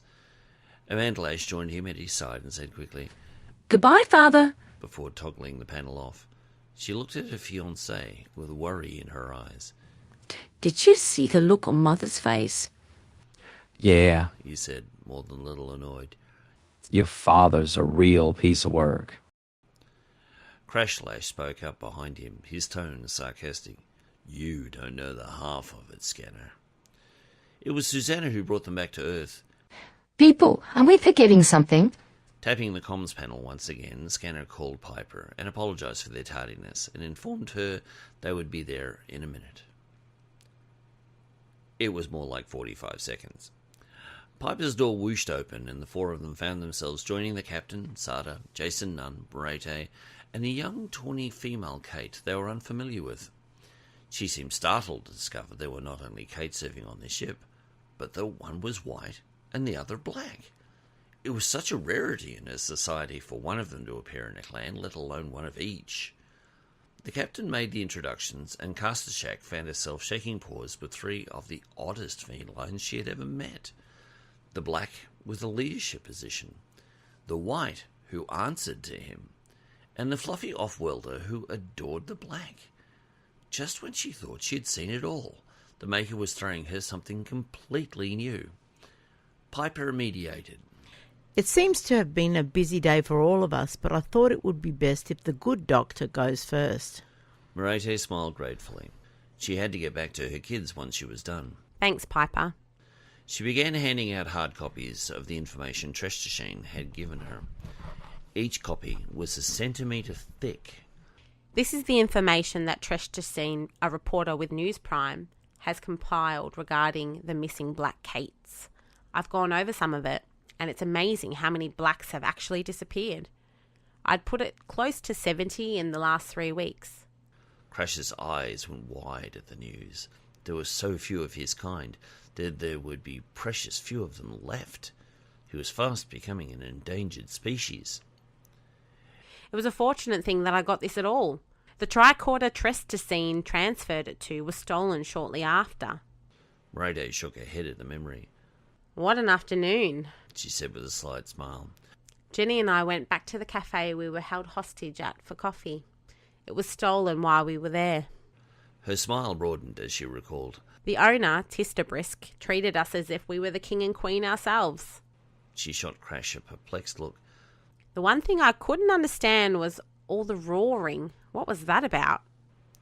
At that point, the Lash siblings roared with laughter. Even Krashtallash gave a chuckle. What is it? Piper asked once their laughing had subsided some. Krash spoke up in mirth. Doctor, you are now an honorary Cait. The hero's roar is given to honour another's bravery, but it also has the side benefit of the instigator offering to make you a clan member. If you didn't decline his offer, which I don't think you would have done as you wouldn't have understood what was happening, then you automatically are considered part of his clan. If you ever need something while you're here, you can call upon any member of his clan and they will treat you like family because, as far as they are concerned, you are family. To the Cait, you are now Merete AndrusTaurus Tabrisk, and you'll be addressed as such. By this stage, Merete had flushed hot pink, but the warm smile on her face spoke of the depth of the honour the cafe owner had bestowed upon her. That was very sweet of him, she said. Scanner rolled his eyes. As if your name wasn't long enough already. The doctor wore a mock frown. That's coming from Lieutenant Commander Judd, Scanner, Sandage. Piper laughed along with the rest, then recalled something Merete had said that bothered her. Someone stole your tricorder. Merete shrugged. It was no big deal. It was a simple thing to replicate another one. Yes, I think someone souvenired it while Jenny and I were distracted by the crowd of tourists looking for autographs. The captain knew where Merete kept her tricorder. Why steal just the tricorder? Why not steal the whole pram? They would have had to break the lock. That thought gave the doctor pause. A thought disturbed her. They would have had to know what they were looking for. Only the tricorder was missing. Sarda considered the logic of the situation. It would appear someone was aware there was sensitive information on it and retrieved it. That led to a terrifying thought. If that's the case, Merete said with a shiver. then Krashtallash could be in danger. Not one for inaction, Piper mashed a button on her desk. Security, locate occasion reporter Krashtallash, who works for News Prime. Offer him a security detail and let him know we believe his life may be in danger. The officer on duty acknowledged the order, and Piper turned back to her people. Thanks for that, Merete. I know the kids probably need a feed by now. The doctor laughed. More likely they just want their mum.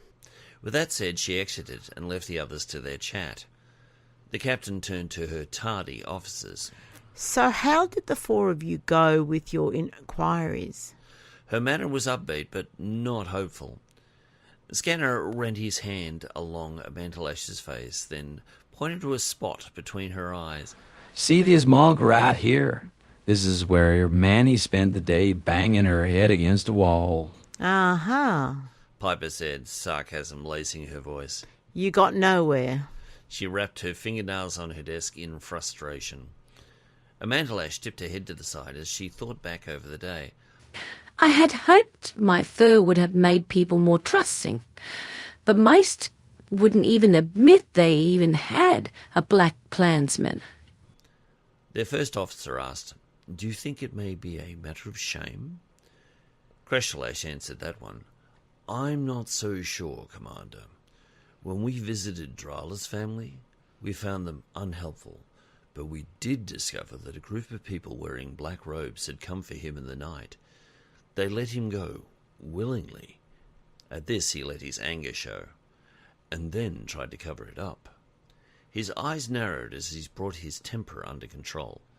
"However, Captain," he said more evenly, "upon reflection, I think his mother gave him up more out of fear than shame. I believe her husband bribed her with a replacement child she hoped would be tawny. I think she feared the future if she didn't give him up because everyone else was giving up theirs. Perhaps she feared she would be the only one left with a black kit." Susanna noted that Krashtallash had deliberately not given all the details. As she sat next to him, she could feel the muscles in his body tense as he recalled the incident. She realized he was worried something like that might happen again, and he was afraid for her. She slipped a paw into his and gave his fingers a gentle squeeze. At this point, Scanner found the need to satisfy his curiosity. He asked, Crash, it's been my experience that felines in general tend to mate throughout their adult lives. Yet the Cait seem to limit themselves to only 1 or 2 litters. Why is that? Piper's brows shot up at his forwardness. A species reproduction was not something people talked about in polite conversation. "Scanner," she hissed as she waved at him, annoyed at his lack of etiquette. "It is not a question to be embarrassed about, Captain," Krashtallash stated calmly. "As you're aware, the Cait are very ecologically minded. We have, through the generations, leaned towards limiting our population growth so we can keep an ecological balance with nature. Also, we do not have sex for fun. We enjoy physical contact for basic intimacy, but we do not engage in intercourse for recreation as many other species do. It is purely for procreation. As such, most pregnancies are planned and very few unexpected children are brought into the world." He made his statement without shame, completely matter of fact. In the corner, Sarda nodded his agreement with the sentiment. "A commendable attitude, Commander. Very logical." Scanner was not so agreeable. It's a bill of fame Merete and Robin weren't thinking that way, or little Piper and Roland wouldn't be with us. Crash had to accede to that point. True. Tapping the desk with a nail, Piper brought the meeting back on track. "All right then, Crash. Did you get anything out of your brother?" Crash, Manny, Scanner, and Susanna all squirmed for a moment. Their personal issues had resulted in their meeting with Kraltathat being postponed. Susanna spoke for the group. Captain, an issue of a personal matter came up while we were there, and the dinner had to be put off until tomorrow night. Susanna used her best diplomatic manner. Piper scowled. "What happened?" she asked, more than a little annoyed. Scanner recounted their meeting with Pashtallash only an hour before and how it had ended with their being bundled out. Piper's annoyance abated a little when she realised Pashtallash had only acted out of their best interests. She sighed. Just when I thought this universe was weird enough, she said introspectively. Scanner sat forward in his seat and looked his friend and captain in the eye. Piper, I need a favour. Manny, Crash and Susanna also sat forward as one. Crash said, "Actually, we all do." This should be good, Piper said with a thin smile. She tried to make the most out of life's little curveballs, but sometimes they all came a little too fast. The others looked to Scanner to be their spokesperson. Piper, we need you to perform our wedding for us. We need it to happen first thing in the morning. The captain assumed that Crash and Susanna were performing as witnesses. I suppose I can dust off my dress uniform for an hour in the morning, but that's the best I can do. No party, no reception. We don't have the time. We'll have to celebrate later. Scanner grimaced and Piper wondered why. You don't quite have all the facts, Piper. Crash and Susanna want to get married too.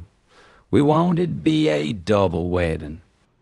The captain's friends were not sure they had ever seen her gobsmacked before, but there was always a first time, and this was it. Piper just sat behind her desk, jaw dangling, eyes wide, speechless. It took her a moment for her brain to get back into gear, and she found herself resisting her first impulse, which was to say, "Are you out of your mind?" She looked from one couple to the other, then at each individual, then shook her head in wonder. She turned her attention to Crash alone. You went from infatuation to marriage pretty quickly, Crash. She let the concern she felt show. Keeping the captain's gaze, Crash let her see his resolve. "Yes, Captain, it is typical of my people in such matters. Once we decide to marry, we set our hearts on making it work and growing the love we have for each other." He squeezed his fiancée's hand. "As we will do." Scanner frowned. Not every Cait thinks like you do, my friend. It's pity your father doesn't share your ideas. Manny was hurt by his comments. Our father wasn't always that way, Scanner, she said, defending him. I remember he used to be very affectionate towards her. Her brother nodded his agreement. I wonder what changed it, Susanna said thoughtfully. Krashtallach spoke for the first time with her serene voice. Zifted. As the others turned their mostly curious eyes at her, she added, One of the things he preaches is that men should rule over women and be the master of his house. Jason Nunn also broke his silence. "Is that according to the scriptures?" he asked. The young Cait shook her head. "No." He interprets the teaching that a man needs to lead his household as to somehow rule over it. It's not the same thing. The Lash sibling stared at her as if she had grown an extra tail. "How could a youngling like yourself know this?" Crash asked. Because I've studied and even committed a fair amount of them to memory. She said this with a certain measure of pride. Crash and Manny shared a look that described how appalled they were. "Only priests are supposed to read them," said a very troubled Crash. Krashtallach smiled at them contentedly and twirled her tail in delight. She was in her element. That is what they would have you believe. The teacher wanted everyone to know his teachings. All of them. Not just an elite few. She looked at the captain. We tend to find this kind of reaction all the time among our people. We are so conditioned from youth to think that only the priests should be allowed to read the scriptures, that when one is given the opportunity to read them for themselves, they balk at the very thought of it. With knowledge comes power, Piper said, pondering their situation. She scowled for a second as she realized they had gotten off track. She looked the four fiancés in the eye, one by one. "Are you absolutely sure you want to go through with this?" she asked, totally serious. I will not be happy if you express any regrets. If you think you'll have any, then you should not go through with it. Do I make myself clear? All four nodded. She asked each one in turn if they were certain this was the way they wanted it. Each one said yes, without hesitation.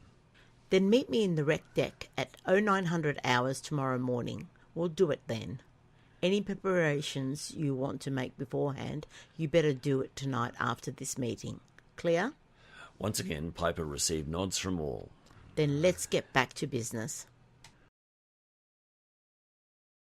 Being a world-famous reporter for News Prime had its perks. Not every place on the planet had a convenient transporter pad, and some news events happened on the oceans, where beaming in was not recommended.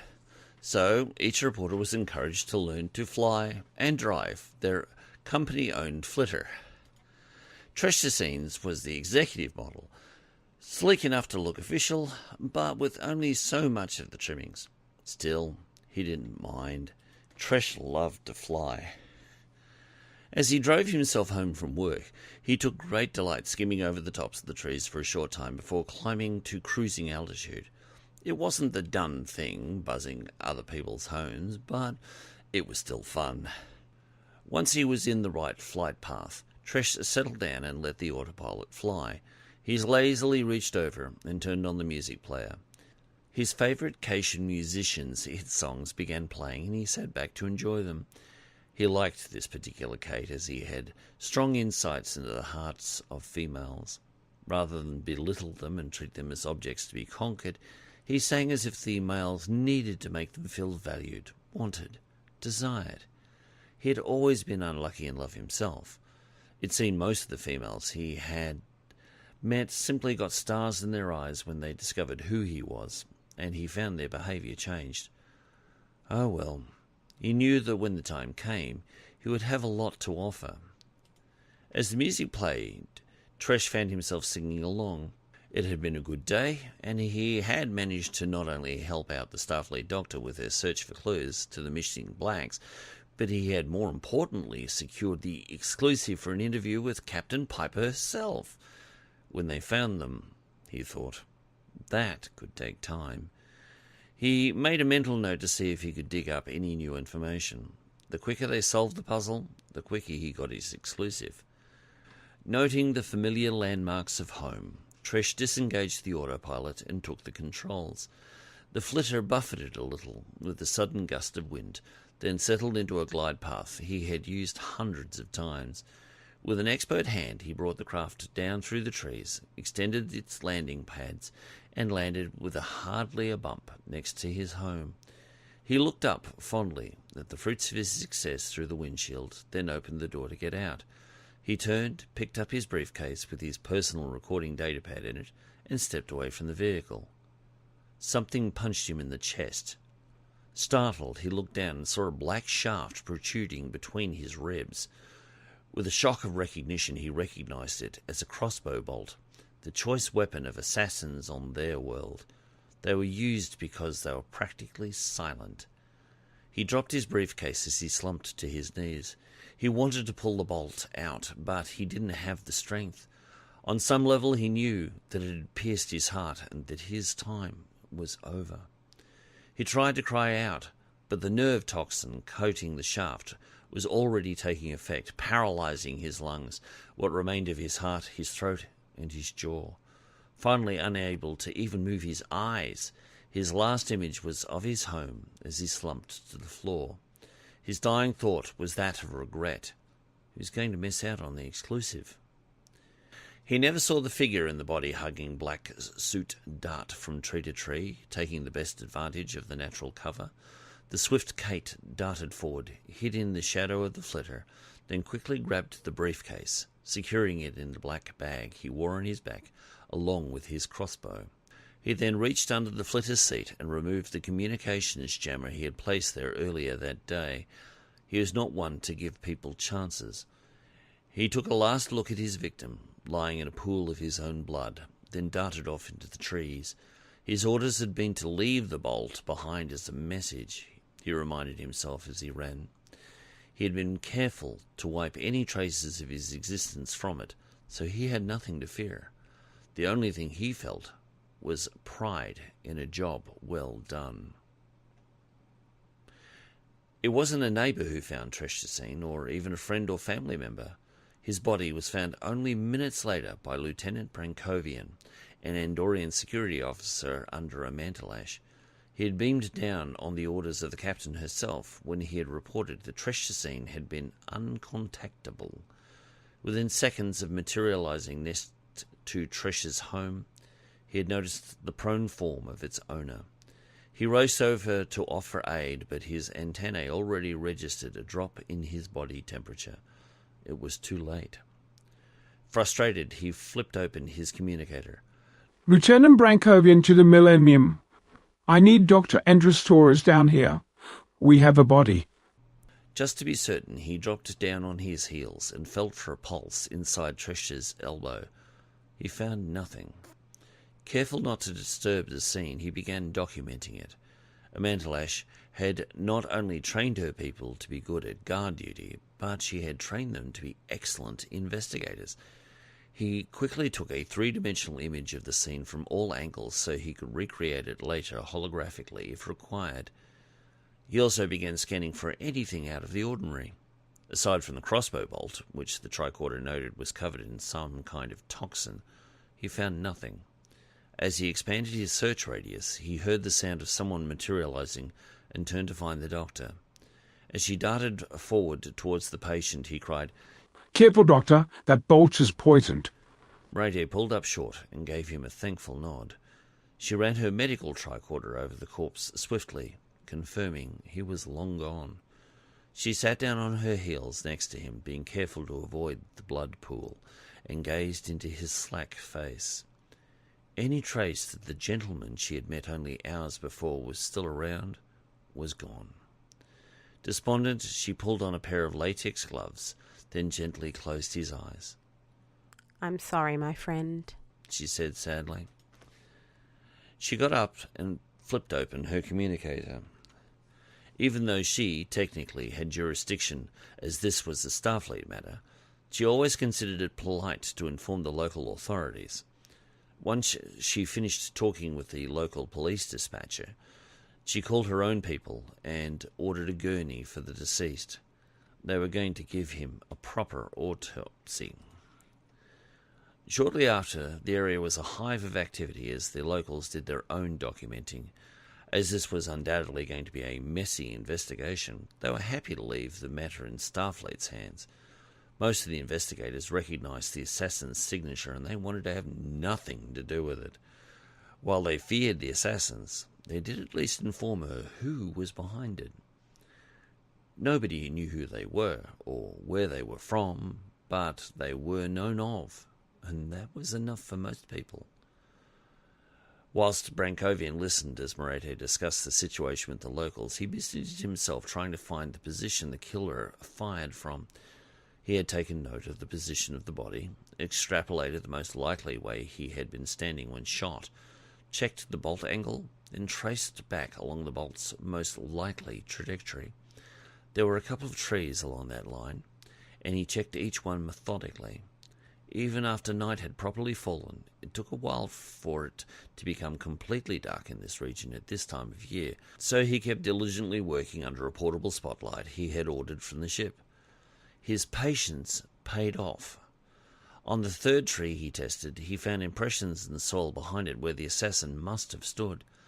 He photographed this and the tree. Then he examined the tree bark and found the assassin had made a fatal error. As he had leaned against it to take the shot, he had left behind a single hair that had worked its way free of his clothing. Brankovian picked it up gently with a pair of tweezers and looked at it. His colour perception was not too bad in any light. Andorians see colour with their antennae, not their eyes. He was uncertain in the light from the flood lamp, but he thought it was white. That night, Scanner put Project Wedding into motion. Even before he had proposed to Manny, he had known that there was a real possibility that their wedding would take place on the ship when the time came, so he had begun making plans for that very eventuality. While he hadn't covered quite everything, he had most of the pieces in place so they could make the finishing touches easily. Knowing who he would need to do what, he quickly organised a very willing group of people who happily gathered to put everything in place. Leaving them to their work, Scanner put the final piece in place by making a general announcement over the ship's intercom, inviting anyone not on duty to join them for their wedding. With all the bases covered, Scanner, Manny, Crash and Susanna retired to their rooms to A. try to get some sleep, and B. prepare themselves for the wedding ceremony. Naturally, there was very little of A and a lot more of B going on. Chapter 10. 0900 hours, ship's time, the next morning found most of the off-duty crew members crowded into the wreck deck to view the wedding. Most remembered the last one held here, and the tragedy that ensued only days later. They hoped that history would not repeat itself. There was little preamble with this service. No one walked the ladies down the aisle. They simply stood beside their man and waited for Piper to begin. Both females had chosen each other to be their witnesses. The males had done their own thing. Krashtallash had asked Carmen Valastro, the ship's navigator, to be his witness, whereas Scanner had asked Sarda to be his best man. Both invitees were honoured and were dressed in their dress uniforms that were starched to perfection. Their uniforms weren't that different from the normal red jacket and pants with white undershirt, except for their jackets, which came halfway down their thighs. The six of them stood before the huge crowd under the shade of the oak. The ladies noted that the entire wreck deck had been decorated with white ribbons and bows. Scanner had even managed to organise a small podium for Piper, which was similarly decorated. While the grooms wore their dress uniforms as well, the brides had gone their own ways.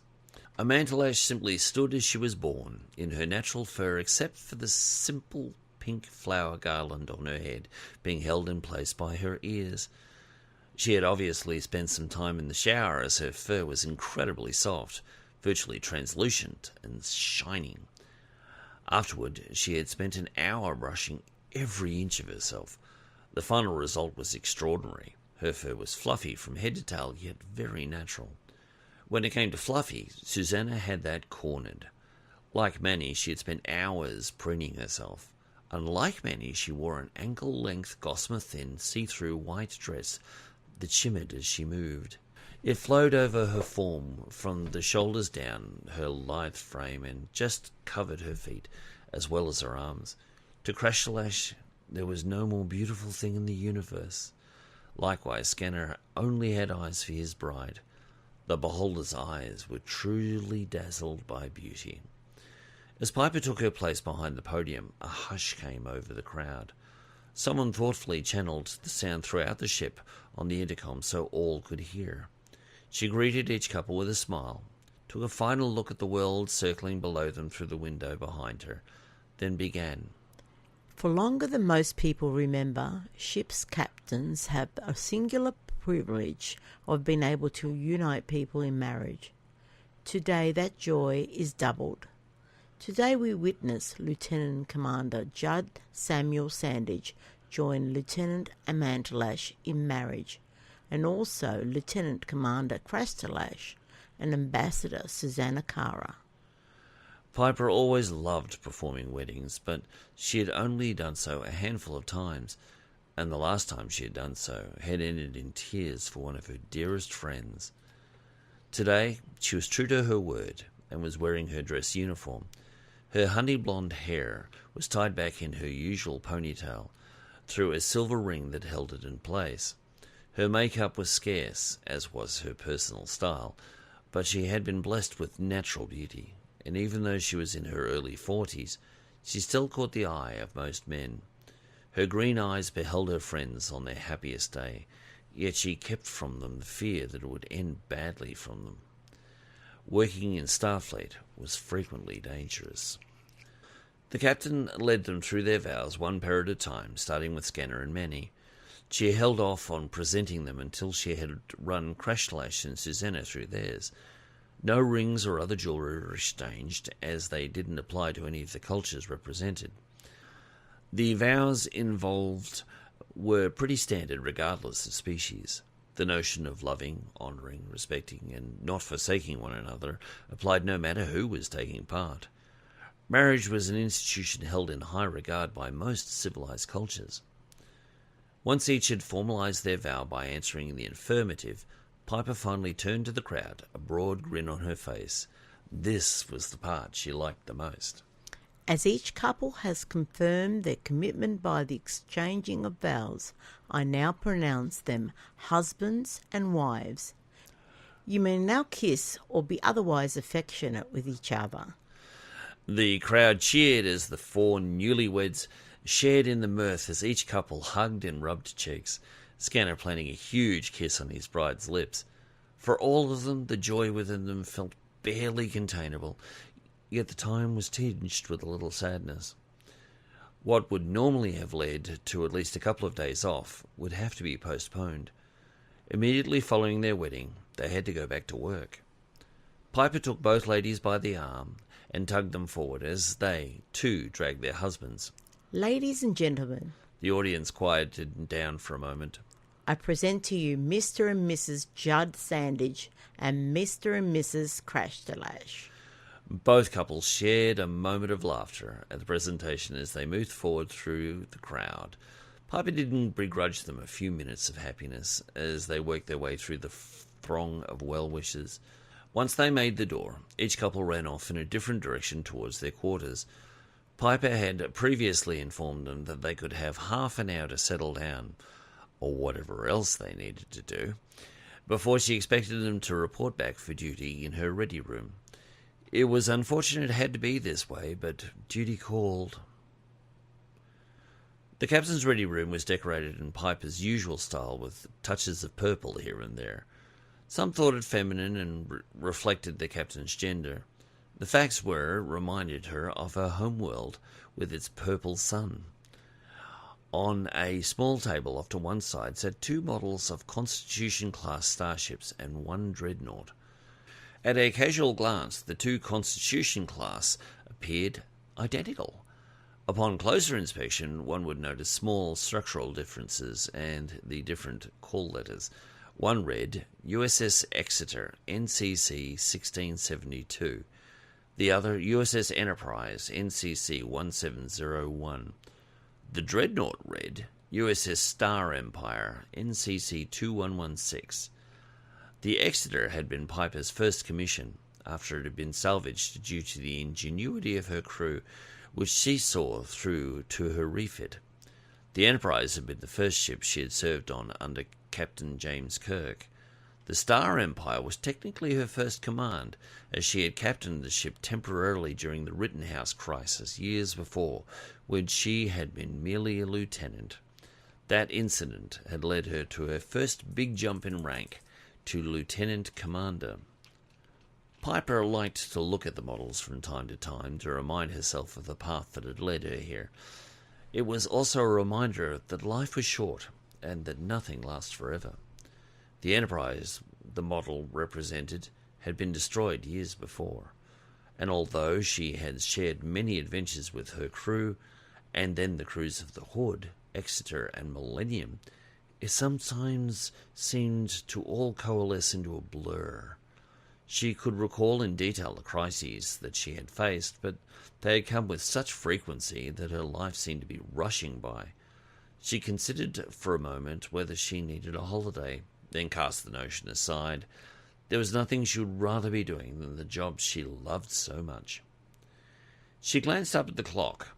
The half hour she had allotted was nearly over. 60 seconds to go. She hated not giving the newlyweds more time, but they had brought it on themselves with their insistence over the timing. Her gaze alighted on the other occupants of the room. Sarda was taking a quiet moment to meditate. Jason Nunn seemed to be thinking about something humorous. His eyes were wandering, and he was chuckling occasionally. Krashtallash was doing what cats were famous for. She was curled up in a corner, taking a cat nap. As the clock ticked over, the door opened, and 4 slightly flustered people entered. The newlyweds were a peculiar mix of elated and annoyed.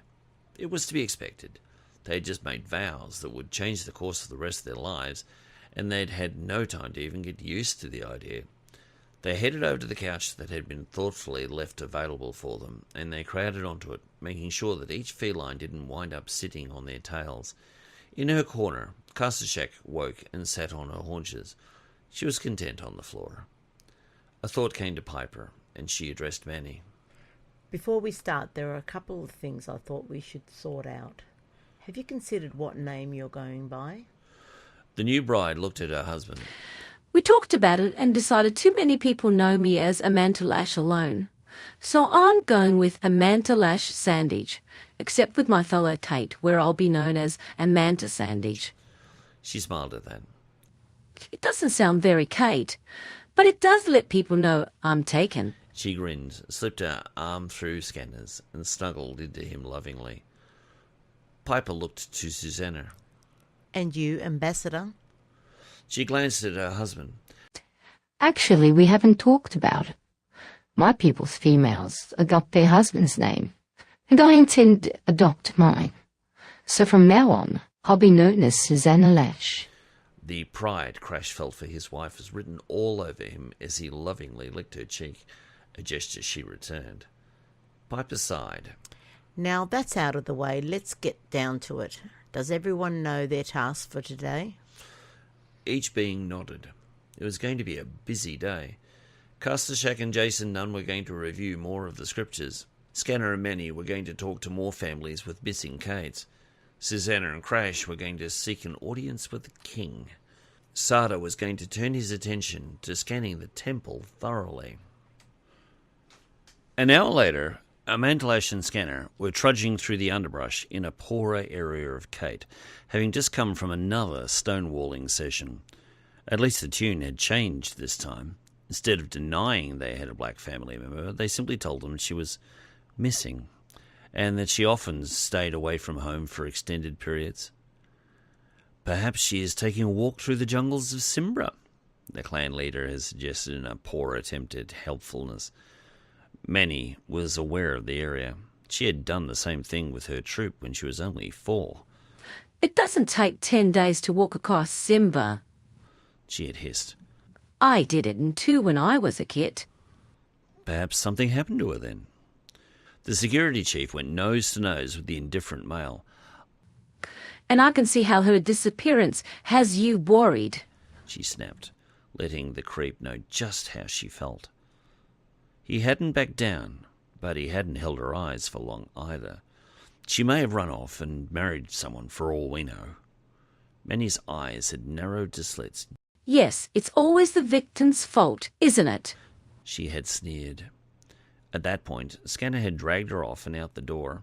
They were getting nowhere, and she had been in such a state that he was afraid she was going to start a fight. Amantallash glowered at her husband. What were you doing? Judd shot her a look. I could ask you the same thing. She stopped, looked him in the eye, and snapped. You interrupted my interrogation. Scanner took a deep breath to calm his nerves, then spoke evenly. Sweetheart, there are a lot of sad people out there who don't value black Caits like we do. Getting mad at them ain't gonna help those who are missing.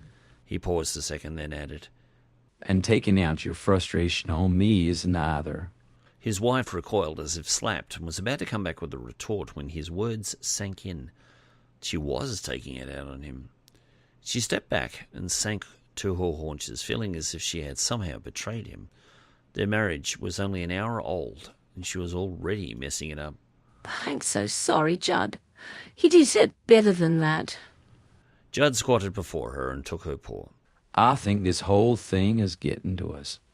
We've been jumping through so many hoops that we're getting pretty raw. Manny got the double entendre. She looked at him fondly and said, No, I'm getting pretty raw. With that, she tipped her head back and did just that. She let all her frustration out for about 30 seconds of good old-fashioned roaring. Scanner joined her and did some yelling of his own. When they were done, they sat back in the grasses and laughed. That better, Scanner said as he got up on one elbow. He looked at Manny and had to remind himself once again she was his wife now. They had such a whirlwind wedding that the morning's episode seemed surreal. Are you really my wife? He'd asked, trying to touch base. Pashtallash stroked his face as she gazed upon him as one would a precious jewel. I am, Judd.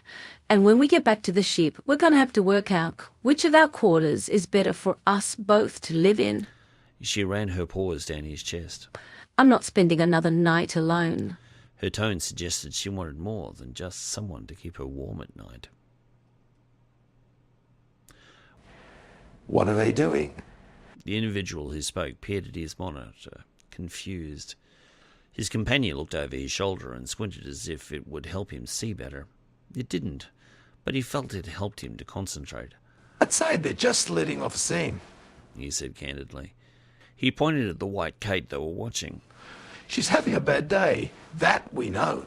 The pair had been tasked with watching the Starfleet personnel with remote cameras, much like the ones the reporters used. However, theirs were programmed for stealth and were coloured to blend in with the forest. As such, they were very hard to spot. The only sound they made was when the camera lens zoomed in for close-ups. What are they doing now? The two Starfleets seemed to be fond of each other. The white Cait's body language was all wrong for one who should be marrying into a noble family or priest. The notion disgusted him. I don't know. His companion squinted again, trying to see what they were saying. Can you turn up the volume? In response, he turned up the volume full. Even at that setting, they heard only muffled sounds. I'm going to move it in closer. Are you sure about that? They won't see it. They never do. The second observer felt his friend was a little too cocky. There's always a first time. Regardless of his companion's warning, the operator altered the controls, urging the hover camera to move in closer. He also adjusted the zoom to better see the action. Just as she was about to kiss Judd, Pashstallash's ears flicked to the right as she heard an unexpected noise. On reflex, she whipped out her phaser and fired it at the target that had so foolishly revealed itself. It exploded in a blaze of sparks and dropped to the forest floor, quite dead. The move momentarily startled Judd, but he calmed when he realized what she had shot. He glanced at his wife once again and marveled that she had taken the shot using her hearing, which was very acute, alone.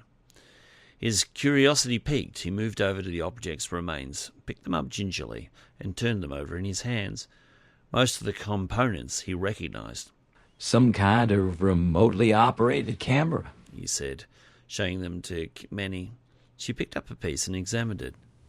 I've seen one of these before, she said with a frown. I shot the last one too. The notion gave her a sense of achievement.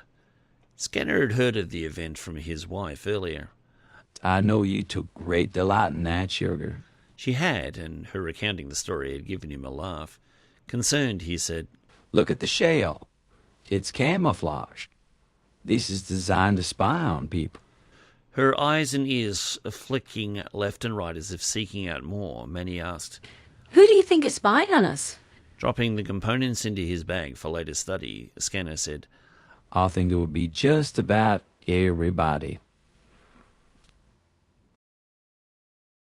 I told you so. The camera operator sighed and rested his head in his hands. This was not going to go down well with his superiors.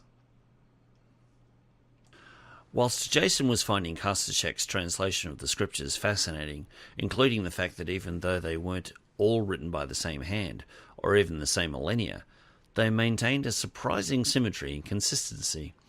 He had been making copious amounts of notes, and even though he didn't agree with everything Krashtallash's believed, he found it easier for his investigation to agree with her line of reasoning.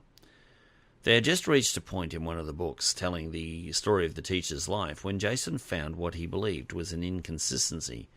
Hang on, Krashtallash's, that's not right. For one as young as she, Krashtallash's was amazingly patient. She looked up from reading the text, glanced out the bar's window at her world below, then looked across the table at her student. What isn't? She asked serenely for the nth time. Jason flicked through his notes until he found what he was looking for. In the other book, this story involved two people he was talking to, not one like in this book. His teacher gave that smile teachers give any precocious student who asks a silly question. I have told you before, Jason, that the writers sometimes tell the same story for different reasons and from different viewpoints. She closed her eyes as she considered an example. Inspiration came after a moment. Say you're talking to someone on a handheld communicator or telephone. The person at the other end of the call has someone with them who can hear the whole conversation, but you're unaware of them. Now, from your perspective, there were only 2 people involved, but from the bystanders, there were 3. Jason scowled at Krashtallash. That sounds like semantics to me, Krashtallash, he said, scepticism dripping from every word. He frowned as another line of thought intruded. Krashtallash, I have trouble wrapping my tongue around your name. Do you mind if I call you something else, like a nickname? Surprised at the notion, her eyes went wide as her tail stood on end. What do you mean? The student, for once in the last couple of hours, became the teacher. Where I come from, we have a habit of shortening people's names to make our conversations go quicker, and most nicknames are given fondly and reflect the person in some way. The simplest example I can give you is that if 2 blokes don't know each other's names, they call each other mate until they do. It's friendly and easy. He ruffled his curly red hair. Now, where I come from, they call me Blue, because I have red hair. Unlike Ziv, Krashtallash seemed to see the humour behind the notion. She gave a light laugh that Jason found endearing. What would you call me then? Kitten? Tawny? Red Eyes? She thought this was amusing as hers were blue. Jason gave her a smile the Cheshire Cat would have been proud of.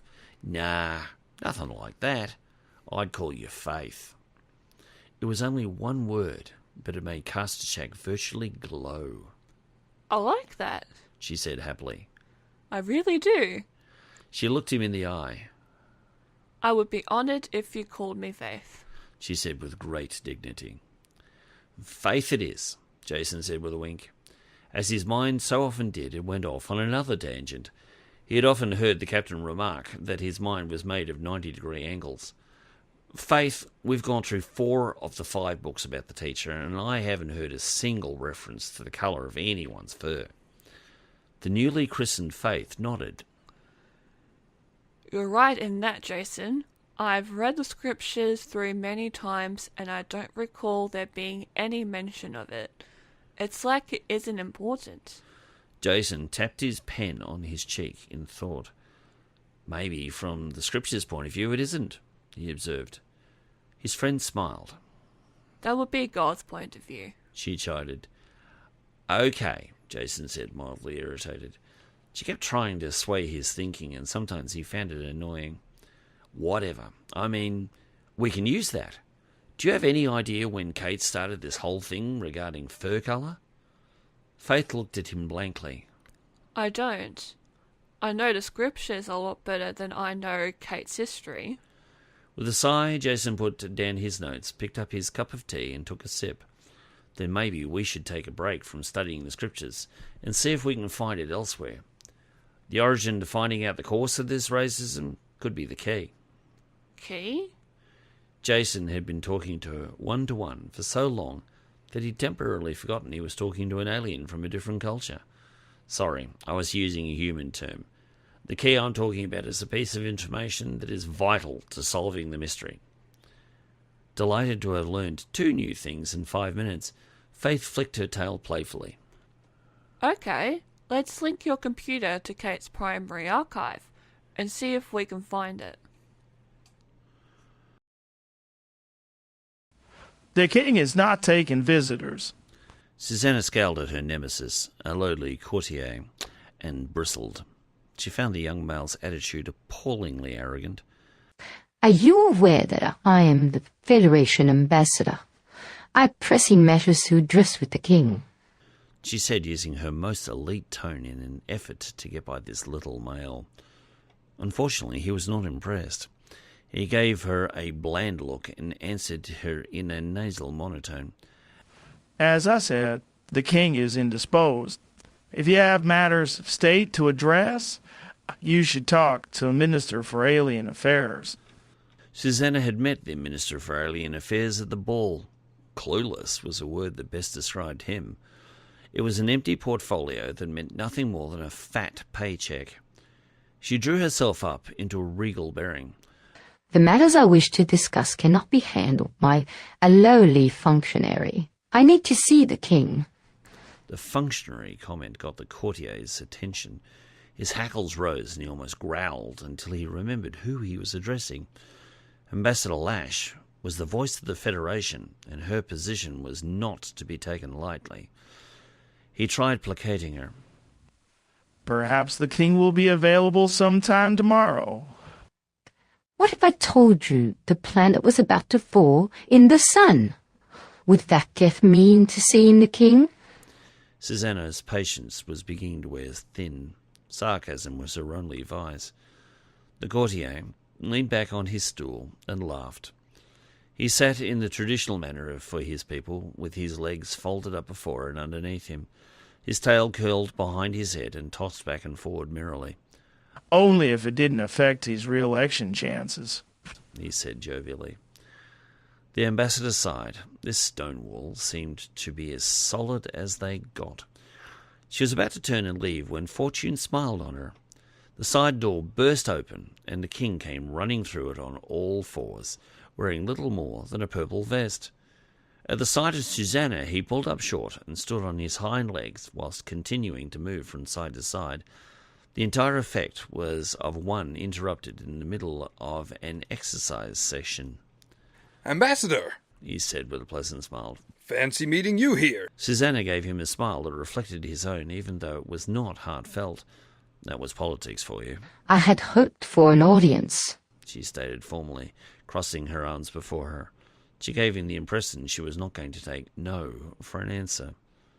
The king gave her a cheesy grin, giving Susanna pause to wonder if he was truly the right person to be talking to. "I'd love to. Follow me." He waved jovially at her to follow him as he stepped through the doors behind the aide into his private sanctum. With a last scornful glance at the aide, Susanna stepped through the doors, followed by her bodyguard, Krashtallash. The aide watched her go, then speed-dialed a contact. The ambassador is here, and she managed to get in. He nodded, then disconnected. His was not to reason why, just to watch and report. Once inside, the king grinned amiably, then offered the duo a pair of exquisitely embroidered mats to sit on. "Excuse me for a moment. I'd like to freshen up. Just had my daily exercise." He panted a little as he spoke, lending the air of one who had truly just come from a tough workout. Susanna gave him a polite nod, and the king disappeared into a side room. As she cast her eyes about her, she asked Crash, "What do you think?" He shrugged, nonchalant. As a local who had watched the news, there was little surprise in store for him. The highly polished darkwood panelling nearly reflected their images. There were a few shelves stocked with books that mainly detailed the terms of previous kings and the history of Cait. Aside from that, there was the obligatory mahogany-style desk, even though it was much lower than a human's desk, a window behind it facing the manicured lawns surrounding the government buildings complex, and a small gilded, yet still lovely, chandelier dangling from the high ceiling. As for the king, he had gotten over his proximity to the monarch the other night at his over-the-top gala event, and since his enlistment in Starfleet, he had seen enough of the galaxy to know that Cait was only one of many planets in the huge stellar community that was the Federation. Yet for all that, he still honoured the sovereign by wearing his award. Crash looked lovingly into the eyes of his mate. "Susanna, I've seen this room hundreds of times on the news vids." She shook her head. "That's not what I meant. What do you think of the king's behaviour?" "I've always found him to be a bit eccentric," he said, not wanting to badmouth his people's leader. Susanna's eyes tracked over to the door the king had disappeared through. "I don't know. He seems to be a bit flippant.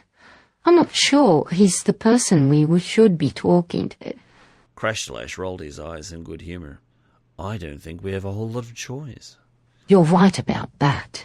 She was about to turn away from watching the door when it opened again, and the king rejoined them. Gone was the singlet and slightly bedraggled looked.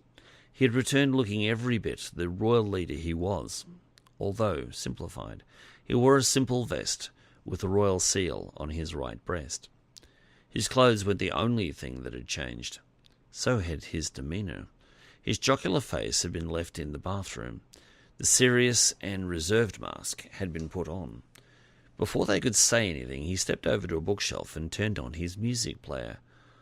The music that issued was vaguely familiar to Crash, but he noticed the king seemed to enjoy it. He faced the player for a moment, seeming to savour the rhythms of the gentle tone. Yet there was something else in it. Crash's ears started bothering him and twitched slightly. It was as if there was something just beyond the range of his natural hearing that was annoying him. Crash glanced at his wife and found her ears twitching as well. However, unlike him, she covered her ears with her paws. "What is it?" he asked. Could you hear that? She begged, visibly upset. The king looked at her apologetically. My apologies, Madam Ambassador, but it's necessary. The hypersonics interfere with the listening devices I am certain are installed in this room. It is the only way we can have a private chat. I was unaware that your species would be able to actually hear it. It's just beyond the Cait's ability. Understanding the necessity, Susanna took away her paws and simply took the scarf from around her neck and put it over her head, pulling down her ears flat. She then tied it off under her chin. That's a little better, she said, although her pained expression did not depart completely. The king sat down before them on his personal mat. I assume you are not here to talk about the energy crisis, he said. Susanna nodded, then spoke in her most formal tone. No, sir, we are not. I have actually been tasked with the duty of determining Cait's fitness to remain a member of the United Federation of Planets. If the statement surprised the king, he didn't show it. He simply nodded slightly as if he had actually been expecting a response. Please, go on, he said politely. Without batting an eyelid, Susanna continued, exercising her full diplomatic authority and being comfortable in the role. Sir, you must be aware that the Charter for Sanctioned Rights, signed by all members of the Federation, determines that all sentients have a right to live free of persecution from others. It has come to our attention that this is being violated by your people in respect to their treatment of Caits with black fur. To top it off, we have evidence that many of your dark-colored citizens have gone missing in recent days. Nothing seems to be happening to protect their rights to freedom and liberty. Every inquiry we have made has come back fruitless. We know they have been taken, but the families aren't talking out of fear. We have also noted that the Cait had adopted 2 new ministries, the Ministry for Information and the Ministry for Homeworld Security. We have observed their activities and found them to be operating against the spirit of the Federation Charter. Susanna held his eyes, serious but not threatening. How do you respond to these charges, sir? The king showed nothing of his earlier behaviour. He simply sat, considered her words, running a finger over his lips as he thought. After a few moments he caught her eye once more. Guilty as charged, I'm afraid. Stunned, Susanna blinked. This was not the response she was expecting. Usually politicians tried to obfuscate or dodge the issue somehow. The king was simply confessing. She took a moment to consider her next words. Sir, your world is standing at a crossroad. If it continues as it has, it will find itself isolated. The Federation would start with sanctions, and if that is not effective, expulsion from membership. She softened her tone. I don't want to see that, and I don't think you want to either. So what can we do about it?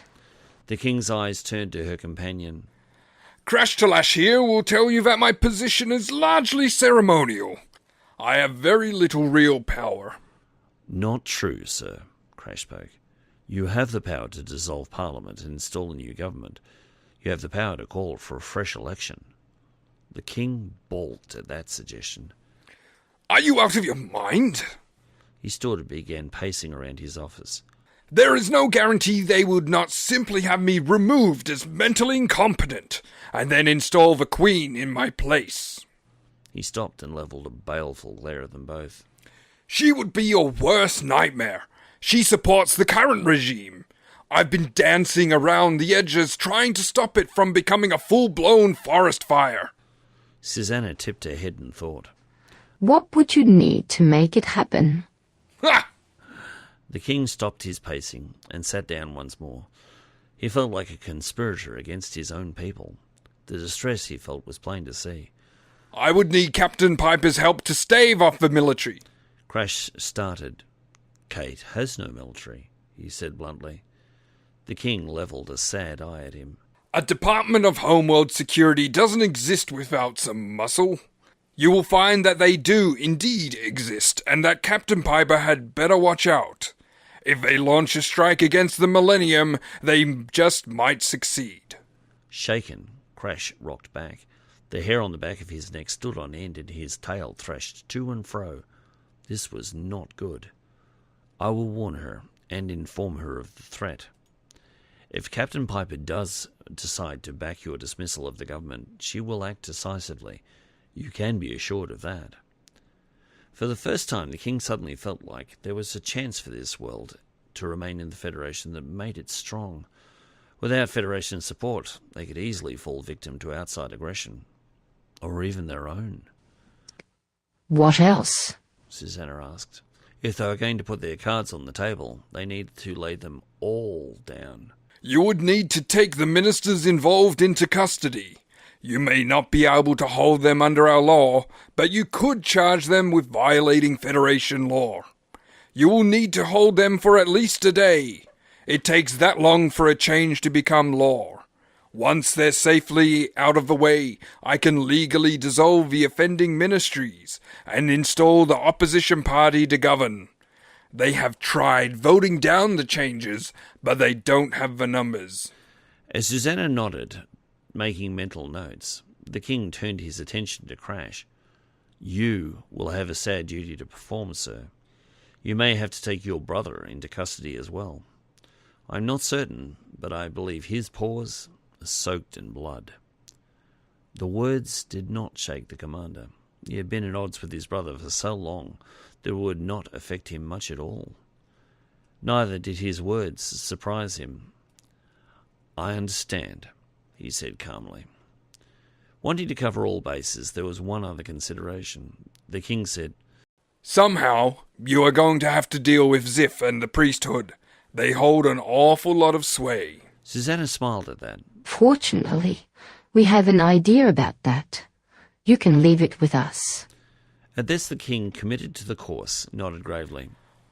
When are we going to start? The ambassador sighed.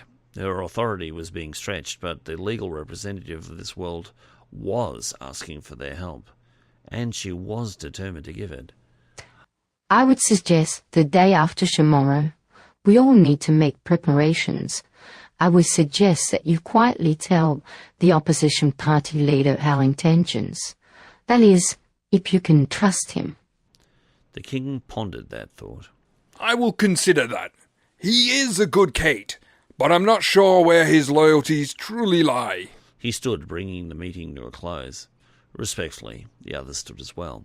I suggest we get together again tomorrow morning at the 10th hour. I will make sure my aides know the time. Crash shook his head. I don't think that's a good idea. Two meetings so close together will raise suspicions, if this meeting hasn't already. I suggest you take a morning run as you did today, privately. Once you are in the clear, we'll beam you aboard the Millennium and continue our discussion there. You'll even be able to talk with Captain Piper face to face. Smiling, the king nodded his agreement. I like the way you think, Krashtallash. All right, I normally go for a run at the 9th hour plus a half. Once I am clear, I will stop and wait for you to transport me. Susanna shook the king's paw. Thank you, Your Highness. We will talk again tomorrow. Gallantly, the king touched her paws to his lips. Thank you, Ambassador Kara. I look forward to it. Susanna could not help but correct him. Sir, it's Ambassador Lash now. I just got married. A genuine smile split the king's face, one that reached his eyes. Congratulations! Who is the lucky male? With that, Crash took his wife's hand. I am, sir. The king placed a paw on each other's shoulder. May the Maker bless you both. I hope you have many kids together. The happy couple shared a look. They didn't even know if they were genetically compatible yet. Kits could be out of the question, unless they adopted. We do too, Your Highness, they said, accidentally in unison. With that, they took their leave and walked out, heading for a transport pad home to the Millennium. Did you get any of that? The operator in charge of eavesdropping on the king arched his whiskers downward. No. Sorry, sir. They seem to have employed countermeasures. His tone was respectful, yet fearful. His superior scowled and bared his teeth, revealing his broken left fang. The minister would not like this, yet he still had to report it. The ambassador was up to something, that he was sure of. What it was, he did not have an inkling. He walked out of the ultra-modern room that was packed with the latest in observation technologies and made his way down the pristine corridors to the minister's office. Whilst the building was dazzling with its modern technology, he found it dreadfully sterile compared with the traditional Cait architecture. It seemed classic, never went out of style. Once he arrived at the minister's office, he stepped into his aide's outer office and announced himself. I have urgent information for the minister, he reported. The aide looked at the minister's itinerary before him, found he was not busy, then inquired as to whether he was welcome. Sandy man, the minister barked. Without preamble, he marched into the office and saluted. Minister Hutterjing scowled up at his lower officer, whom he had personally dubbed Broken Fang, so he could remember him. What is so important you had to interrupt me? Broken Fang had no idea what it was he had interrupted, but he didn't care either. It was not his place to question his superior. Sir, our people have observed the Federation ambassador meeting with the king. However, they employed countermeasures, so we have no idea what they talked about. Hutterjink could guess. While the general word was that Captain Piper was here to help them with their energy problems, the question remained why they needed to bring an ambassador with them, or that she would need to speak with the king. Something smelled here, that was certain. Whatever it was, it could ground their plans permanently. That was something he was not willing to chance. Increase the surveillance on the ambassador and the rest of the Starfleet personnel. I want to know anything they let slip. Yes, Minister. Broken Fang stood there for a moment longer, wondering what to do next. His superior narrowed his eyes at him in annoyance. He let it show in his tone. Do you have anything else for me? No, Minister. Then go climb a tree. I've work to do here. Chastened, Broken Fang spun on his heel and departed, leaving the minister to ponder the situation. He thought it prudent to make a few calls. Chapter 11. Frustrated, Sarda frowned at the monitor. It would be illogical to be annoyed at a machine that was performing its function within operational parameters. It was simply unable to work miracles, and that was what it would have taken to penetrate the temple's Thoron field that was disrupting his equipment. Noticing his frustration, the captain sauntered over to his station and looked over his shoulder. "What's up?" she asked. Without moving, Sarda said, "As I have not been there, Captain, I cannot state for certain. However, I can tell you that, despite several hours of trying different methods, I cannot penetrate the temple's shielding." The captain stifled a smile. If it had been anyone else, her friend would not have indulged in the little joke. Such was their relationship that they had the freedom to be completely honest with one another. Their link precluded any attempts at anything else. "So what's plan B?" she asked jovially. Sarda straightened and swiveled around in his chair to face her. The lines in his forehead creased as he considered his failure. I am unaware of there being one.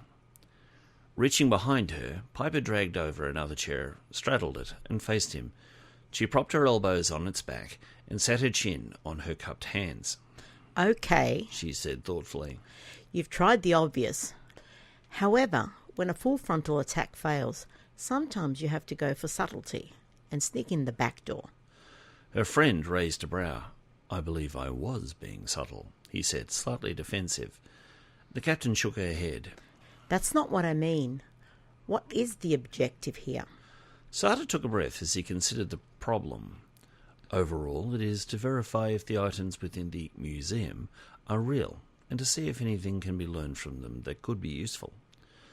Piper twisted her chair to and fro as the two of them worked on the problem. All right, I take it you've tried everything short of phasering a hole in the roof to see what's inside? The commander turned and touched a control on his board. Seeing what's inside is not a problem, Captain. Lieutenant Nunn took a number of still images that I have used to create a three-dimensional image of the room.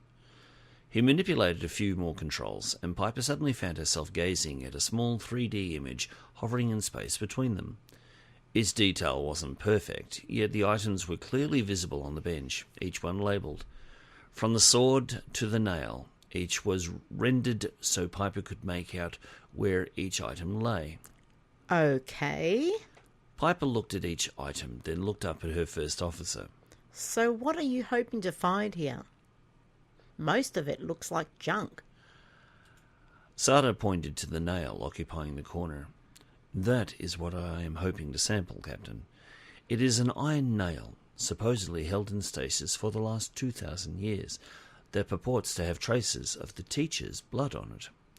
The captain's brows shot up. She understood the implications if they could get a sample of the blood. So what's the problem? Sarda steepled his fingers in their shared habit as he thought. The stasis field must be shut down. As long as it is running, the nail may as well be within an impenetrable force field. As time is flowing much more slowly within the field, we cannot interact with it or even enter it. Any molecule trying to pass the interface would become literally frozen in time. It would not be able to move beyond the interface for possibly hundreds of years, depending on the flow of time within the field.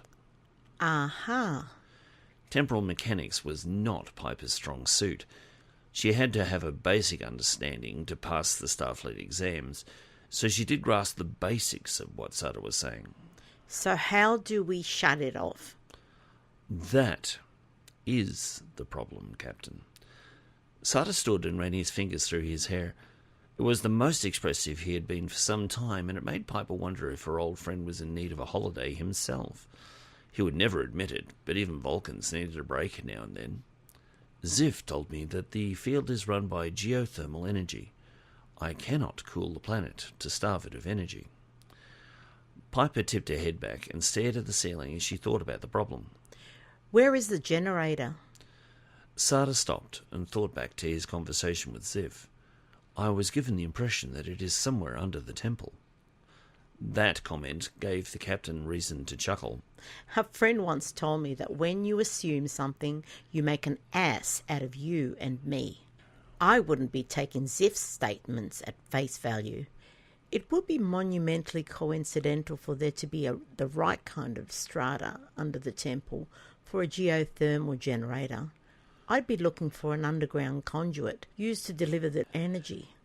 If you trace it back to its source, you should find the generator. Shut it down there and you'll have all the access you want. The Vulcan sat down once more and gazed into his captain's green eyes with his blue. And then what? I fear that if we borrow the spike, we could start a furor. Piper ran her finger over her lips as she thought. Her eyes narrowed as an idea formed. What if they never knew we took it? She turned her attention back to the 3D image. How good is Mr. Nunn's photo? Could we use it to make a copy? Sarda put his finger into the image and touched the spike. In response, the spike grew to real size and hovered before them. The forward side was completely realistic. The rear was flat black, as the computer could only extrapolate on what was known. Upon inspection, Sarda said, "It is possible, Captain. We would have to guess at what lies behind, but it is in a stasis field that has supposedly lain dormant for 2 millennia.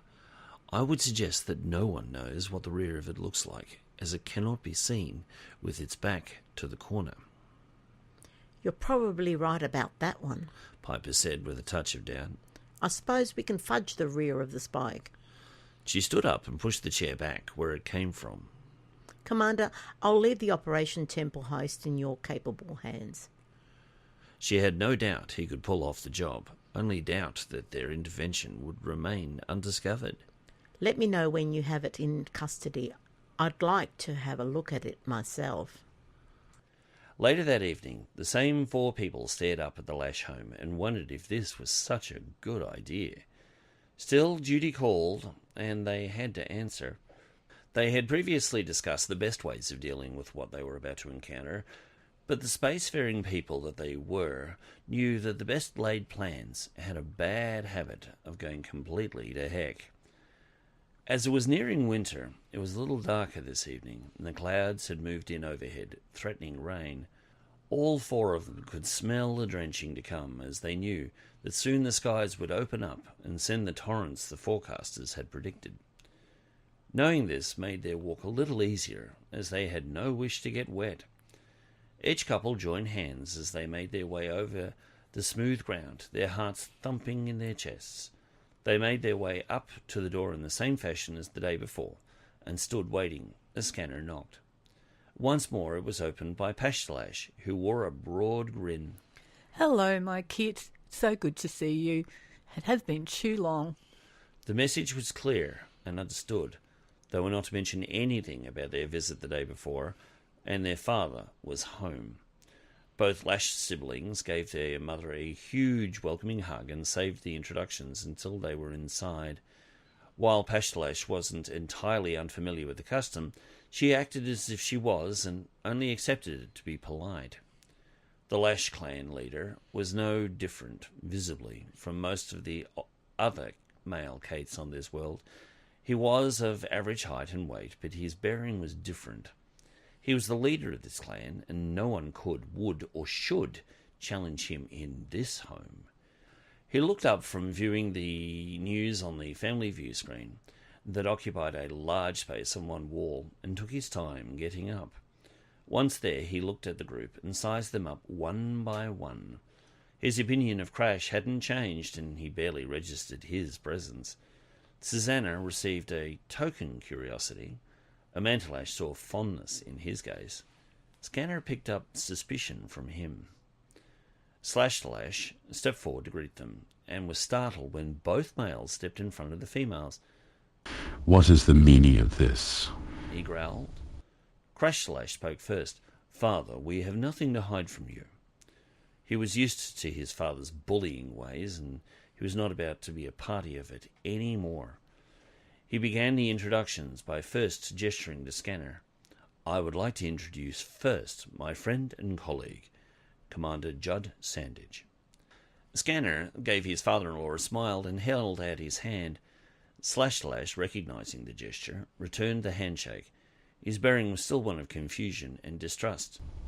"Commander?" he said simply as he let go and stepped back.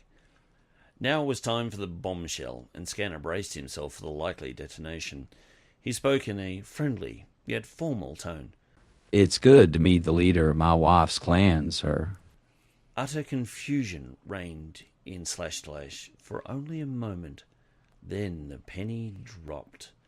Amazement, wonder, and finally fury burned in his eyes, and yet he managed to maintain control. He turned his gaze to his daughter and said simply, "Is this true?" She didn't respond.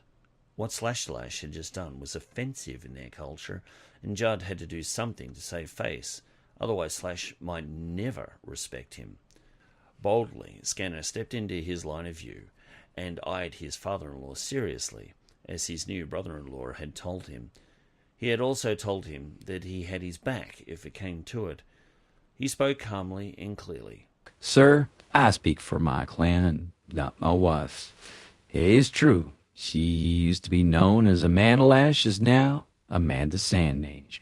She's a credit to my clan, and a great testimony to your family's ability to raise successful kids. There was no challenge to Scanner's statement, and it was not meant as one. It was simply a statement of fact. Torn between rage and duty to honour their customs, Krashtallash just stood there and shook. Crash slowly tensed his muscles, as did many should the need to arise to defend Judd. Many could not help but admire her husband's cool countenance as he stared slightly up at her father.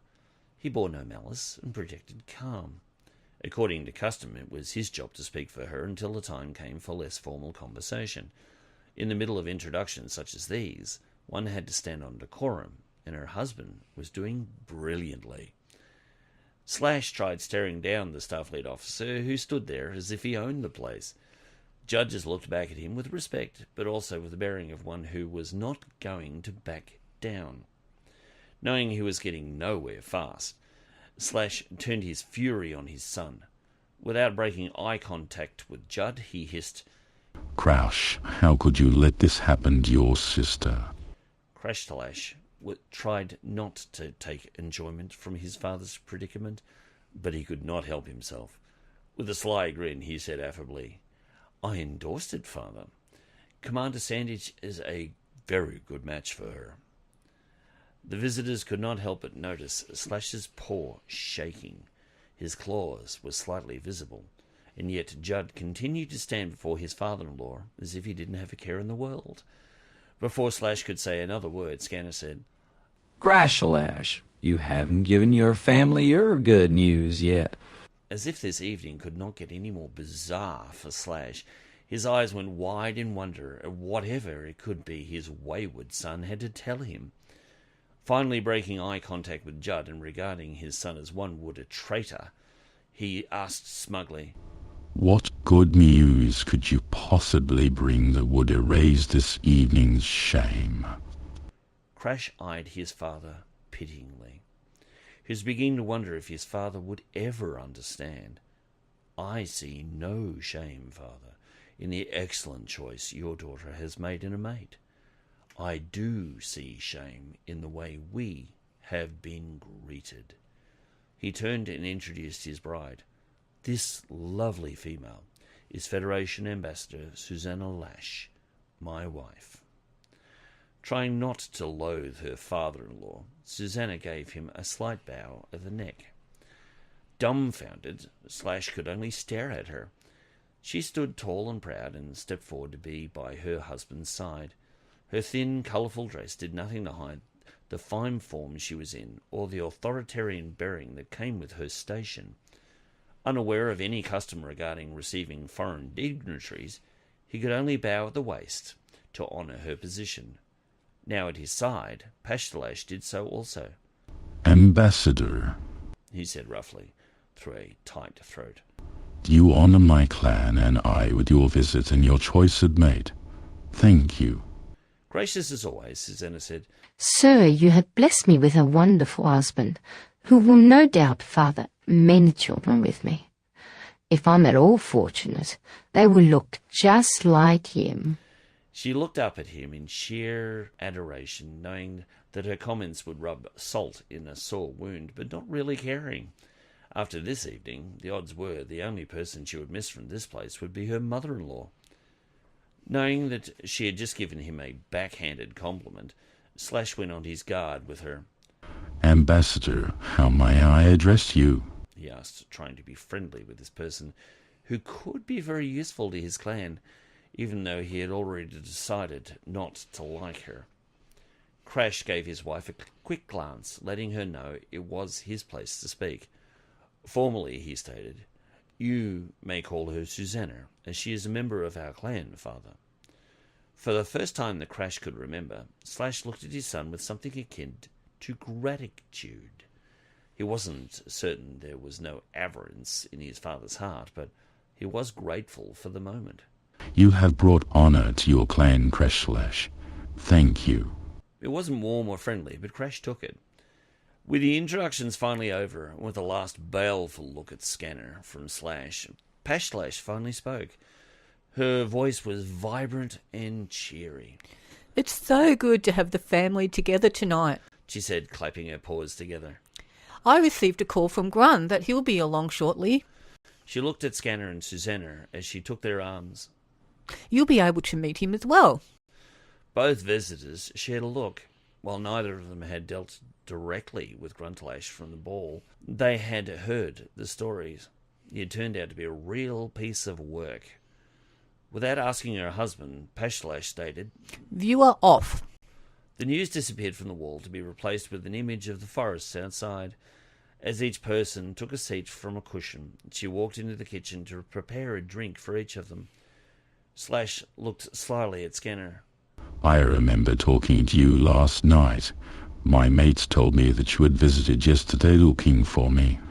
Judd lounged on his side, on his cushion, resting his elbow, his legs stretched out.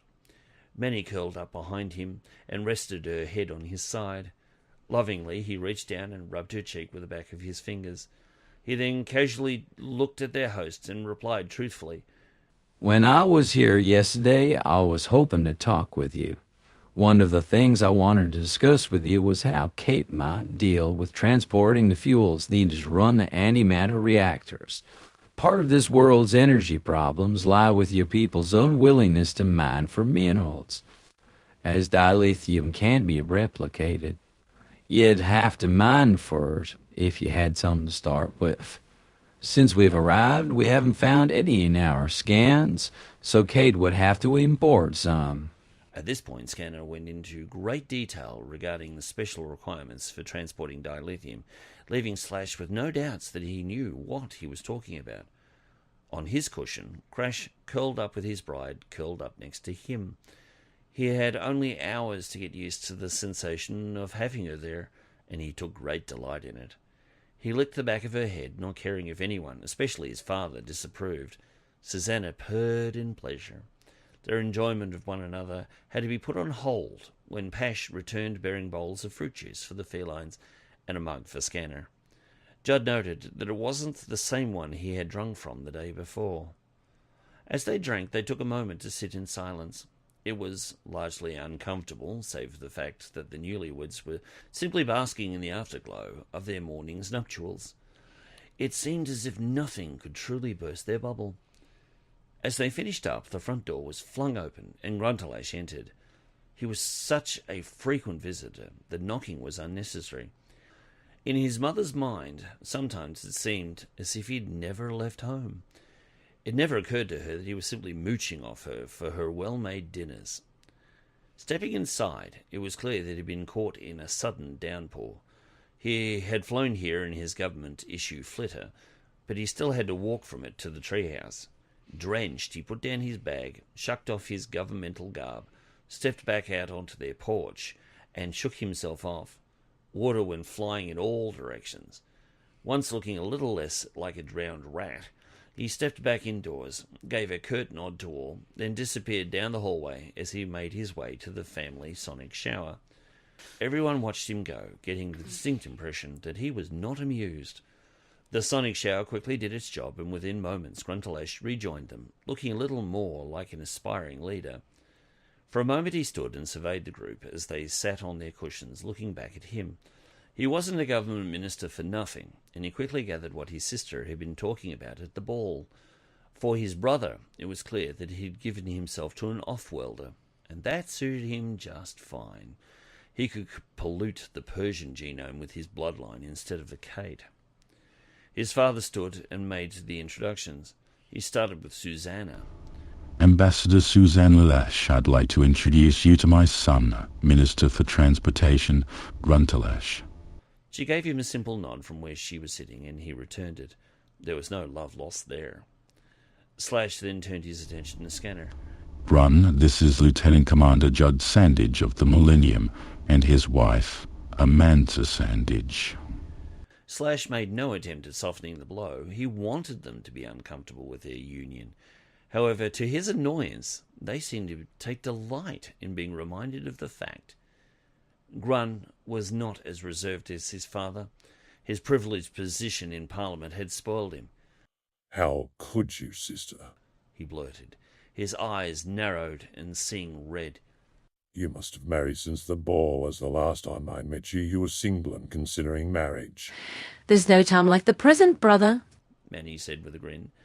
Aren't you happier now that you don't have to worry about finding a mate for me? I'm sure Ziph will be crushed. She was delighted for an opportunity to mock their religious leader. Trying to stave off an all-out war, Pashtallash clapped her paws together and said, Time for our meal.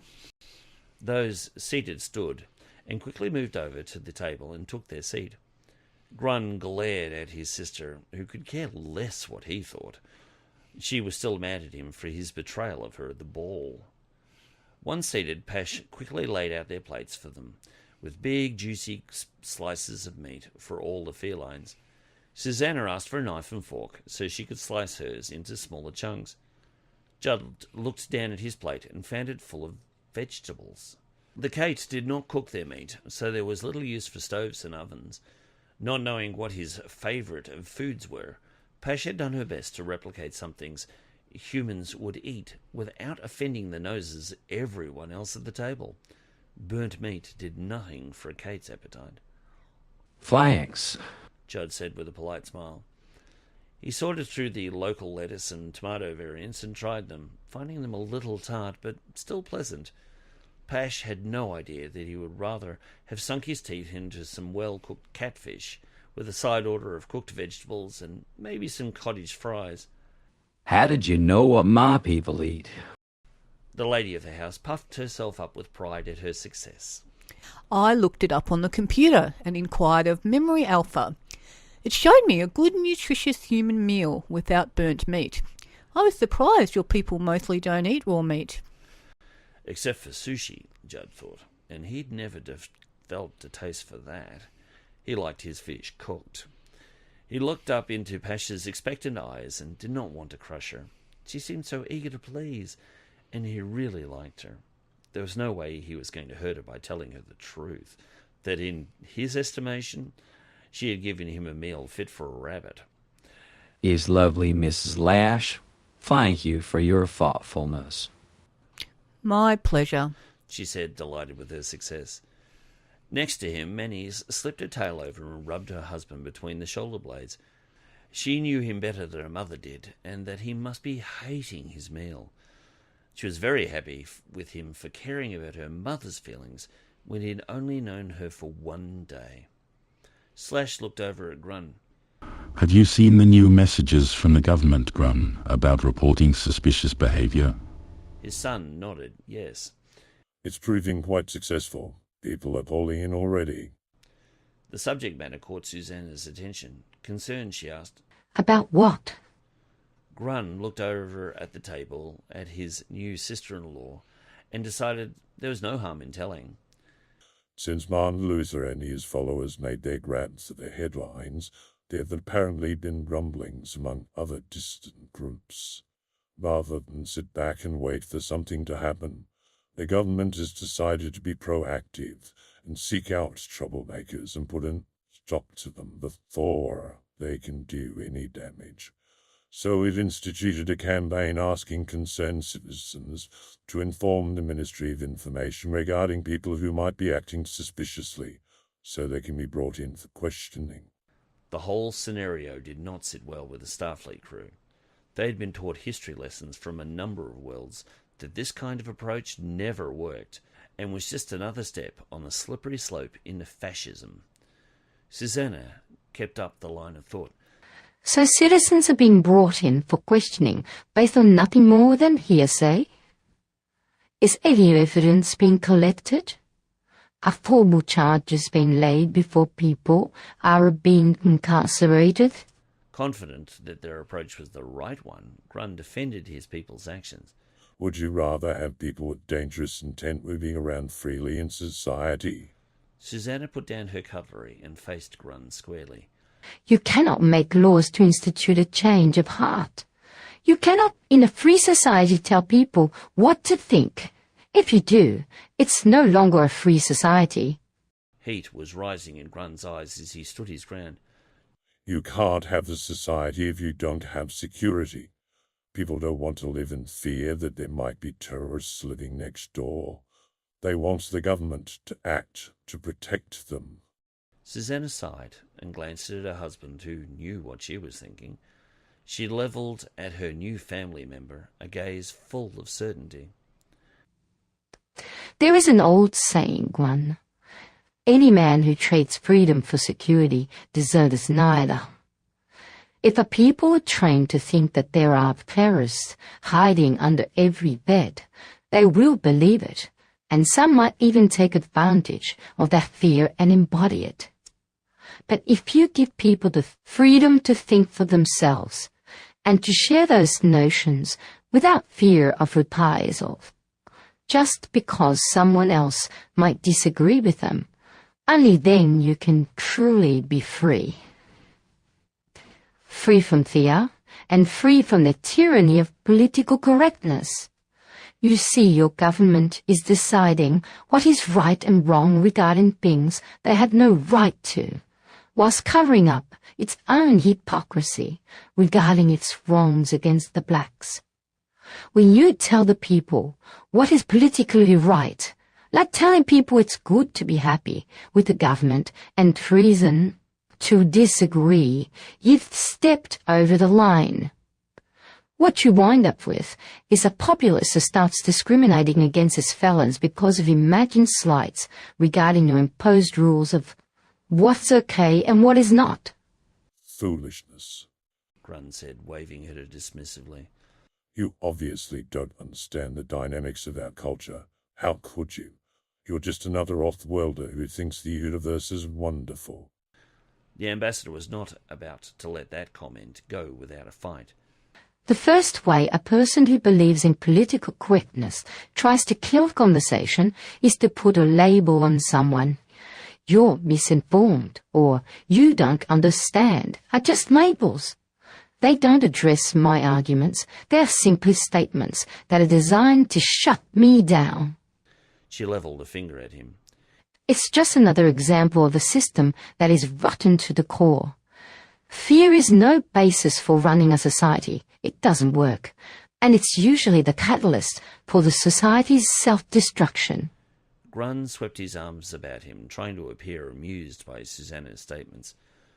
Nobody is trying to breed fear on Cait. Only a healthy respect for law and order. If you're doing the right thing, then you have nothing to fear from us. The ambassador snorted. Who says the people in power are trustworthy? Who says they don't have an agenda of their own? A system that has no checks and balances is weighed heavily against the people it is supposed to serve. Susanna eyed him thoughtfully. Have you forgotten your job is to serve the people, not rule them? His adversary had hit a sore point, and he reacted angrily. He pounded the table with his fist. The people are sheep. They need the government to think for them, to act for them. He's right, you know. From the head of the table, Slash made his position clear. Ziff has been telling us for years that the blacks can't be trusted. And look at what Luther did in the cafe. It could have turned into a bloodbath. Crash's eyes became slits. He had taken that comment very personally.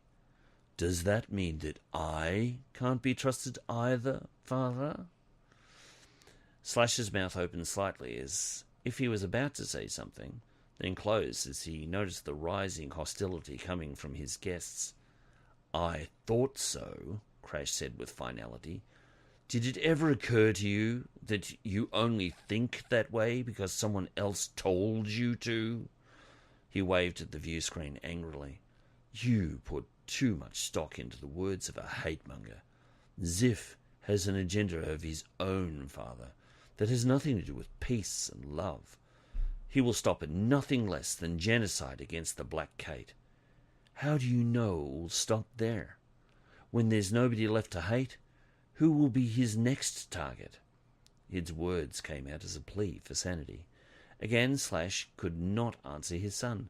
In a way, Manny came to his rescue. Father, she said, under your leadership, I have lived a privileged life.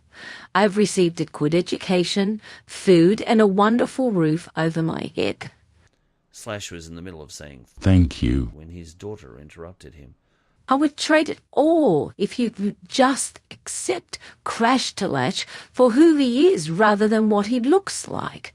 She bristled with anger and speared the table with a nail. He is the one who stopped Martin Luther and caught him. He was the hero of the day. He is the third-in-commander of the Federation's biggest starship, whose actions determine the fate of worlds.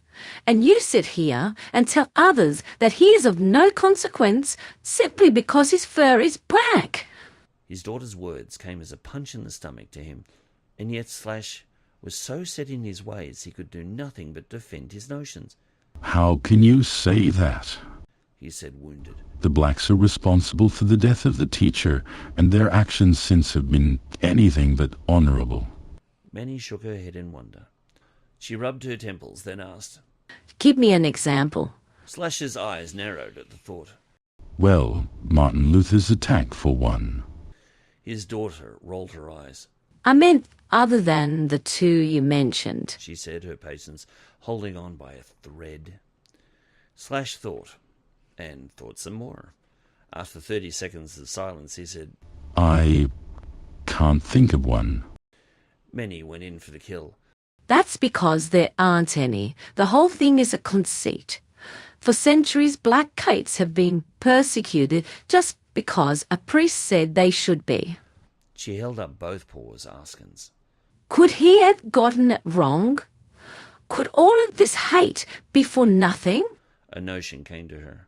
Do you think Martin Luther would have had anything to complain about if he hadn't been persecuted for his colour?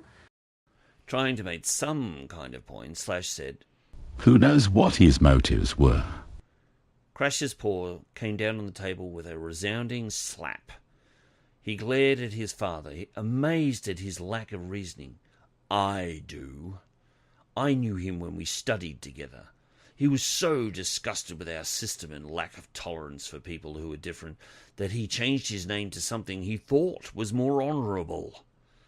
The human he named himself Arthur made positive changes that affected their whole world. He was hoping to do the same for us, but out of his frustration for our people's childish behaviour, he chose the wrong path. He thought you can change a people's perceptions by pointing a gun at them. The only changes you make following that path are for the worse, and not the better. The teacher told us to love our fellows. He didn't just say, love the tawnies and whites. He said, fellows. Both Slash and Grun snorted at that. Grun growled, And then the blacks killed him for it. At this point, Manny had had enough. She stood, crossed her arms, and scowled back at her father and tawny sibling. You pair make me sick. For one, we have people who have checked the scriptures, and you know what? There is no mention of the colour of anyone involved in the teacher's death. Nothing. You have been conned into believing that black is evil, and even though we show the truth of it, you still value the lie more than you value your own flesh and blood. Susanna, Crash, and Judd joined her at her side. She pointed a finger at her father and nailed him with a glare. I'll tell you one thing, Father. I'm glad I'm no longer have to bear the name Latch because of you. She turned and pointed her finger at Grun. And you have brought our house nothing but shame. I am Mrs. Manny Sandage, and I'm proud to bear that name.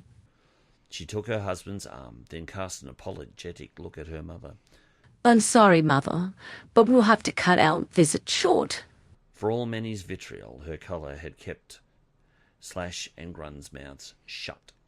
Their prejudices regarding the nature of whites were such that their words and opinions bore extra weight, just because her fur was white. Now she had finished, both tawny males stood up, folded their arms, and turned their backs on her and the others. The message was clear. They were no longer welcome in this family. Pash understood this also. There was a real possibility she would not see her two children or their mates again. She rushed over and rubbed cheeks with each of the four of them before they left. I'll miss you. She said. I'll miss you all. Scanner smiled. Don't worry. We'll send you photos of your grandchildren and keep in touch.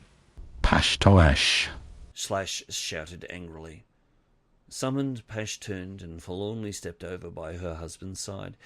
Yet defiantly, she did not turn her back on her children. She knew she might receive a beating for it later, but it was worth the cost to her to see them as long as she could before they disappear in the beam of their ship's transporter were gone. As they were taken in the beam, Judd was heard to say, I didn't know you guys had sheep. Manny replied, We used to, but we ate them. Shortly after arriving back on the Millennium, Crash found himself knocking on the captain's private quarters. It was later in the evening, yet not so late that he would be disturbing her slumber. The door slid aside, and a weary, yet sharp, Captain Piper stood with her hand on the doorframe. She wore her customary purple caftan that she liked to don after hours, and her blonde hair had been loosened. Crash guessed she had been brushing it when he called. What can I do for you, Crash? She asked as she yawned. What she said wasn't quite clear, but he understood. May I speak to you in private, Captain? He asked. Perplexed, Piper stood aside and let him in. I would have thought you'd be spending the evening with your wife, she said. Duty calls, Captain, Crash said as he stepped inside. I had an idea, and the sooner we act on it, the better. Piper waved for him to sit down, and he did so on her thickly carpeted floor that he liked. What is it? Crash smiled confidently. I think I have an idea how we can find the missing blacks. Well, that turned out to be a complete fiasco. Kraltathat licked the last of his fruit juice from his bowl and smacked his lips in pleasure. Slashtallash rolled his eyes in disgust. Starfleet has spoiled her, I think. He got up from his now empty table and stepped over to his favourite cushion. Duron, he stated, activating the monitor. He called up the appropriate channel, then patted out his cushion before curling up to watch. His son did likewise, and soon the pair of them were engrossed in hearing Ziff's latest message to the faithful. He was dressed in his plain cassock, with the effigy of the Destiny Tree hanging around his neck, yet his eyes blazed with his characteristic zeal. As usual, he pleaded for Caits to care for one another as the teacher had instructed them to. Then his message did a complete about-turn. My friends, this is a glorious time for our people. The killers of our beloved teacher have all been removed from our world. It is a final solution to the problem that has plagued our people for so long. No longer will we have to look over our shoulders for the evil ones. No longer will we live with the fear that our children will become their next victims, or worse, their sympathizers. No longer will we have to put up with the stain of their existence. He grasped the lectern and stared into the camera, looking each of his viewers in the eye. However, we must be diligent and not become complacent. We need to take further steps to preserve our future. It may be painful, but we must make sure that that kind will not tarnish our world again. As Krashtallash cheered Ziff's speech, Kraltathat was left wondering what those steps might be. Half an hour after Crash knocked on her door, the captain stood with him before a shimmering force field in the brig.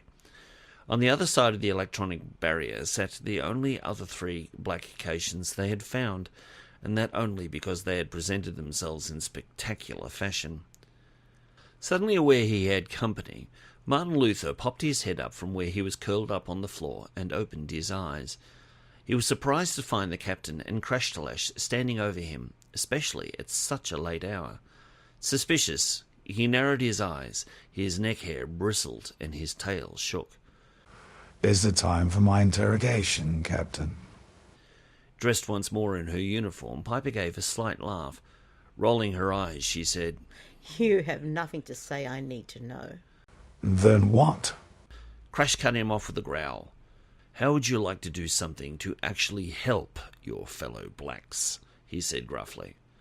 With his companions stirring next to him, Martin sat up. He looked his former friend in the eye. What do you mean? Crash sat down on the floor so he could be face to face. We have searched for answers to find the missing blacks, and we've found nothing. There is evidence that more blacks are disappearing, yet no one will tell us anything. To all intents and purposes, they are disappearing into thin air. Martin crossed his arms and scowled at him. How do you know they're not simply being killed? I don't plan on joining their number. Crash shrugged. You may not have much choice in that. The way things are going at home, they just might execute you for your crimes anyway. Before we leave orbit, we're going to have to beam you down to face the music.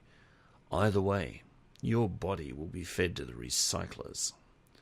The hero in Martin didn't sit well with that. What do you want of me? Crash shifted where he sat. My guess is that when we beam you down, it won't be long before you'll vanish along with the rest of our fellow blacks. It's our belief they're being sent somewhere, and we need to know where. We want to make you trackable so we can come after you and the rest. The notion appealed to Luther. So, if you follow us, you may recover our brethren.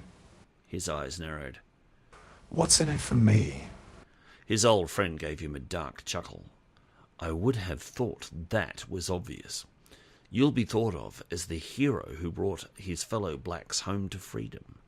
You might still wind up going to prison, but your actions will be remembered, he added, for the right reasons. Martin tipped his head to the side as he considered their request. I can live with that, he said finally. He looked Crash in the eye. I might think you're actually trying to help me. Ha! Crash said as he curled his lip in disgust. My compassion for your sorry skin ended when you pointed a phaser at a friend of mine and her children. I have no patience for cowards who use innocence to make a point. If you wanted to bring attention to the plight of the oppressed blacks, I can think of many ways to do that without involving others. Terrorism is never justified. Luther crossed his arms smugly. That's easy for you to say. You're sitting here in your lovely spaceship gallivanting all over the galaxy, while your brother and sister blacks have been suffering at home under an oppressive regime that is hell-bent on killing us all. From my point of view, my actions were totally justified. And gained nothing. Crash let that hang in the air for a moment. The best you have accomplished is possibly postponed your execution. The minority out there who once pitied blacks have now got a reason to hate us because of you. He stood up and glared at Martin Luther. We are giving you a chance to redeem yourself. Do this, and I'll put in a good word for you when this is all over. If you don't, well, what can I say? Have a nice death. With that, he turned on his heel and started for the door. The captain, impressed with her third officer's mettle, gave Luther one last sour look before following. They nearly made it to the door when Luther cried out, Stop. Crash and the captain shared a quick smile, then turned and looked at Luther. With all the humility he could muster, which wasn't much, their captive said, What do you need me to do? An hour after that, Krashtallash finally sauntered into his quarters, totally beat. His legs ached, his back ached, and his body screamed for a sonic shower. As a feline, his natural tendency to self-clean remained, yet he had neither the time nor the inclination to do so. From her place on what until the previous night was his bed alone, Susanna popped her head up and smiled at him. Hello, dear. How was your day at work? Her husband smiled at her. He loved coming home to her. I had a tough day at the office, Carter, but we got it done. Luther and his pals have been transported down to Cait. Susanna nodded. They had discussed the strategy earlier. Good. She frowned. Why did you call me by my before name? Cheekily, she said. Have you forgotten our wedding already? Removing his abbreviated uniform jacket that covered his shoulders, he let himself have a good laugh. My wife, your before name, is my people's word for darling. Kara. As if a light came on in her head, Susanna's eyes lit up with understanding. Ah, that's why your people kept snickering when I introduced myself. She positioned her face so she could see herself in the mirror. Mind you, I do look quite darling, don't I? Crash moved right over to her and ran his fingers over her face. You do at that, my love, he said, totally heartfelt. He let her go and stepped over to the shower. I'll be back in a minute. I need to feel clean again. At that, Susanna jumped off the bed. I'm coming with you, she said. I could use a shower too. Her husband stopped and looked at her quizzically. There's not a lot of room in it for both of us, he said, trying to be thoughtful. In all seriousness, Susanna looked up into his eyes and said, Then had to have a lot of fun finding ways to wash his back. As she stepped past him and into the cubicle, she said, Besides, we've got to do our bit to conserve the ship's reserves. Not believing a word of it, Crash followed her. Just don't drop the cleansing lotion, or we're both in trouble, he said with a chuckle. Being closer to the front door had its advantages. Whenever someone knocked, Pashtallash was usually the first one to hear it. The master bedroom was further down the hallway, so when someone tried to announce themselves, they had often missed it. Now Pash had made her daughter's room her own, she could hear a lot better if someone came late to visit. However, tonight, nobody knocked. Yet somebody let himself in. A number of somebodies. And the first Pashtallash knew of it was when the door creaked open. Thinking her husband had come looking for her late to either punish her some more or to get her to fix him a late snack, she opened her eyes and looked to see what he wanted. What she saw terrified her. Two Caits, of that she was certain, stood just inside the room wearing black robes. Their faces were obscured by hoods, and Pash was aware enough to realize they were not here for a social call. She might be subservient to her husband and put up with his abuse, but there was no way she was going to be intimidated by these interlopers. She coiled herself up, ready to spring, when out of nowhere one of them stunned her senseless with a phaser. She fell onto the cushion, unconscious. Behind them in the hall, Krashtallash was dragged out of his room. One of the invaders pointed at his wife. You can carry her, he ordered. His tone of voice brooked no argument. The phaser he aimed at his chest lent weight. Furious, but with no other choice, Slash stepped into the room and picked up the limp form of his wife. Struggling with the dead weight of her body, he finally managed to pull her over his shoulders. However, he stumbled a little under the added weight.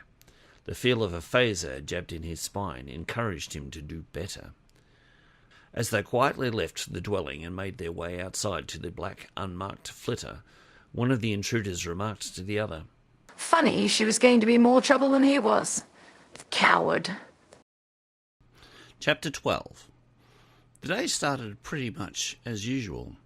Piper met Sarda and Merete in the officers' mess for breakfast, and were joined by Crash, Susanna, Scanner, and Manny.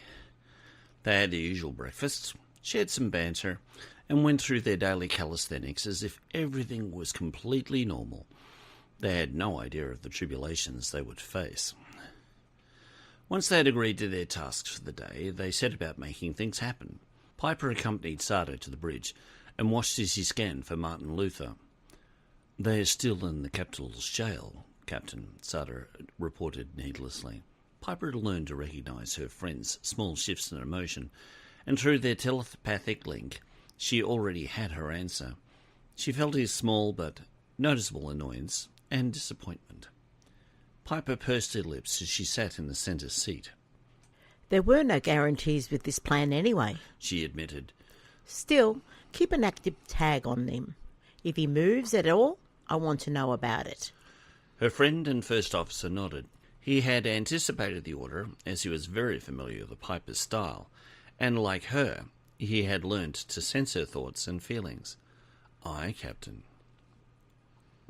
Mr. and Mrs. Sandage were wrapping up their investigations of the missing black Caits. They were visiting the homes of the last 3 reported vanishings and finding a disturbing consistency among them. They were all empty. At the door of the last home, Judd knocked and then stood back, respectively. Manny used her hearing to her advantage and listened for any peep from behind it. Nobody's home, she said, bothered. Her husband shrugged. Lots of people work, he said, unconcerned. Manny checked her pad.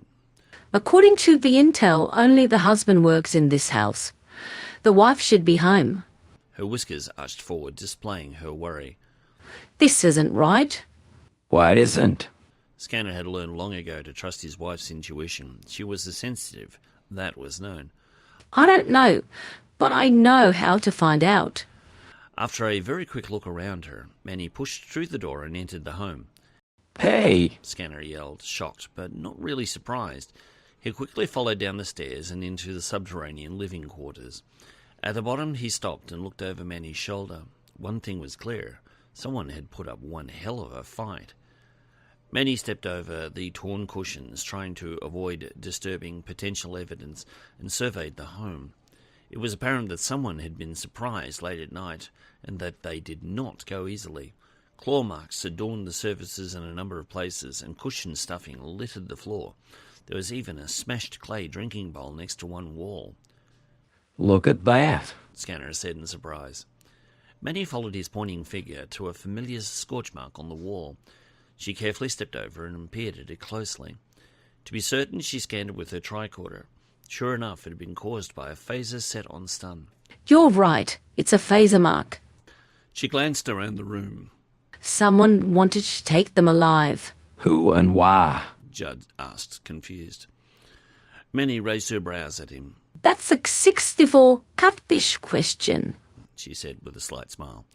Her little joke brought some cheer to her mate as he joined her to check out the rest of the dwelling. It took only a moment to confirm that nobody, living or dead, was home. Scanner looked at her readings. We've got to get this to Piper fast. He started towards the door and talked as he went. I don't think this is isolated. We're going to find this all over, I'm sure. Once upstairs, Scanner pushed open the door, enjoying the splash of sunshine over him, then reached for his communicator. As she reached the top of the stairs, Manny once more felt there was something definitely wrong. Instinctively, she pushed her husband as she heard the distant thwack of a crossbow being fired. She heard him cry out as he fell forward and to the left, but she had to block him out as she rolled and brought her phaser up and fired blind. 200 metres away, she saw a figure clad in black jump from her near miss. He dropped his weapon and ran in the opposite direction away from them. Wanting to chase her adversary, she first glanced back at Scanner to see if he was okay. As any wife would, she rushed to his aid when she found he was cradling his right elbow. Then she saw a black crossbow bolt through the flesh of his upper arm. He looked down at it in a daze. I've been shot at with phasers and photon torpedoes, but I don't know how I'm going to explain this one. To Manny's trained eye, he seemed more than just in shock. Something was wrong. His voice was slurred as if he was drunk. She immediately suspected poison. She whipped out her communicator and flipped it open. Manny to Millennium, emergency beam up to sick bay for 2. The reply was immediate. Acknowledged. The world around them changed in a moment from the forest of Cait to that of their modern, functional sick bay. Before she could move, she was roughly pushed out of the way by Merete, who quickly ran a medical tricorder over the engineer. She scowled at the crossbow bolt and said, I thought so. She turned to her aide, Nurse Stone, and said, Help me get him on the diagnostic bed. The muscular human, Nurse Stone, stepped behind Judd and picked him up under the shoulders. She grunted under his weight, but managed. Judd was in no condition to help, as he was delirious and muttering to himself. With Merete taking his legs and feet, they managed to get Judd off the floor and onto the bed. The next thing Merete did shocked Manny. Already wearing surgical gloves, Merete cut the tail of the bolt off with a laser scalpel. Then she grabbed the bolt behind the head and pulled it through his arm and out. The motion caused Judd to cry out in pain before he passed out. Standing at the end of the bed, Manny fought every step of the way for self-control. She desperately wanted to help her husband, but she knew she would only get in the way. Her duty to Starfleet and the ship warred with her overwhelming need to somehow aid her mate. The captain came to her rescue. The doors whooshed open, and Piper strode in purposely along with Sarda. The normally stoic Vulcan seemed a little rattled, as did Piper. "Report, Lieutenant," she ordered. Her tone of voice was just the thing to snap Manny back into focus. She stepped away from the bed, turned, and faced her captain, all business. Captain, an unknown assailant fired at us with a crossbow when we were leaving the last residence. I believe the intent was to silence us. I managed to scare him off the phaser shot, but I'm afraid he got away. She was sorry her husband's assailant escaped, but he was not her first responsibility at that time. Piper knew this and understood her security officer's concerns. "Can you give me the coordinates? I want to send Brankovian down to check it out. He's found some interesting evidence so far regarding our assassins." Her tone was only mildly conversational. Her attention was also divided between her old friend on the table and the business at hand. Manny nodded and dug out her pad. She handed it to Sarda, who organised Brankovian to beam down and investigate. However, the security officer wasn't finished with her report. Captain, I believe we have a bigger problem. That caught Piper's attention. "Go on." Every home we visited this morning was empty. In our investigations, we have really found a home with nobody there. This time, there was no one. When we came to the third home, I went in to have a look around. The place looked like someone had had a fight in it. There were even face burns on the wall. If I had to guess, I'd say occupants have been kidnapped as well. Hands on hips, the captain frowned. This was not good. "Were the parents black?" she asked. Manny shook her head. No, Captain. They were tawny. "That didn't take long," she muttered to herself. "Damn," she cursed as she hit a wall with her balled fist. "What is it, Captain?" Manny asked, a little concerned. Piper looked at her as if she'd grown a third ear. She was surprised she had missed it. "They've escalated," she said. "It's not enough for Ziff to oversee the removal of the black Caits. No, now he's got to get rid of the gene from the entire populace." Perturbed but stoic, Sarda said, "That would be illogical. Fur, like hair colour, is a trait that is endemic to the entire species. The only way to ensure there would never be any future black Caits is to commit genocide on the entire populace." Angry at the sheer stupidity of the situation, Piper said, "I don't think Ziff and logic have ever met, Sarda." She narrowed her eyes and thought, "I hope we find something useful when you go ahead with your heist." A little hopeful, she looked into his blue eyes. "When do you go ahead with the plan?" "In 1 hour, Captain," he said, meeting her gaze. She crossed her fingers for good luck. "Here's hoping," she said, then turned back to look at her engineer. "And for Scanner 2?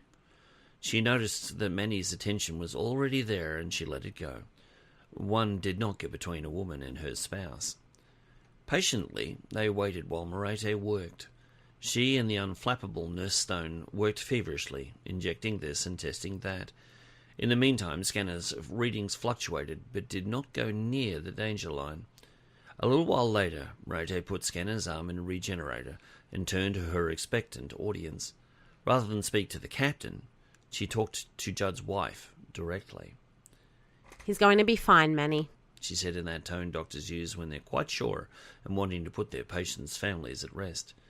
It was a mixture of confident and friendly. The individual who shot him, whoever he was, obviously didn't know that his poison would not work on a human. The most it'll give Scanner is a couple of hours' sleep and a good hangover. She pushed Manny on the arm with a grateful smile. "It's a good thing he didn't shoot you. You would have been dead within a minute." She looked over at the bolt sitting in the sterile tray. "Mind you, if he hit anyone in the right place with that thing, it would have been all over." Relieved beyond words, Manny gave Merete a bear hug, nuzzled her cheek and said, a very grateful. Thank you. Letting her go, Manny stepped over to the bed, picked up Judd's left hand, and sat with him whilst lovingly caressing it. The others in the room could hear her quietly saying, "Thank you," whilst rocking gently. Piper watched for only a moment, not wanting to intrude, but also feeling like she was violating her security officer's privacy. She was getting a glimpse into the Amantallash she did not know, the vulnerable and needing person that everyone has inside. She was seeing the depth of Manny's love for her husband. For a moment she felt guilty for grilling her for information, but the times were perilous, and they had little space for niceties. Quietly, Piper stepped over to the other side of the bed, brushed a lock of hair out of Judd's eyes, and whispered, "Get well soon, old friend." She then turned, laid a comforting hand on Merete's shoulder, and said, "Stay with him for a little while, then come and see me, okay?" Numbly, Manny just nodded and quietly wept. Half an hour later, once she was convinced that her husband truly was going to be all right, Manny tore herself away from sickbay and reported to the bridge. Once she stepped through the turbo-lift doors, Sarda looked up from the centre seat and simply pointed towards the captain's ready room. Getting the drift, she made her way over and tapped on the door chime. "Come in," she heard the captain call through the door. She hit the button to open it, then stepped through and came face to face with the king. Without thought, she dropped to one knee and bowed. Kraltathat quickly took her by the hand and gently lifted her up. With a voice full of angst, he said, "Don't bow to me, Amantasandage. I don't deserve it. We're in the middle of a nightmare I couldn't stop, and now your husband is paying the price for my mistakes."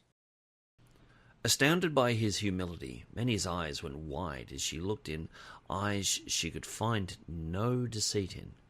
She didn't know what to say. "How is Commander Sandage?" the king asked. His concern touched her. Manny moved her jaw and tried to make a sound. It took her a second to find her voice, but when she did, it came out with her usual strength. "The doctor tells me he's going to be fine." The king gave her a genuine smile. "That's great news." He turned and offered her his seat before the captain's desk. "Please, we're all friends here."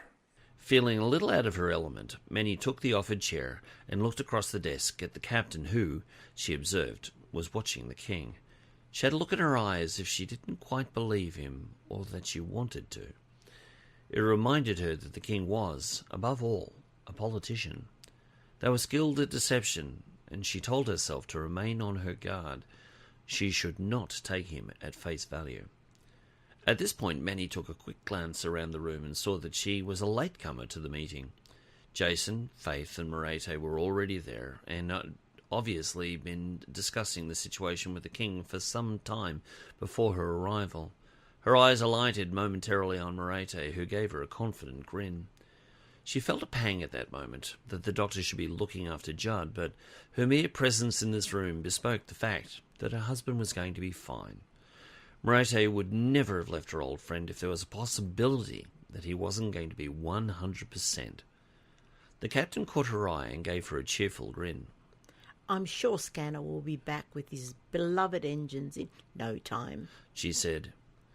"I should make a note to tell Ensign Rush to make sure everything's polished before he gets down there. Merete said he'll wake up with a hell of a hangover, and I don't want him to take it out on her and the engineering crew."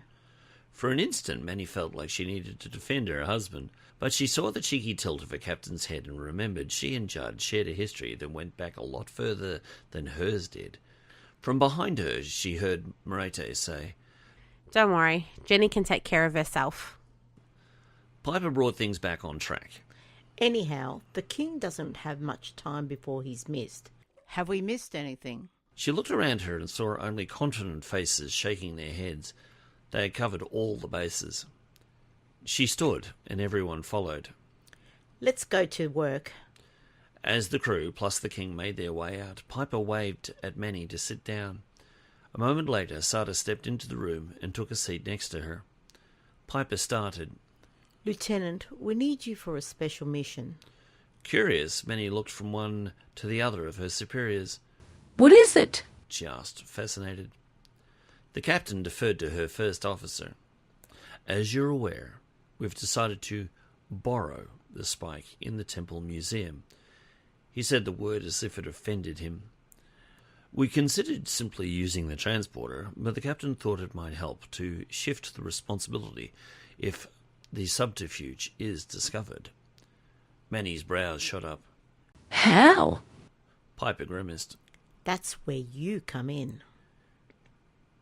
15 minutes later, Manny had her answer. She walked through the temple as if she owned the place, dressed in a robe identical to those worn by the rest of the priesthood. Around her neck hung a copy of the Tree of Destiny. The disguise was so effective that no one gave her a second glance. Feeling the replica of the spike bounce against her flesh under the robe gave her pause. She felt like she was committing some form of heresy. She had to repeatedly remind herself that, to all intents and purposes, as the priesthood were playing a major part in the conspiracy, they had made themselves the enemy. Pretending to view the painted windows, Manny waited for the signal. She found herself fascinated by the images, but struggling to remember what they depicted. The pictures themselves said much, but the players' names were beyond her. She thought back to her childhood and tried to conjure up the classes she had taken that taught all junior Caits about the teacher. His words, his philosophies, were the cornerstones of their civilization, and she became irritated with herself that she could not recall the simplest details from his life. She decided then and there to refresh her studies. Within moments, her communicator vibrated against her thigh where it was bound. She knew she had only 15 seconds to make her way over to the museum door, and, using the battery-operated rake she had replicated from the archives, she quickly picked the lock. As soon as she closed the door behind her, the lights went out. Not that she needed one. The light filtering through the small window Jason had photographed was more than enough for her sensitive feline eyes to see by. The hope was that the underground power generator that Sarda had found, and had just hit with an electromagnetic pulse to overload it and cause it to shut down, once it was out of action, would not only remove the stasis field around the spike, but also the dampening field around the temple. For these precious few seconds, Sarda was using the opportunity to scan the complex in detail. Spying the spike, she stepped over and gazed at it in wonder. It still showed traces of his blood. Reaching out, she was almost surprised when she found she could grasp it. Quickly, she slipped it into a plastic pouch in her robe and put the replica in its place, being careful to make sure it sat just as the original had been. Satisfied, she withdrew her hand and almost didn't make it when the stasis field's backup power snapped on. As it was, she felt a number of her finger hairs pulled out as the ends of them became frozen in time. She shook her hand in pain, then looked closely at the stasis field. She saw a number of her hairs protruding from it. Worried she might leave behind tangible evidence, she took out her phaser, set it for a low-energy, high-temperature setting, and burnt them off. Once done, she had a quick look and saw only the tiniest parts of her fur still remaining within the field. With that done, she straightened and turned to leave when she heard the sound of a key being inserted in the lock. Without hesitation, she slapped the communicator on her thigh. The prearranged signal was simple: "Get me out of here."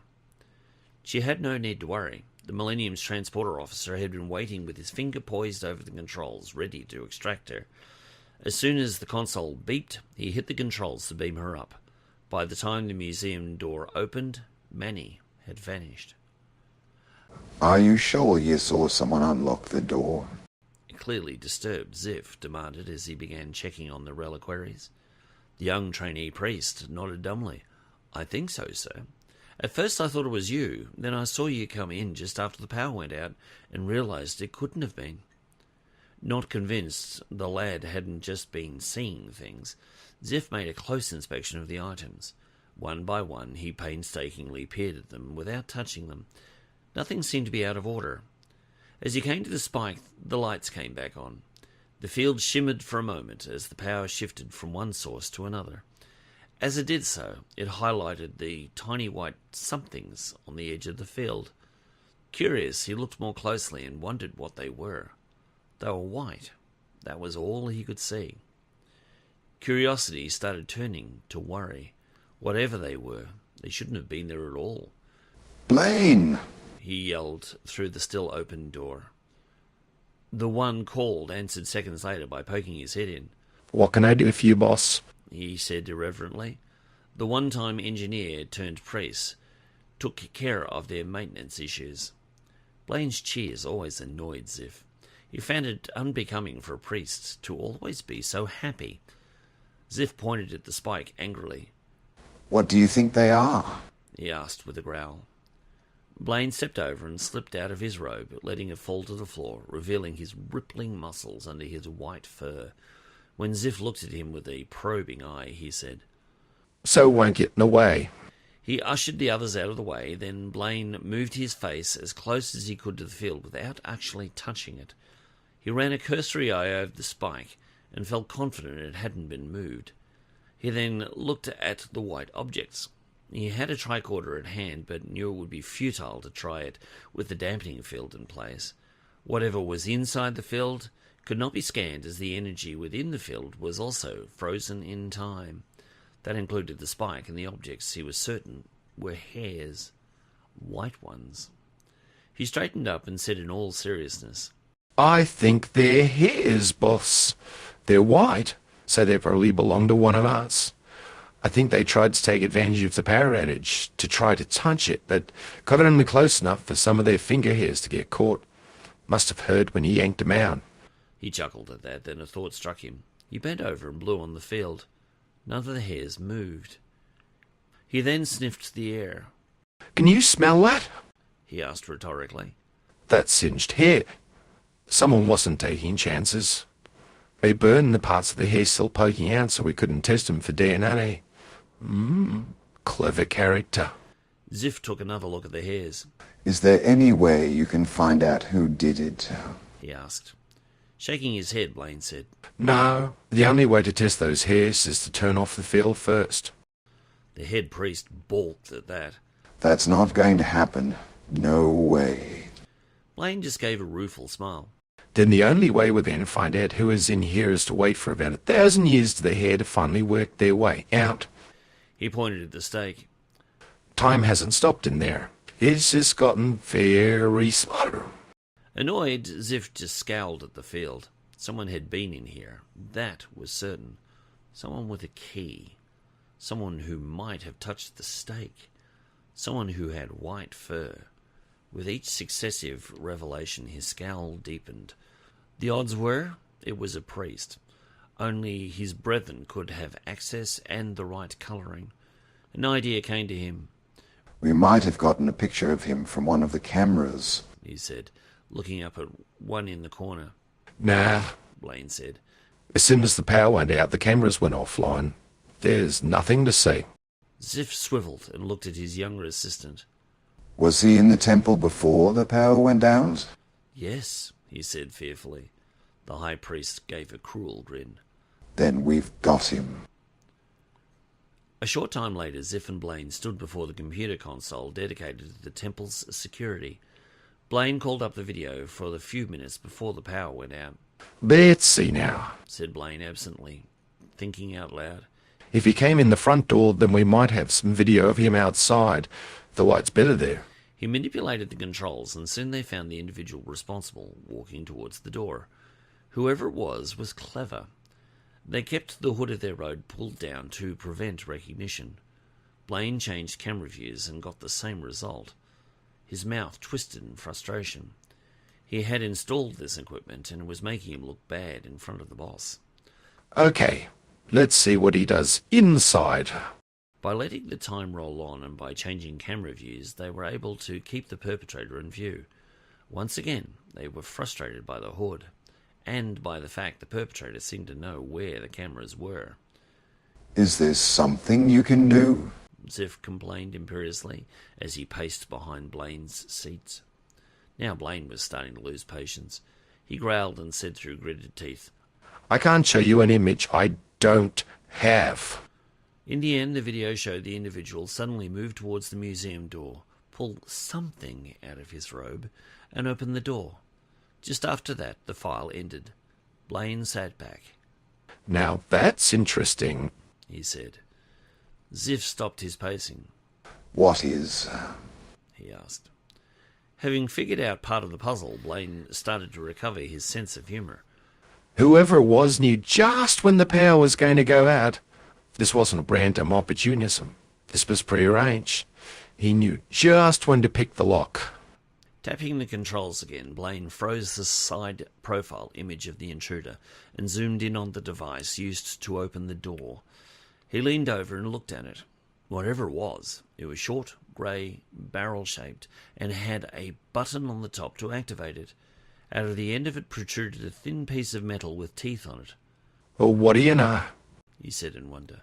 I'd love to have one of those. Ziff leaned in and peered at the image. What is it? He said with the tone of a scolding teacher. Fast tiring of his boss's short amount of patience, Blaine sat back, gazed up at him and said, It's an electric lockpick. They're quite rare as very few people use cipher-indented keys these days. Light dawned in Ziff's brain. I see. Where would you get one of these? He asked. Blaine's eyes widened some as he thought about the question. His tail moved to and fro as he considered. Most these would probably have one, that's for sure. You wouldn't find one in any shop. You'd have to buy it on the black market. They'll replicate one. He looked at the design once again. It may be possible to find out who made it, he said hopefully. It might help us. With a low growl, Ziff accepted that very little was going to be learned today. Let me know what you find out, he said as he made to leave. He slipped through the door and into the hallway of their catacombs under the temple. He began moving towards the broadcasting room for this day's message. On the outside, he was peaceful, even serene. Inside, he was seething. As far as he was concerned, someone had violated their most sacred relic, and they were going to pay. He's moving, Captain. Piper had begun moving before Sarda opened his mouth. She had felt the change and reacted. She fairly jumped out of the centre seat and quickly joined him at the science station. On the screen, she could see an internal map of the capital city's jail. On it, 3 small green dots began moving together out of the room they were in and down a hall. Within moments, they reached another room and then stopped. What do you think, Sarda? Piper asked. Time for an interrogation? I do not think so, Sarda answered, steepling his fingers once more as he was deep in thought. They would interrogate them individually, not at the same time. He stared at the screen as if daring it to give up its secrets. Then, miraculously, the dots vanished. Sarda began working the controls to reacquire them. What happened, Sarda? Piper said, wondering what was going on. She pushed her hair out of her face, then took a seat next to her first officer and began running scans of her own. I have determined that they are not jamming us, Captain, and since there is no way to safely remove the isotope we injected into each of Martin's party, I would suggest they have been beamed out. Sarda frowned at that. Usually, that would be impossible.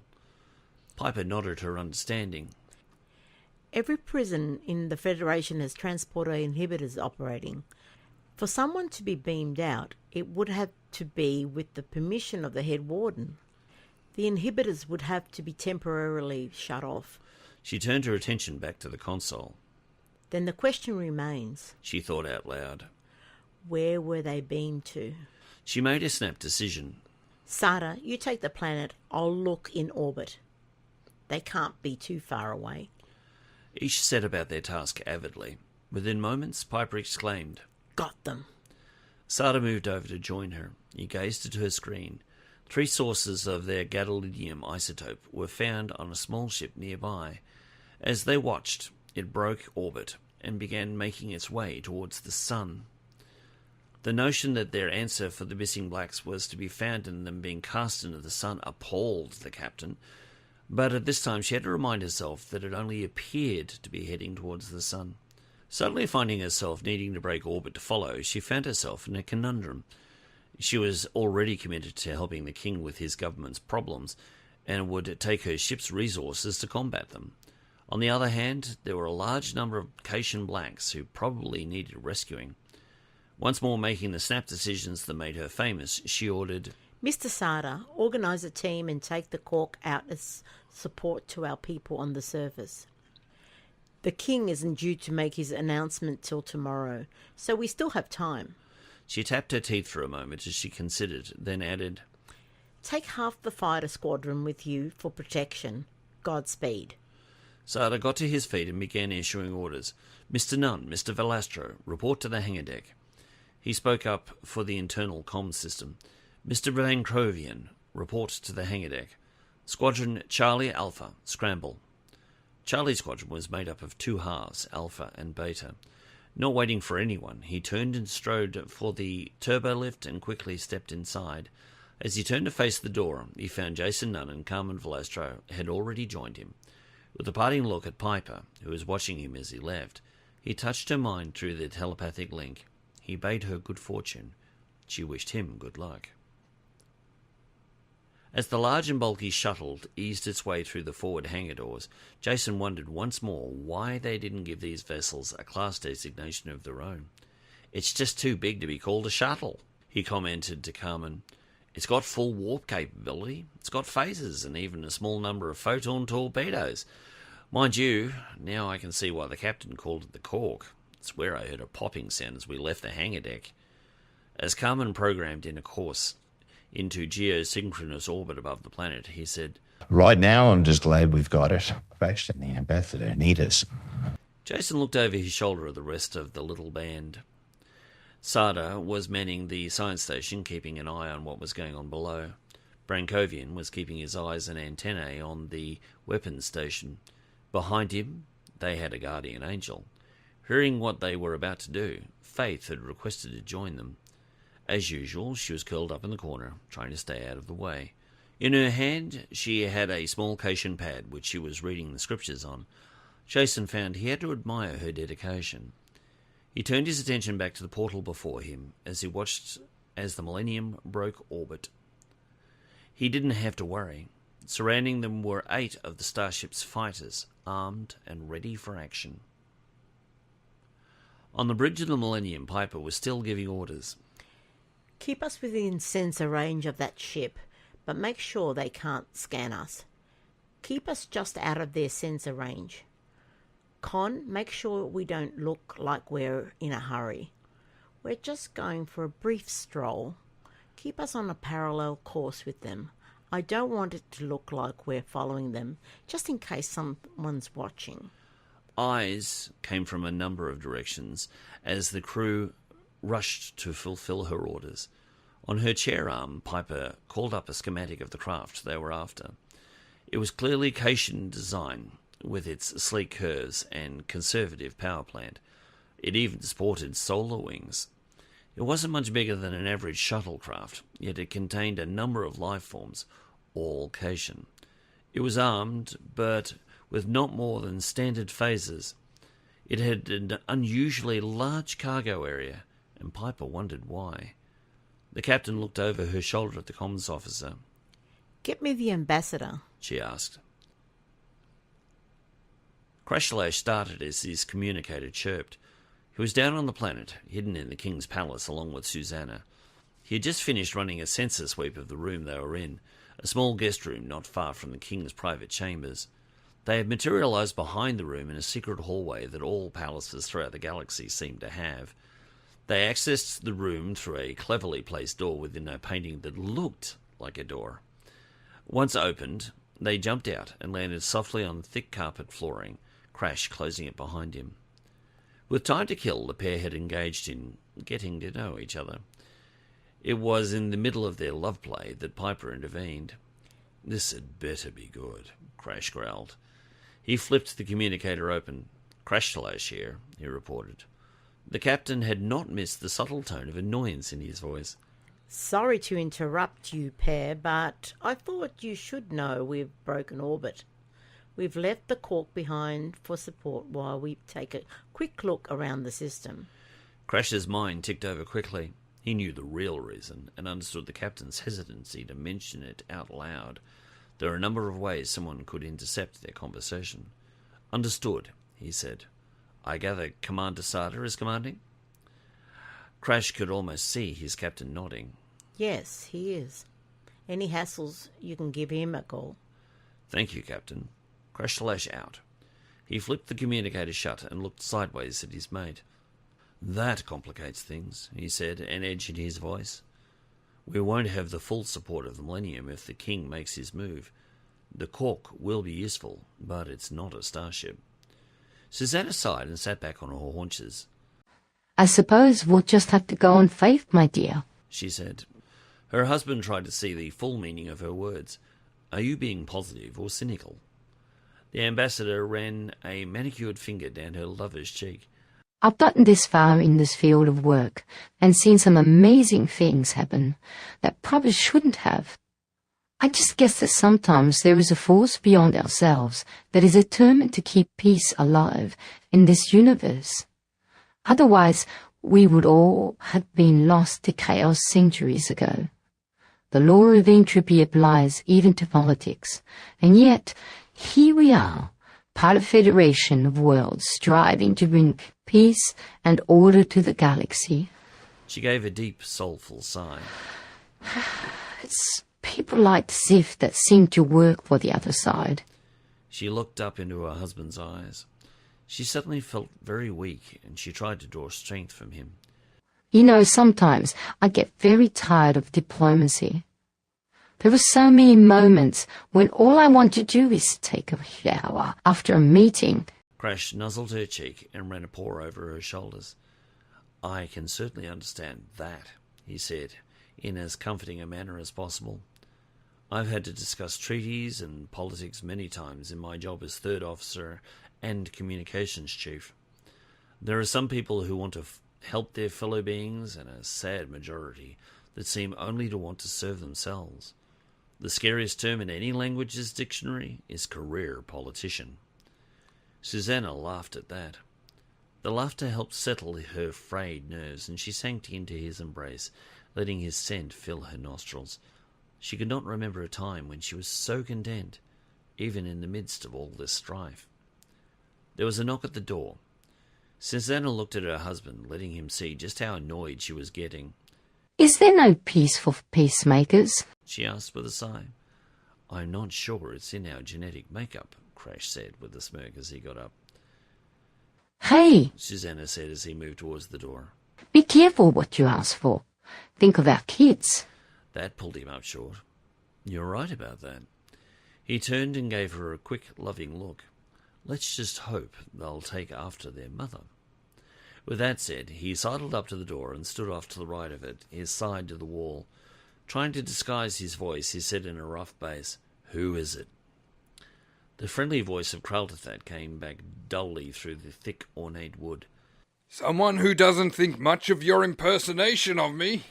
Crash opened the door and let the king inside. "I didn't think I sounded that much like you." Susanna joined her husband at his side. I don't know.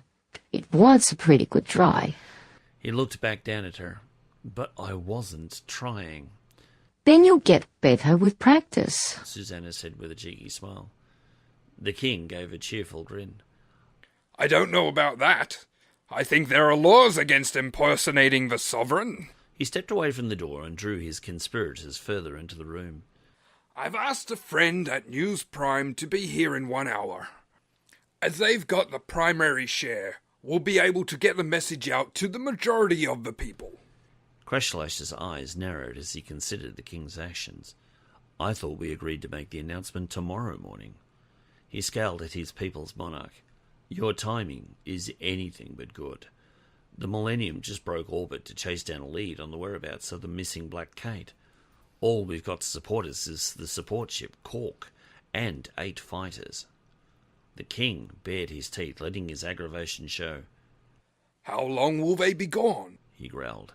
He started pacing to work off some steam. Crash watched him as he paced. It was times like these when he remembered that politicians, famous people, and even kings were, in the end, just people like he was. Fallible. The captain didn't say. Hopefully she'll be back in time. Maybe not. He threw him a lifeline. "I can't see her being gone for over 24 hours. Kraltathat sighed and stopped his pacing when he realized he was in a net of his own making. He had no one but himself to blame for his impatience. It's too late to stop things now, he said, resigned to his fate. I've already set the plans in motion. Susanna laid a concerned paw on the king's shoulder and gave him a gentle rub. She tried to ease his mood by steering the conversation back to their previous subject. Why didn't you call for a full audience? She asked gently. Kraltathat shook his head. A general press conference would draw too much attention, he said. His voice dropped, reflecting his state of mind. He was anything but confident. We'll be lucky if we get away with the broadcast at all. Crash gave him a cheering smile. If my wife has anything to do with it, we'll be all right. She has a fundamental belief that the universe is on her side. The king turned his gaze to the ambassador with a curious eye. Is that so? Susanna just looped her tail about in a demure fashion. I have lived a charmed life, she said with a sly grin. Kraltathat just looked down at her and tried to draw from her confidence. I hope so, for all our sakes. He padded over to the door and opened it a crack. I'll be back for you both in about 50 minutes. I'll see you then. With that quietly said, he slipped out and walked down the hallway as if he was going off on official business. If he had known a pair of golden eyes were watching him, he would have been a lot more careful. Not that Crash and Susanna cared. They picked up where they left off.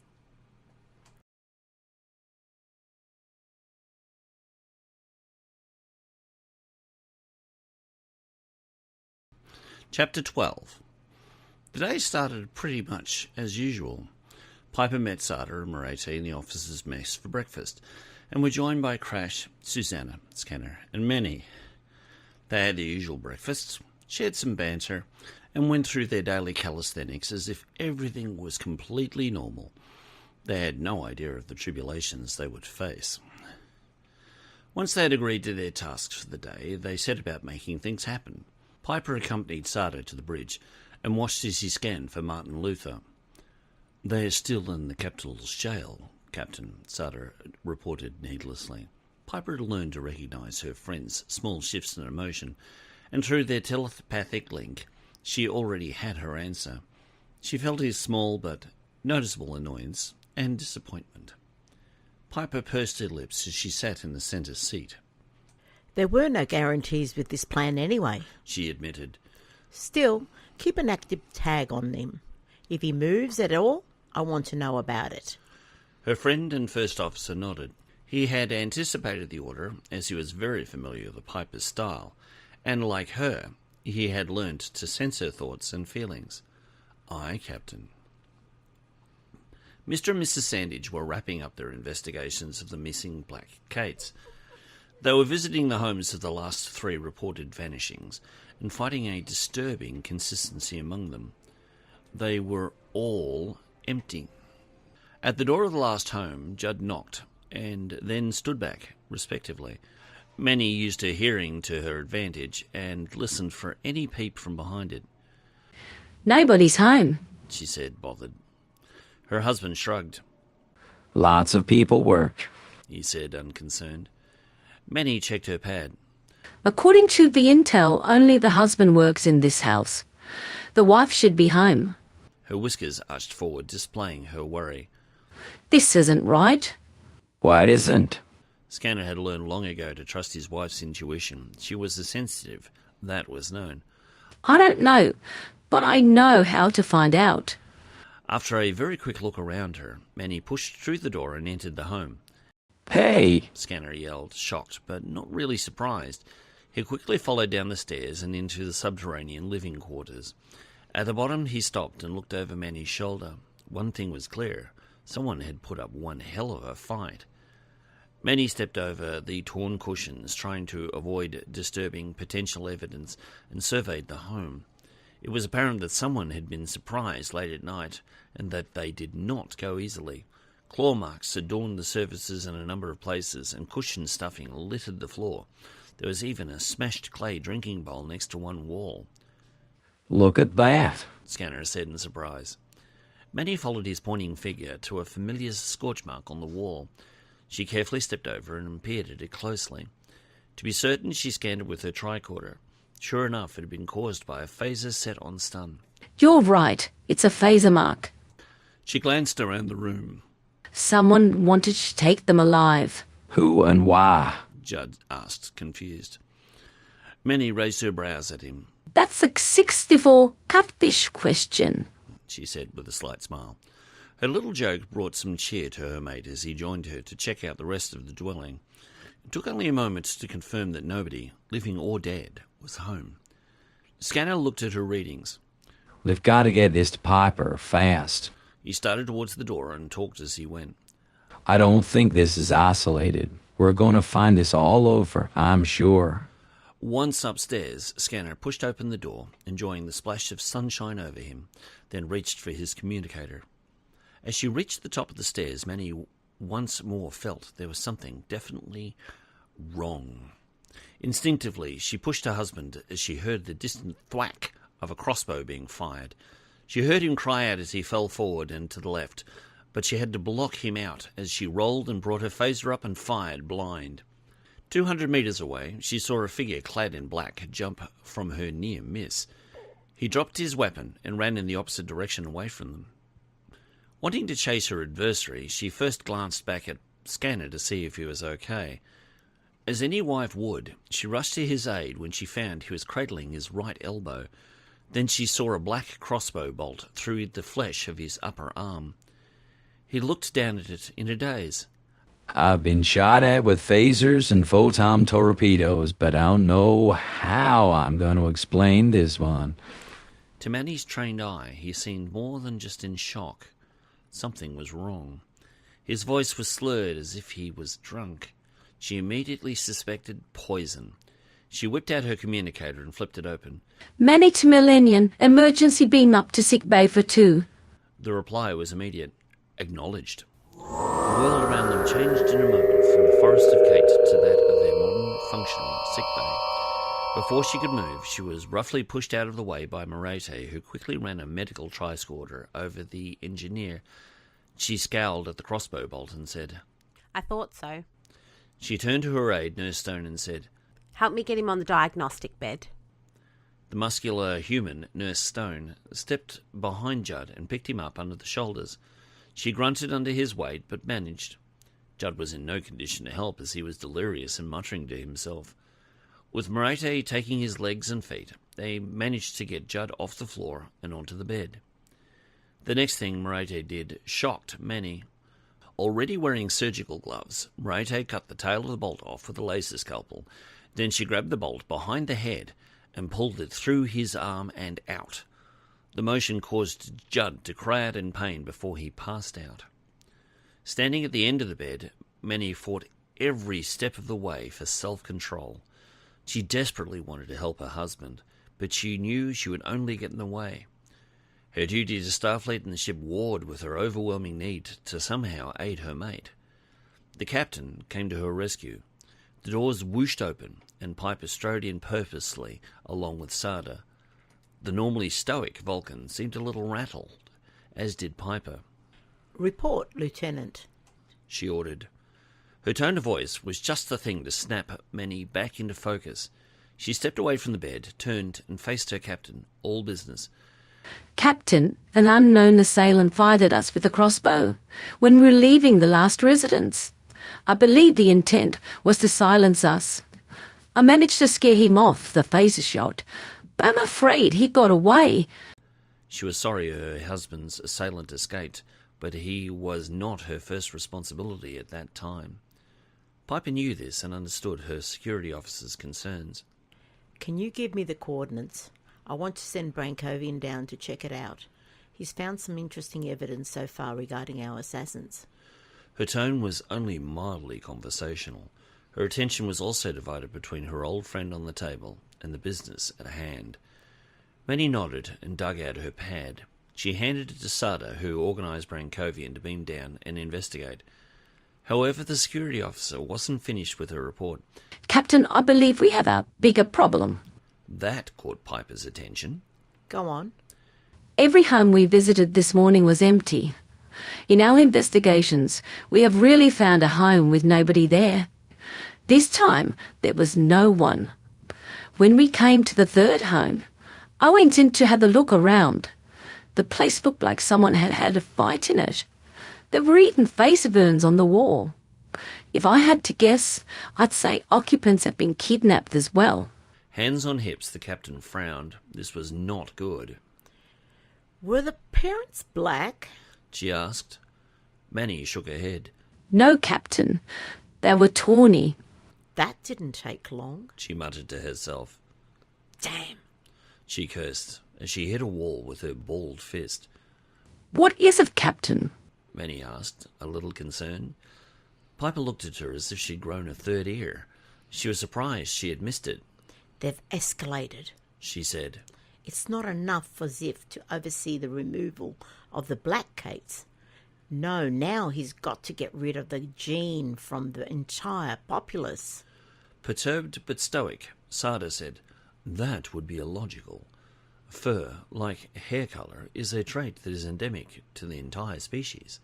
The only way to ensure there would never be any future black Caits is to commit genocide on the entire populace.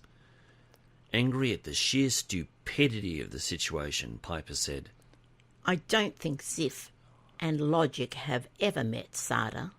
She narrowed her eyes and thought, I hope we find something useful when you go ahead with your heist. A little hopeful, she looked into his blue eyes. When do you go ahead with the plan? In 1 hour, Captain, he said, meeting her gaze. She crossed her fingers for good luck. Here's hoping, she said, then turned back to look at her engineer. And for Scanner 2? She noticed that Manny's attention was already there and she let it go. One did not get between a woman and her spouse. Patiently, they waited while Merete worked. She and the unflappable Nurse Stone worked feverishly, injecting this and testing that. In the meantime, Scanner's readings fluctuated, but did not go near the danger line. A little while later, Merete put Scanner's arm in a regenerator and turned to her expectant audience. Rather than speak to the captain, she talked to Judd's wife directly. He's going to be fine, Manny, she said in that tone doctors use when they're quite sure and wanting to put their patients' families at rest. It was a mixture of confident and friendly. The individual who shot him, whoever he was, obviously didn't know that his poison would not work on a human. The most it'll give Scanner is a couple of hours' sleep and a good hangover. She pushed Manny on the arm with a grateful smile. It's a good thing he didn't shoot you. You would have been dead within a minute. She looked over at the bolt sitting in the sterile tray. Mind you, if he hit anyone in the right place with that thing, it would have been all over. Relieved beyond words, Manny gave Merete a bear hug, nuzzled her cheek and said, "A very grateful." Thank you. Letting her go, Manny stepped over to the bed, picked up Judd's left hand and sat with him whilst lovingly caressing it. The others in the room could hear her quietly saying, "Thank you," whilst rocking gently. Piper watched for only a moment, not wanting to intrude, but also feeling like she was violating her security officer's privacy. She was getting a glimpse into the Amantallash she did not know, the vulnerable and needing person that everyone has inside. She was seeing the depth of Manny's love for her husband. For a moment she felt guilty for grilling her for information, but the times were perilous, and they had little space for niceties. Quietly, Piper stepped over to the other side of the bed, brushed a lock of hair out of Judd's eyes, and whispered, "Get well soon, old friend." She then turned, laid a comforting hand on Merete's shoulder and said, "Stay with him for a little while, then come and see me, okay?" Numbly, Manny just nodded and quietly wept. Half an hour later, once she was convinced that her husband truly was going to be all right, Manny tore herself away from sickbay and reported to the bridge. Once she stepped through the turbo-lift doors, Sarda looked up from the centre seat and simply pointed towards the captain's ready room. Getting the drift, she made her way over and tapped on the door chime. "Come in," she heard the captain call through the door. She hit the button to open it, then stepped through and came face to face with the king. Without thought, she dropped to one knee and bowed. Kraltathat quickly took her by the hand and gently lifted her up. With a voice full of angst, he said, "Don't bow to me, Amantasandage. I don't deserve it. We're in the middle of a nightmare I couldn't stop, and now your husband is paying the price for my mistakes. Astounded by his humility, Manny's eyes went wide as she looked in eyes she could find no deceit in. She didn't know what to say. How is Commander Sandage? The king asked. His concern touched her. Manny moved her jaw and tried to make a sound. It took her a second to find her voice, but when she did, it came out with her usual strength. The doctor tells me he's going to be fine. The king gave her a genuine smile. That's great news. He turned and offered her his seat before the captain's desk. Please, we're all friends here. Feeling a little out of her element, Manny took the offered chair and looked across the desk at the captain who, she observed, was watching the king. She had a look in her eyes as if she didn't quite believe him, or that she wanted to. It reminded her that the king was, above all, a politician. They were skilled at deception, and she told herself to remain on her guard. She should not take him at face value. At this point, Manny took a quick glance around the room and saw that she was a latecomer to the meeting. Jason, Faith, and Merete were already there, and obviously been discussing the situation with the king for some time before her arrival. Her eyes alighted momentarily on Merete, who gave her a confident grin. She felt a pang at that moment that the doctor should be looking after Judd, but her mere presence in this room bespoke the fact that her husband was going to be fine. Merete would never have left her old friend if there was a possibility that he wasn't going to be 100%. The captain caught her eye and gave her a cheerful grin. I'm sure Scanner will be back with his beloved engines in no time, she said. I should make a note to tell Ensign Rush to make sure everything's polished before he gets down there. Merete said he'll wake up with a hell of a hangover, and I don't want him to take it out on her and the engineering crew. For an instant, Manny felt like she needed to defend her husband, but she saw the cheeky tilt of her captain's head and remembered she and Judd shared a history that went back a lot further than hers did. From behind her, she heard Merete say, Don't worry, Jenny can take care of herself. Piper brought things back on track. Anyhow, the king doesn't have much time before he's missed. Have we missed anything? She looked around her and saw only confident faces shaking their heads. They had covered all the bases. She stood, and everyone followed. Let's go to work. As the crew plus the king made their way out, Piper waved at Manny to sit down. A moment later, Sarda stepped into the room and took a seat next to her. Piper started. Lieutenant, we need you for a special mission. Curious, Manny looked from one to the other of her superiors. What is it? She asked, fascinated. The captain deferred to her first officer. As you're aware, we've decided to borrow the spike in the Temple Museum. He said the word as if it offended him. We considered simply using the transporter, but the captain thought it might help to shift the responsibility if the subterfuge is discovered. Manny's brows shot up. How? Piper grimaced. That's where you come in. 15 minutes later, Manny had her answer. She walked through the temple as if she owned the place, dressed in a robe identical to those worn by the rest of the priesthood. Around her neck hung a copy of the Tree of Destiny. The disguise was so effective that no one gave her a second glance. Feeling the replica of the spike bounce against her flesh under the robe gave her pause. She felt like she was committing some form of heresy. She had to repeatedly remind herself that, to all intents and purposes, as the priesthood were playing a major part in the conspiracy, they had made themselves the enemy. Pretending to view the painted windows, Manny waited for the signal. She found herself fascinated by the images, but struggling to remember what they depicted. The pictures themselves said much, but the players' names were beyond her. She thought back to her childhood and tried to conjure up the classes she had taken that taught all junior Caits about the teacher. His words, his philosophies, were the cornerstones of their civilization, and she became irritated with herself that she could not recall the simplest details from his life. She decided then and there to refresh her studies. Within moments, her communicator vibrated against her thigh where it was bound. She knew she had only 15 seconds to make her way over to the museum door, and, using the battery-operated rake she had replicated from the archives, she quickly picked the lock. As soon as she closed the door behind her, the lights went out. Not that she needed one. The light filtering through the small window Jason had photographed was more than enough for her sensitive feline eyes to see by. The hope was that the underground power generator that Sarda had found, and had just hit with an electromagnetic pulse to overload it and cause it to shut down, once it was out of action, would not only remove the stasis field around the spike, but also the dampening field around the temple. For these precious few seconds, Sarda was using the opportunity to scan the complex in detail. Spying the spike, she stepped over and gazed at it in wonder. It still showed traces of his blood. Reaching out, she was almost surprised when she found she could grasp it. Quickly, she slipped it into a plastic pouch in her robe and put the replica in its place, being careful to make sure it sat just as the original had been.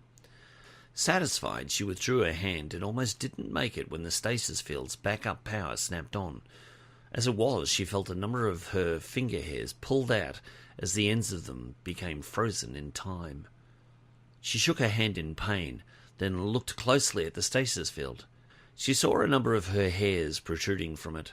Worried she might leave behind tangible evidence, she took out her phaser, set her for a low-energy, high-temperature setting, and burnt them off.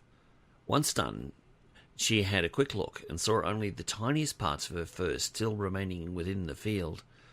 With that done, she straightened and turned to leave when she heard the sound of a key being inserted in the lock. Without hesitation, she slapped the communicator on her thigh. The prearranged signal was simple: "Get me out of here." She had no need to worry. The Millennium's transporter officer had been waiting with his finger poised over the controls, ready to extract her. As soon as the console beeped, he hit the controls to beam her up. By the time the museum door opened, Manny had vanished. Are you sure you saw someone unlock the door? Clearly disturbed, Ziff demanded as he began checking on the reliquaries. The young trainee priest nodded dumbly. "I think so, sir.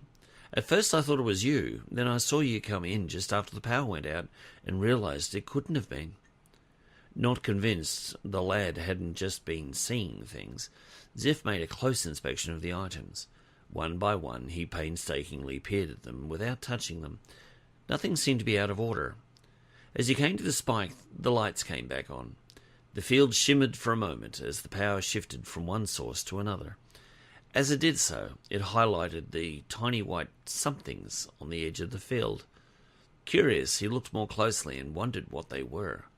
They were white. That was all he could see. Curiosity started turning to worry. Whatever they were, they shouldn't have been there at all. Blaine! He yelled through the still open door. The one called answered seconds later by poking his head in. "What can I do for you, boss?" he said irreverently. The one-time engineer turned priest took care of their maintenance issues. Blaine's cheers always annoyed Ziff. He found it unbecoming for a priest to always be so happy. Ziff pointed at the spike angrily. What do you think they are? He asked with a growl. Blaine stepped over and slipped out of his robe, letting it fall to the floor, revealing his rippling muscles under his white fur. When Ziff looked at him with a probing eye, he said, "So won't get in the way." He ushered the others out of the way, then Blaine moved his face as close as he could to the field without actually touching it. He ran a cursory eye over the spike and felt confident it hadn't been moved. He then looked at the white objects. He had a tricorder at hand, but knew it would be futile to try it with the dampening field in place. Whatever was inside the field could not be scanned, as the energy within the field was also frozen in time. That included the spike and the objects he was certain were hairs. White ones. He straightened up and said in all seriousness, "I think they're hairs, boss. They're white, so they probably belong to one of us. I think they tried to take advantage of the power outage to try to touch it, but got it only close enough for some of their finger hairs to get caught. Must have heard when he yanked them out." He chuckled at that, then a thought struck him. He bent over and blew on the field. None of the hairs moved. He then sniffed the air. "Can you smell that?" he asked rhetorically. "That's singed hair. Someone wasn't taking chances.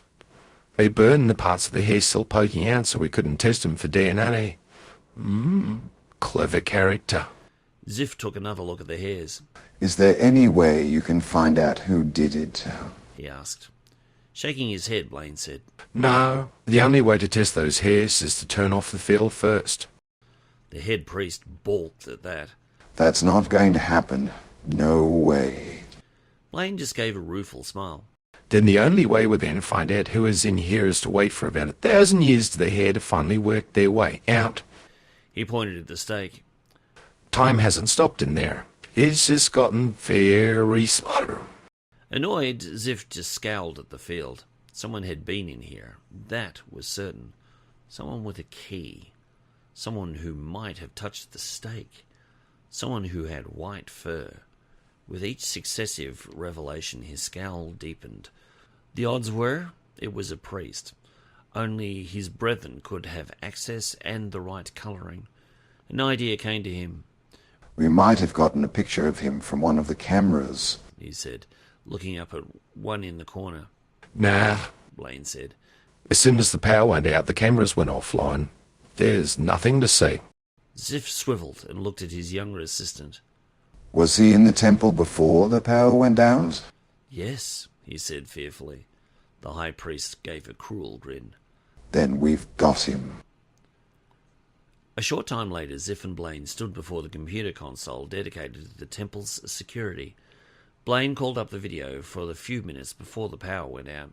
Let's see now, said Blaine absently, thinking out loud. If he came in the front door, then we might have some video of him outside. The light's better there. He manipulated the controls, and soon they found the individual responsible, walking towards the door. Whoever it was clever. They kept the hood of their robe pulled down to prevent recognition. Blaine changed camera views and got the same result. His mouth twisted in frustration. He had installed this equipment, and it was making him look bad in front of the boss. Okay, let's see what he does inside. By letting the time roll on and by changing camera views, they were able to keep the perpetrator in view. Once again, they were frustrated by the hood, and by the fact the perpetrator seemed to know where the cameras were. Is there something you can do? Ziff complained imperiously as he paced behind Blaine's seats. Now Blaine was starting to lose patience. He growled and said through gritted teeth, I can't show you an image I don't have. In the end, the video showed the individual suddenly move towards the museum door, pull something out of his robe, and open the door. Just after that, the file ended. Blaine sat back. Now that's interesting, he said. Ziff stopped his pacing. What is? He asked. Having figured out part of the puzzle, Blaine started to recover his sense of humour. Whoever it was knew just when the power was going to go out. This wasn't a random opportunism. This was prearranged. He knew just when to pick the lock.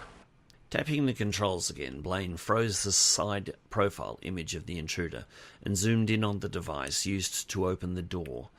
He leaned over and looked at it.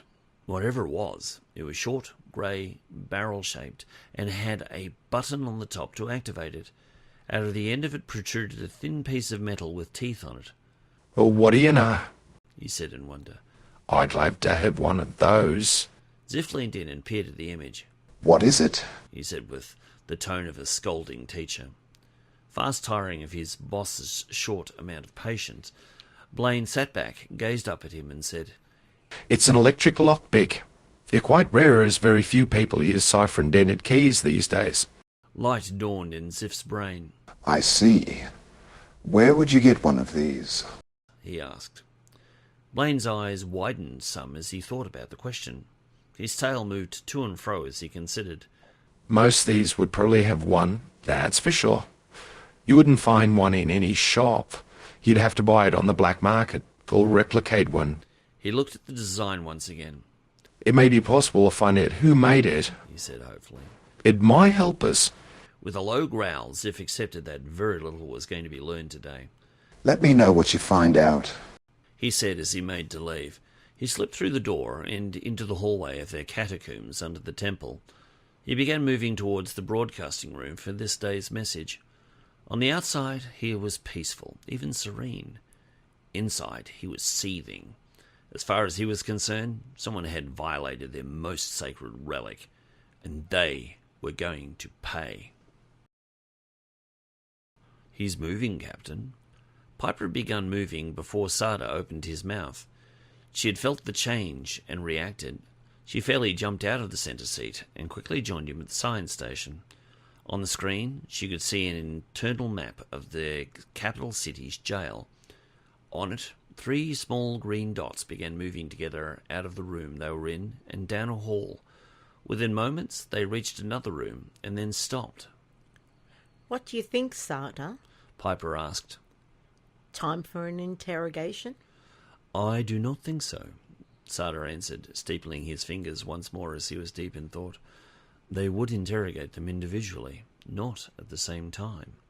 He stared at the screen as if daring it to give up its secrets.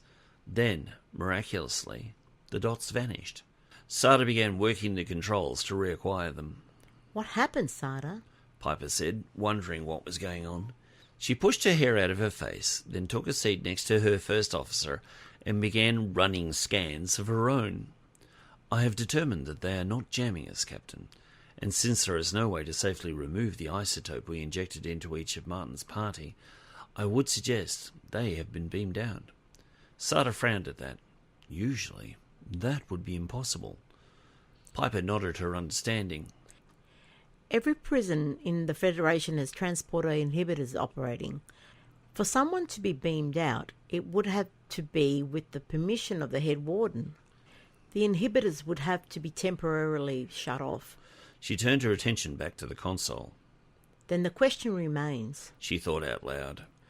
Where were they beamed to? She made a snap decision. Sarda, you take the planet. I'll look in orbit. They can't be too far away. Each set about their task avidly. Within moments, Piper exclaimed, Got them. Sarda moved over to join her. He gazed at her screen. 3 sources of their gadolinium isotope were found on a small ship nearby. As they watched, it broke orbit and began making its way towards the sun. The notion that their answer for the missing blacks was to be found in them being cast into the sun appalled the captain, but at this time she had to remind herself that it only appeared to be heading towards the sun. Suddenly finding herself needing to break orbit to follow, she found herself in a conundrum. She was already committed to helping the king with his government's problems, and would take her ship's resources to combat them. On the other hand, there were a large number of Caitian blacks who probably needed rescuing. Once more making the snap decisions that made her famous, she ordered, Mr. Sarda, organise a team and take the cork out as support to our people on the surface. The king isn't due to make his announcement till tomorrow, so we still have time. She tapped her teeth for a moment as she considered, then added, Take half the fighter squadron with you for protection. Godspeed. Sarda got to his feet and began issuing orders. Mr. Nunn, Mr. Velastro, report to the hangar deck. He spoke up for the internal comms system. Mr. Van Crovian, report to the hangar deck.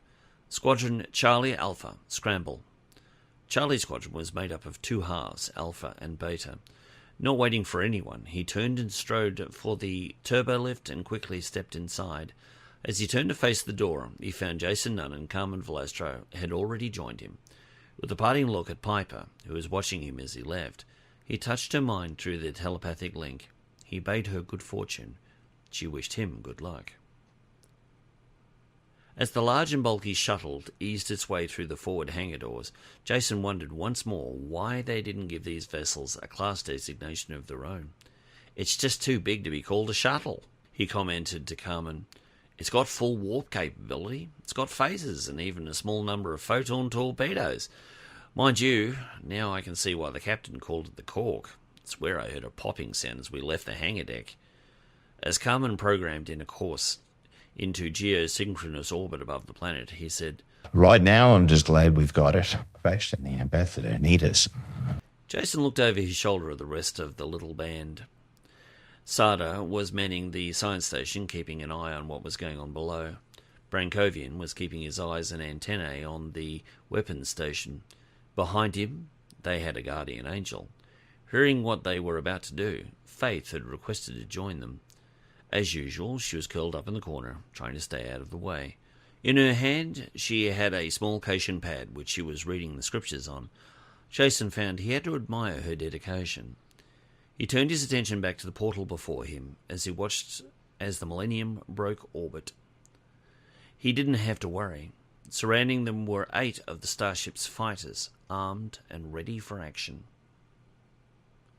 On the bridge of the Millennium, Piper was still giving orders. Keep us within sensor range of that ship, but make sure they can't scan us. Keep us just out of their sensor range. Con, make sure we don't look like we're in a hurry. We're just going for a brief stroll. Keep us on a parallel course with them. I don't want it to look like we're following them, just in case someone's watching. Eyes came from a number of directions as the crew rushed to fulfill her orders. On her chair arm, Piper called up a schematic of the craft they were after. It was clearly Caitian design, with its sleek curves and conservative power plant. It even sported solar wings. It wasn't much bigger than an average shuttlecraft, yet it contained a number of life forms, all Caitian. It was armed, but with not more than standard phasers. It had an unusually large cargo area, and Piper wondered why. The captain looked over her shoulder at the comms officer. Get me the ambassador, she asked. Krashtallash started as his communicator chirped. He was down on the planet, hidden in the king's palace along with Susanna. He had just finished running a sensor sweep of the room they were in, a small guest room not far from the king's private chambers. They had materialized behind the room in a secret hallway that all palaces throughout the galaxy seemed to have. They accessed the room through a cleverly placed door within a painting that looked like a door.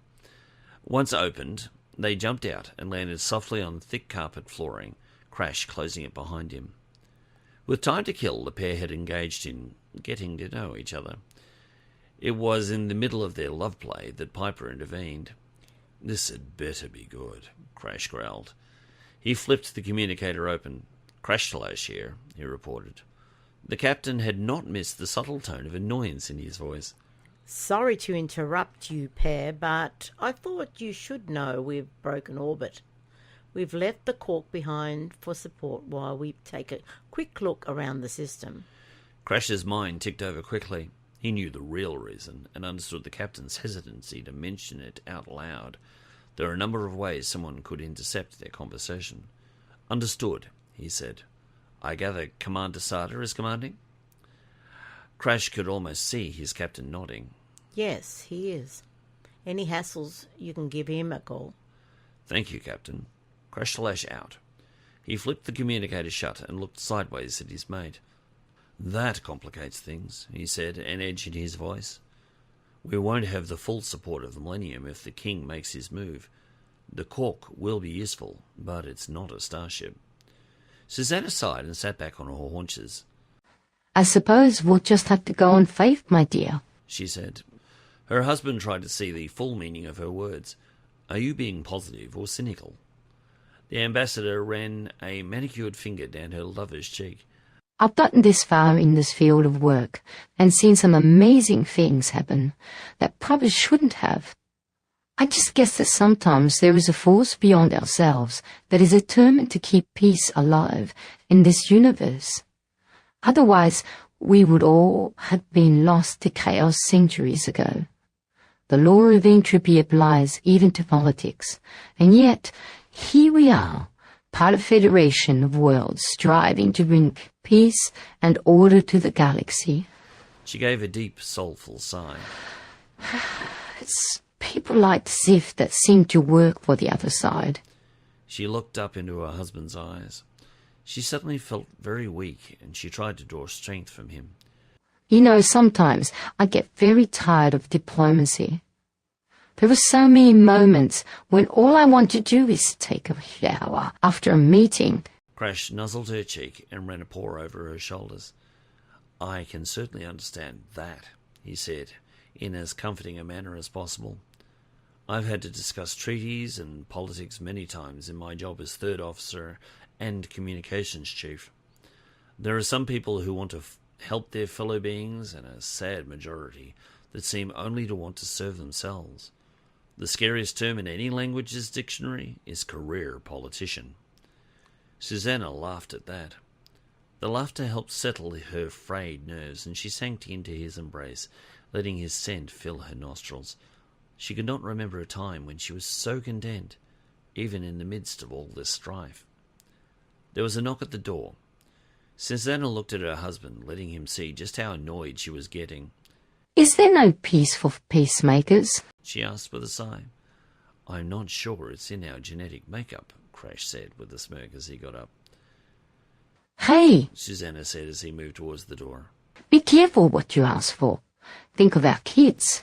That pulled him up short. You're right about that. He turned and gave her a quick, loving look. Let's just hope they'll take after their mother. With that said, he sidled up to the door and stood off to the right of it, his side to the wall. Trying to disguise his voice, he said in a rough bass, Who is it? The friendly voice of Kraltathat came back dully through the thick, ornate wood. Someone who doesn't think much of your impersonation of me. Crash opened the door and let the king inside. I didn't think I sounded that much like you. Susanna joined her husband at his side. I don't know. It was a pretty good try. He looked back down at her. But I wasn't trying. Then you'll get better with practice, Susanna said with a cheeky smile. The king gave a cheerful grin. I don't know about that. I think there are laws against impersonating the sovereign. He stepped away from the door and drew his conspirators further into the room. I've asked a friend at News Prime to be here in 1 hour. As they've got the primary share, we'll be able to get the message out to the majority of the people. Krashtallash's eyes narrowed as he considered the king's actions. I thought we agreed to make the announcement tomorrow morning. He scowled at his people's monarch. Your timing is anything but good. The Millennium just broke orbit to chase down a lead on the whereabouts of the missing Black Cait. All we've got to support us is the support ship Cork and 8 fighters. The king bared his teeth, letting his aggravation show. How long will they be gone? He growled.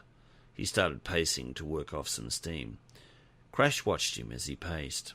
It was times like these when he remembered that politicians, famous people, and even kings were, in the end, just people like he was. Fallible. The captain didn't say. Hopefully she'll be back in time. Maybe not. He threw him a lifeline. I can't see her being gone for over 24 hours. Kraltathat sighed and stopped his pacing when he realized he was in a net of his own making. He had no one but himself to blame for his impatience. It's too late to stop things now, he said, resigned to his fate. I've already set the plans in motion. Susanna laid a concerned paw on the king's shoulder and gave him a gentle rub. She tried to ease his mood by steering the conversation back to their previous subject. Why didn't you call for a full audience? She asked gently. Kraltathat shook his head. A general press conference would draw too much attention, he said. His voice dropped, reflecting his state of mind. He was anything but confident.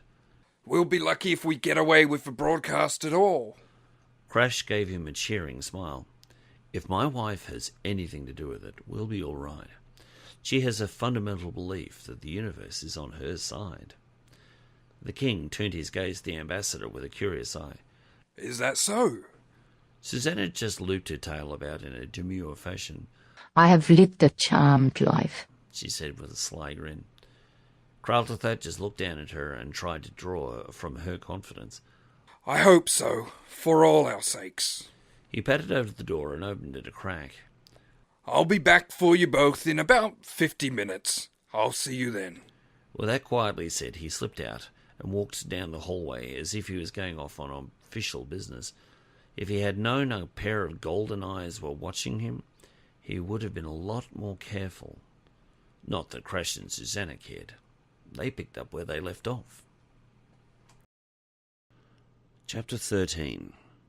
The interior of the Cation shuttle was cramped and unfriendly, to say the least. It was completely utilitarian, nothing more than a large metal box with ventilation to keep the captives alive. 2 small light panels in the ceiling gave them a feeble amount of illumination, but it was enough for the average Cait to see clearly. From his place in one corner, Martin Luther mused that the dark interior was more a friend to him than the rest of the captives, who were mainly tawny in colour, and who were eyeing he and his two companions with more than little suspicion. It took only moments since they were all beamed in for them to collect into two different groups, divided by their colour. The vast majority were tawny, and Martin estimated there were about 80 of them, compared with about 7 blacks. It seemed that Zif's purge of their genome was nearing completion. The collective fear was almost tangible, and Martin found that the ire of many was being turned on him. He assumed it was because some recognised him. He had no idea it was because of the smug look on his face. One tawny male decided he was going to be spokesperson for the tawnies and stepped forward to challenge him. He peered at him for a moment as if trying to place him. "I know you, don't I?" he said with all the warmth of a blizzard. As he and his kind were grossly outnumbered, one would consider a conservative approach to their situation to be prudent. However, that was not Martin's style. Instead of placating his tormentor, he went nose to nose with him. He looked down on him as one would peruse an arrogant ant. "I get that all the time," he said in an offhand manner. "You may call me Martin." The male before him bristled. "The terrorist?" he growled. Martin was not put off. "One Cait's terrorist is another Cait's freedom fighter." The male scowled at him momentarily, then turned away from him as if he no longer mattered. He turned to a female in the group and addressed her as if they knew each other. "I can understand why he's here, Pash," he said. "but I still don't get why we're here." The confusion in the crowd as they discussed their situation was plain. Martin marvelled at their lack of insight. He turned his back on them and engaged his fellow blacks. "Don't worry, my brothers and sisters. Help is on the way. Just sit back and enjoy the ride." The last comment drew the attention of the tawny spokesperson. He rounded on Martin in fury. "How do you expect us to enjoy ourselves? We're prisoners with a bunch of blacks for no good reason going only God knows where." Martin stepped towards the centre of the room, totally unafraid. If he was going to face his tormentor, he had to follow him, as the male had moved away from him. So much bravery, he thought. "You don't get it, do you?" he said in bald challenge. When his antagonist simply looked at him blankly, Martin said, "This is the next step in Zif's plan. You're all parents of black Caits, aren't you?" It had taken him a few moments to recognise Pashtallash, but the father of Krashtallash was hard to miss. It wasn't his attitude or manner that brought him to mind, simply his and his wife's looks. One by one, the tawnies in the room began nodding. To his disgust, Martin noted that many took a while just admitting they had a black kitten. That led him to wonder if any of the blacks with him were present with their families, but were not standing with them. Yet another cause for him to dislike those whom he was tasked with helping. If what he was doing was going to save the life of this insufferable lot, he wondered if it was truly worth it. In the back of his mind, he began making contingency plans. Martin stopped before Slash and appraised him with an annoyed air. If he showed him just how much he loathed the male before him, he might just wind up starting a fight. That would not get him anywhere, but all the same, he wanted to put him in his place. "Slashtallash of the Lash clan, you will soon owe your life to the son you spent your life trying to make miserable just because of his colouring. It is people like you, with your quiet approval of Zif and his plans for genocide, who have no one to blame but yourselves to your current predicament." When those around him started growling, he decided to push on. He had to make them see reason. "Did you really think that Zif was going to stop with just killing off the blacks? In his mind, whose fault is it that they're here?" That gave the crowd pause. As the reality of their situation became real to them, many of the females began quietly weeping, along with a number of the males. Some slumped to the floor in defeat, while a defiant few remained upright. They congregated around Martin, and at first he thought they were going to take out their frustrations on him physically. Then, one unfamiliar to Martin addressed him respectfully. "Martin, what makes you so confident that we're going to get out of this alive?" If there was one thing that his life had taught him, it was to trust no one. He simply looked his inquisitor in the eye and said, I can't tell you that. However, I can tell you to prepare yourselves. When it comes down, it could get ugly. Those who had collected about him nodded their understanding. There was steel in their eye. They were not going to take things lying down, not when there was a possible way out. Martin's confidence said that clearly. Martin held up his paw. All I can tell you is to prepare yourselves for action, he said with confidence. Don't rush it. You'll know when to act when the time comes. Act too soon, and you put us all at risk. He looked about him, trying to catch the eye of as many around him as possible. Am I understood?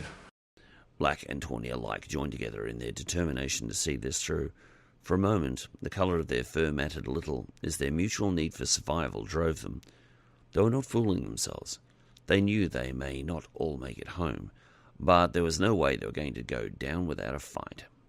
Martin took stock of those who followed him and noted that Krashtallash had retreated to a corner, yet his wife was not with him. He turned around and found her standing right next to him. He looked down at her and realized where Crash got his fortitude from. It certainly wasn't from his father.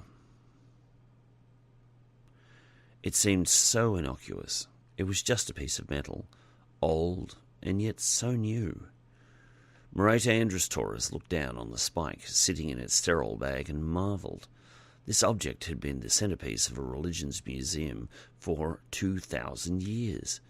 It shone in the lights over the table it sat on, even through the plastic bag sitting in a similarly plastic tray. It clearly had some dried blood on it, as well as slivers of wood from what was claimed to be the destiny tree. The doctor saw all this as she sat on her roller stool and simply looked at it with her dark eyes. She could not help but have a sense of awe regarding it. A whole species of being connected to their maker through tangible evidences like this one. For the first time in her scientific career, she was hesitant to interfere with it. Yet she had a duty to perform. Without touching it, she first ran metallurgical scans on the spike. The computer simply reported it as being a type of unremarkable iron commonly smelted on Cait circa 2,000 years before. She then took a metal scalpel and took the tiniest scrapings of both the blood and the wood. She laid each on a glass slide, then prepared them for genetic testing. She had only one machine for breaking down the genetic codes of life forms, and she decided to start with the wooden slivers. As the wood had a much simpler genetic code, it would take much less time to process. She already had a baseline to compare it with, as she had previously tested a piece of fallen bark from the destiny tree. The other reason she tested the wood first was something she was reluctant to admit. It wasn't every day she was asked to test the blood of an individual who was thought to be a messenger from God. Somehow it seemed sacrilegious. While Merete didn't consider herself a religious person, she still had a great reverence for nature, whether it was the result of an accident or creation. Either way, she instinctively felt there was something greater than herself beyond her understanding.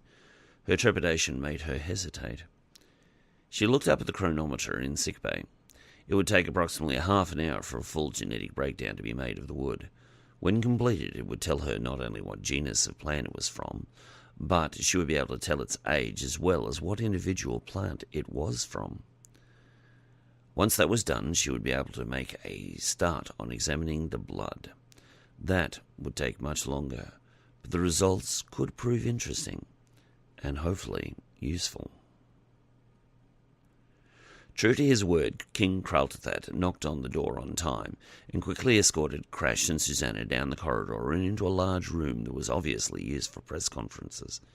However, instead of the usual milling throng of reporters, there was only one, with his cameraman. As they entered, Kraltathat made a point of locking the doors behind them. Are you ready? The king asked the reporter as he hurried up to the small lectern with the royal seal on the front. He rubbed his paws together nervously.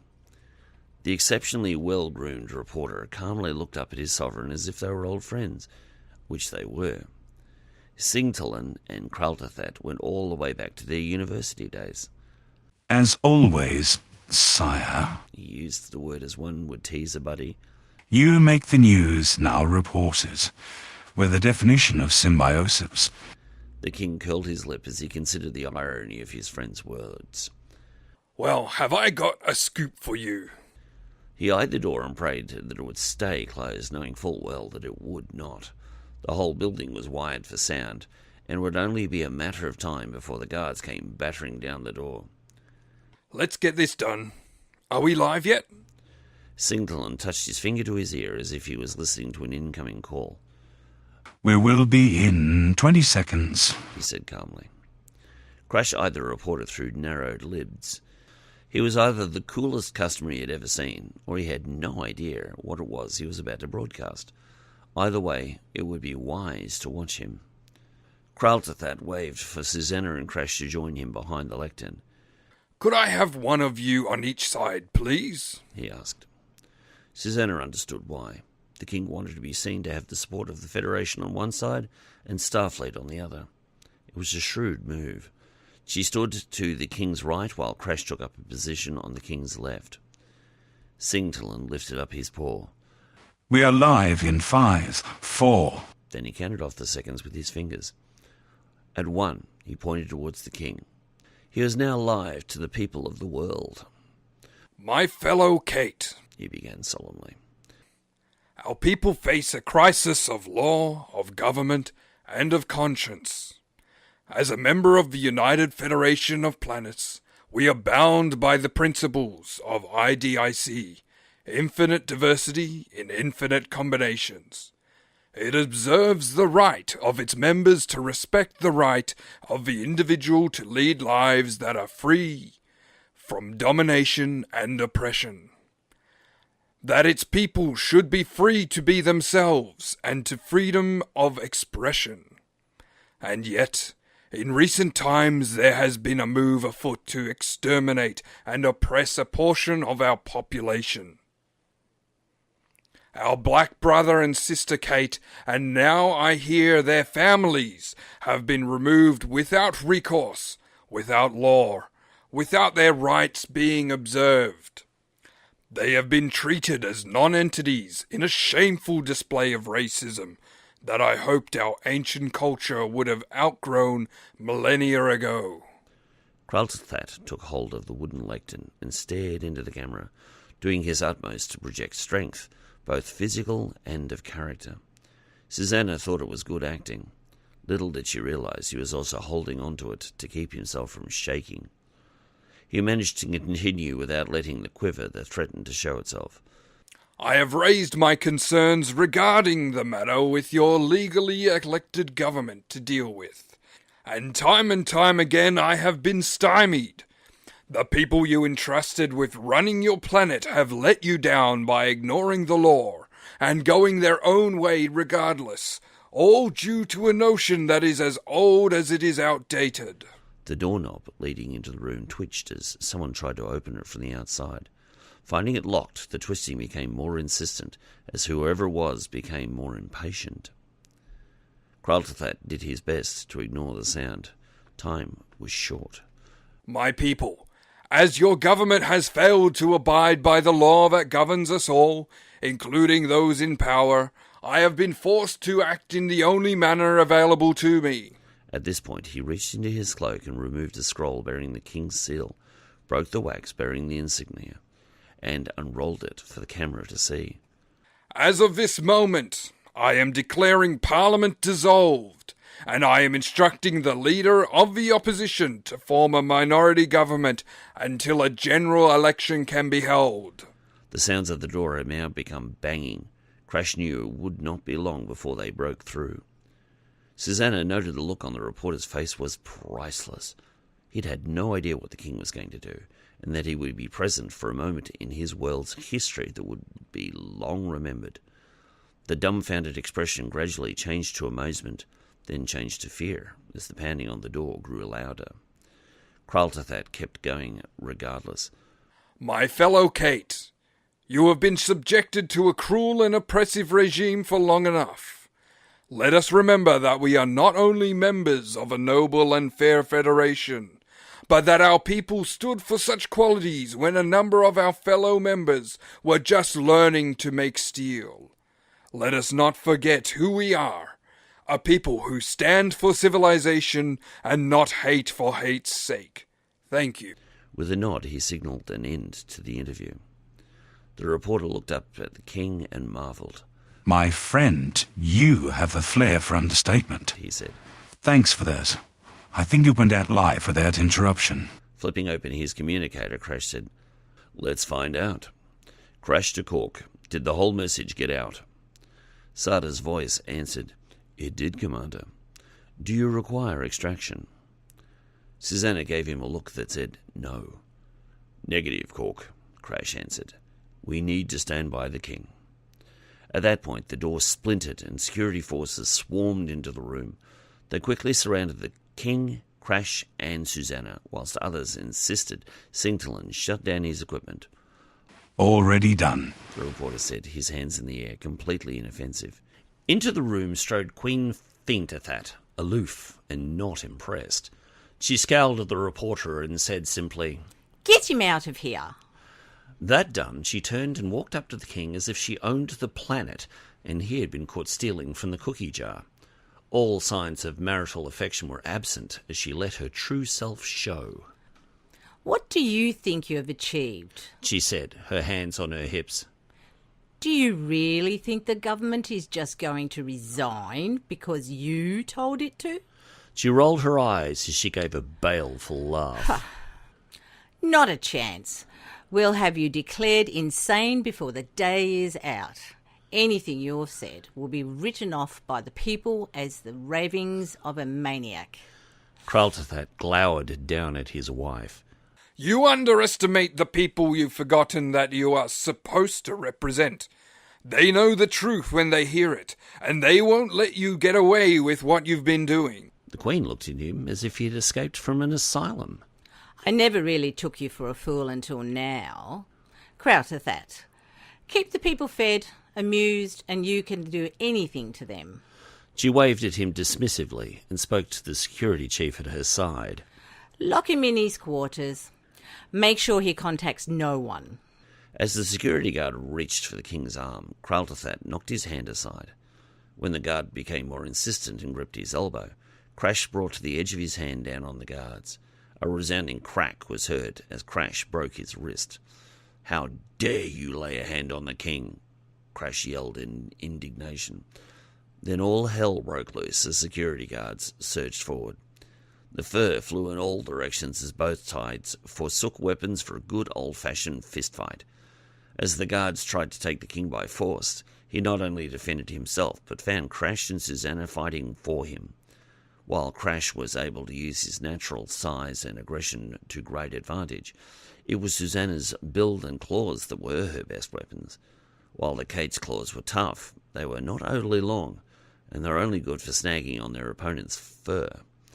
However, Susanna's claws were not only long, they were needle-sharp. Anyone who got close enough to feel her fury found themselves turned into feline pincushions. And yet, for all their gusto, it took only minutes for the sheer numbers of guards to overwhelm them and pin Crash, Susanna, and the king to the floor. While several guards lay strewn about, nursing bleeding wounds or simply unconscious, Crash, Susanna, and the king kept thrashing around as 4 guards each pinned them down. Each were stripped of their weapons and communicators. Tired of the resistance, the queen stepped forward, took a phaser from the holster of the chief guard, pointed it at Susanna's nose, and said, Stop it, or I'll pull the trigger. Staring down the barrel of a phaser was a new one for Susanna, yet it was not enough to panic her. Bloodied and bleeding from several cuts, she just glared at the queen with unbridled hatred. However, common sense reigned, and she stopped struggling. Crash also stopped struggling to protect his wife. The king heard the queen's voice and did likewise. That's more like it, Feentathat said. She turned the phaser to the side and looked at the settings. You know, I don't really know if this thing is set to stun or kill. And you know what? I don't care. She gave the males a vicious look and spat. If either of you twitch again, I'm going to test it out on her. The message received and fully understood, both Miles and Susanna ceased resisting altogether. That's more like it. The Queen purred. She pointed the phaser at the king. Like I said, take him to his quarters and lock him in. She glared at him. Any familial love between them either had never existed or had died long ago. She dismissed him with a wave. I'll deal with him later.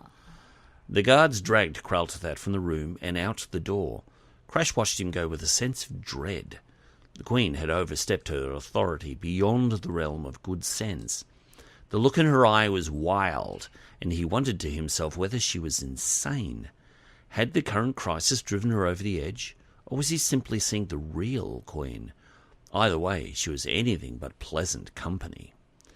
Feentathat stepped over towards Crash. Get them off the floor, she commanded nastily. The guards were anything but gentle as they hauled the couple off the carpet and onto their feet.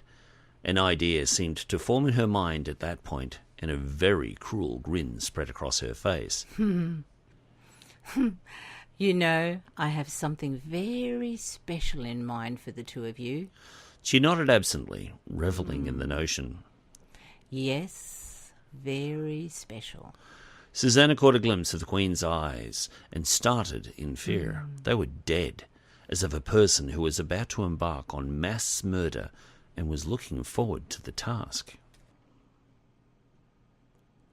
As the pandemonium had begun in the palace after the announcement, so it had begun everywhere else.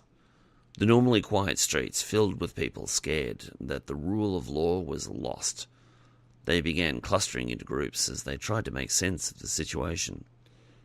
In Parliament, ministers ran to and fro. Aides scurried this way and that, and the Prime Minister's communicator overloaded from all the incoming calls. Rather than start packing up his office, he called a meeting of his department heads. In the building directly opposite Parliament, the leader of the opposition called his own meeting. What are we to do? The leader's deputy, Drishtagoth, asked fearfully. Another asked, Is this truly for real? Their elderly leader stood. Voltanik had been the leader of this world's Conservative Party for decades. Such was the level of trust he engendered. While he was getting on in years, he was still strong of mind and body, even though his fur was becoming silver. Voltanik had been Prime Minister more often than he had been leader of the opposition, and he knew the depths of responsibility that that position held. He also knew its pitfalls. All the time he had been in office, he had never been touched by scandal. And the reason was simple. He had kept his nose clean.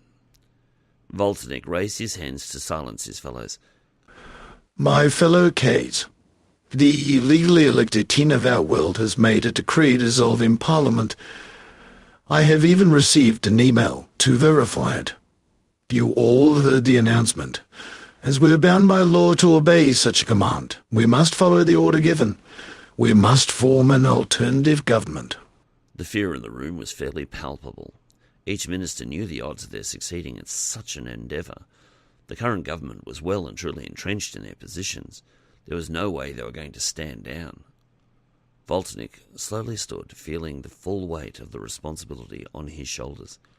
He had no illusions regarding his chances of success.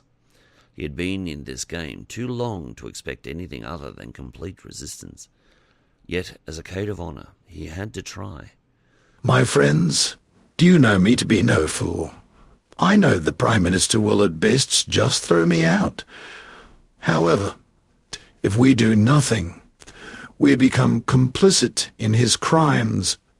We cannot sit idly by and allow those who want to bring our world undone to succeed without a fight.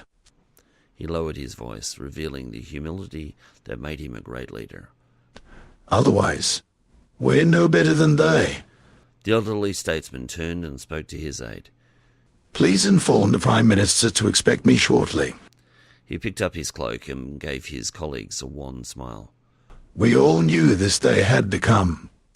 There comes a point when the universe simply says, no more, enough. Those words have been spoken this day. To the consternation of many, Voltanik strode from the room, purpose in every stride. In his mind, his task wasn't futile. It was necessary.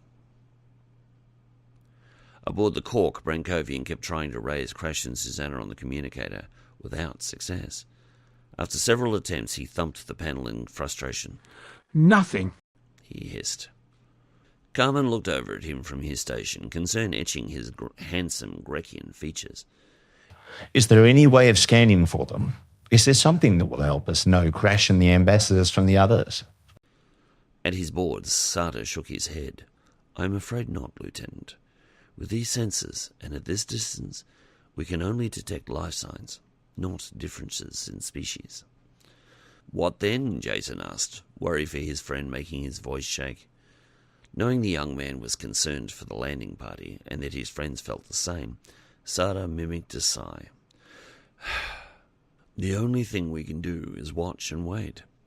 The king informed us that his announcement would not be well received.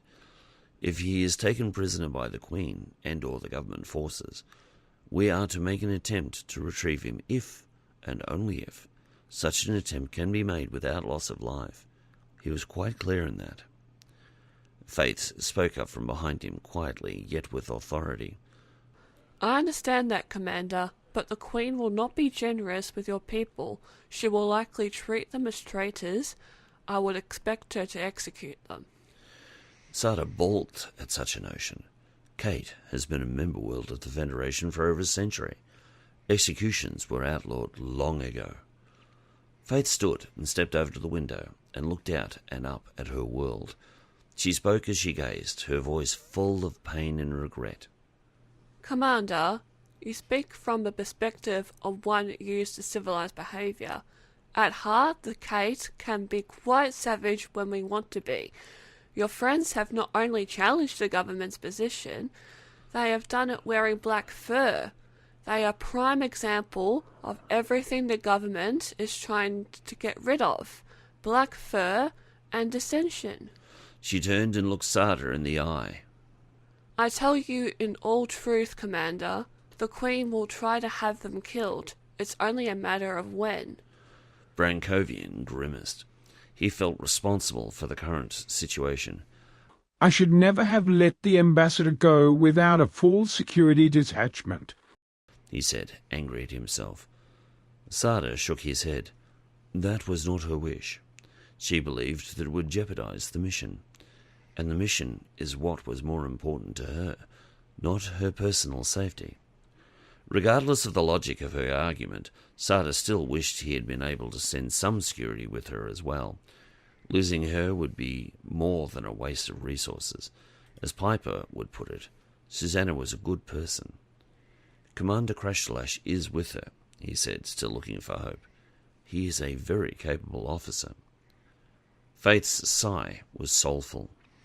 I'm afraid Crash is more of a liability than an asset to her at the moment. The Cork's commander tried to project some confidence. Perhaps, perhaps not. Either way, we will not be able to help them until we find them. With that said, Sarda turned back to his console and began programming in searches. Brankovian did the same at his post, whilst Jason flew the craft and Carmen watched the skies.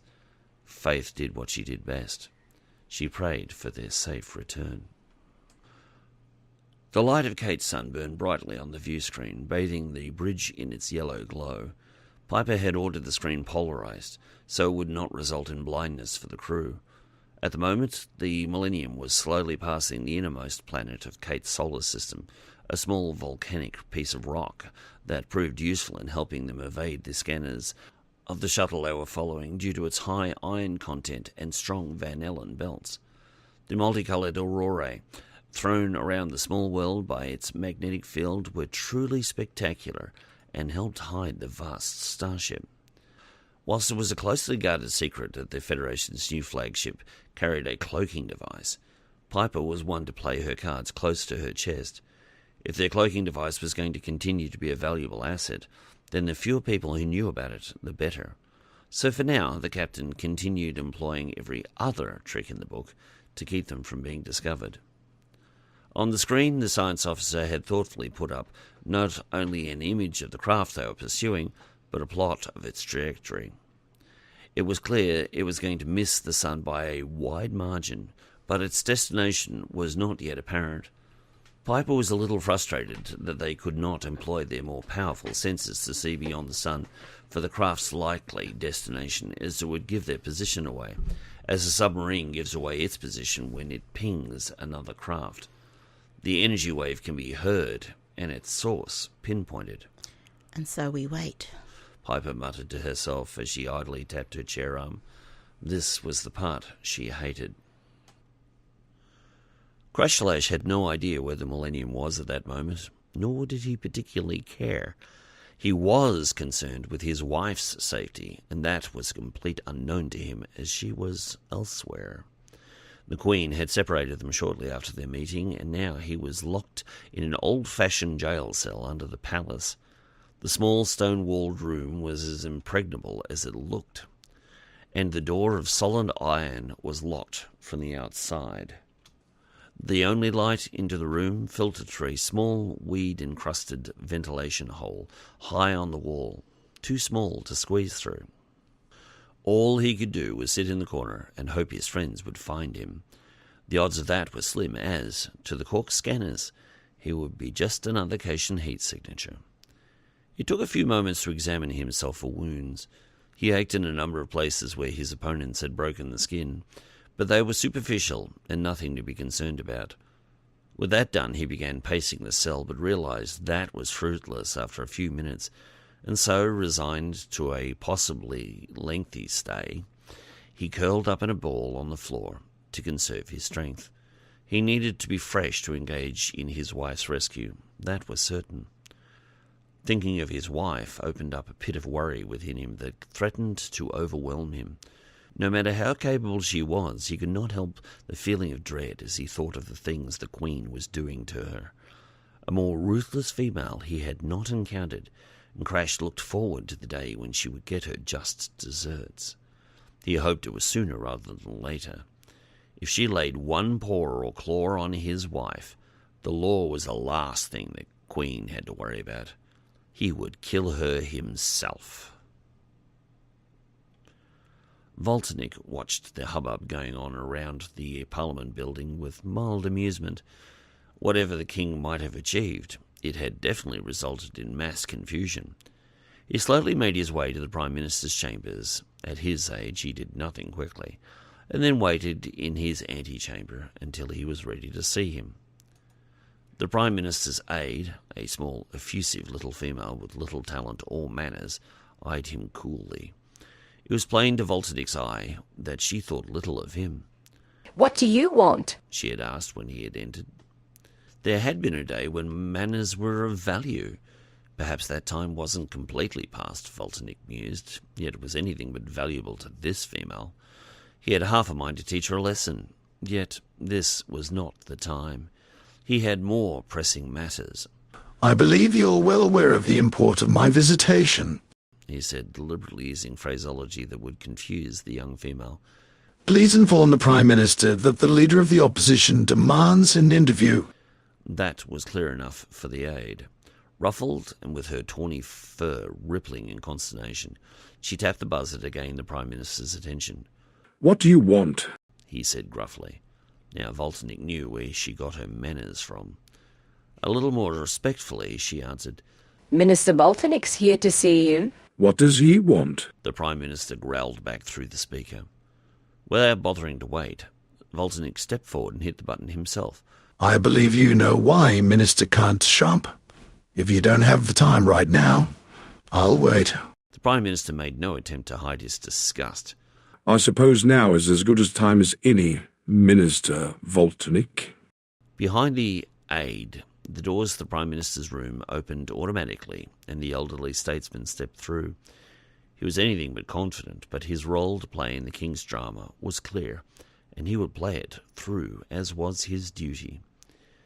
He had thought about what he would say when he stepped inside that room. He had considered a number of approaches, including simply stating that the Prime Minister must resign his post immediately. He had also considered appealing to Kraltathat's better nature, but that angle he dismissed early. There was no way the Prime Minister was going to give up his post easily. All the possibilities he'd imagined did not include what he encountered, for the Prime Minister was not alone. Sitting, bound with her hands and feet tied together, was the Federation ambassador, looking as if she had come from a street fight. Next to her sat the Queen, idly toying with a phaser. She did not even grace the opposition leader with a glance.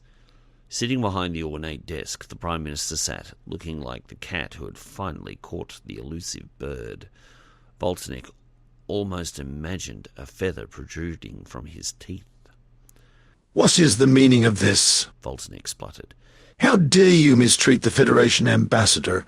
She is protected by interstellar treaty and is entitled to diplomatic immunity. Kraltathat simply glared at his opposite number. Ambassador Lash is the wife of a Kotional national, which grants her citizenship. Due to her actions supporting the King's little insurrection, we've decided to waive her diplomatic status and charge her with sedition. His words carried an air of finality. Voltnik would not be moved. Her diplomatic status is not contingent on your interpretation of the law, but the mere fact that our treaty with the Federation guarantees its representative security. If you ignore that, you endanger her status as a Federation member. The Prime Minister waved dismissively. You think I care about our status within the Federation? Our borders are secure without their protection. The Klingons and Romulans are far from our space. The opposition leader sighed pityingly. I never took you for being naive, Kraltathat, he said sadly. They are not the only antagonists in the universe.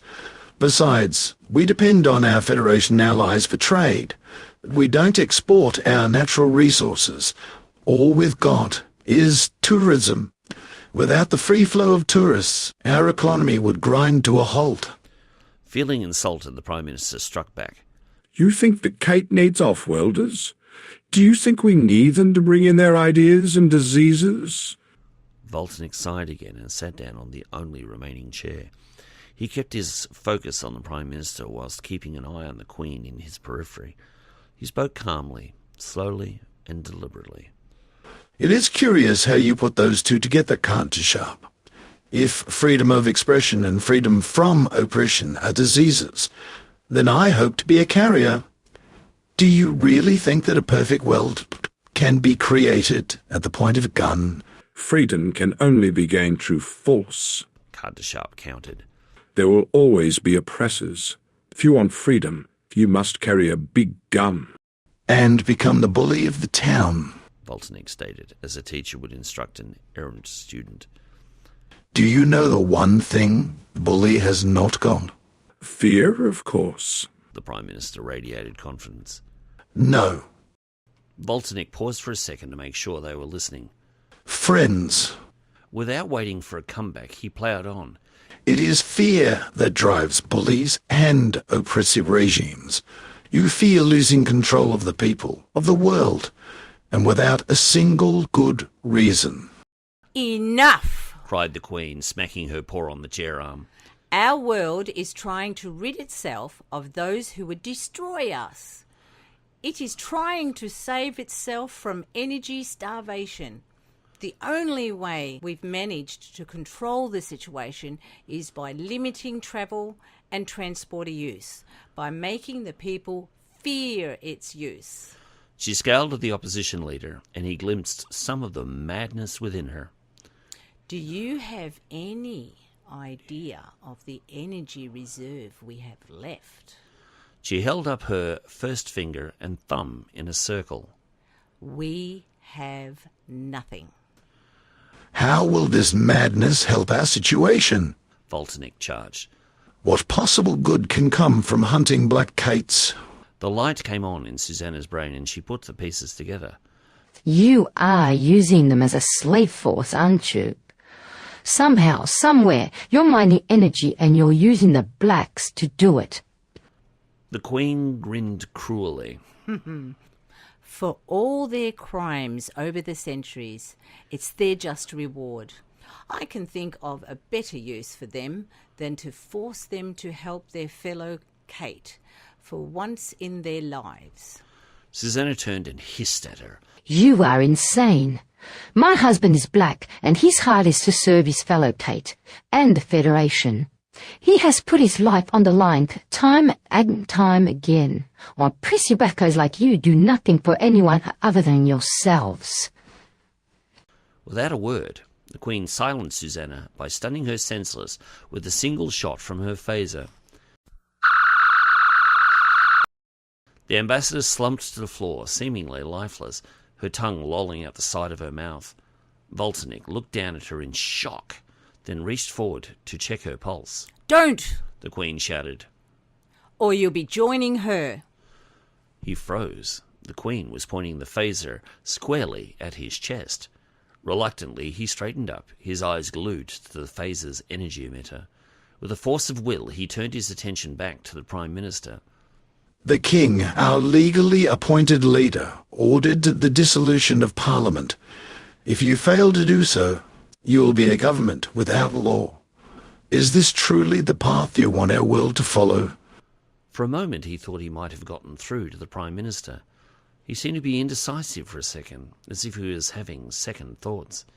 A glance at the Queen steadied him, and the cruel mask came down once more. The king was obviously insane at the time of his announcement, he said with confidence. Perhaps he was even under duress. As such, any orders he made are obviously of no value. This government will not step down on the word of an insane person. Voltnik tilted his head to the side as he fought to maintain composure. The situation was spiralling out of control faster than he could manage. Has the King seen a counsellor? Has he been professionally declared insane? Is he getting treatment? The Queen snorted. What cure is there for treason? Voltnik ignored her. Do you have any legal reason to declare him such? He reiterated. Kraltathat rolled his eyes in disgust. I don't need any to know he's not in his right mind. With that said, the opposition leader's choices reduced to just one.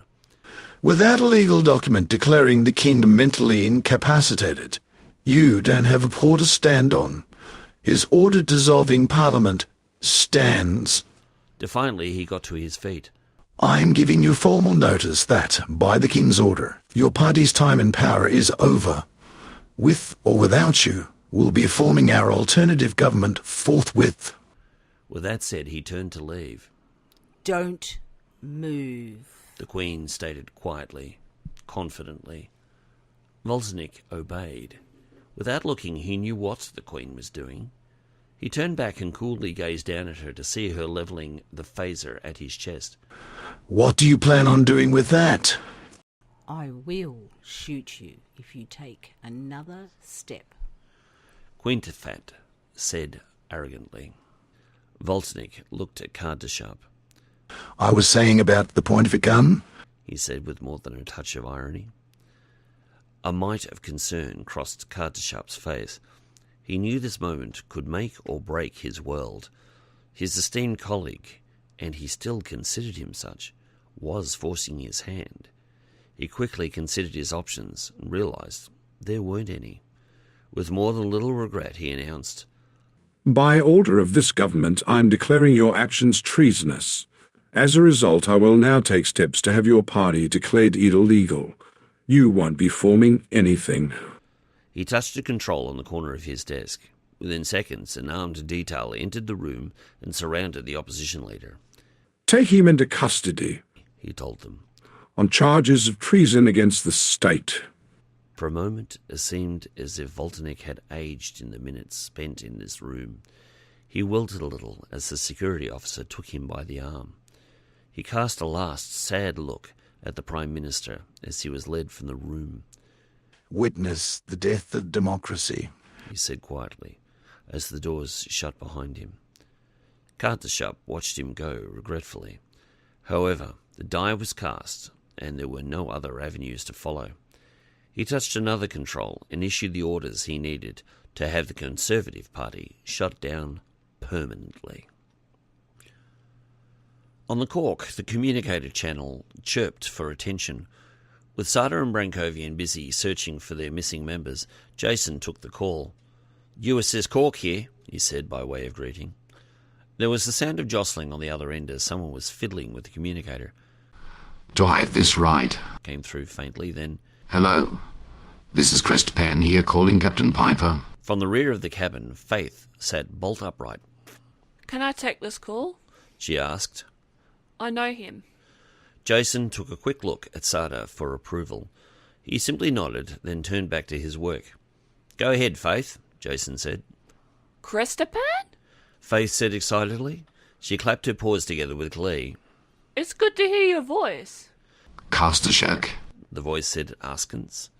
It is good to hear you too. His sense of urgency returned. Please let Captain Piper know that the government has just declared the king to be insane, and the opposition party is now illegal. They are not going to resign.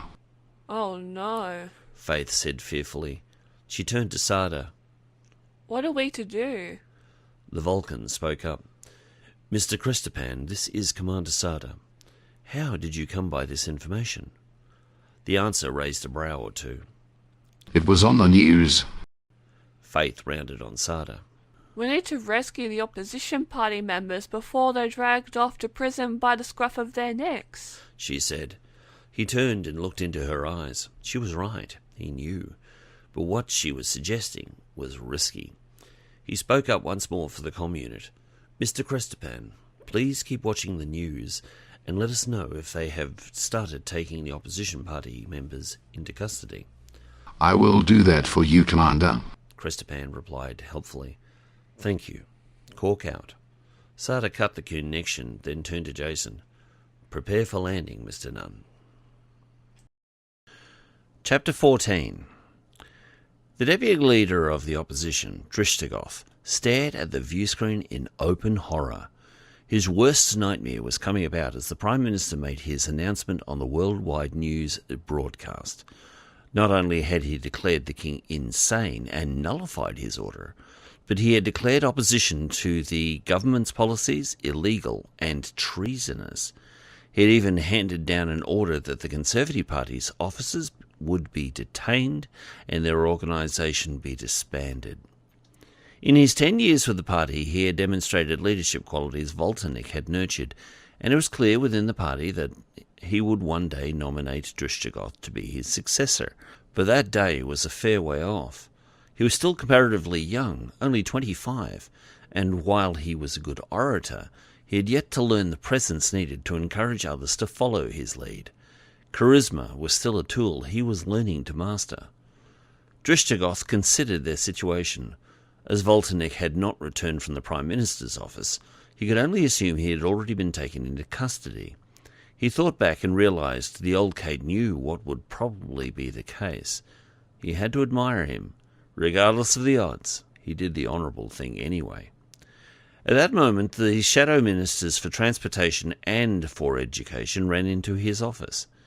Did you see the news? The Minister for Education asked. She was a fairly young female from one of the southern continents. Drishtagoth nodded solemnly. It was time for one of the hardest decisions he'd had to make. We're going to have to evacuate if we're going to avoid being taken into custody. In the current climate, I'm not sure they wouldn't execute us. Both ministers nodded agreement, but before they could make their way out of the room, they heard the sound of a large shuttlecraft as it passed over their building. Curious, they made their way to the window and peered out. It was a shuttle, and a big one at that. The thing was about 30 metres long, but what gave them a sense of elation was the Starfleet insignia on the side. It didn't take them long to realise what it was there for. Drishtagoth dropped his paw onto his intercom button to broadcast to the whole building. All members of the party, this is Drishtagoth. Evacuate to the front of the building immediately. A Starfleet vessel has come to rescue us. It sounded corny to his ears, but it got the right response. Ministers and aides alike poured out of their offices and made their way in great haste to the front doors, which, fortunately, automatically opened wide to allow the 50-plus Caits in office that day to leave. As Drishtagoth ran out the front door, he saw guards converging on the vessel from the Parliament building about a kilometre away on the other side of the grassed park. They were firing at the vessel and the ministers with phaser rifles, but the bolts were being stopped by an energy shield. He didn't know much about starships, but he did know they carried defensive shields for combat, and right now he was very grateful for them. On the side of the craft was a door that opened outward and upward, and through this narrow hatch a human could be seen ushering them inside. As each Cait entered, they were steered towards the back. Yet, even though they had the element of surprise on their side, it was taking too long, and the guards were getting closer by the second. It would not be long before they would pass through the shield perimeter and do some real damage. As Trishtagoth's fears of this very thing happening heightened, he jumped when a small fighter swooped by and straight to the ground between the guards and the shuttle with his phasers. The bolts of red light tore up the grass and left great burnt gashes in what was once a manicured lawn. The results were instantaneous and effective. The guards stopped their advance and ran for cover. Some dropped to the ground and started firing on the fighter. Trishtagoth noted that their bolts bounced harmlessly off the fighter's shields as well. The evacuation took nearly 3 minutes, and all the while the ministers kept pouring into the shuttle. Just when he thought he could take no more, Trishtagoth realized he was the only one left remaining outside. The young human waved at him hysterically to get on board, so he ran as fast as his arms and legs could carry him. As he closed, he noticed the guards were converging on the shuttle once more. In a final burst of speed, he barreled through the doorway and inside, where he used his nails to bring him to a quick stop. The human slapped the door control, and the doors slammed shut. It was no sooner had he done so that he felt the artificial gravity shift as the shuttle took to the air. They had made it. They were safe. At the controls of the Cork, the thought of them being safe was far from Jason's thoughts. The scanners had a number of bogies inbound. Their configuration was unknown, and judging from their size, they were homegrown fighters, approximately 12 in all. He noted they were fitted with phasers. He knew this because they had already scored a few hits on their shields. To his right, Carmen was directing their fighter escort. Charlie Squadron, you have about a dozen bogies inbound from the north. Please get them off our tail. The squadron leader already knew of their approach. With supreme confidence, he said, "Roger, Cork. We've got your back." The shuttle rocked as another phaser shot bounced off their shields. Jason spared a glance at the shield display. They still had 80% shielding. They should be fine if the fighters did their job. It wasn't like he was going to engage in a dogfight in the atmosphere. The Cork might have been easy to throw around in the vacuum of space, but with the drag of the air outside and the gravity to boot, the shuttle may as well have had the handling characteristics of a brick. As the Cork continued to climb, Charlie's squadron split off into pairs and went after their Caitian foes. They quickly developed a respect for the sleek design and skill of the feline pilots, but they had not trained at New Miramar. Like their naval counterparts from the 20th century, the new graduates of Starfleet's Fighter Academy were the best of the best, and it wasn't long before the Cait fighters were being knocked down by their more experienced adversaries. From his place manning the sensors, Sarda noted with Vulcan pride that the pilots were trying to disable the fighters, not destroy them. As the Starfleet pilots bobbed, weaved, circled, and spun, they managed to keep the upper hand on a decidedly larger number of enemy fighters. Yet the Caitian fighter still managed to get in a fair amount of hits to the Cork's shields as she continued her climb into orbit. Jason noted with concern the shields had dropped to 50%. Concern for the Caitian pilots crossed Sarda's thoughts as he noted their altitude. They were now several kilometres up, and if they had to eject, they would die of exposure long before they reached the ground.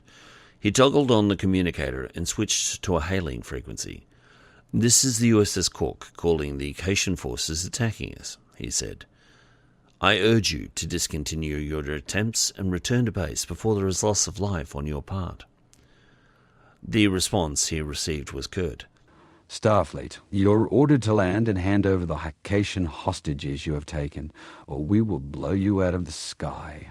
As if to punctuate his statement, the shuttle rocked from another shield hit. Sarda raised a brow at the inconsistency just displayed. Destroying them would also kill their hostages. "I assure you, sir," he said, trying once more to reason with them, "we have taken no hostages. The opposition party ministers are our guests. What error? Came the terse reply. You are not leaving without a fight. As the shuttle finally passed through the final layers of the atmosphere and the planet's gravity had become negligible, Jason took great delight in being able to more effectively evade the pursuing fighters. In space, the cork became nimble, and he was easily able to evade pursuit. At this point, Sarda considered their options. They were not welcome on the planet, nor would they be in orbit. Their only other recourse remained to leave, but they could not go to warp without their fighter escort. He decided to find out what range the Caitian fighters had. Mr. Nunn set a course for Cait's moon, full impulse. "Aye, sir," Jason responded. Within seconds, the smallish grey sphere filled the forward viewport, and they were on their way. Outside, the flashes from exchanging phaser fire lit the darkness of space. Yet, the further they went, the less it became. A minute later, the firing stopped as the Caitian fighters reached the end of their operational radius. Any further, and they would not have enough fuel to return home. Reluctantly, they ceased their pursuit and headed back to base. Yeah! The squadron leader gave a whoop as they closed formation around the cork. That was fun. Outside the forward viewport, the crew watched as the squadron leader gave a victory roll before falling back and flying level with them. At his side port, Jason shared a salute with him. From his place at the science station, Sarda steepled his fingers. His problems had only just begun. He had approximately 60 people aboard a vessel designed for a maximum of 30.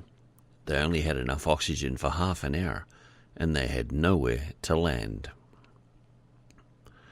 The Ingram class of starship was large and hardy, but what Piper was asking the Millennium to do went way beyond the factory specs. To remain hidden to their senses and still be able to keep tabs on the prison shuttle, Piper was hiding her ship in the sun's coronosphere. The shields were getting a workout as they held the harsh radiation from the star at bay. Without them, the ship would have been reduced to molten slag within seconds.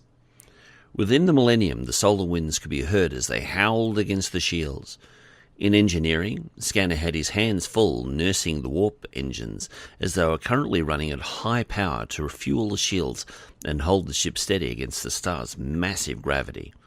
He stood before the intermix chamber that sat sandwiched between the matter and antimatter injectors. Each injector was stories high, with one that extended upwards several decks and one down the same. To the naked eye, they simply looked like a long line of lit donuts that illuminated as the matter passed them by. At idle, they moved slowly. At the moment, they were moving so quickly they hardly flickered. Once more, the engineer found himself wondering if the adventure was worth the worry. As the Millennium was his ship, as engineers owned every starship they served on, it was his prerogative. The officers who ran it simply got to borrow it. As he served under Piper, her tendency to push the limits of her ship's abilities often drove him to sleepless nights. He knew she would never push them too far. She had too much respect for her starship, but there were times when he wondered. This was one of them. He imagined the plating under his feet was getting warmer. He was so close to the sun. Being this close to a star was unnerving, in that they had a nasty tendency at times to throw out solar flares. That was something his shields could not protect them from. They would quite simply be toasted alive. Shaking off the willies, he turned and found himself nose to nose with his wife. Momentarily startled, he suppressed a cursed word, then gave his bride a broad smile. "What can I do for you?" he asked. The worry in her eyes took a moment for him to register. "What is it?" Manny's fur stood on end, and she gave an involuntary shiver. We've had word from the Cork. Crash and Susanna have been arrested. The king has been deposed and the government have declared martial law. Scanner's eyes went wide in amazement. Why, that didn't take long. If there's one thing your brother's got a knack for, it's getting his nose into trouble. The engineer ducked the paw that was aimed at the back of his head. "Hey," he said, a little put out. "I'm trying to let you know he can take care of himself." His wife was distressed. There is only so much one Cait can do with an entire world against you. Scanner said thoughtfully. You know, it wouldn't be the first time. Manny screwed up her face as she tried to understand what he meant. Then the penny dropped. The last time one Cait stood up to the whole world, he got himself killed. Scanner sighed. Trying to cheer his wife through her pain was not getting him anywhere.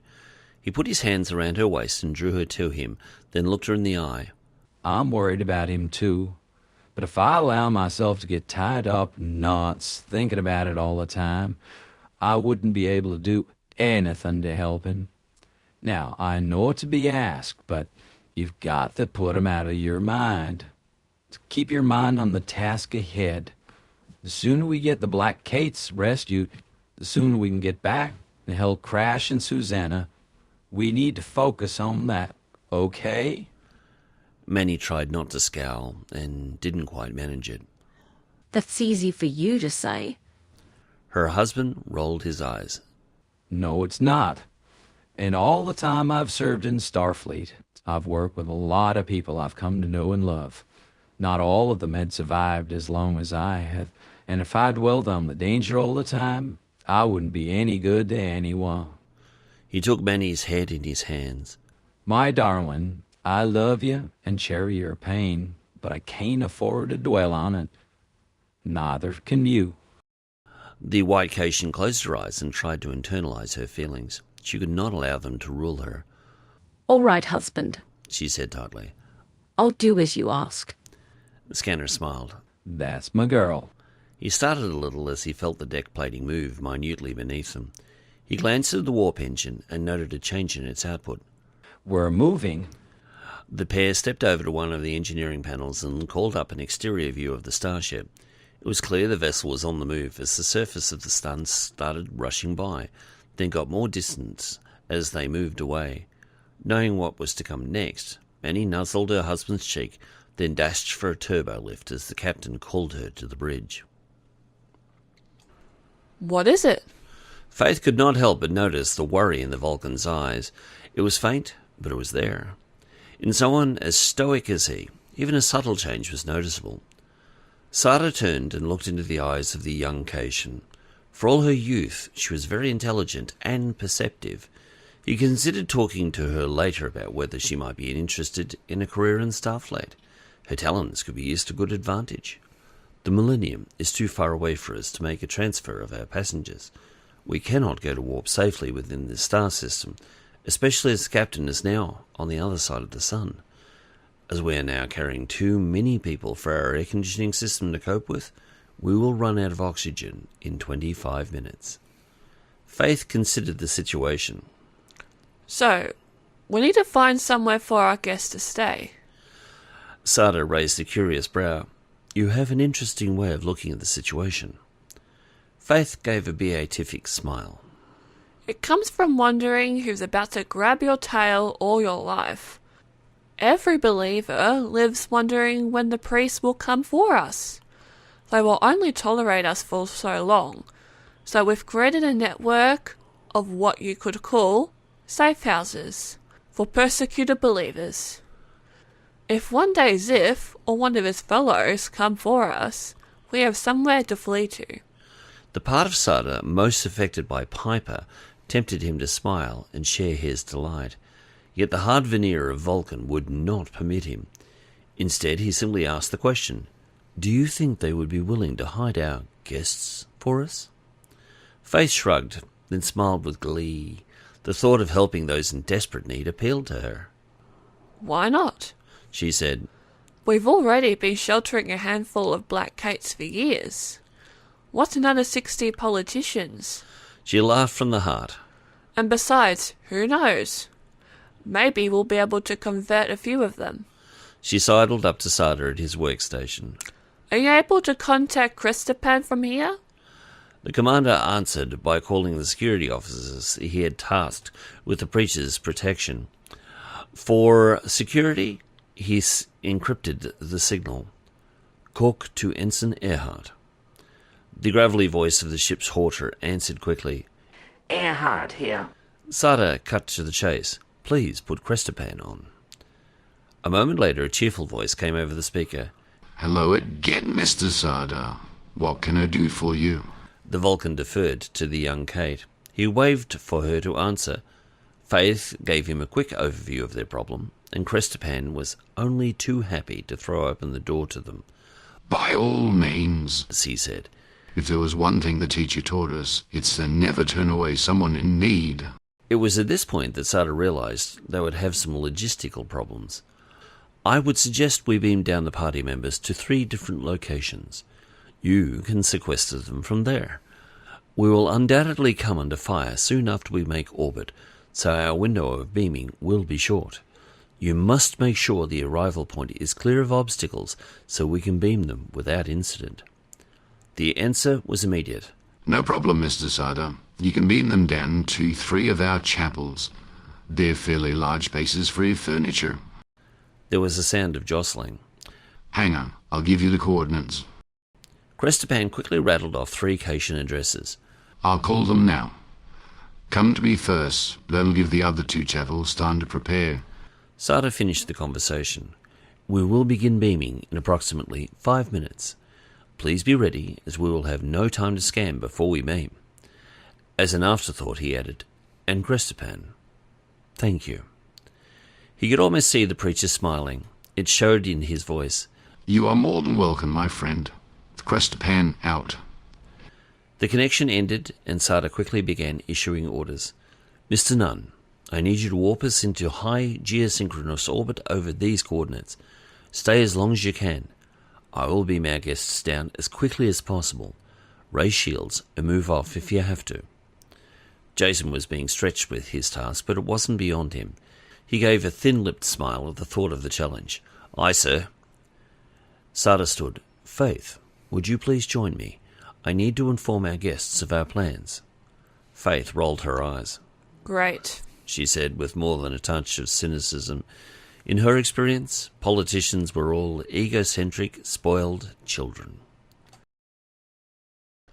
That is their destination, isn't it? Piper asked. She gazed once more at the view screen. It displayed an enormous comet that had previously been hidden from view by the system's star. Between them and it flew the shuttle, still unaware that they had a predator following them. The science officer straightened up and took his eyes off the scanner. He didn't like drawing conclusions without solid proof, but all the signs were there. Besides, Piper liked hearing what people thought, regardless of whether they had experience to back up their claims. It does appear to be, Captain. They're settling into a parabolic course that'll bring them alongside the comet in approximately 15 minutes.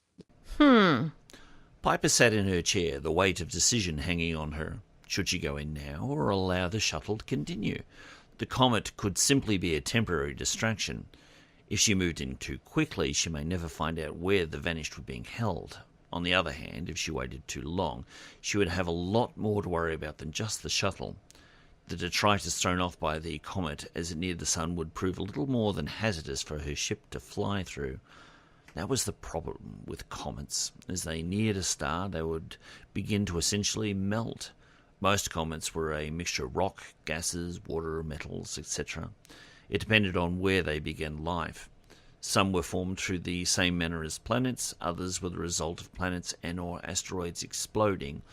Once more, Piper was hamstrung by being unable to use her ship's powerful scanners. It was too much of a risk. Helm, bring us into tractor range of that shuttle. Communications. Hail the shuttle and order them to heave to and prepare to be boarded. Battle stations. Immediately, the lighting on the bridge dulled to a deep red. As per her orders, the Millennium surged forward and quickly closed the gap between it and the shuttle. It took only a moment for them to notice before the shuttle broke from its intended flight path and accelerated for the moderate protection of the comet's tail. Unwilling to play dodge the rock, Piper ordered the ship to full impulse power. Due to the shuttle's inertial dampeners, Martin and his band of Caitian rebels had no idea their shuttle had changed course and was headed into mortal danger. Have the tractor beam ready to catch them as soon as they are in range, Piper said to her weapons officer. Don't wait for my okay, just grab them. Aye, Captain, said Manny, who had resumed her station as security chief. She felt best when she could contribute to any given situation. and Piper was glad to have her there. Her marksmanship was legendary. No sooner had the order been given did she see the green coruscating light of the tractor beam lashing onto the shuttle. It gave a sudden lurch as the larger vessel began tugging it backwards. Still, the being piloting the shuttle was not going to give up without a fight. It began lurching in different directions as its captain tried to break the starship's hold. "No, you don't," Piper said under her breath. She turned to Manny. "Put it in Shadow Bay 1. Aye. Manny frowned. Captain, I think we've got other things to worry about. Sensors are reading a large vessel in the comet's tail, and it's coming towards us." The captain scowled. This was not good. "How long till we get that shuttle into the bay?" Manny was equally unimpressed by the situation. 30 seconds. "Time to intercept large vessel." 20 seconds. "Damn." The helmsman spoke up. "Captain, if I may?" The captain guessed what he was about to suggest. "Do it." Unhindered by air in the endless vacuum of space, the USS Millennium spun on her vertical axis through 180 degrees, so it now faced directly away from the shuttle. This allowed direct access to the rear clamshell doors, which a thoughtful officer quickly opened. Instead of 30 seconds, the shuttle was now quickly drawn inside in 10. Piper spun in her chair and faced Manny. "Mr. Sandage, send a team to deal with the shuttle and its cargo. I need you here." She turned back to the view screen. "Arm phasers and photon torpedoes." As her chief of security rushed to fill her orders, she also engaged the weapons systems. "Communications, warn them off." The captain did not want to fight if she didn't have to. Crash's second offered. They are responding, Captain. "Put them on screen." The view of space before them was instantly replaced by an image of a very angry Cait. He wore a uniform Piper had come to recognise as that worn by Cait's military arm of their homeworld security. His tone was anything but welcoming. "What do you mean by taking a vessel of the sovereign government and Cait aboard without their approval?" The captain was in no mood for a debate on the matter of sovereignty. "Captain, as a member of the United Federation of Planets, Cait is bound by its law. It is more a member world than an independent world. As such, we have jurisdiction here. We have reason to believe that there are a number of Caits aboard that vessel being held against their will, so I would suggest you think again before accusing us of violating individual sentient rights." The Cait captain scowled at her, crossed his arms and demanded, "What evidence do you have?" Piper was getting annoyed at the Cait's lack of basic etiquette. She still didn't even know his name, not that she thought he would be too forthcoming. "Captain?" Without thinking, the Cait finished the query. "Sontabash." The captain smiled thinly at the small victory. "Captain Sontabash, we know that there are a number of black Caitians being held against their will on board the shuttle. We believe there are more here, perhaps even on your ship. We demand the release under Federation law." Sontabash curled a lip in disdain. "The Caits you refer to are criminals, Captain. Our project here is a former penal settlement." Piper raised a curious brow. "What laws have they broken? Last time I looked, it wasn't a crime to be black." Captain Sontabash grimaced. "I'm not privy to their criminal history, Captain. It is my job to enforce my orders, not to question them." That statement reminded Piper of the defence many of the Nazi officers had given at the Nuremberg trials. "I was just following orders" was hardly a reason to partake in a campaign of genocide. Her opponent seemed so blasé regarding his captives that it rankled her. "I'm questioning your orders, Captain." Piper stated flatly. She would brook no argument. "Lower your shields and prepare to be over your captives." Sontabash replied with a smirk. "As you can see, Captain Piper, I cannot drop my shields whilst we are within the tail of the comet." Not impressed with his cheekiness, Piper scowled. Her tone menacing, she said, "Then I suggest you come out of it." Whilst she spoke, she was tapping out a text message for the helm officer on her chair arm. It read, "Bring us about." As the captain engaged her opponent on the view screen, her ship began a graceful turn on its vertical axis, once more bringing the forward batteries to bear on the Caitian ship. "I'll tell you what, Captain," Sontabash said casually. "if you want the blacks so badly, you can have them." He turned and spoke to someone off-screen. Still wondering what he meant by that comment, Piper turned to ask the science officer to scan the other vessel. Anticipating her order, he had already done so, and, mortified, he switched the screen to an exterior view. The bridge crew watched in horror as a hatch on the side of the Caitian ship opened, and a group of 20-odd Caits were blasted out into space as the air rushed out into the vacuum.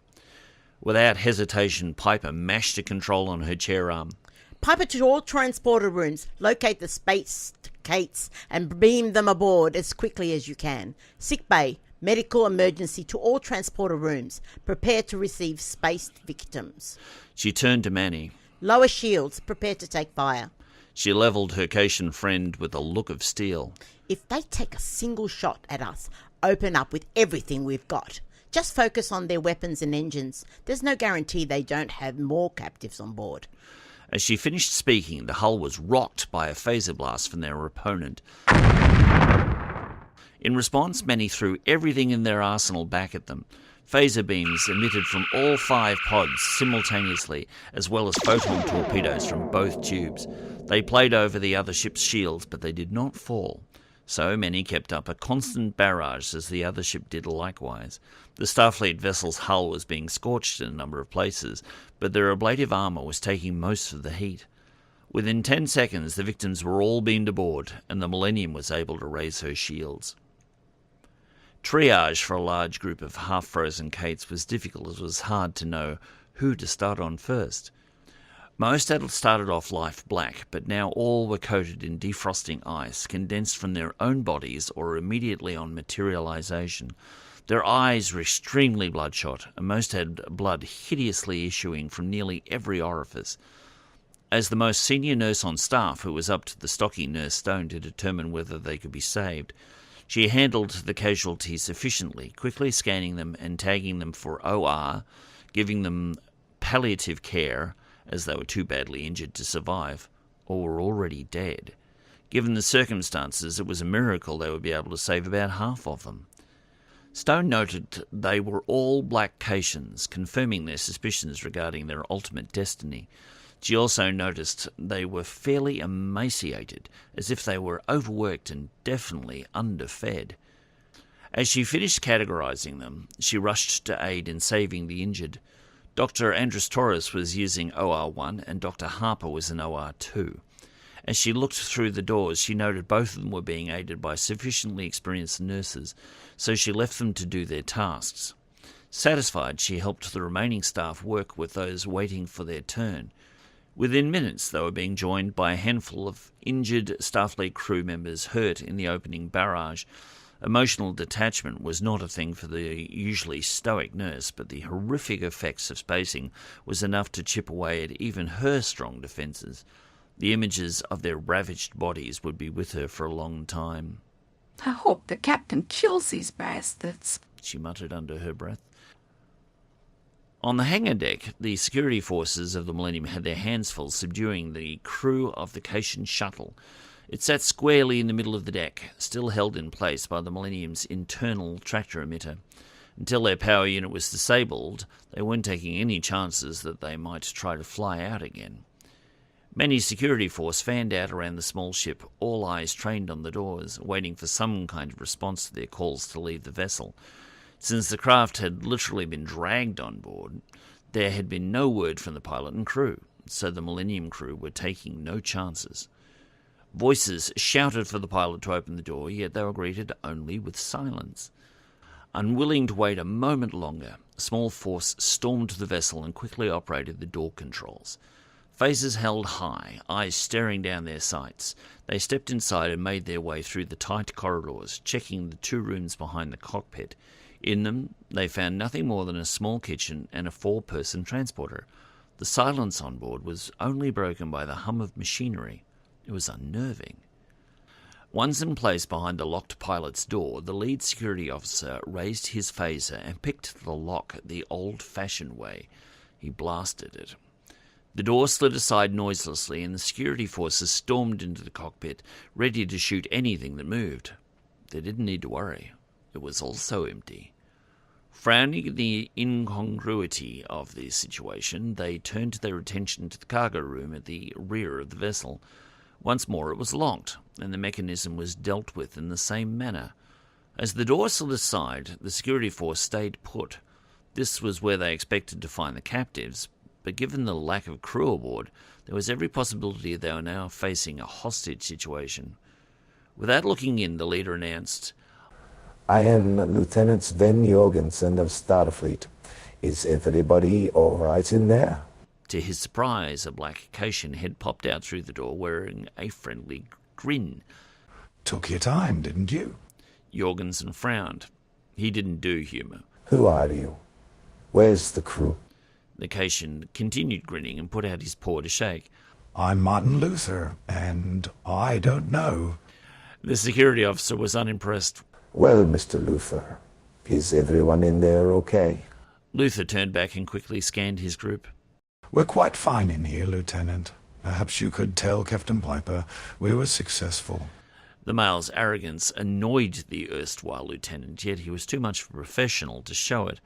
He stepped forward and looked through the cargo bay for himself. He was surprised to find the majority of the captives were tawny. Suspicious, he raised his weapon once more. "Who are you?" he asked in his most no-nonsense tone. The female he was interrogating just looked down the barrel casually. "My name's Pashtallash. I believe your boss is my daughter. Could you please let her know we're fine?" Startled, Jorgensen lowered his weapon. "What's going on here?" he blurted out, frustrated. Luther gave another of his sly grins and spoke to him from behind. "It would seem as if wasn't satisfied with just targeting blacks, but their families as well." The situation crystallized in Jorgensen's mind. "I see." He lowered his weapon completely, then took Pashtallash by the hand. "Ma'am, if you would come with me, I'll take you all to the wreck deck where we'd like to debrief you." Touched by the officer's genteel manner, Pashtallash accepted the offer and allowed herself to be escorted from the ship. Martin Luther and his people followed directly behind them, the rest of the captives afterward. None of them noticed. The remainder of the security force gathered around Luther and his fellows and kept a sharp eye on them. Much as she would have liked to, Captain Piper knew that destroying the Caucasian vessel was out of the question. The Millennium was nimbly moving around, taking fire on her shields from their adversary whilst returning the favour. They were wearing down their opponent's shields, that was certain, but the question was which of the ships would lose theirs first. It helped that they were clear of the debris thrown out by the comet as it slowly disintegrated. The only downside for them was that their fire was sometimes intercepted by a piece of rock and prematurely detonated. The same was true for the Caucasian vessel. However, it could not move out of the way of the Millennium's weapons due to the proximity of the flotsam about them. As she watched the battle ensue on the bridge view screen, Piper suddenly got an idea. Target the asteroid 4 and below the enemy vessel with a photon torpedo and fire. Manny knew better than to question her captain, so she quickly and efficiently carried out the order. She guessed the captain's intent and adjusted her shot to hit the giant rock towards the lower end of it. The torpedo arced out of the Millennium's tube and pulverized it, sending its pieces in the direction of the enemy ship and raining thousands of kilos of detritus onto its shields. It had the twofold effect of damaging the shields and temporarily blinding it behind the cloud of dust. Seizing the opportunity, the captain jumped up and ordered, "Helm, move us 2 kilometres on course 0, Mark 45. Full impulse, go." The move brought the Millennium directly above the alien marauder, where she pounded the remainder of her shields with a full barrage of phaser fire. They flared violet for a moment, then went down. Phasers started scoring hull metal, while her masters were still trying to discover the source of the pummeling. "Take out her weapons systems and warp drive," the captain ordered, the note of triumph clear in her tone. She rejoiced as her opponent reeled as Manny's pinpoint phaser bursts took out the Caitian phaser pods and torpedo launchers first, then went on to disable the ship's warp nacelles. Piper sat back in the con and tugged down on her uniform. Perhaps now they'll be in more of a mood to talk, she said with a tight grin. The enemy's captain's actions had been reprehensible, and she was determined to make sure he would pay, just not with the lives of everyone else on the ship. The comms officer listened intently for a moment. Their captain is calling and wishing to discuss the terms of their surrender. Manny gave a smirk. I think he's worried we're going to blow him out of the sky, she said with a victor's confidence. After witnessing his behaviour, she would have been happy to carry it out. The captain rolled her emerald eyes. There were times like these when she was tempted. However, she wanted Sontabash brought to justice. Her eyes narrowed as she thought, there could still be resistance. Mr. Sandage, she said, addressing Manny by her married title.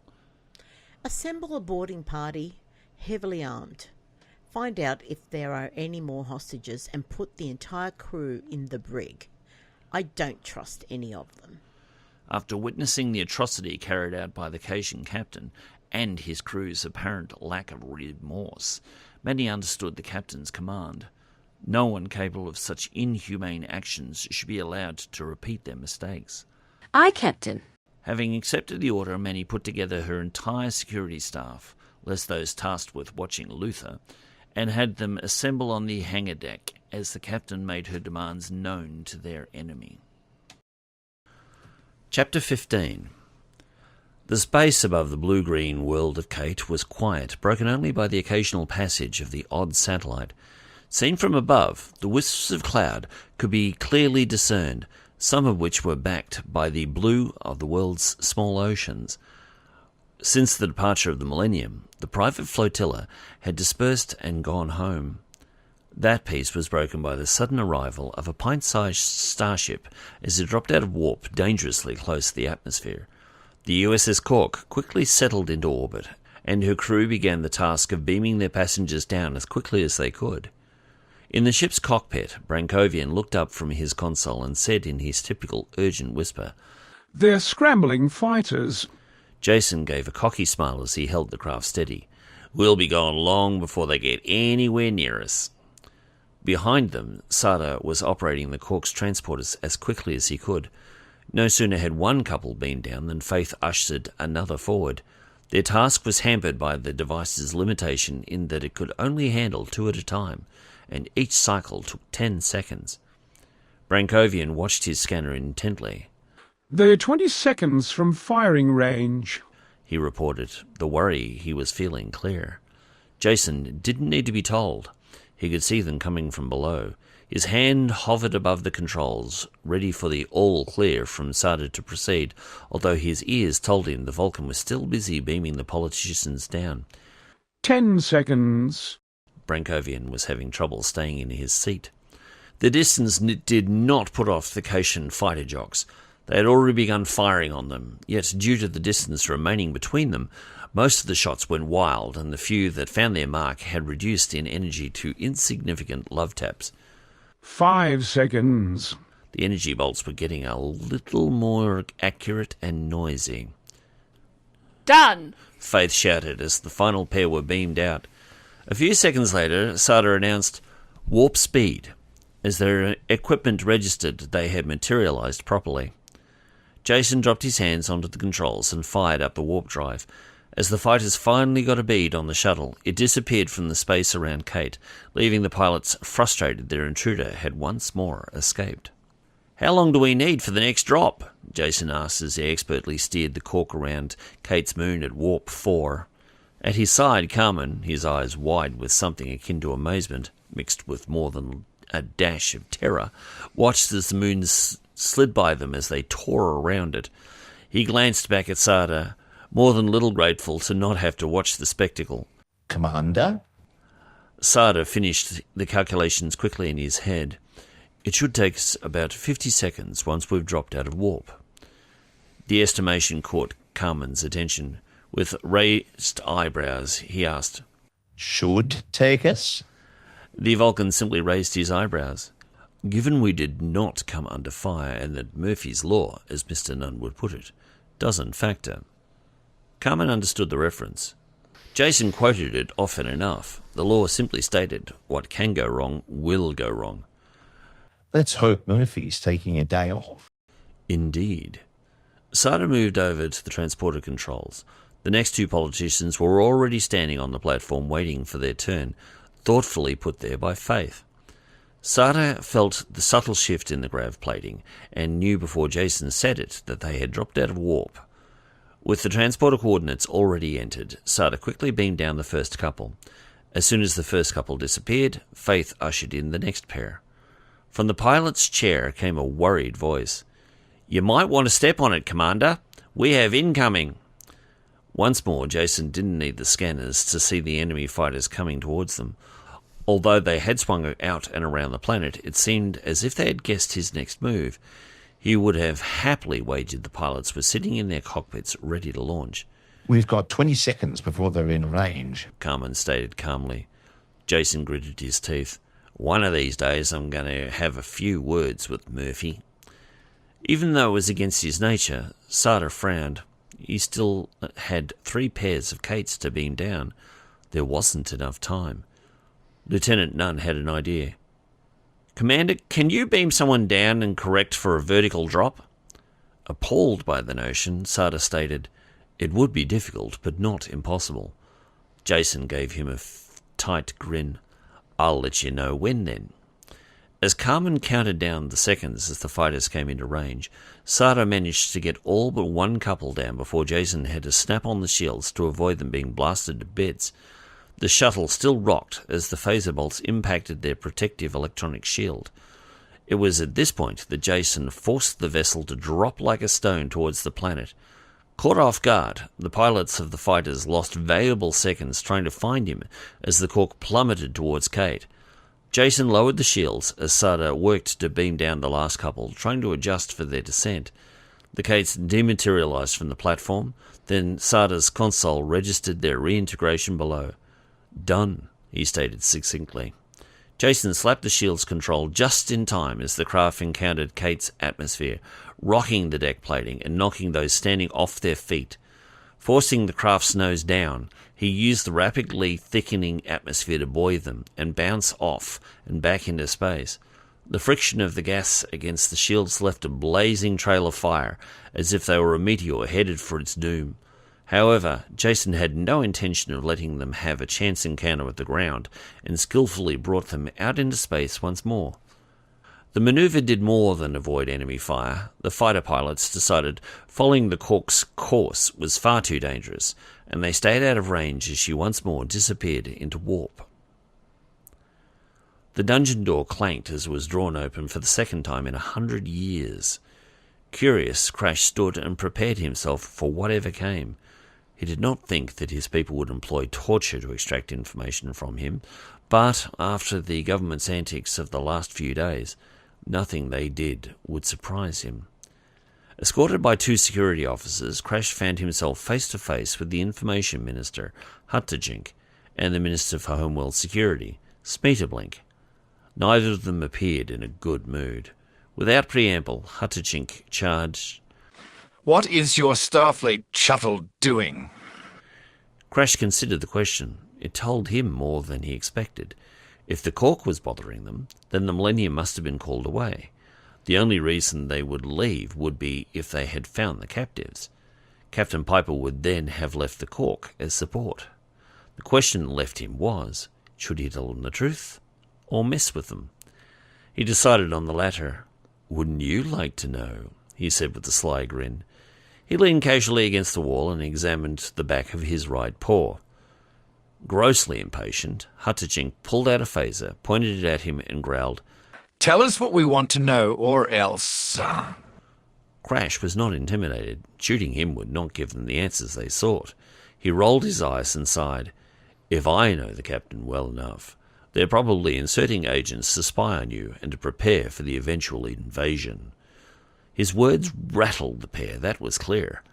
The hair on their necks rose, yet the look in their eyes wasn't one of anger, Crash thought. It was of fear. Like any petty dictatorship, the leaders spiraled into a world of paranoia. He had learned this in one of the captain's lessons. A scholar of history, Captain Piper was one of the few individuals intent on making sure she did not repeat the mistakes of the past, and to help her crew members do the same, she ran classes on the subject.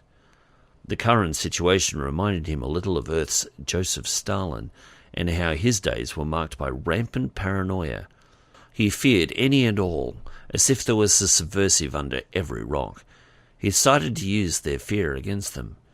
Any moment now, the captain's probably going to give the word, and you two will find yourself in here instead of me.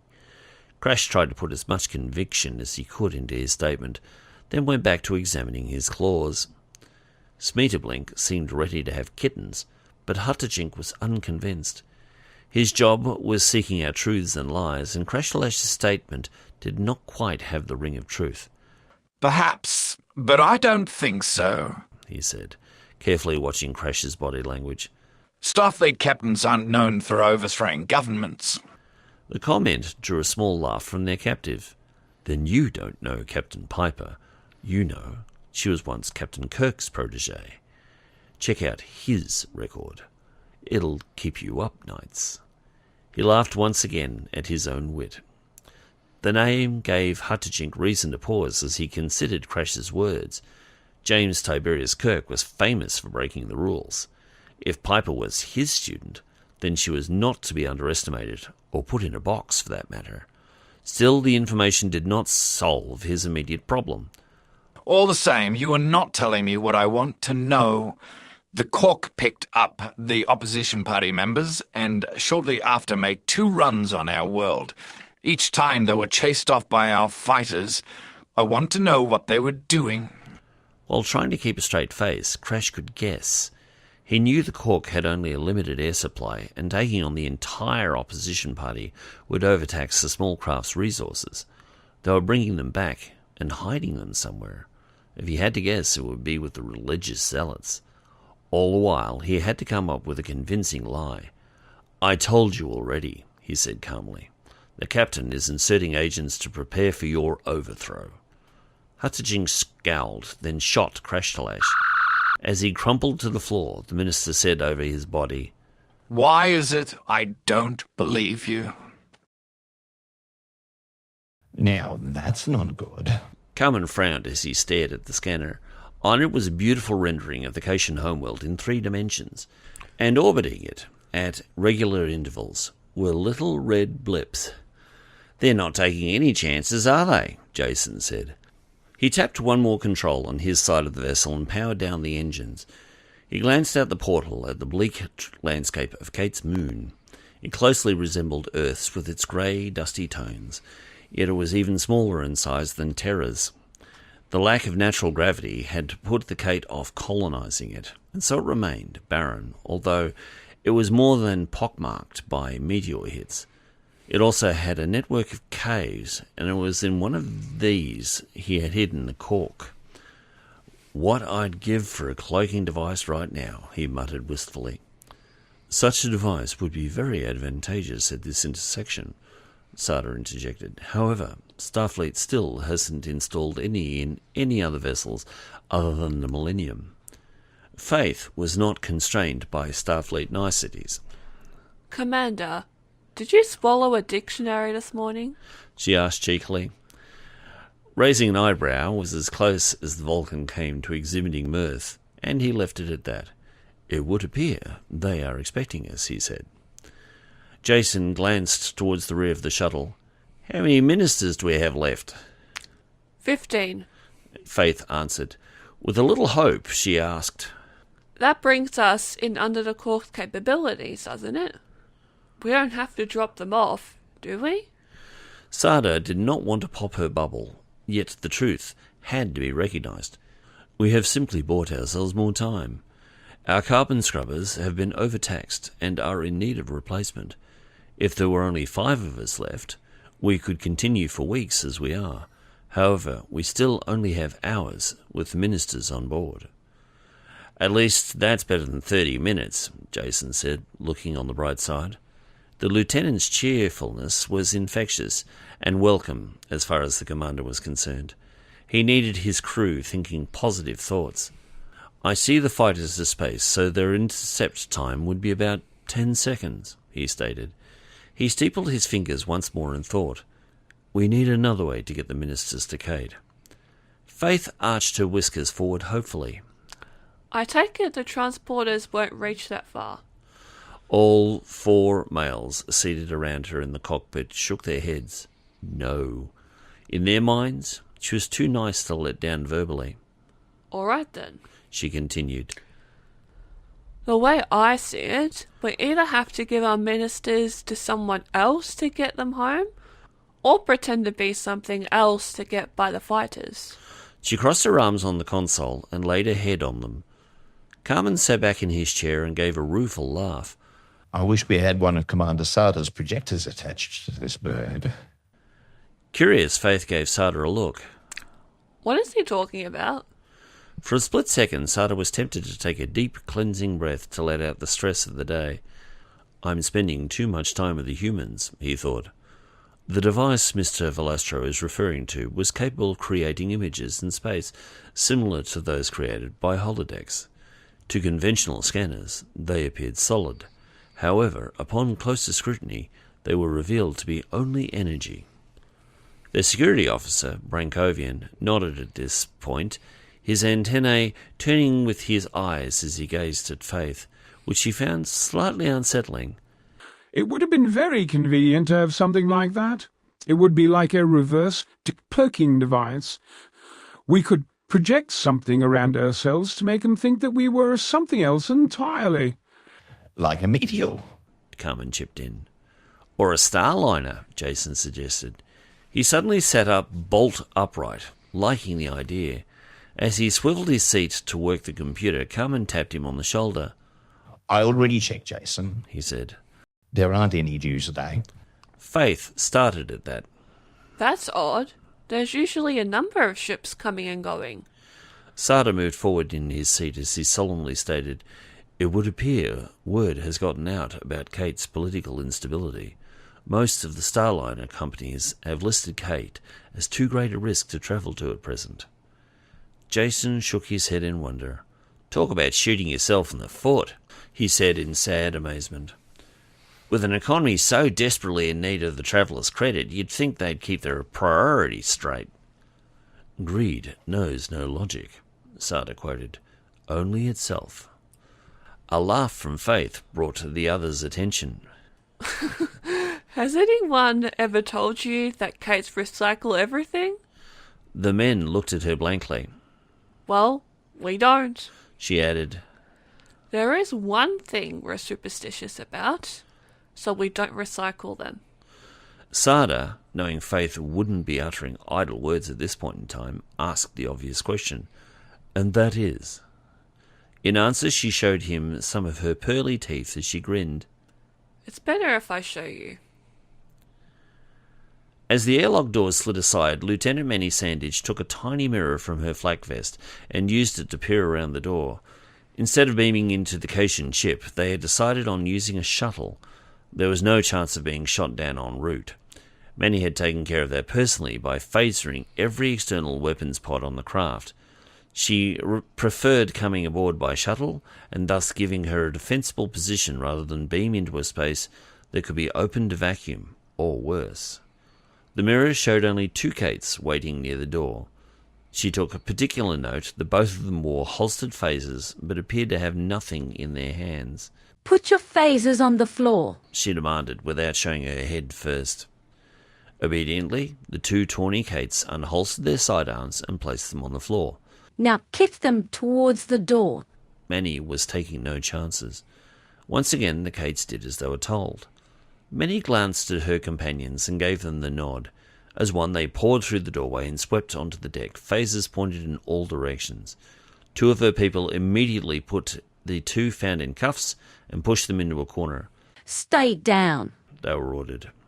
As the two Cait officers tried to make sense of the many Starfleet uniforms gathered in the room, one of them drew in a stunned breath when he caught sight of their leader. He caught his friend's attention and indicated Manny. They looked upon her in wide-eyed amazement at the white Cait who led the Starfleet security officers. One of Manny's people, a human female, noticed their curiosity and asked them pointedly, "Haven't you seen a Starfleet officer before?" Without thinking, the first of them simply blurted, "We thought they all belonged to the tree." Baffled, she asked again, "What do you mean?" The Cait officer looked at her as if she'd been born without a brain. "It's their war," he said cryptically. Manny heard that and stepped over and held her phaser rifle millimetres from the talkative Cait's nose. The only war I'm fighting, she said angrily, is against idiots who think there's anything to colour at all. The captive Caits gave each other an incredulous look. The second looked back at Manny and said, "You're not like any white we've ever met. Seems they're the ones behind this whole thing." Manny continued to wave her phaser under their noses. I choose to take that as a compliment, she said affably, then more forcefully. Now how many people are there on this ship? The two captives glanced at each other, then fell silent, their chins falling to their chests. Their captor just shrugged. I don't need you anyway. She stood up, pulled out her tricorder and scanned the interior of the ship. Aside from her squad, there were 103 beings on board. The thing she wanted to know was just how many of them were crew and how many were captives. Not content with the limited information from her tricorder, she stepped over to a computer terminal on the wall and punched in a query. It brought up a three-dimensional image of the ship, including what looked like cargo holds full of Caits. She guessed this was where they were holding their hostages. She ushered her squad leaders over and indicated the panel. Team 2 and 3, fan out and take down any crew you find. Heavy stun. We'll collect them later and put them in the brig. For now, we need to secure the ship. Team 1 and I will head for the breach. Go. As Teams 2 and 3 made their way down the hall and branched off at the end, Manny selected 2 of her party of 8 to remain with the shuttle.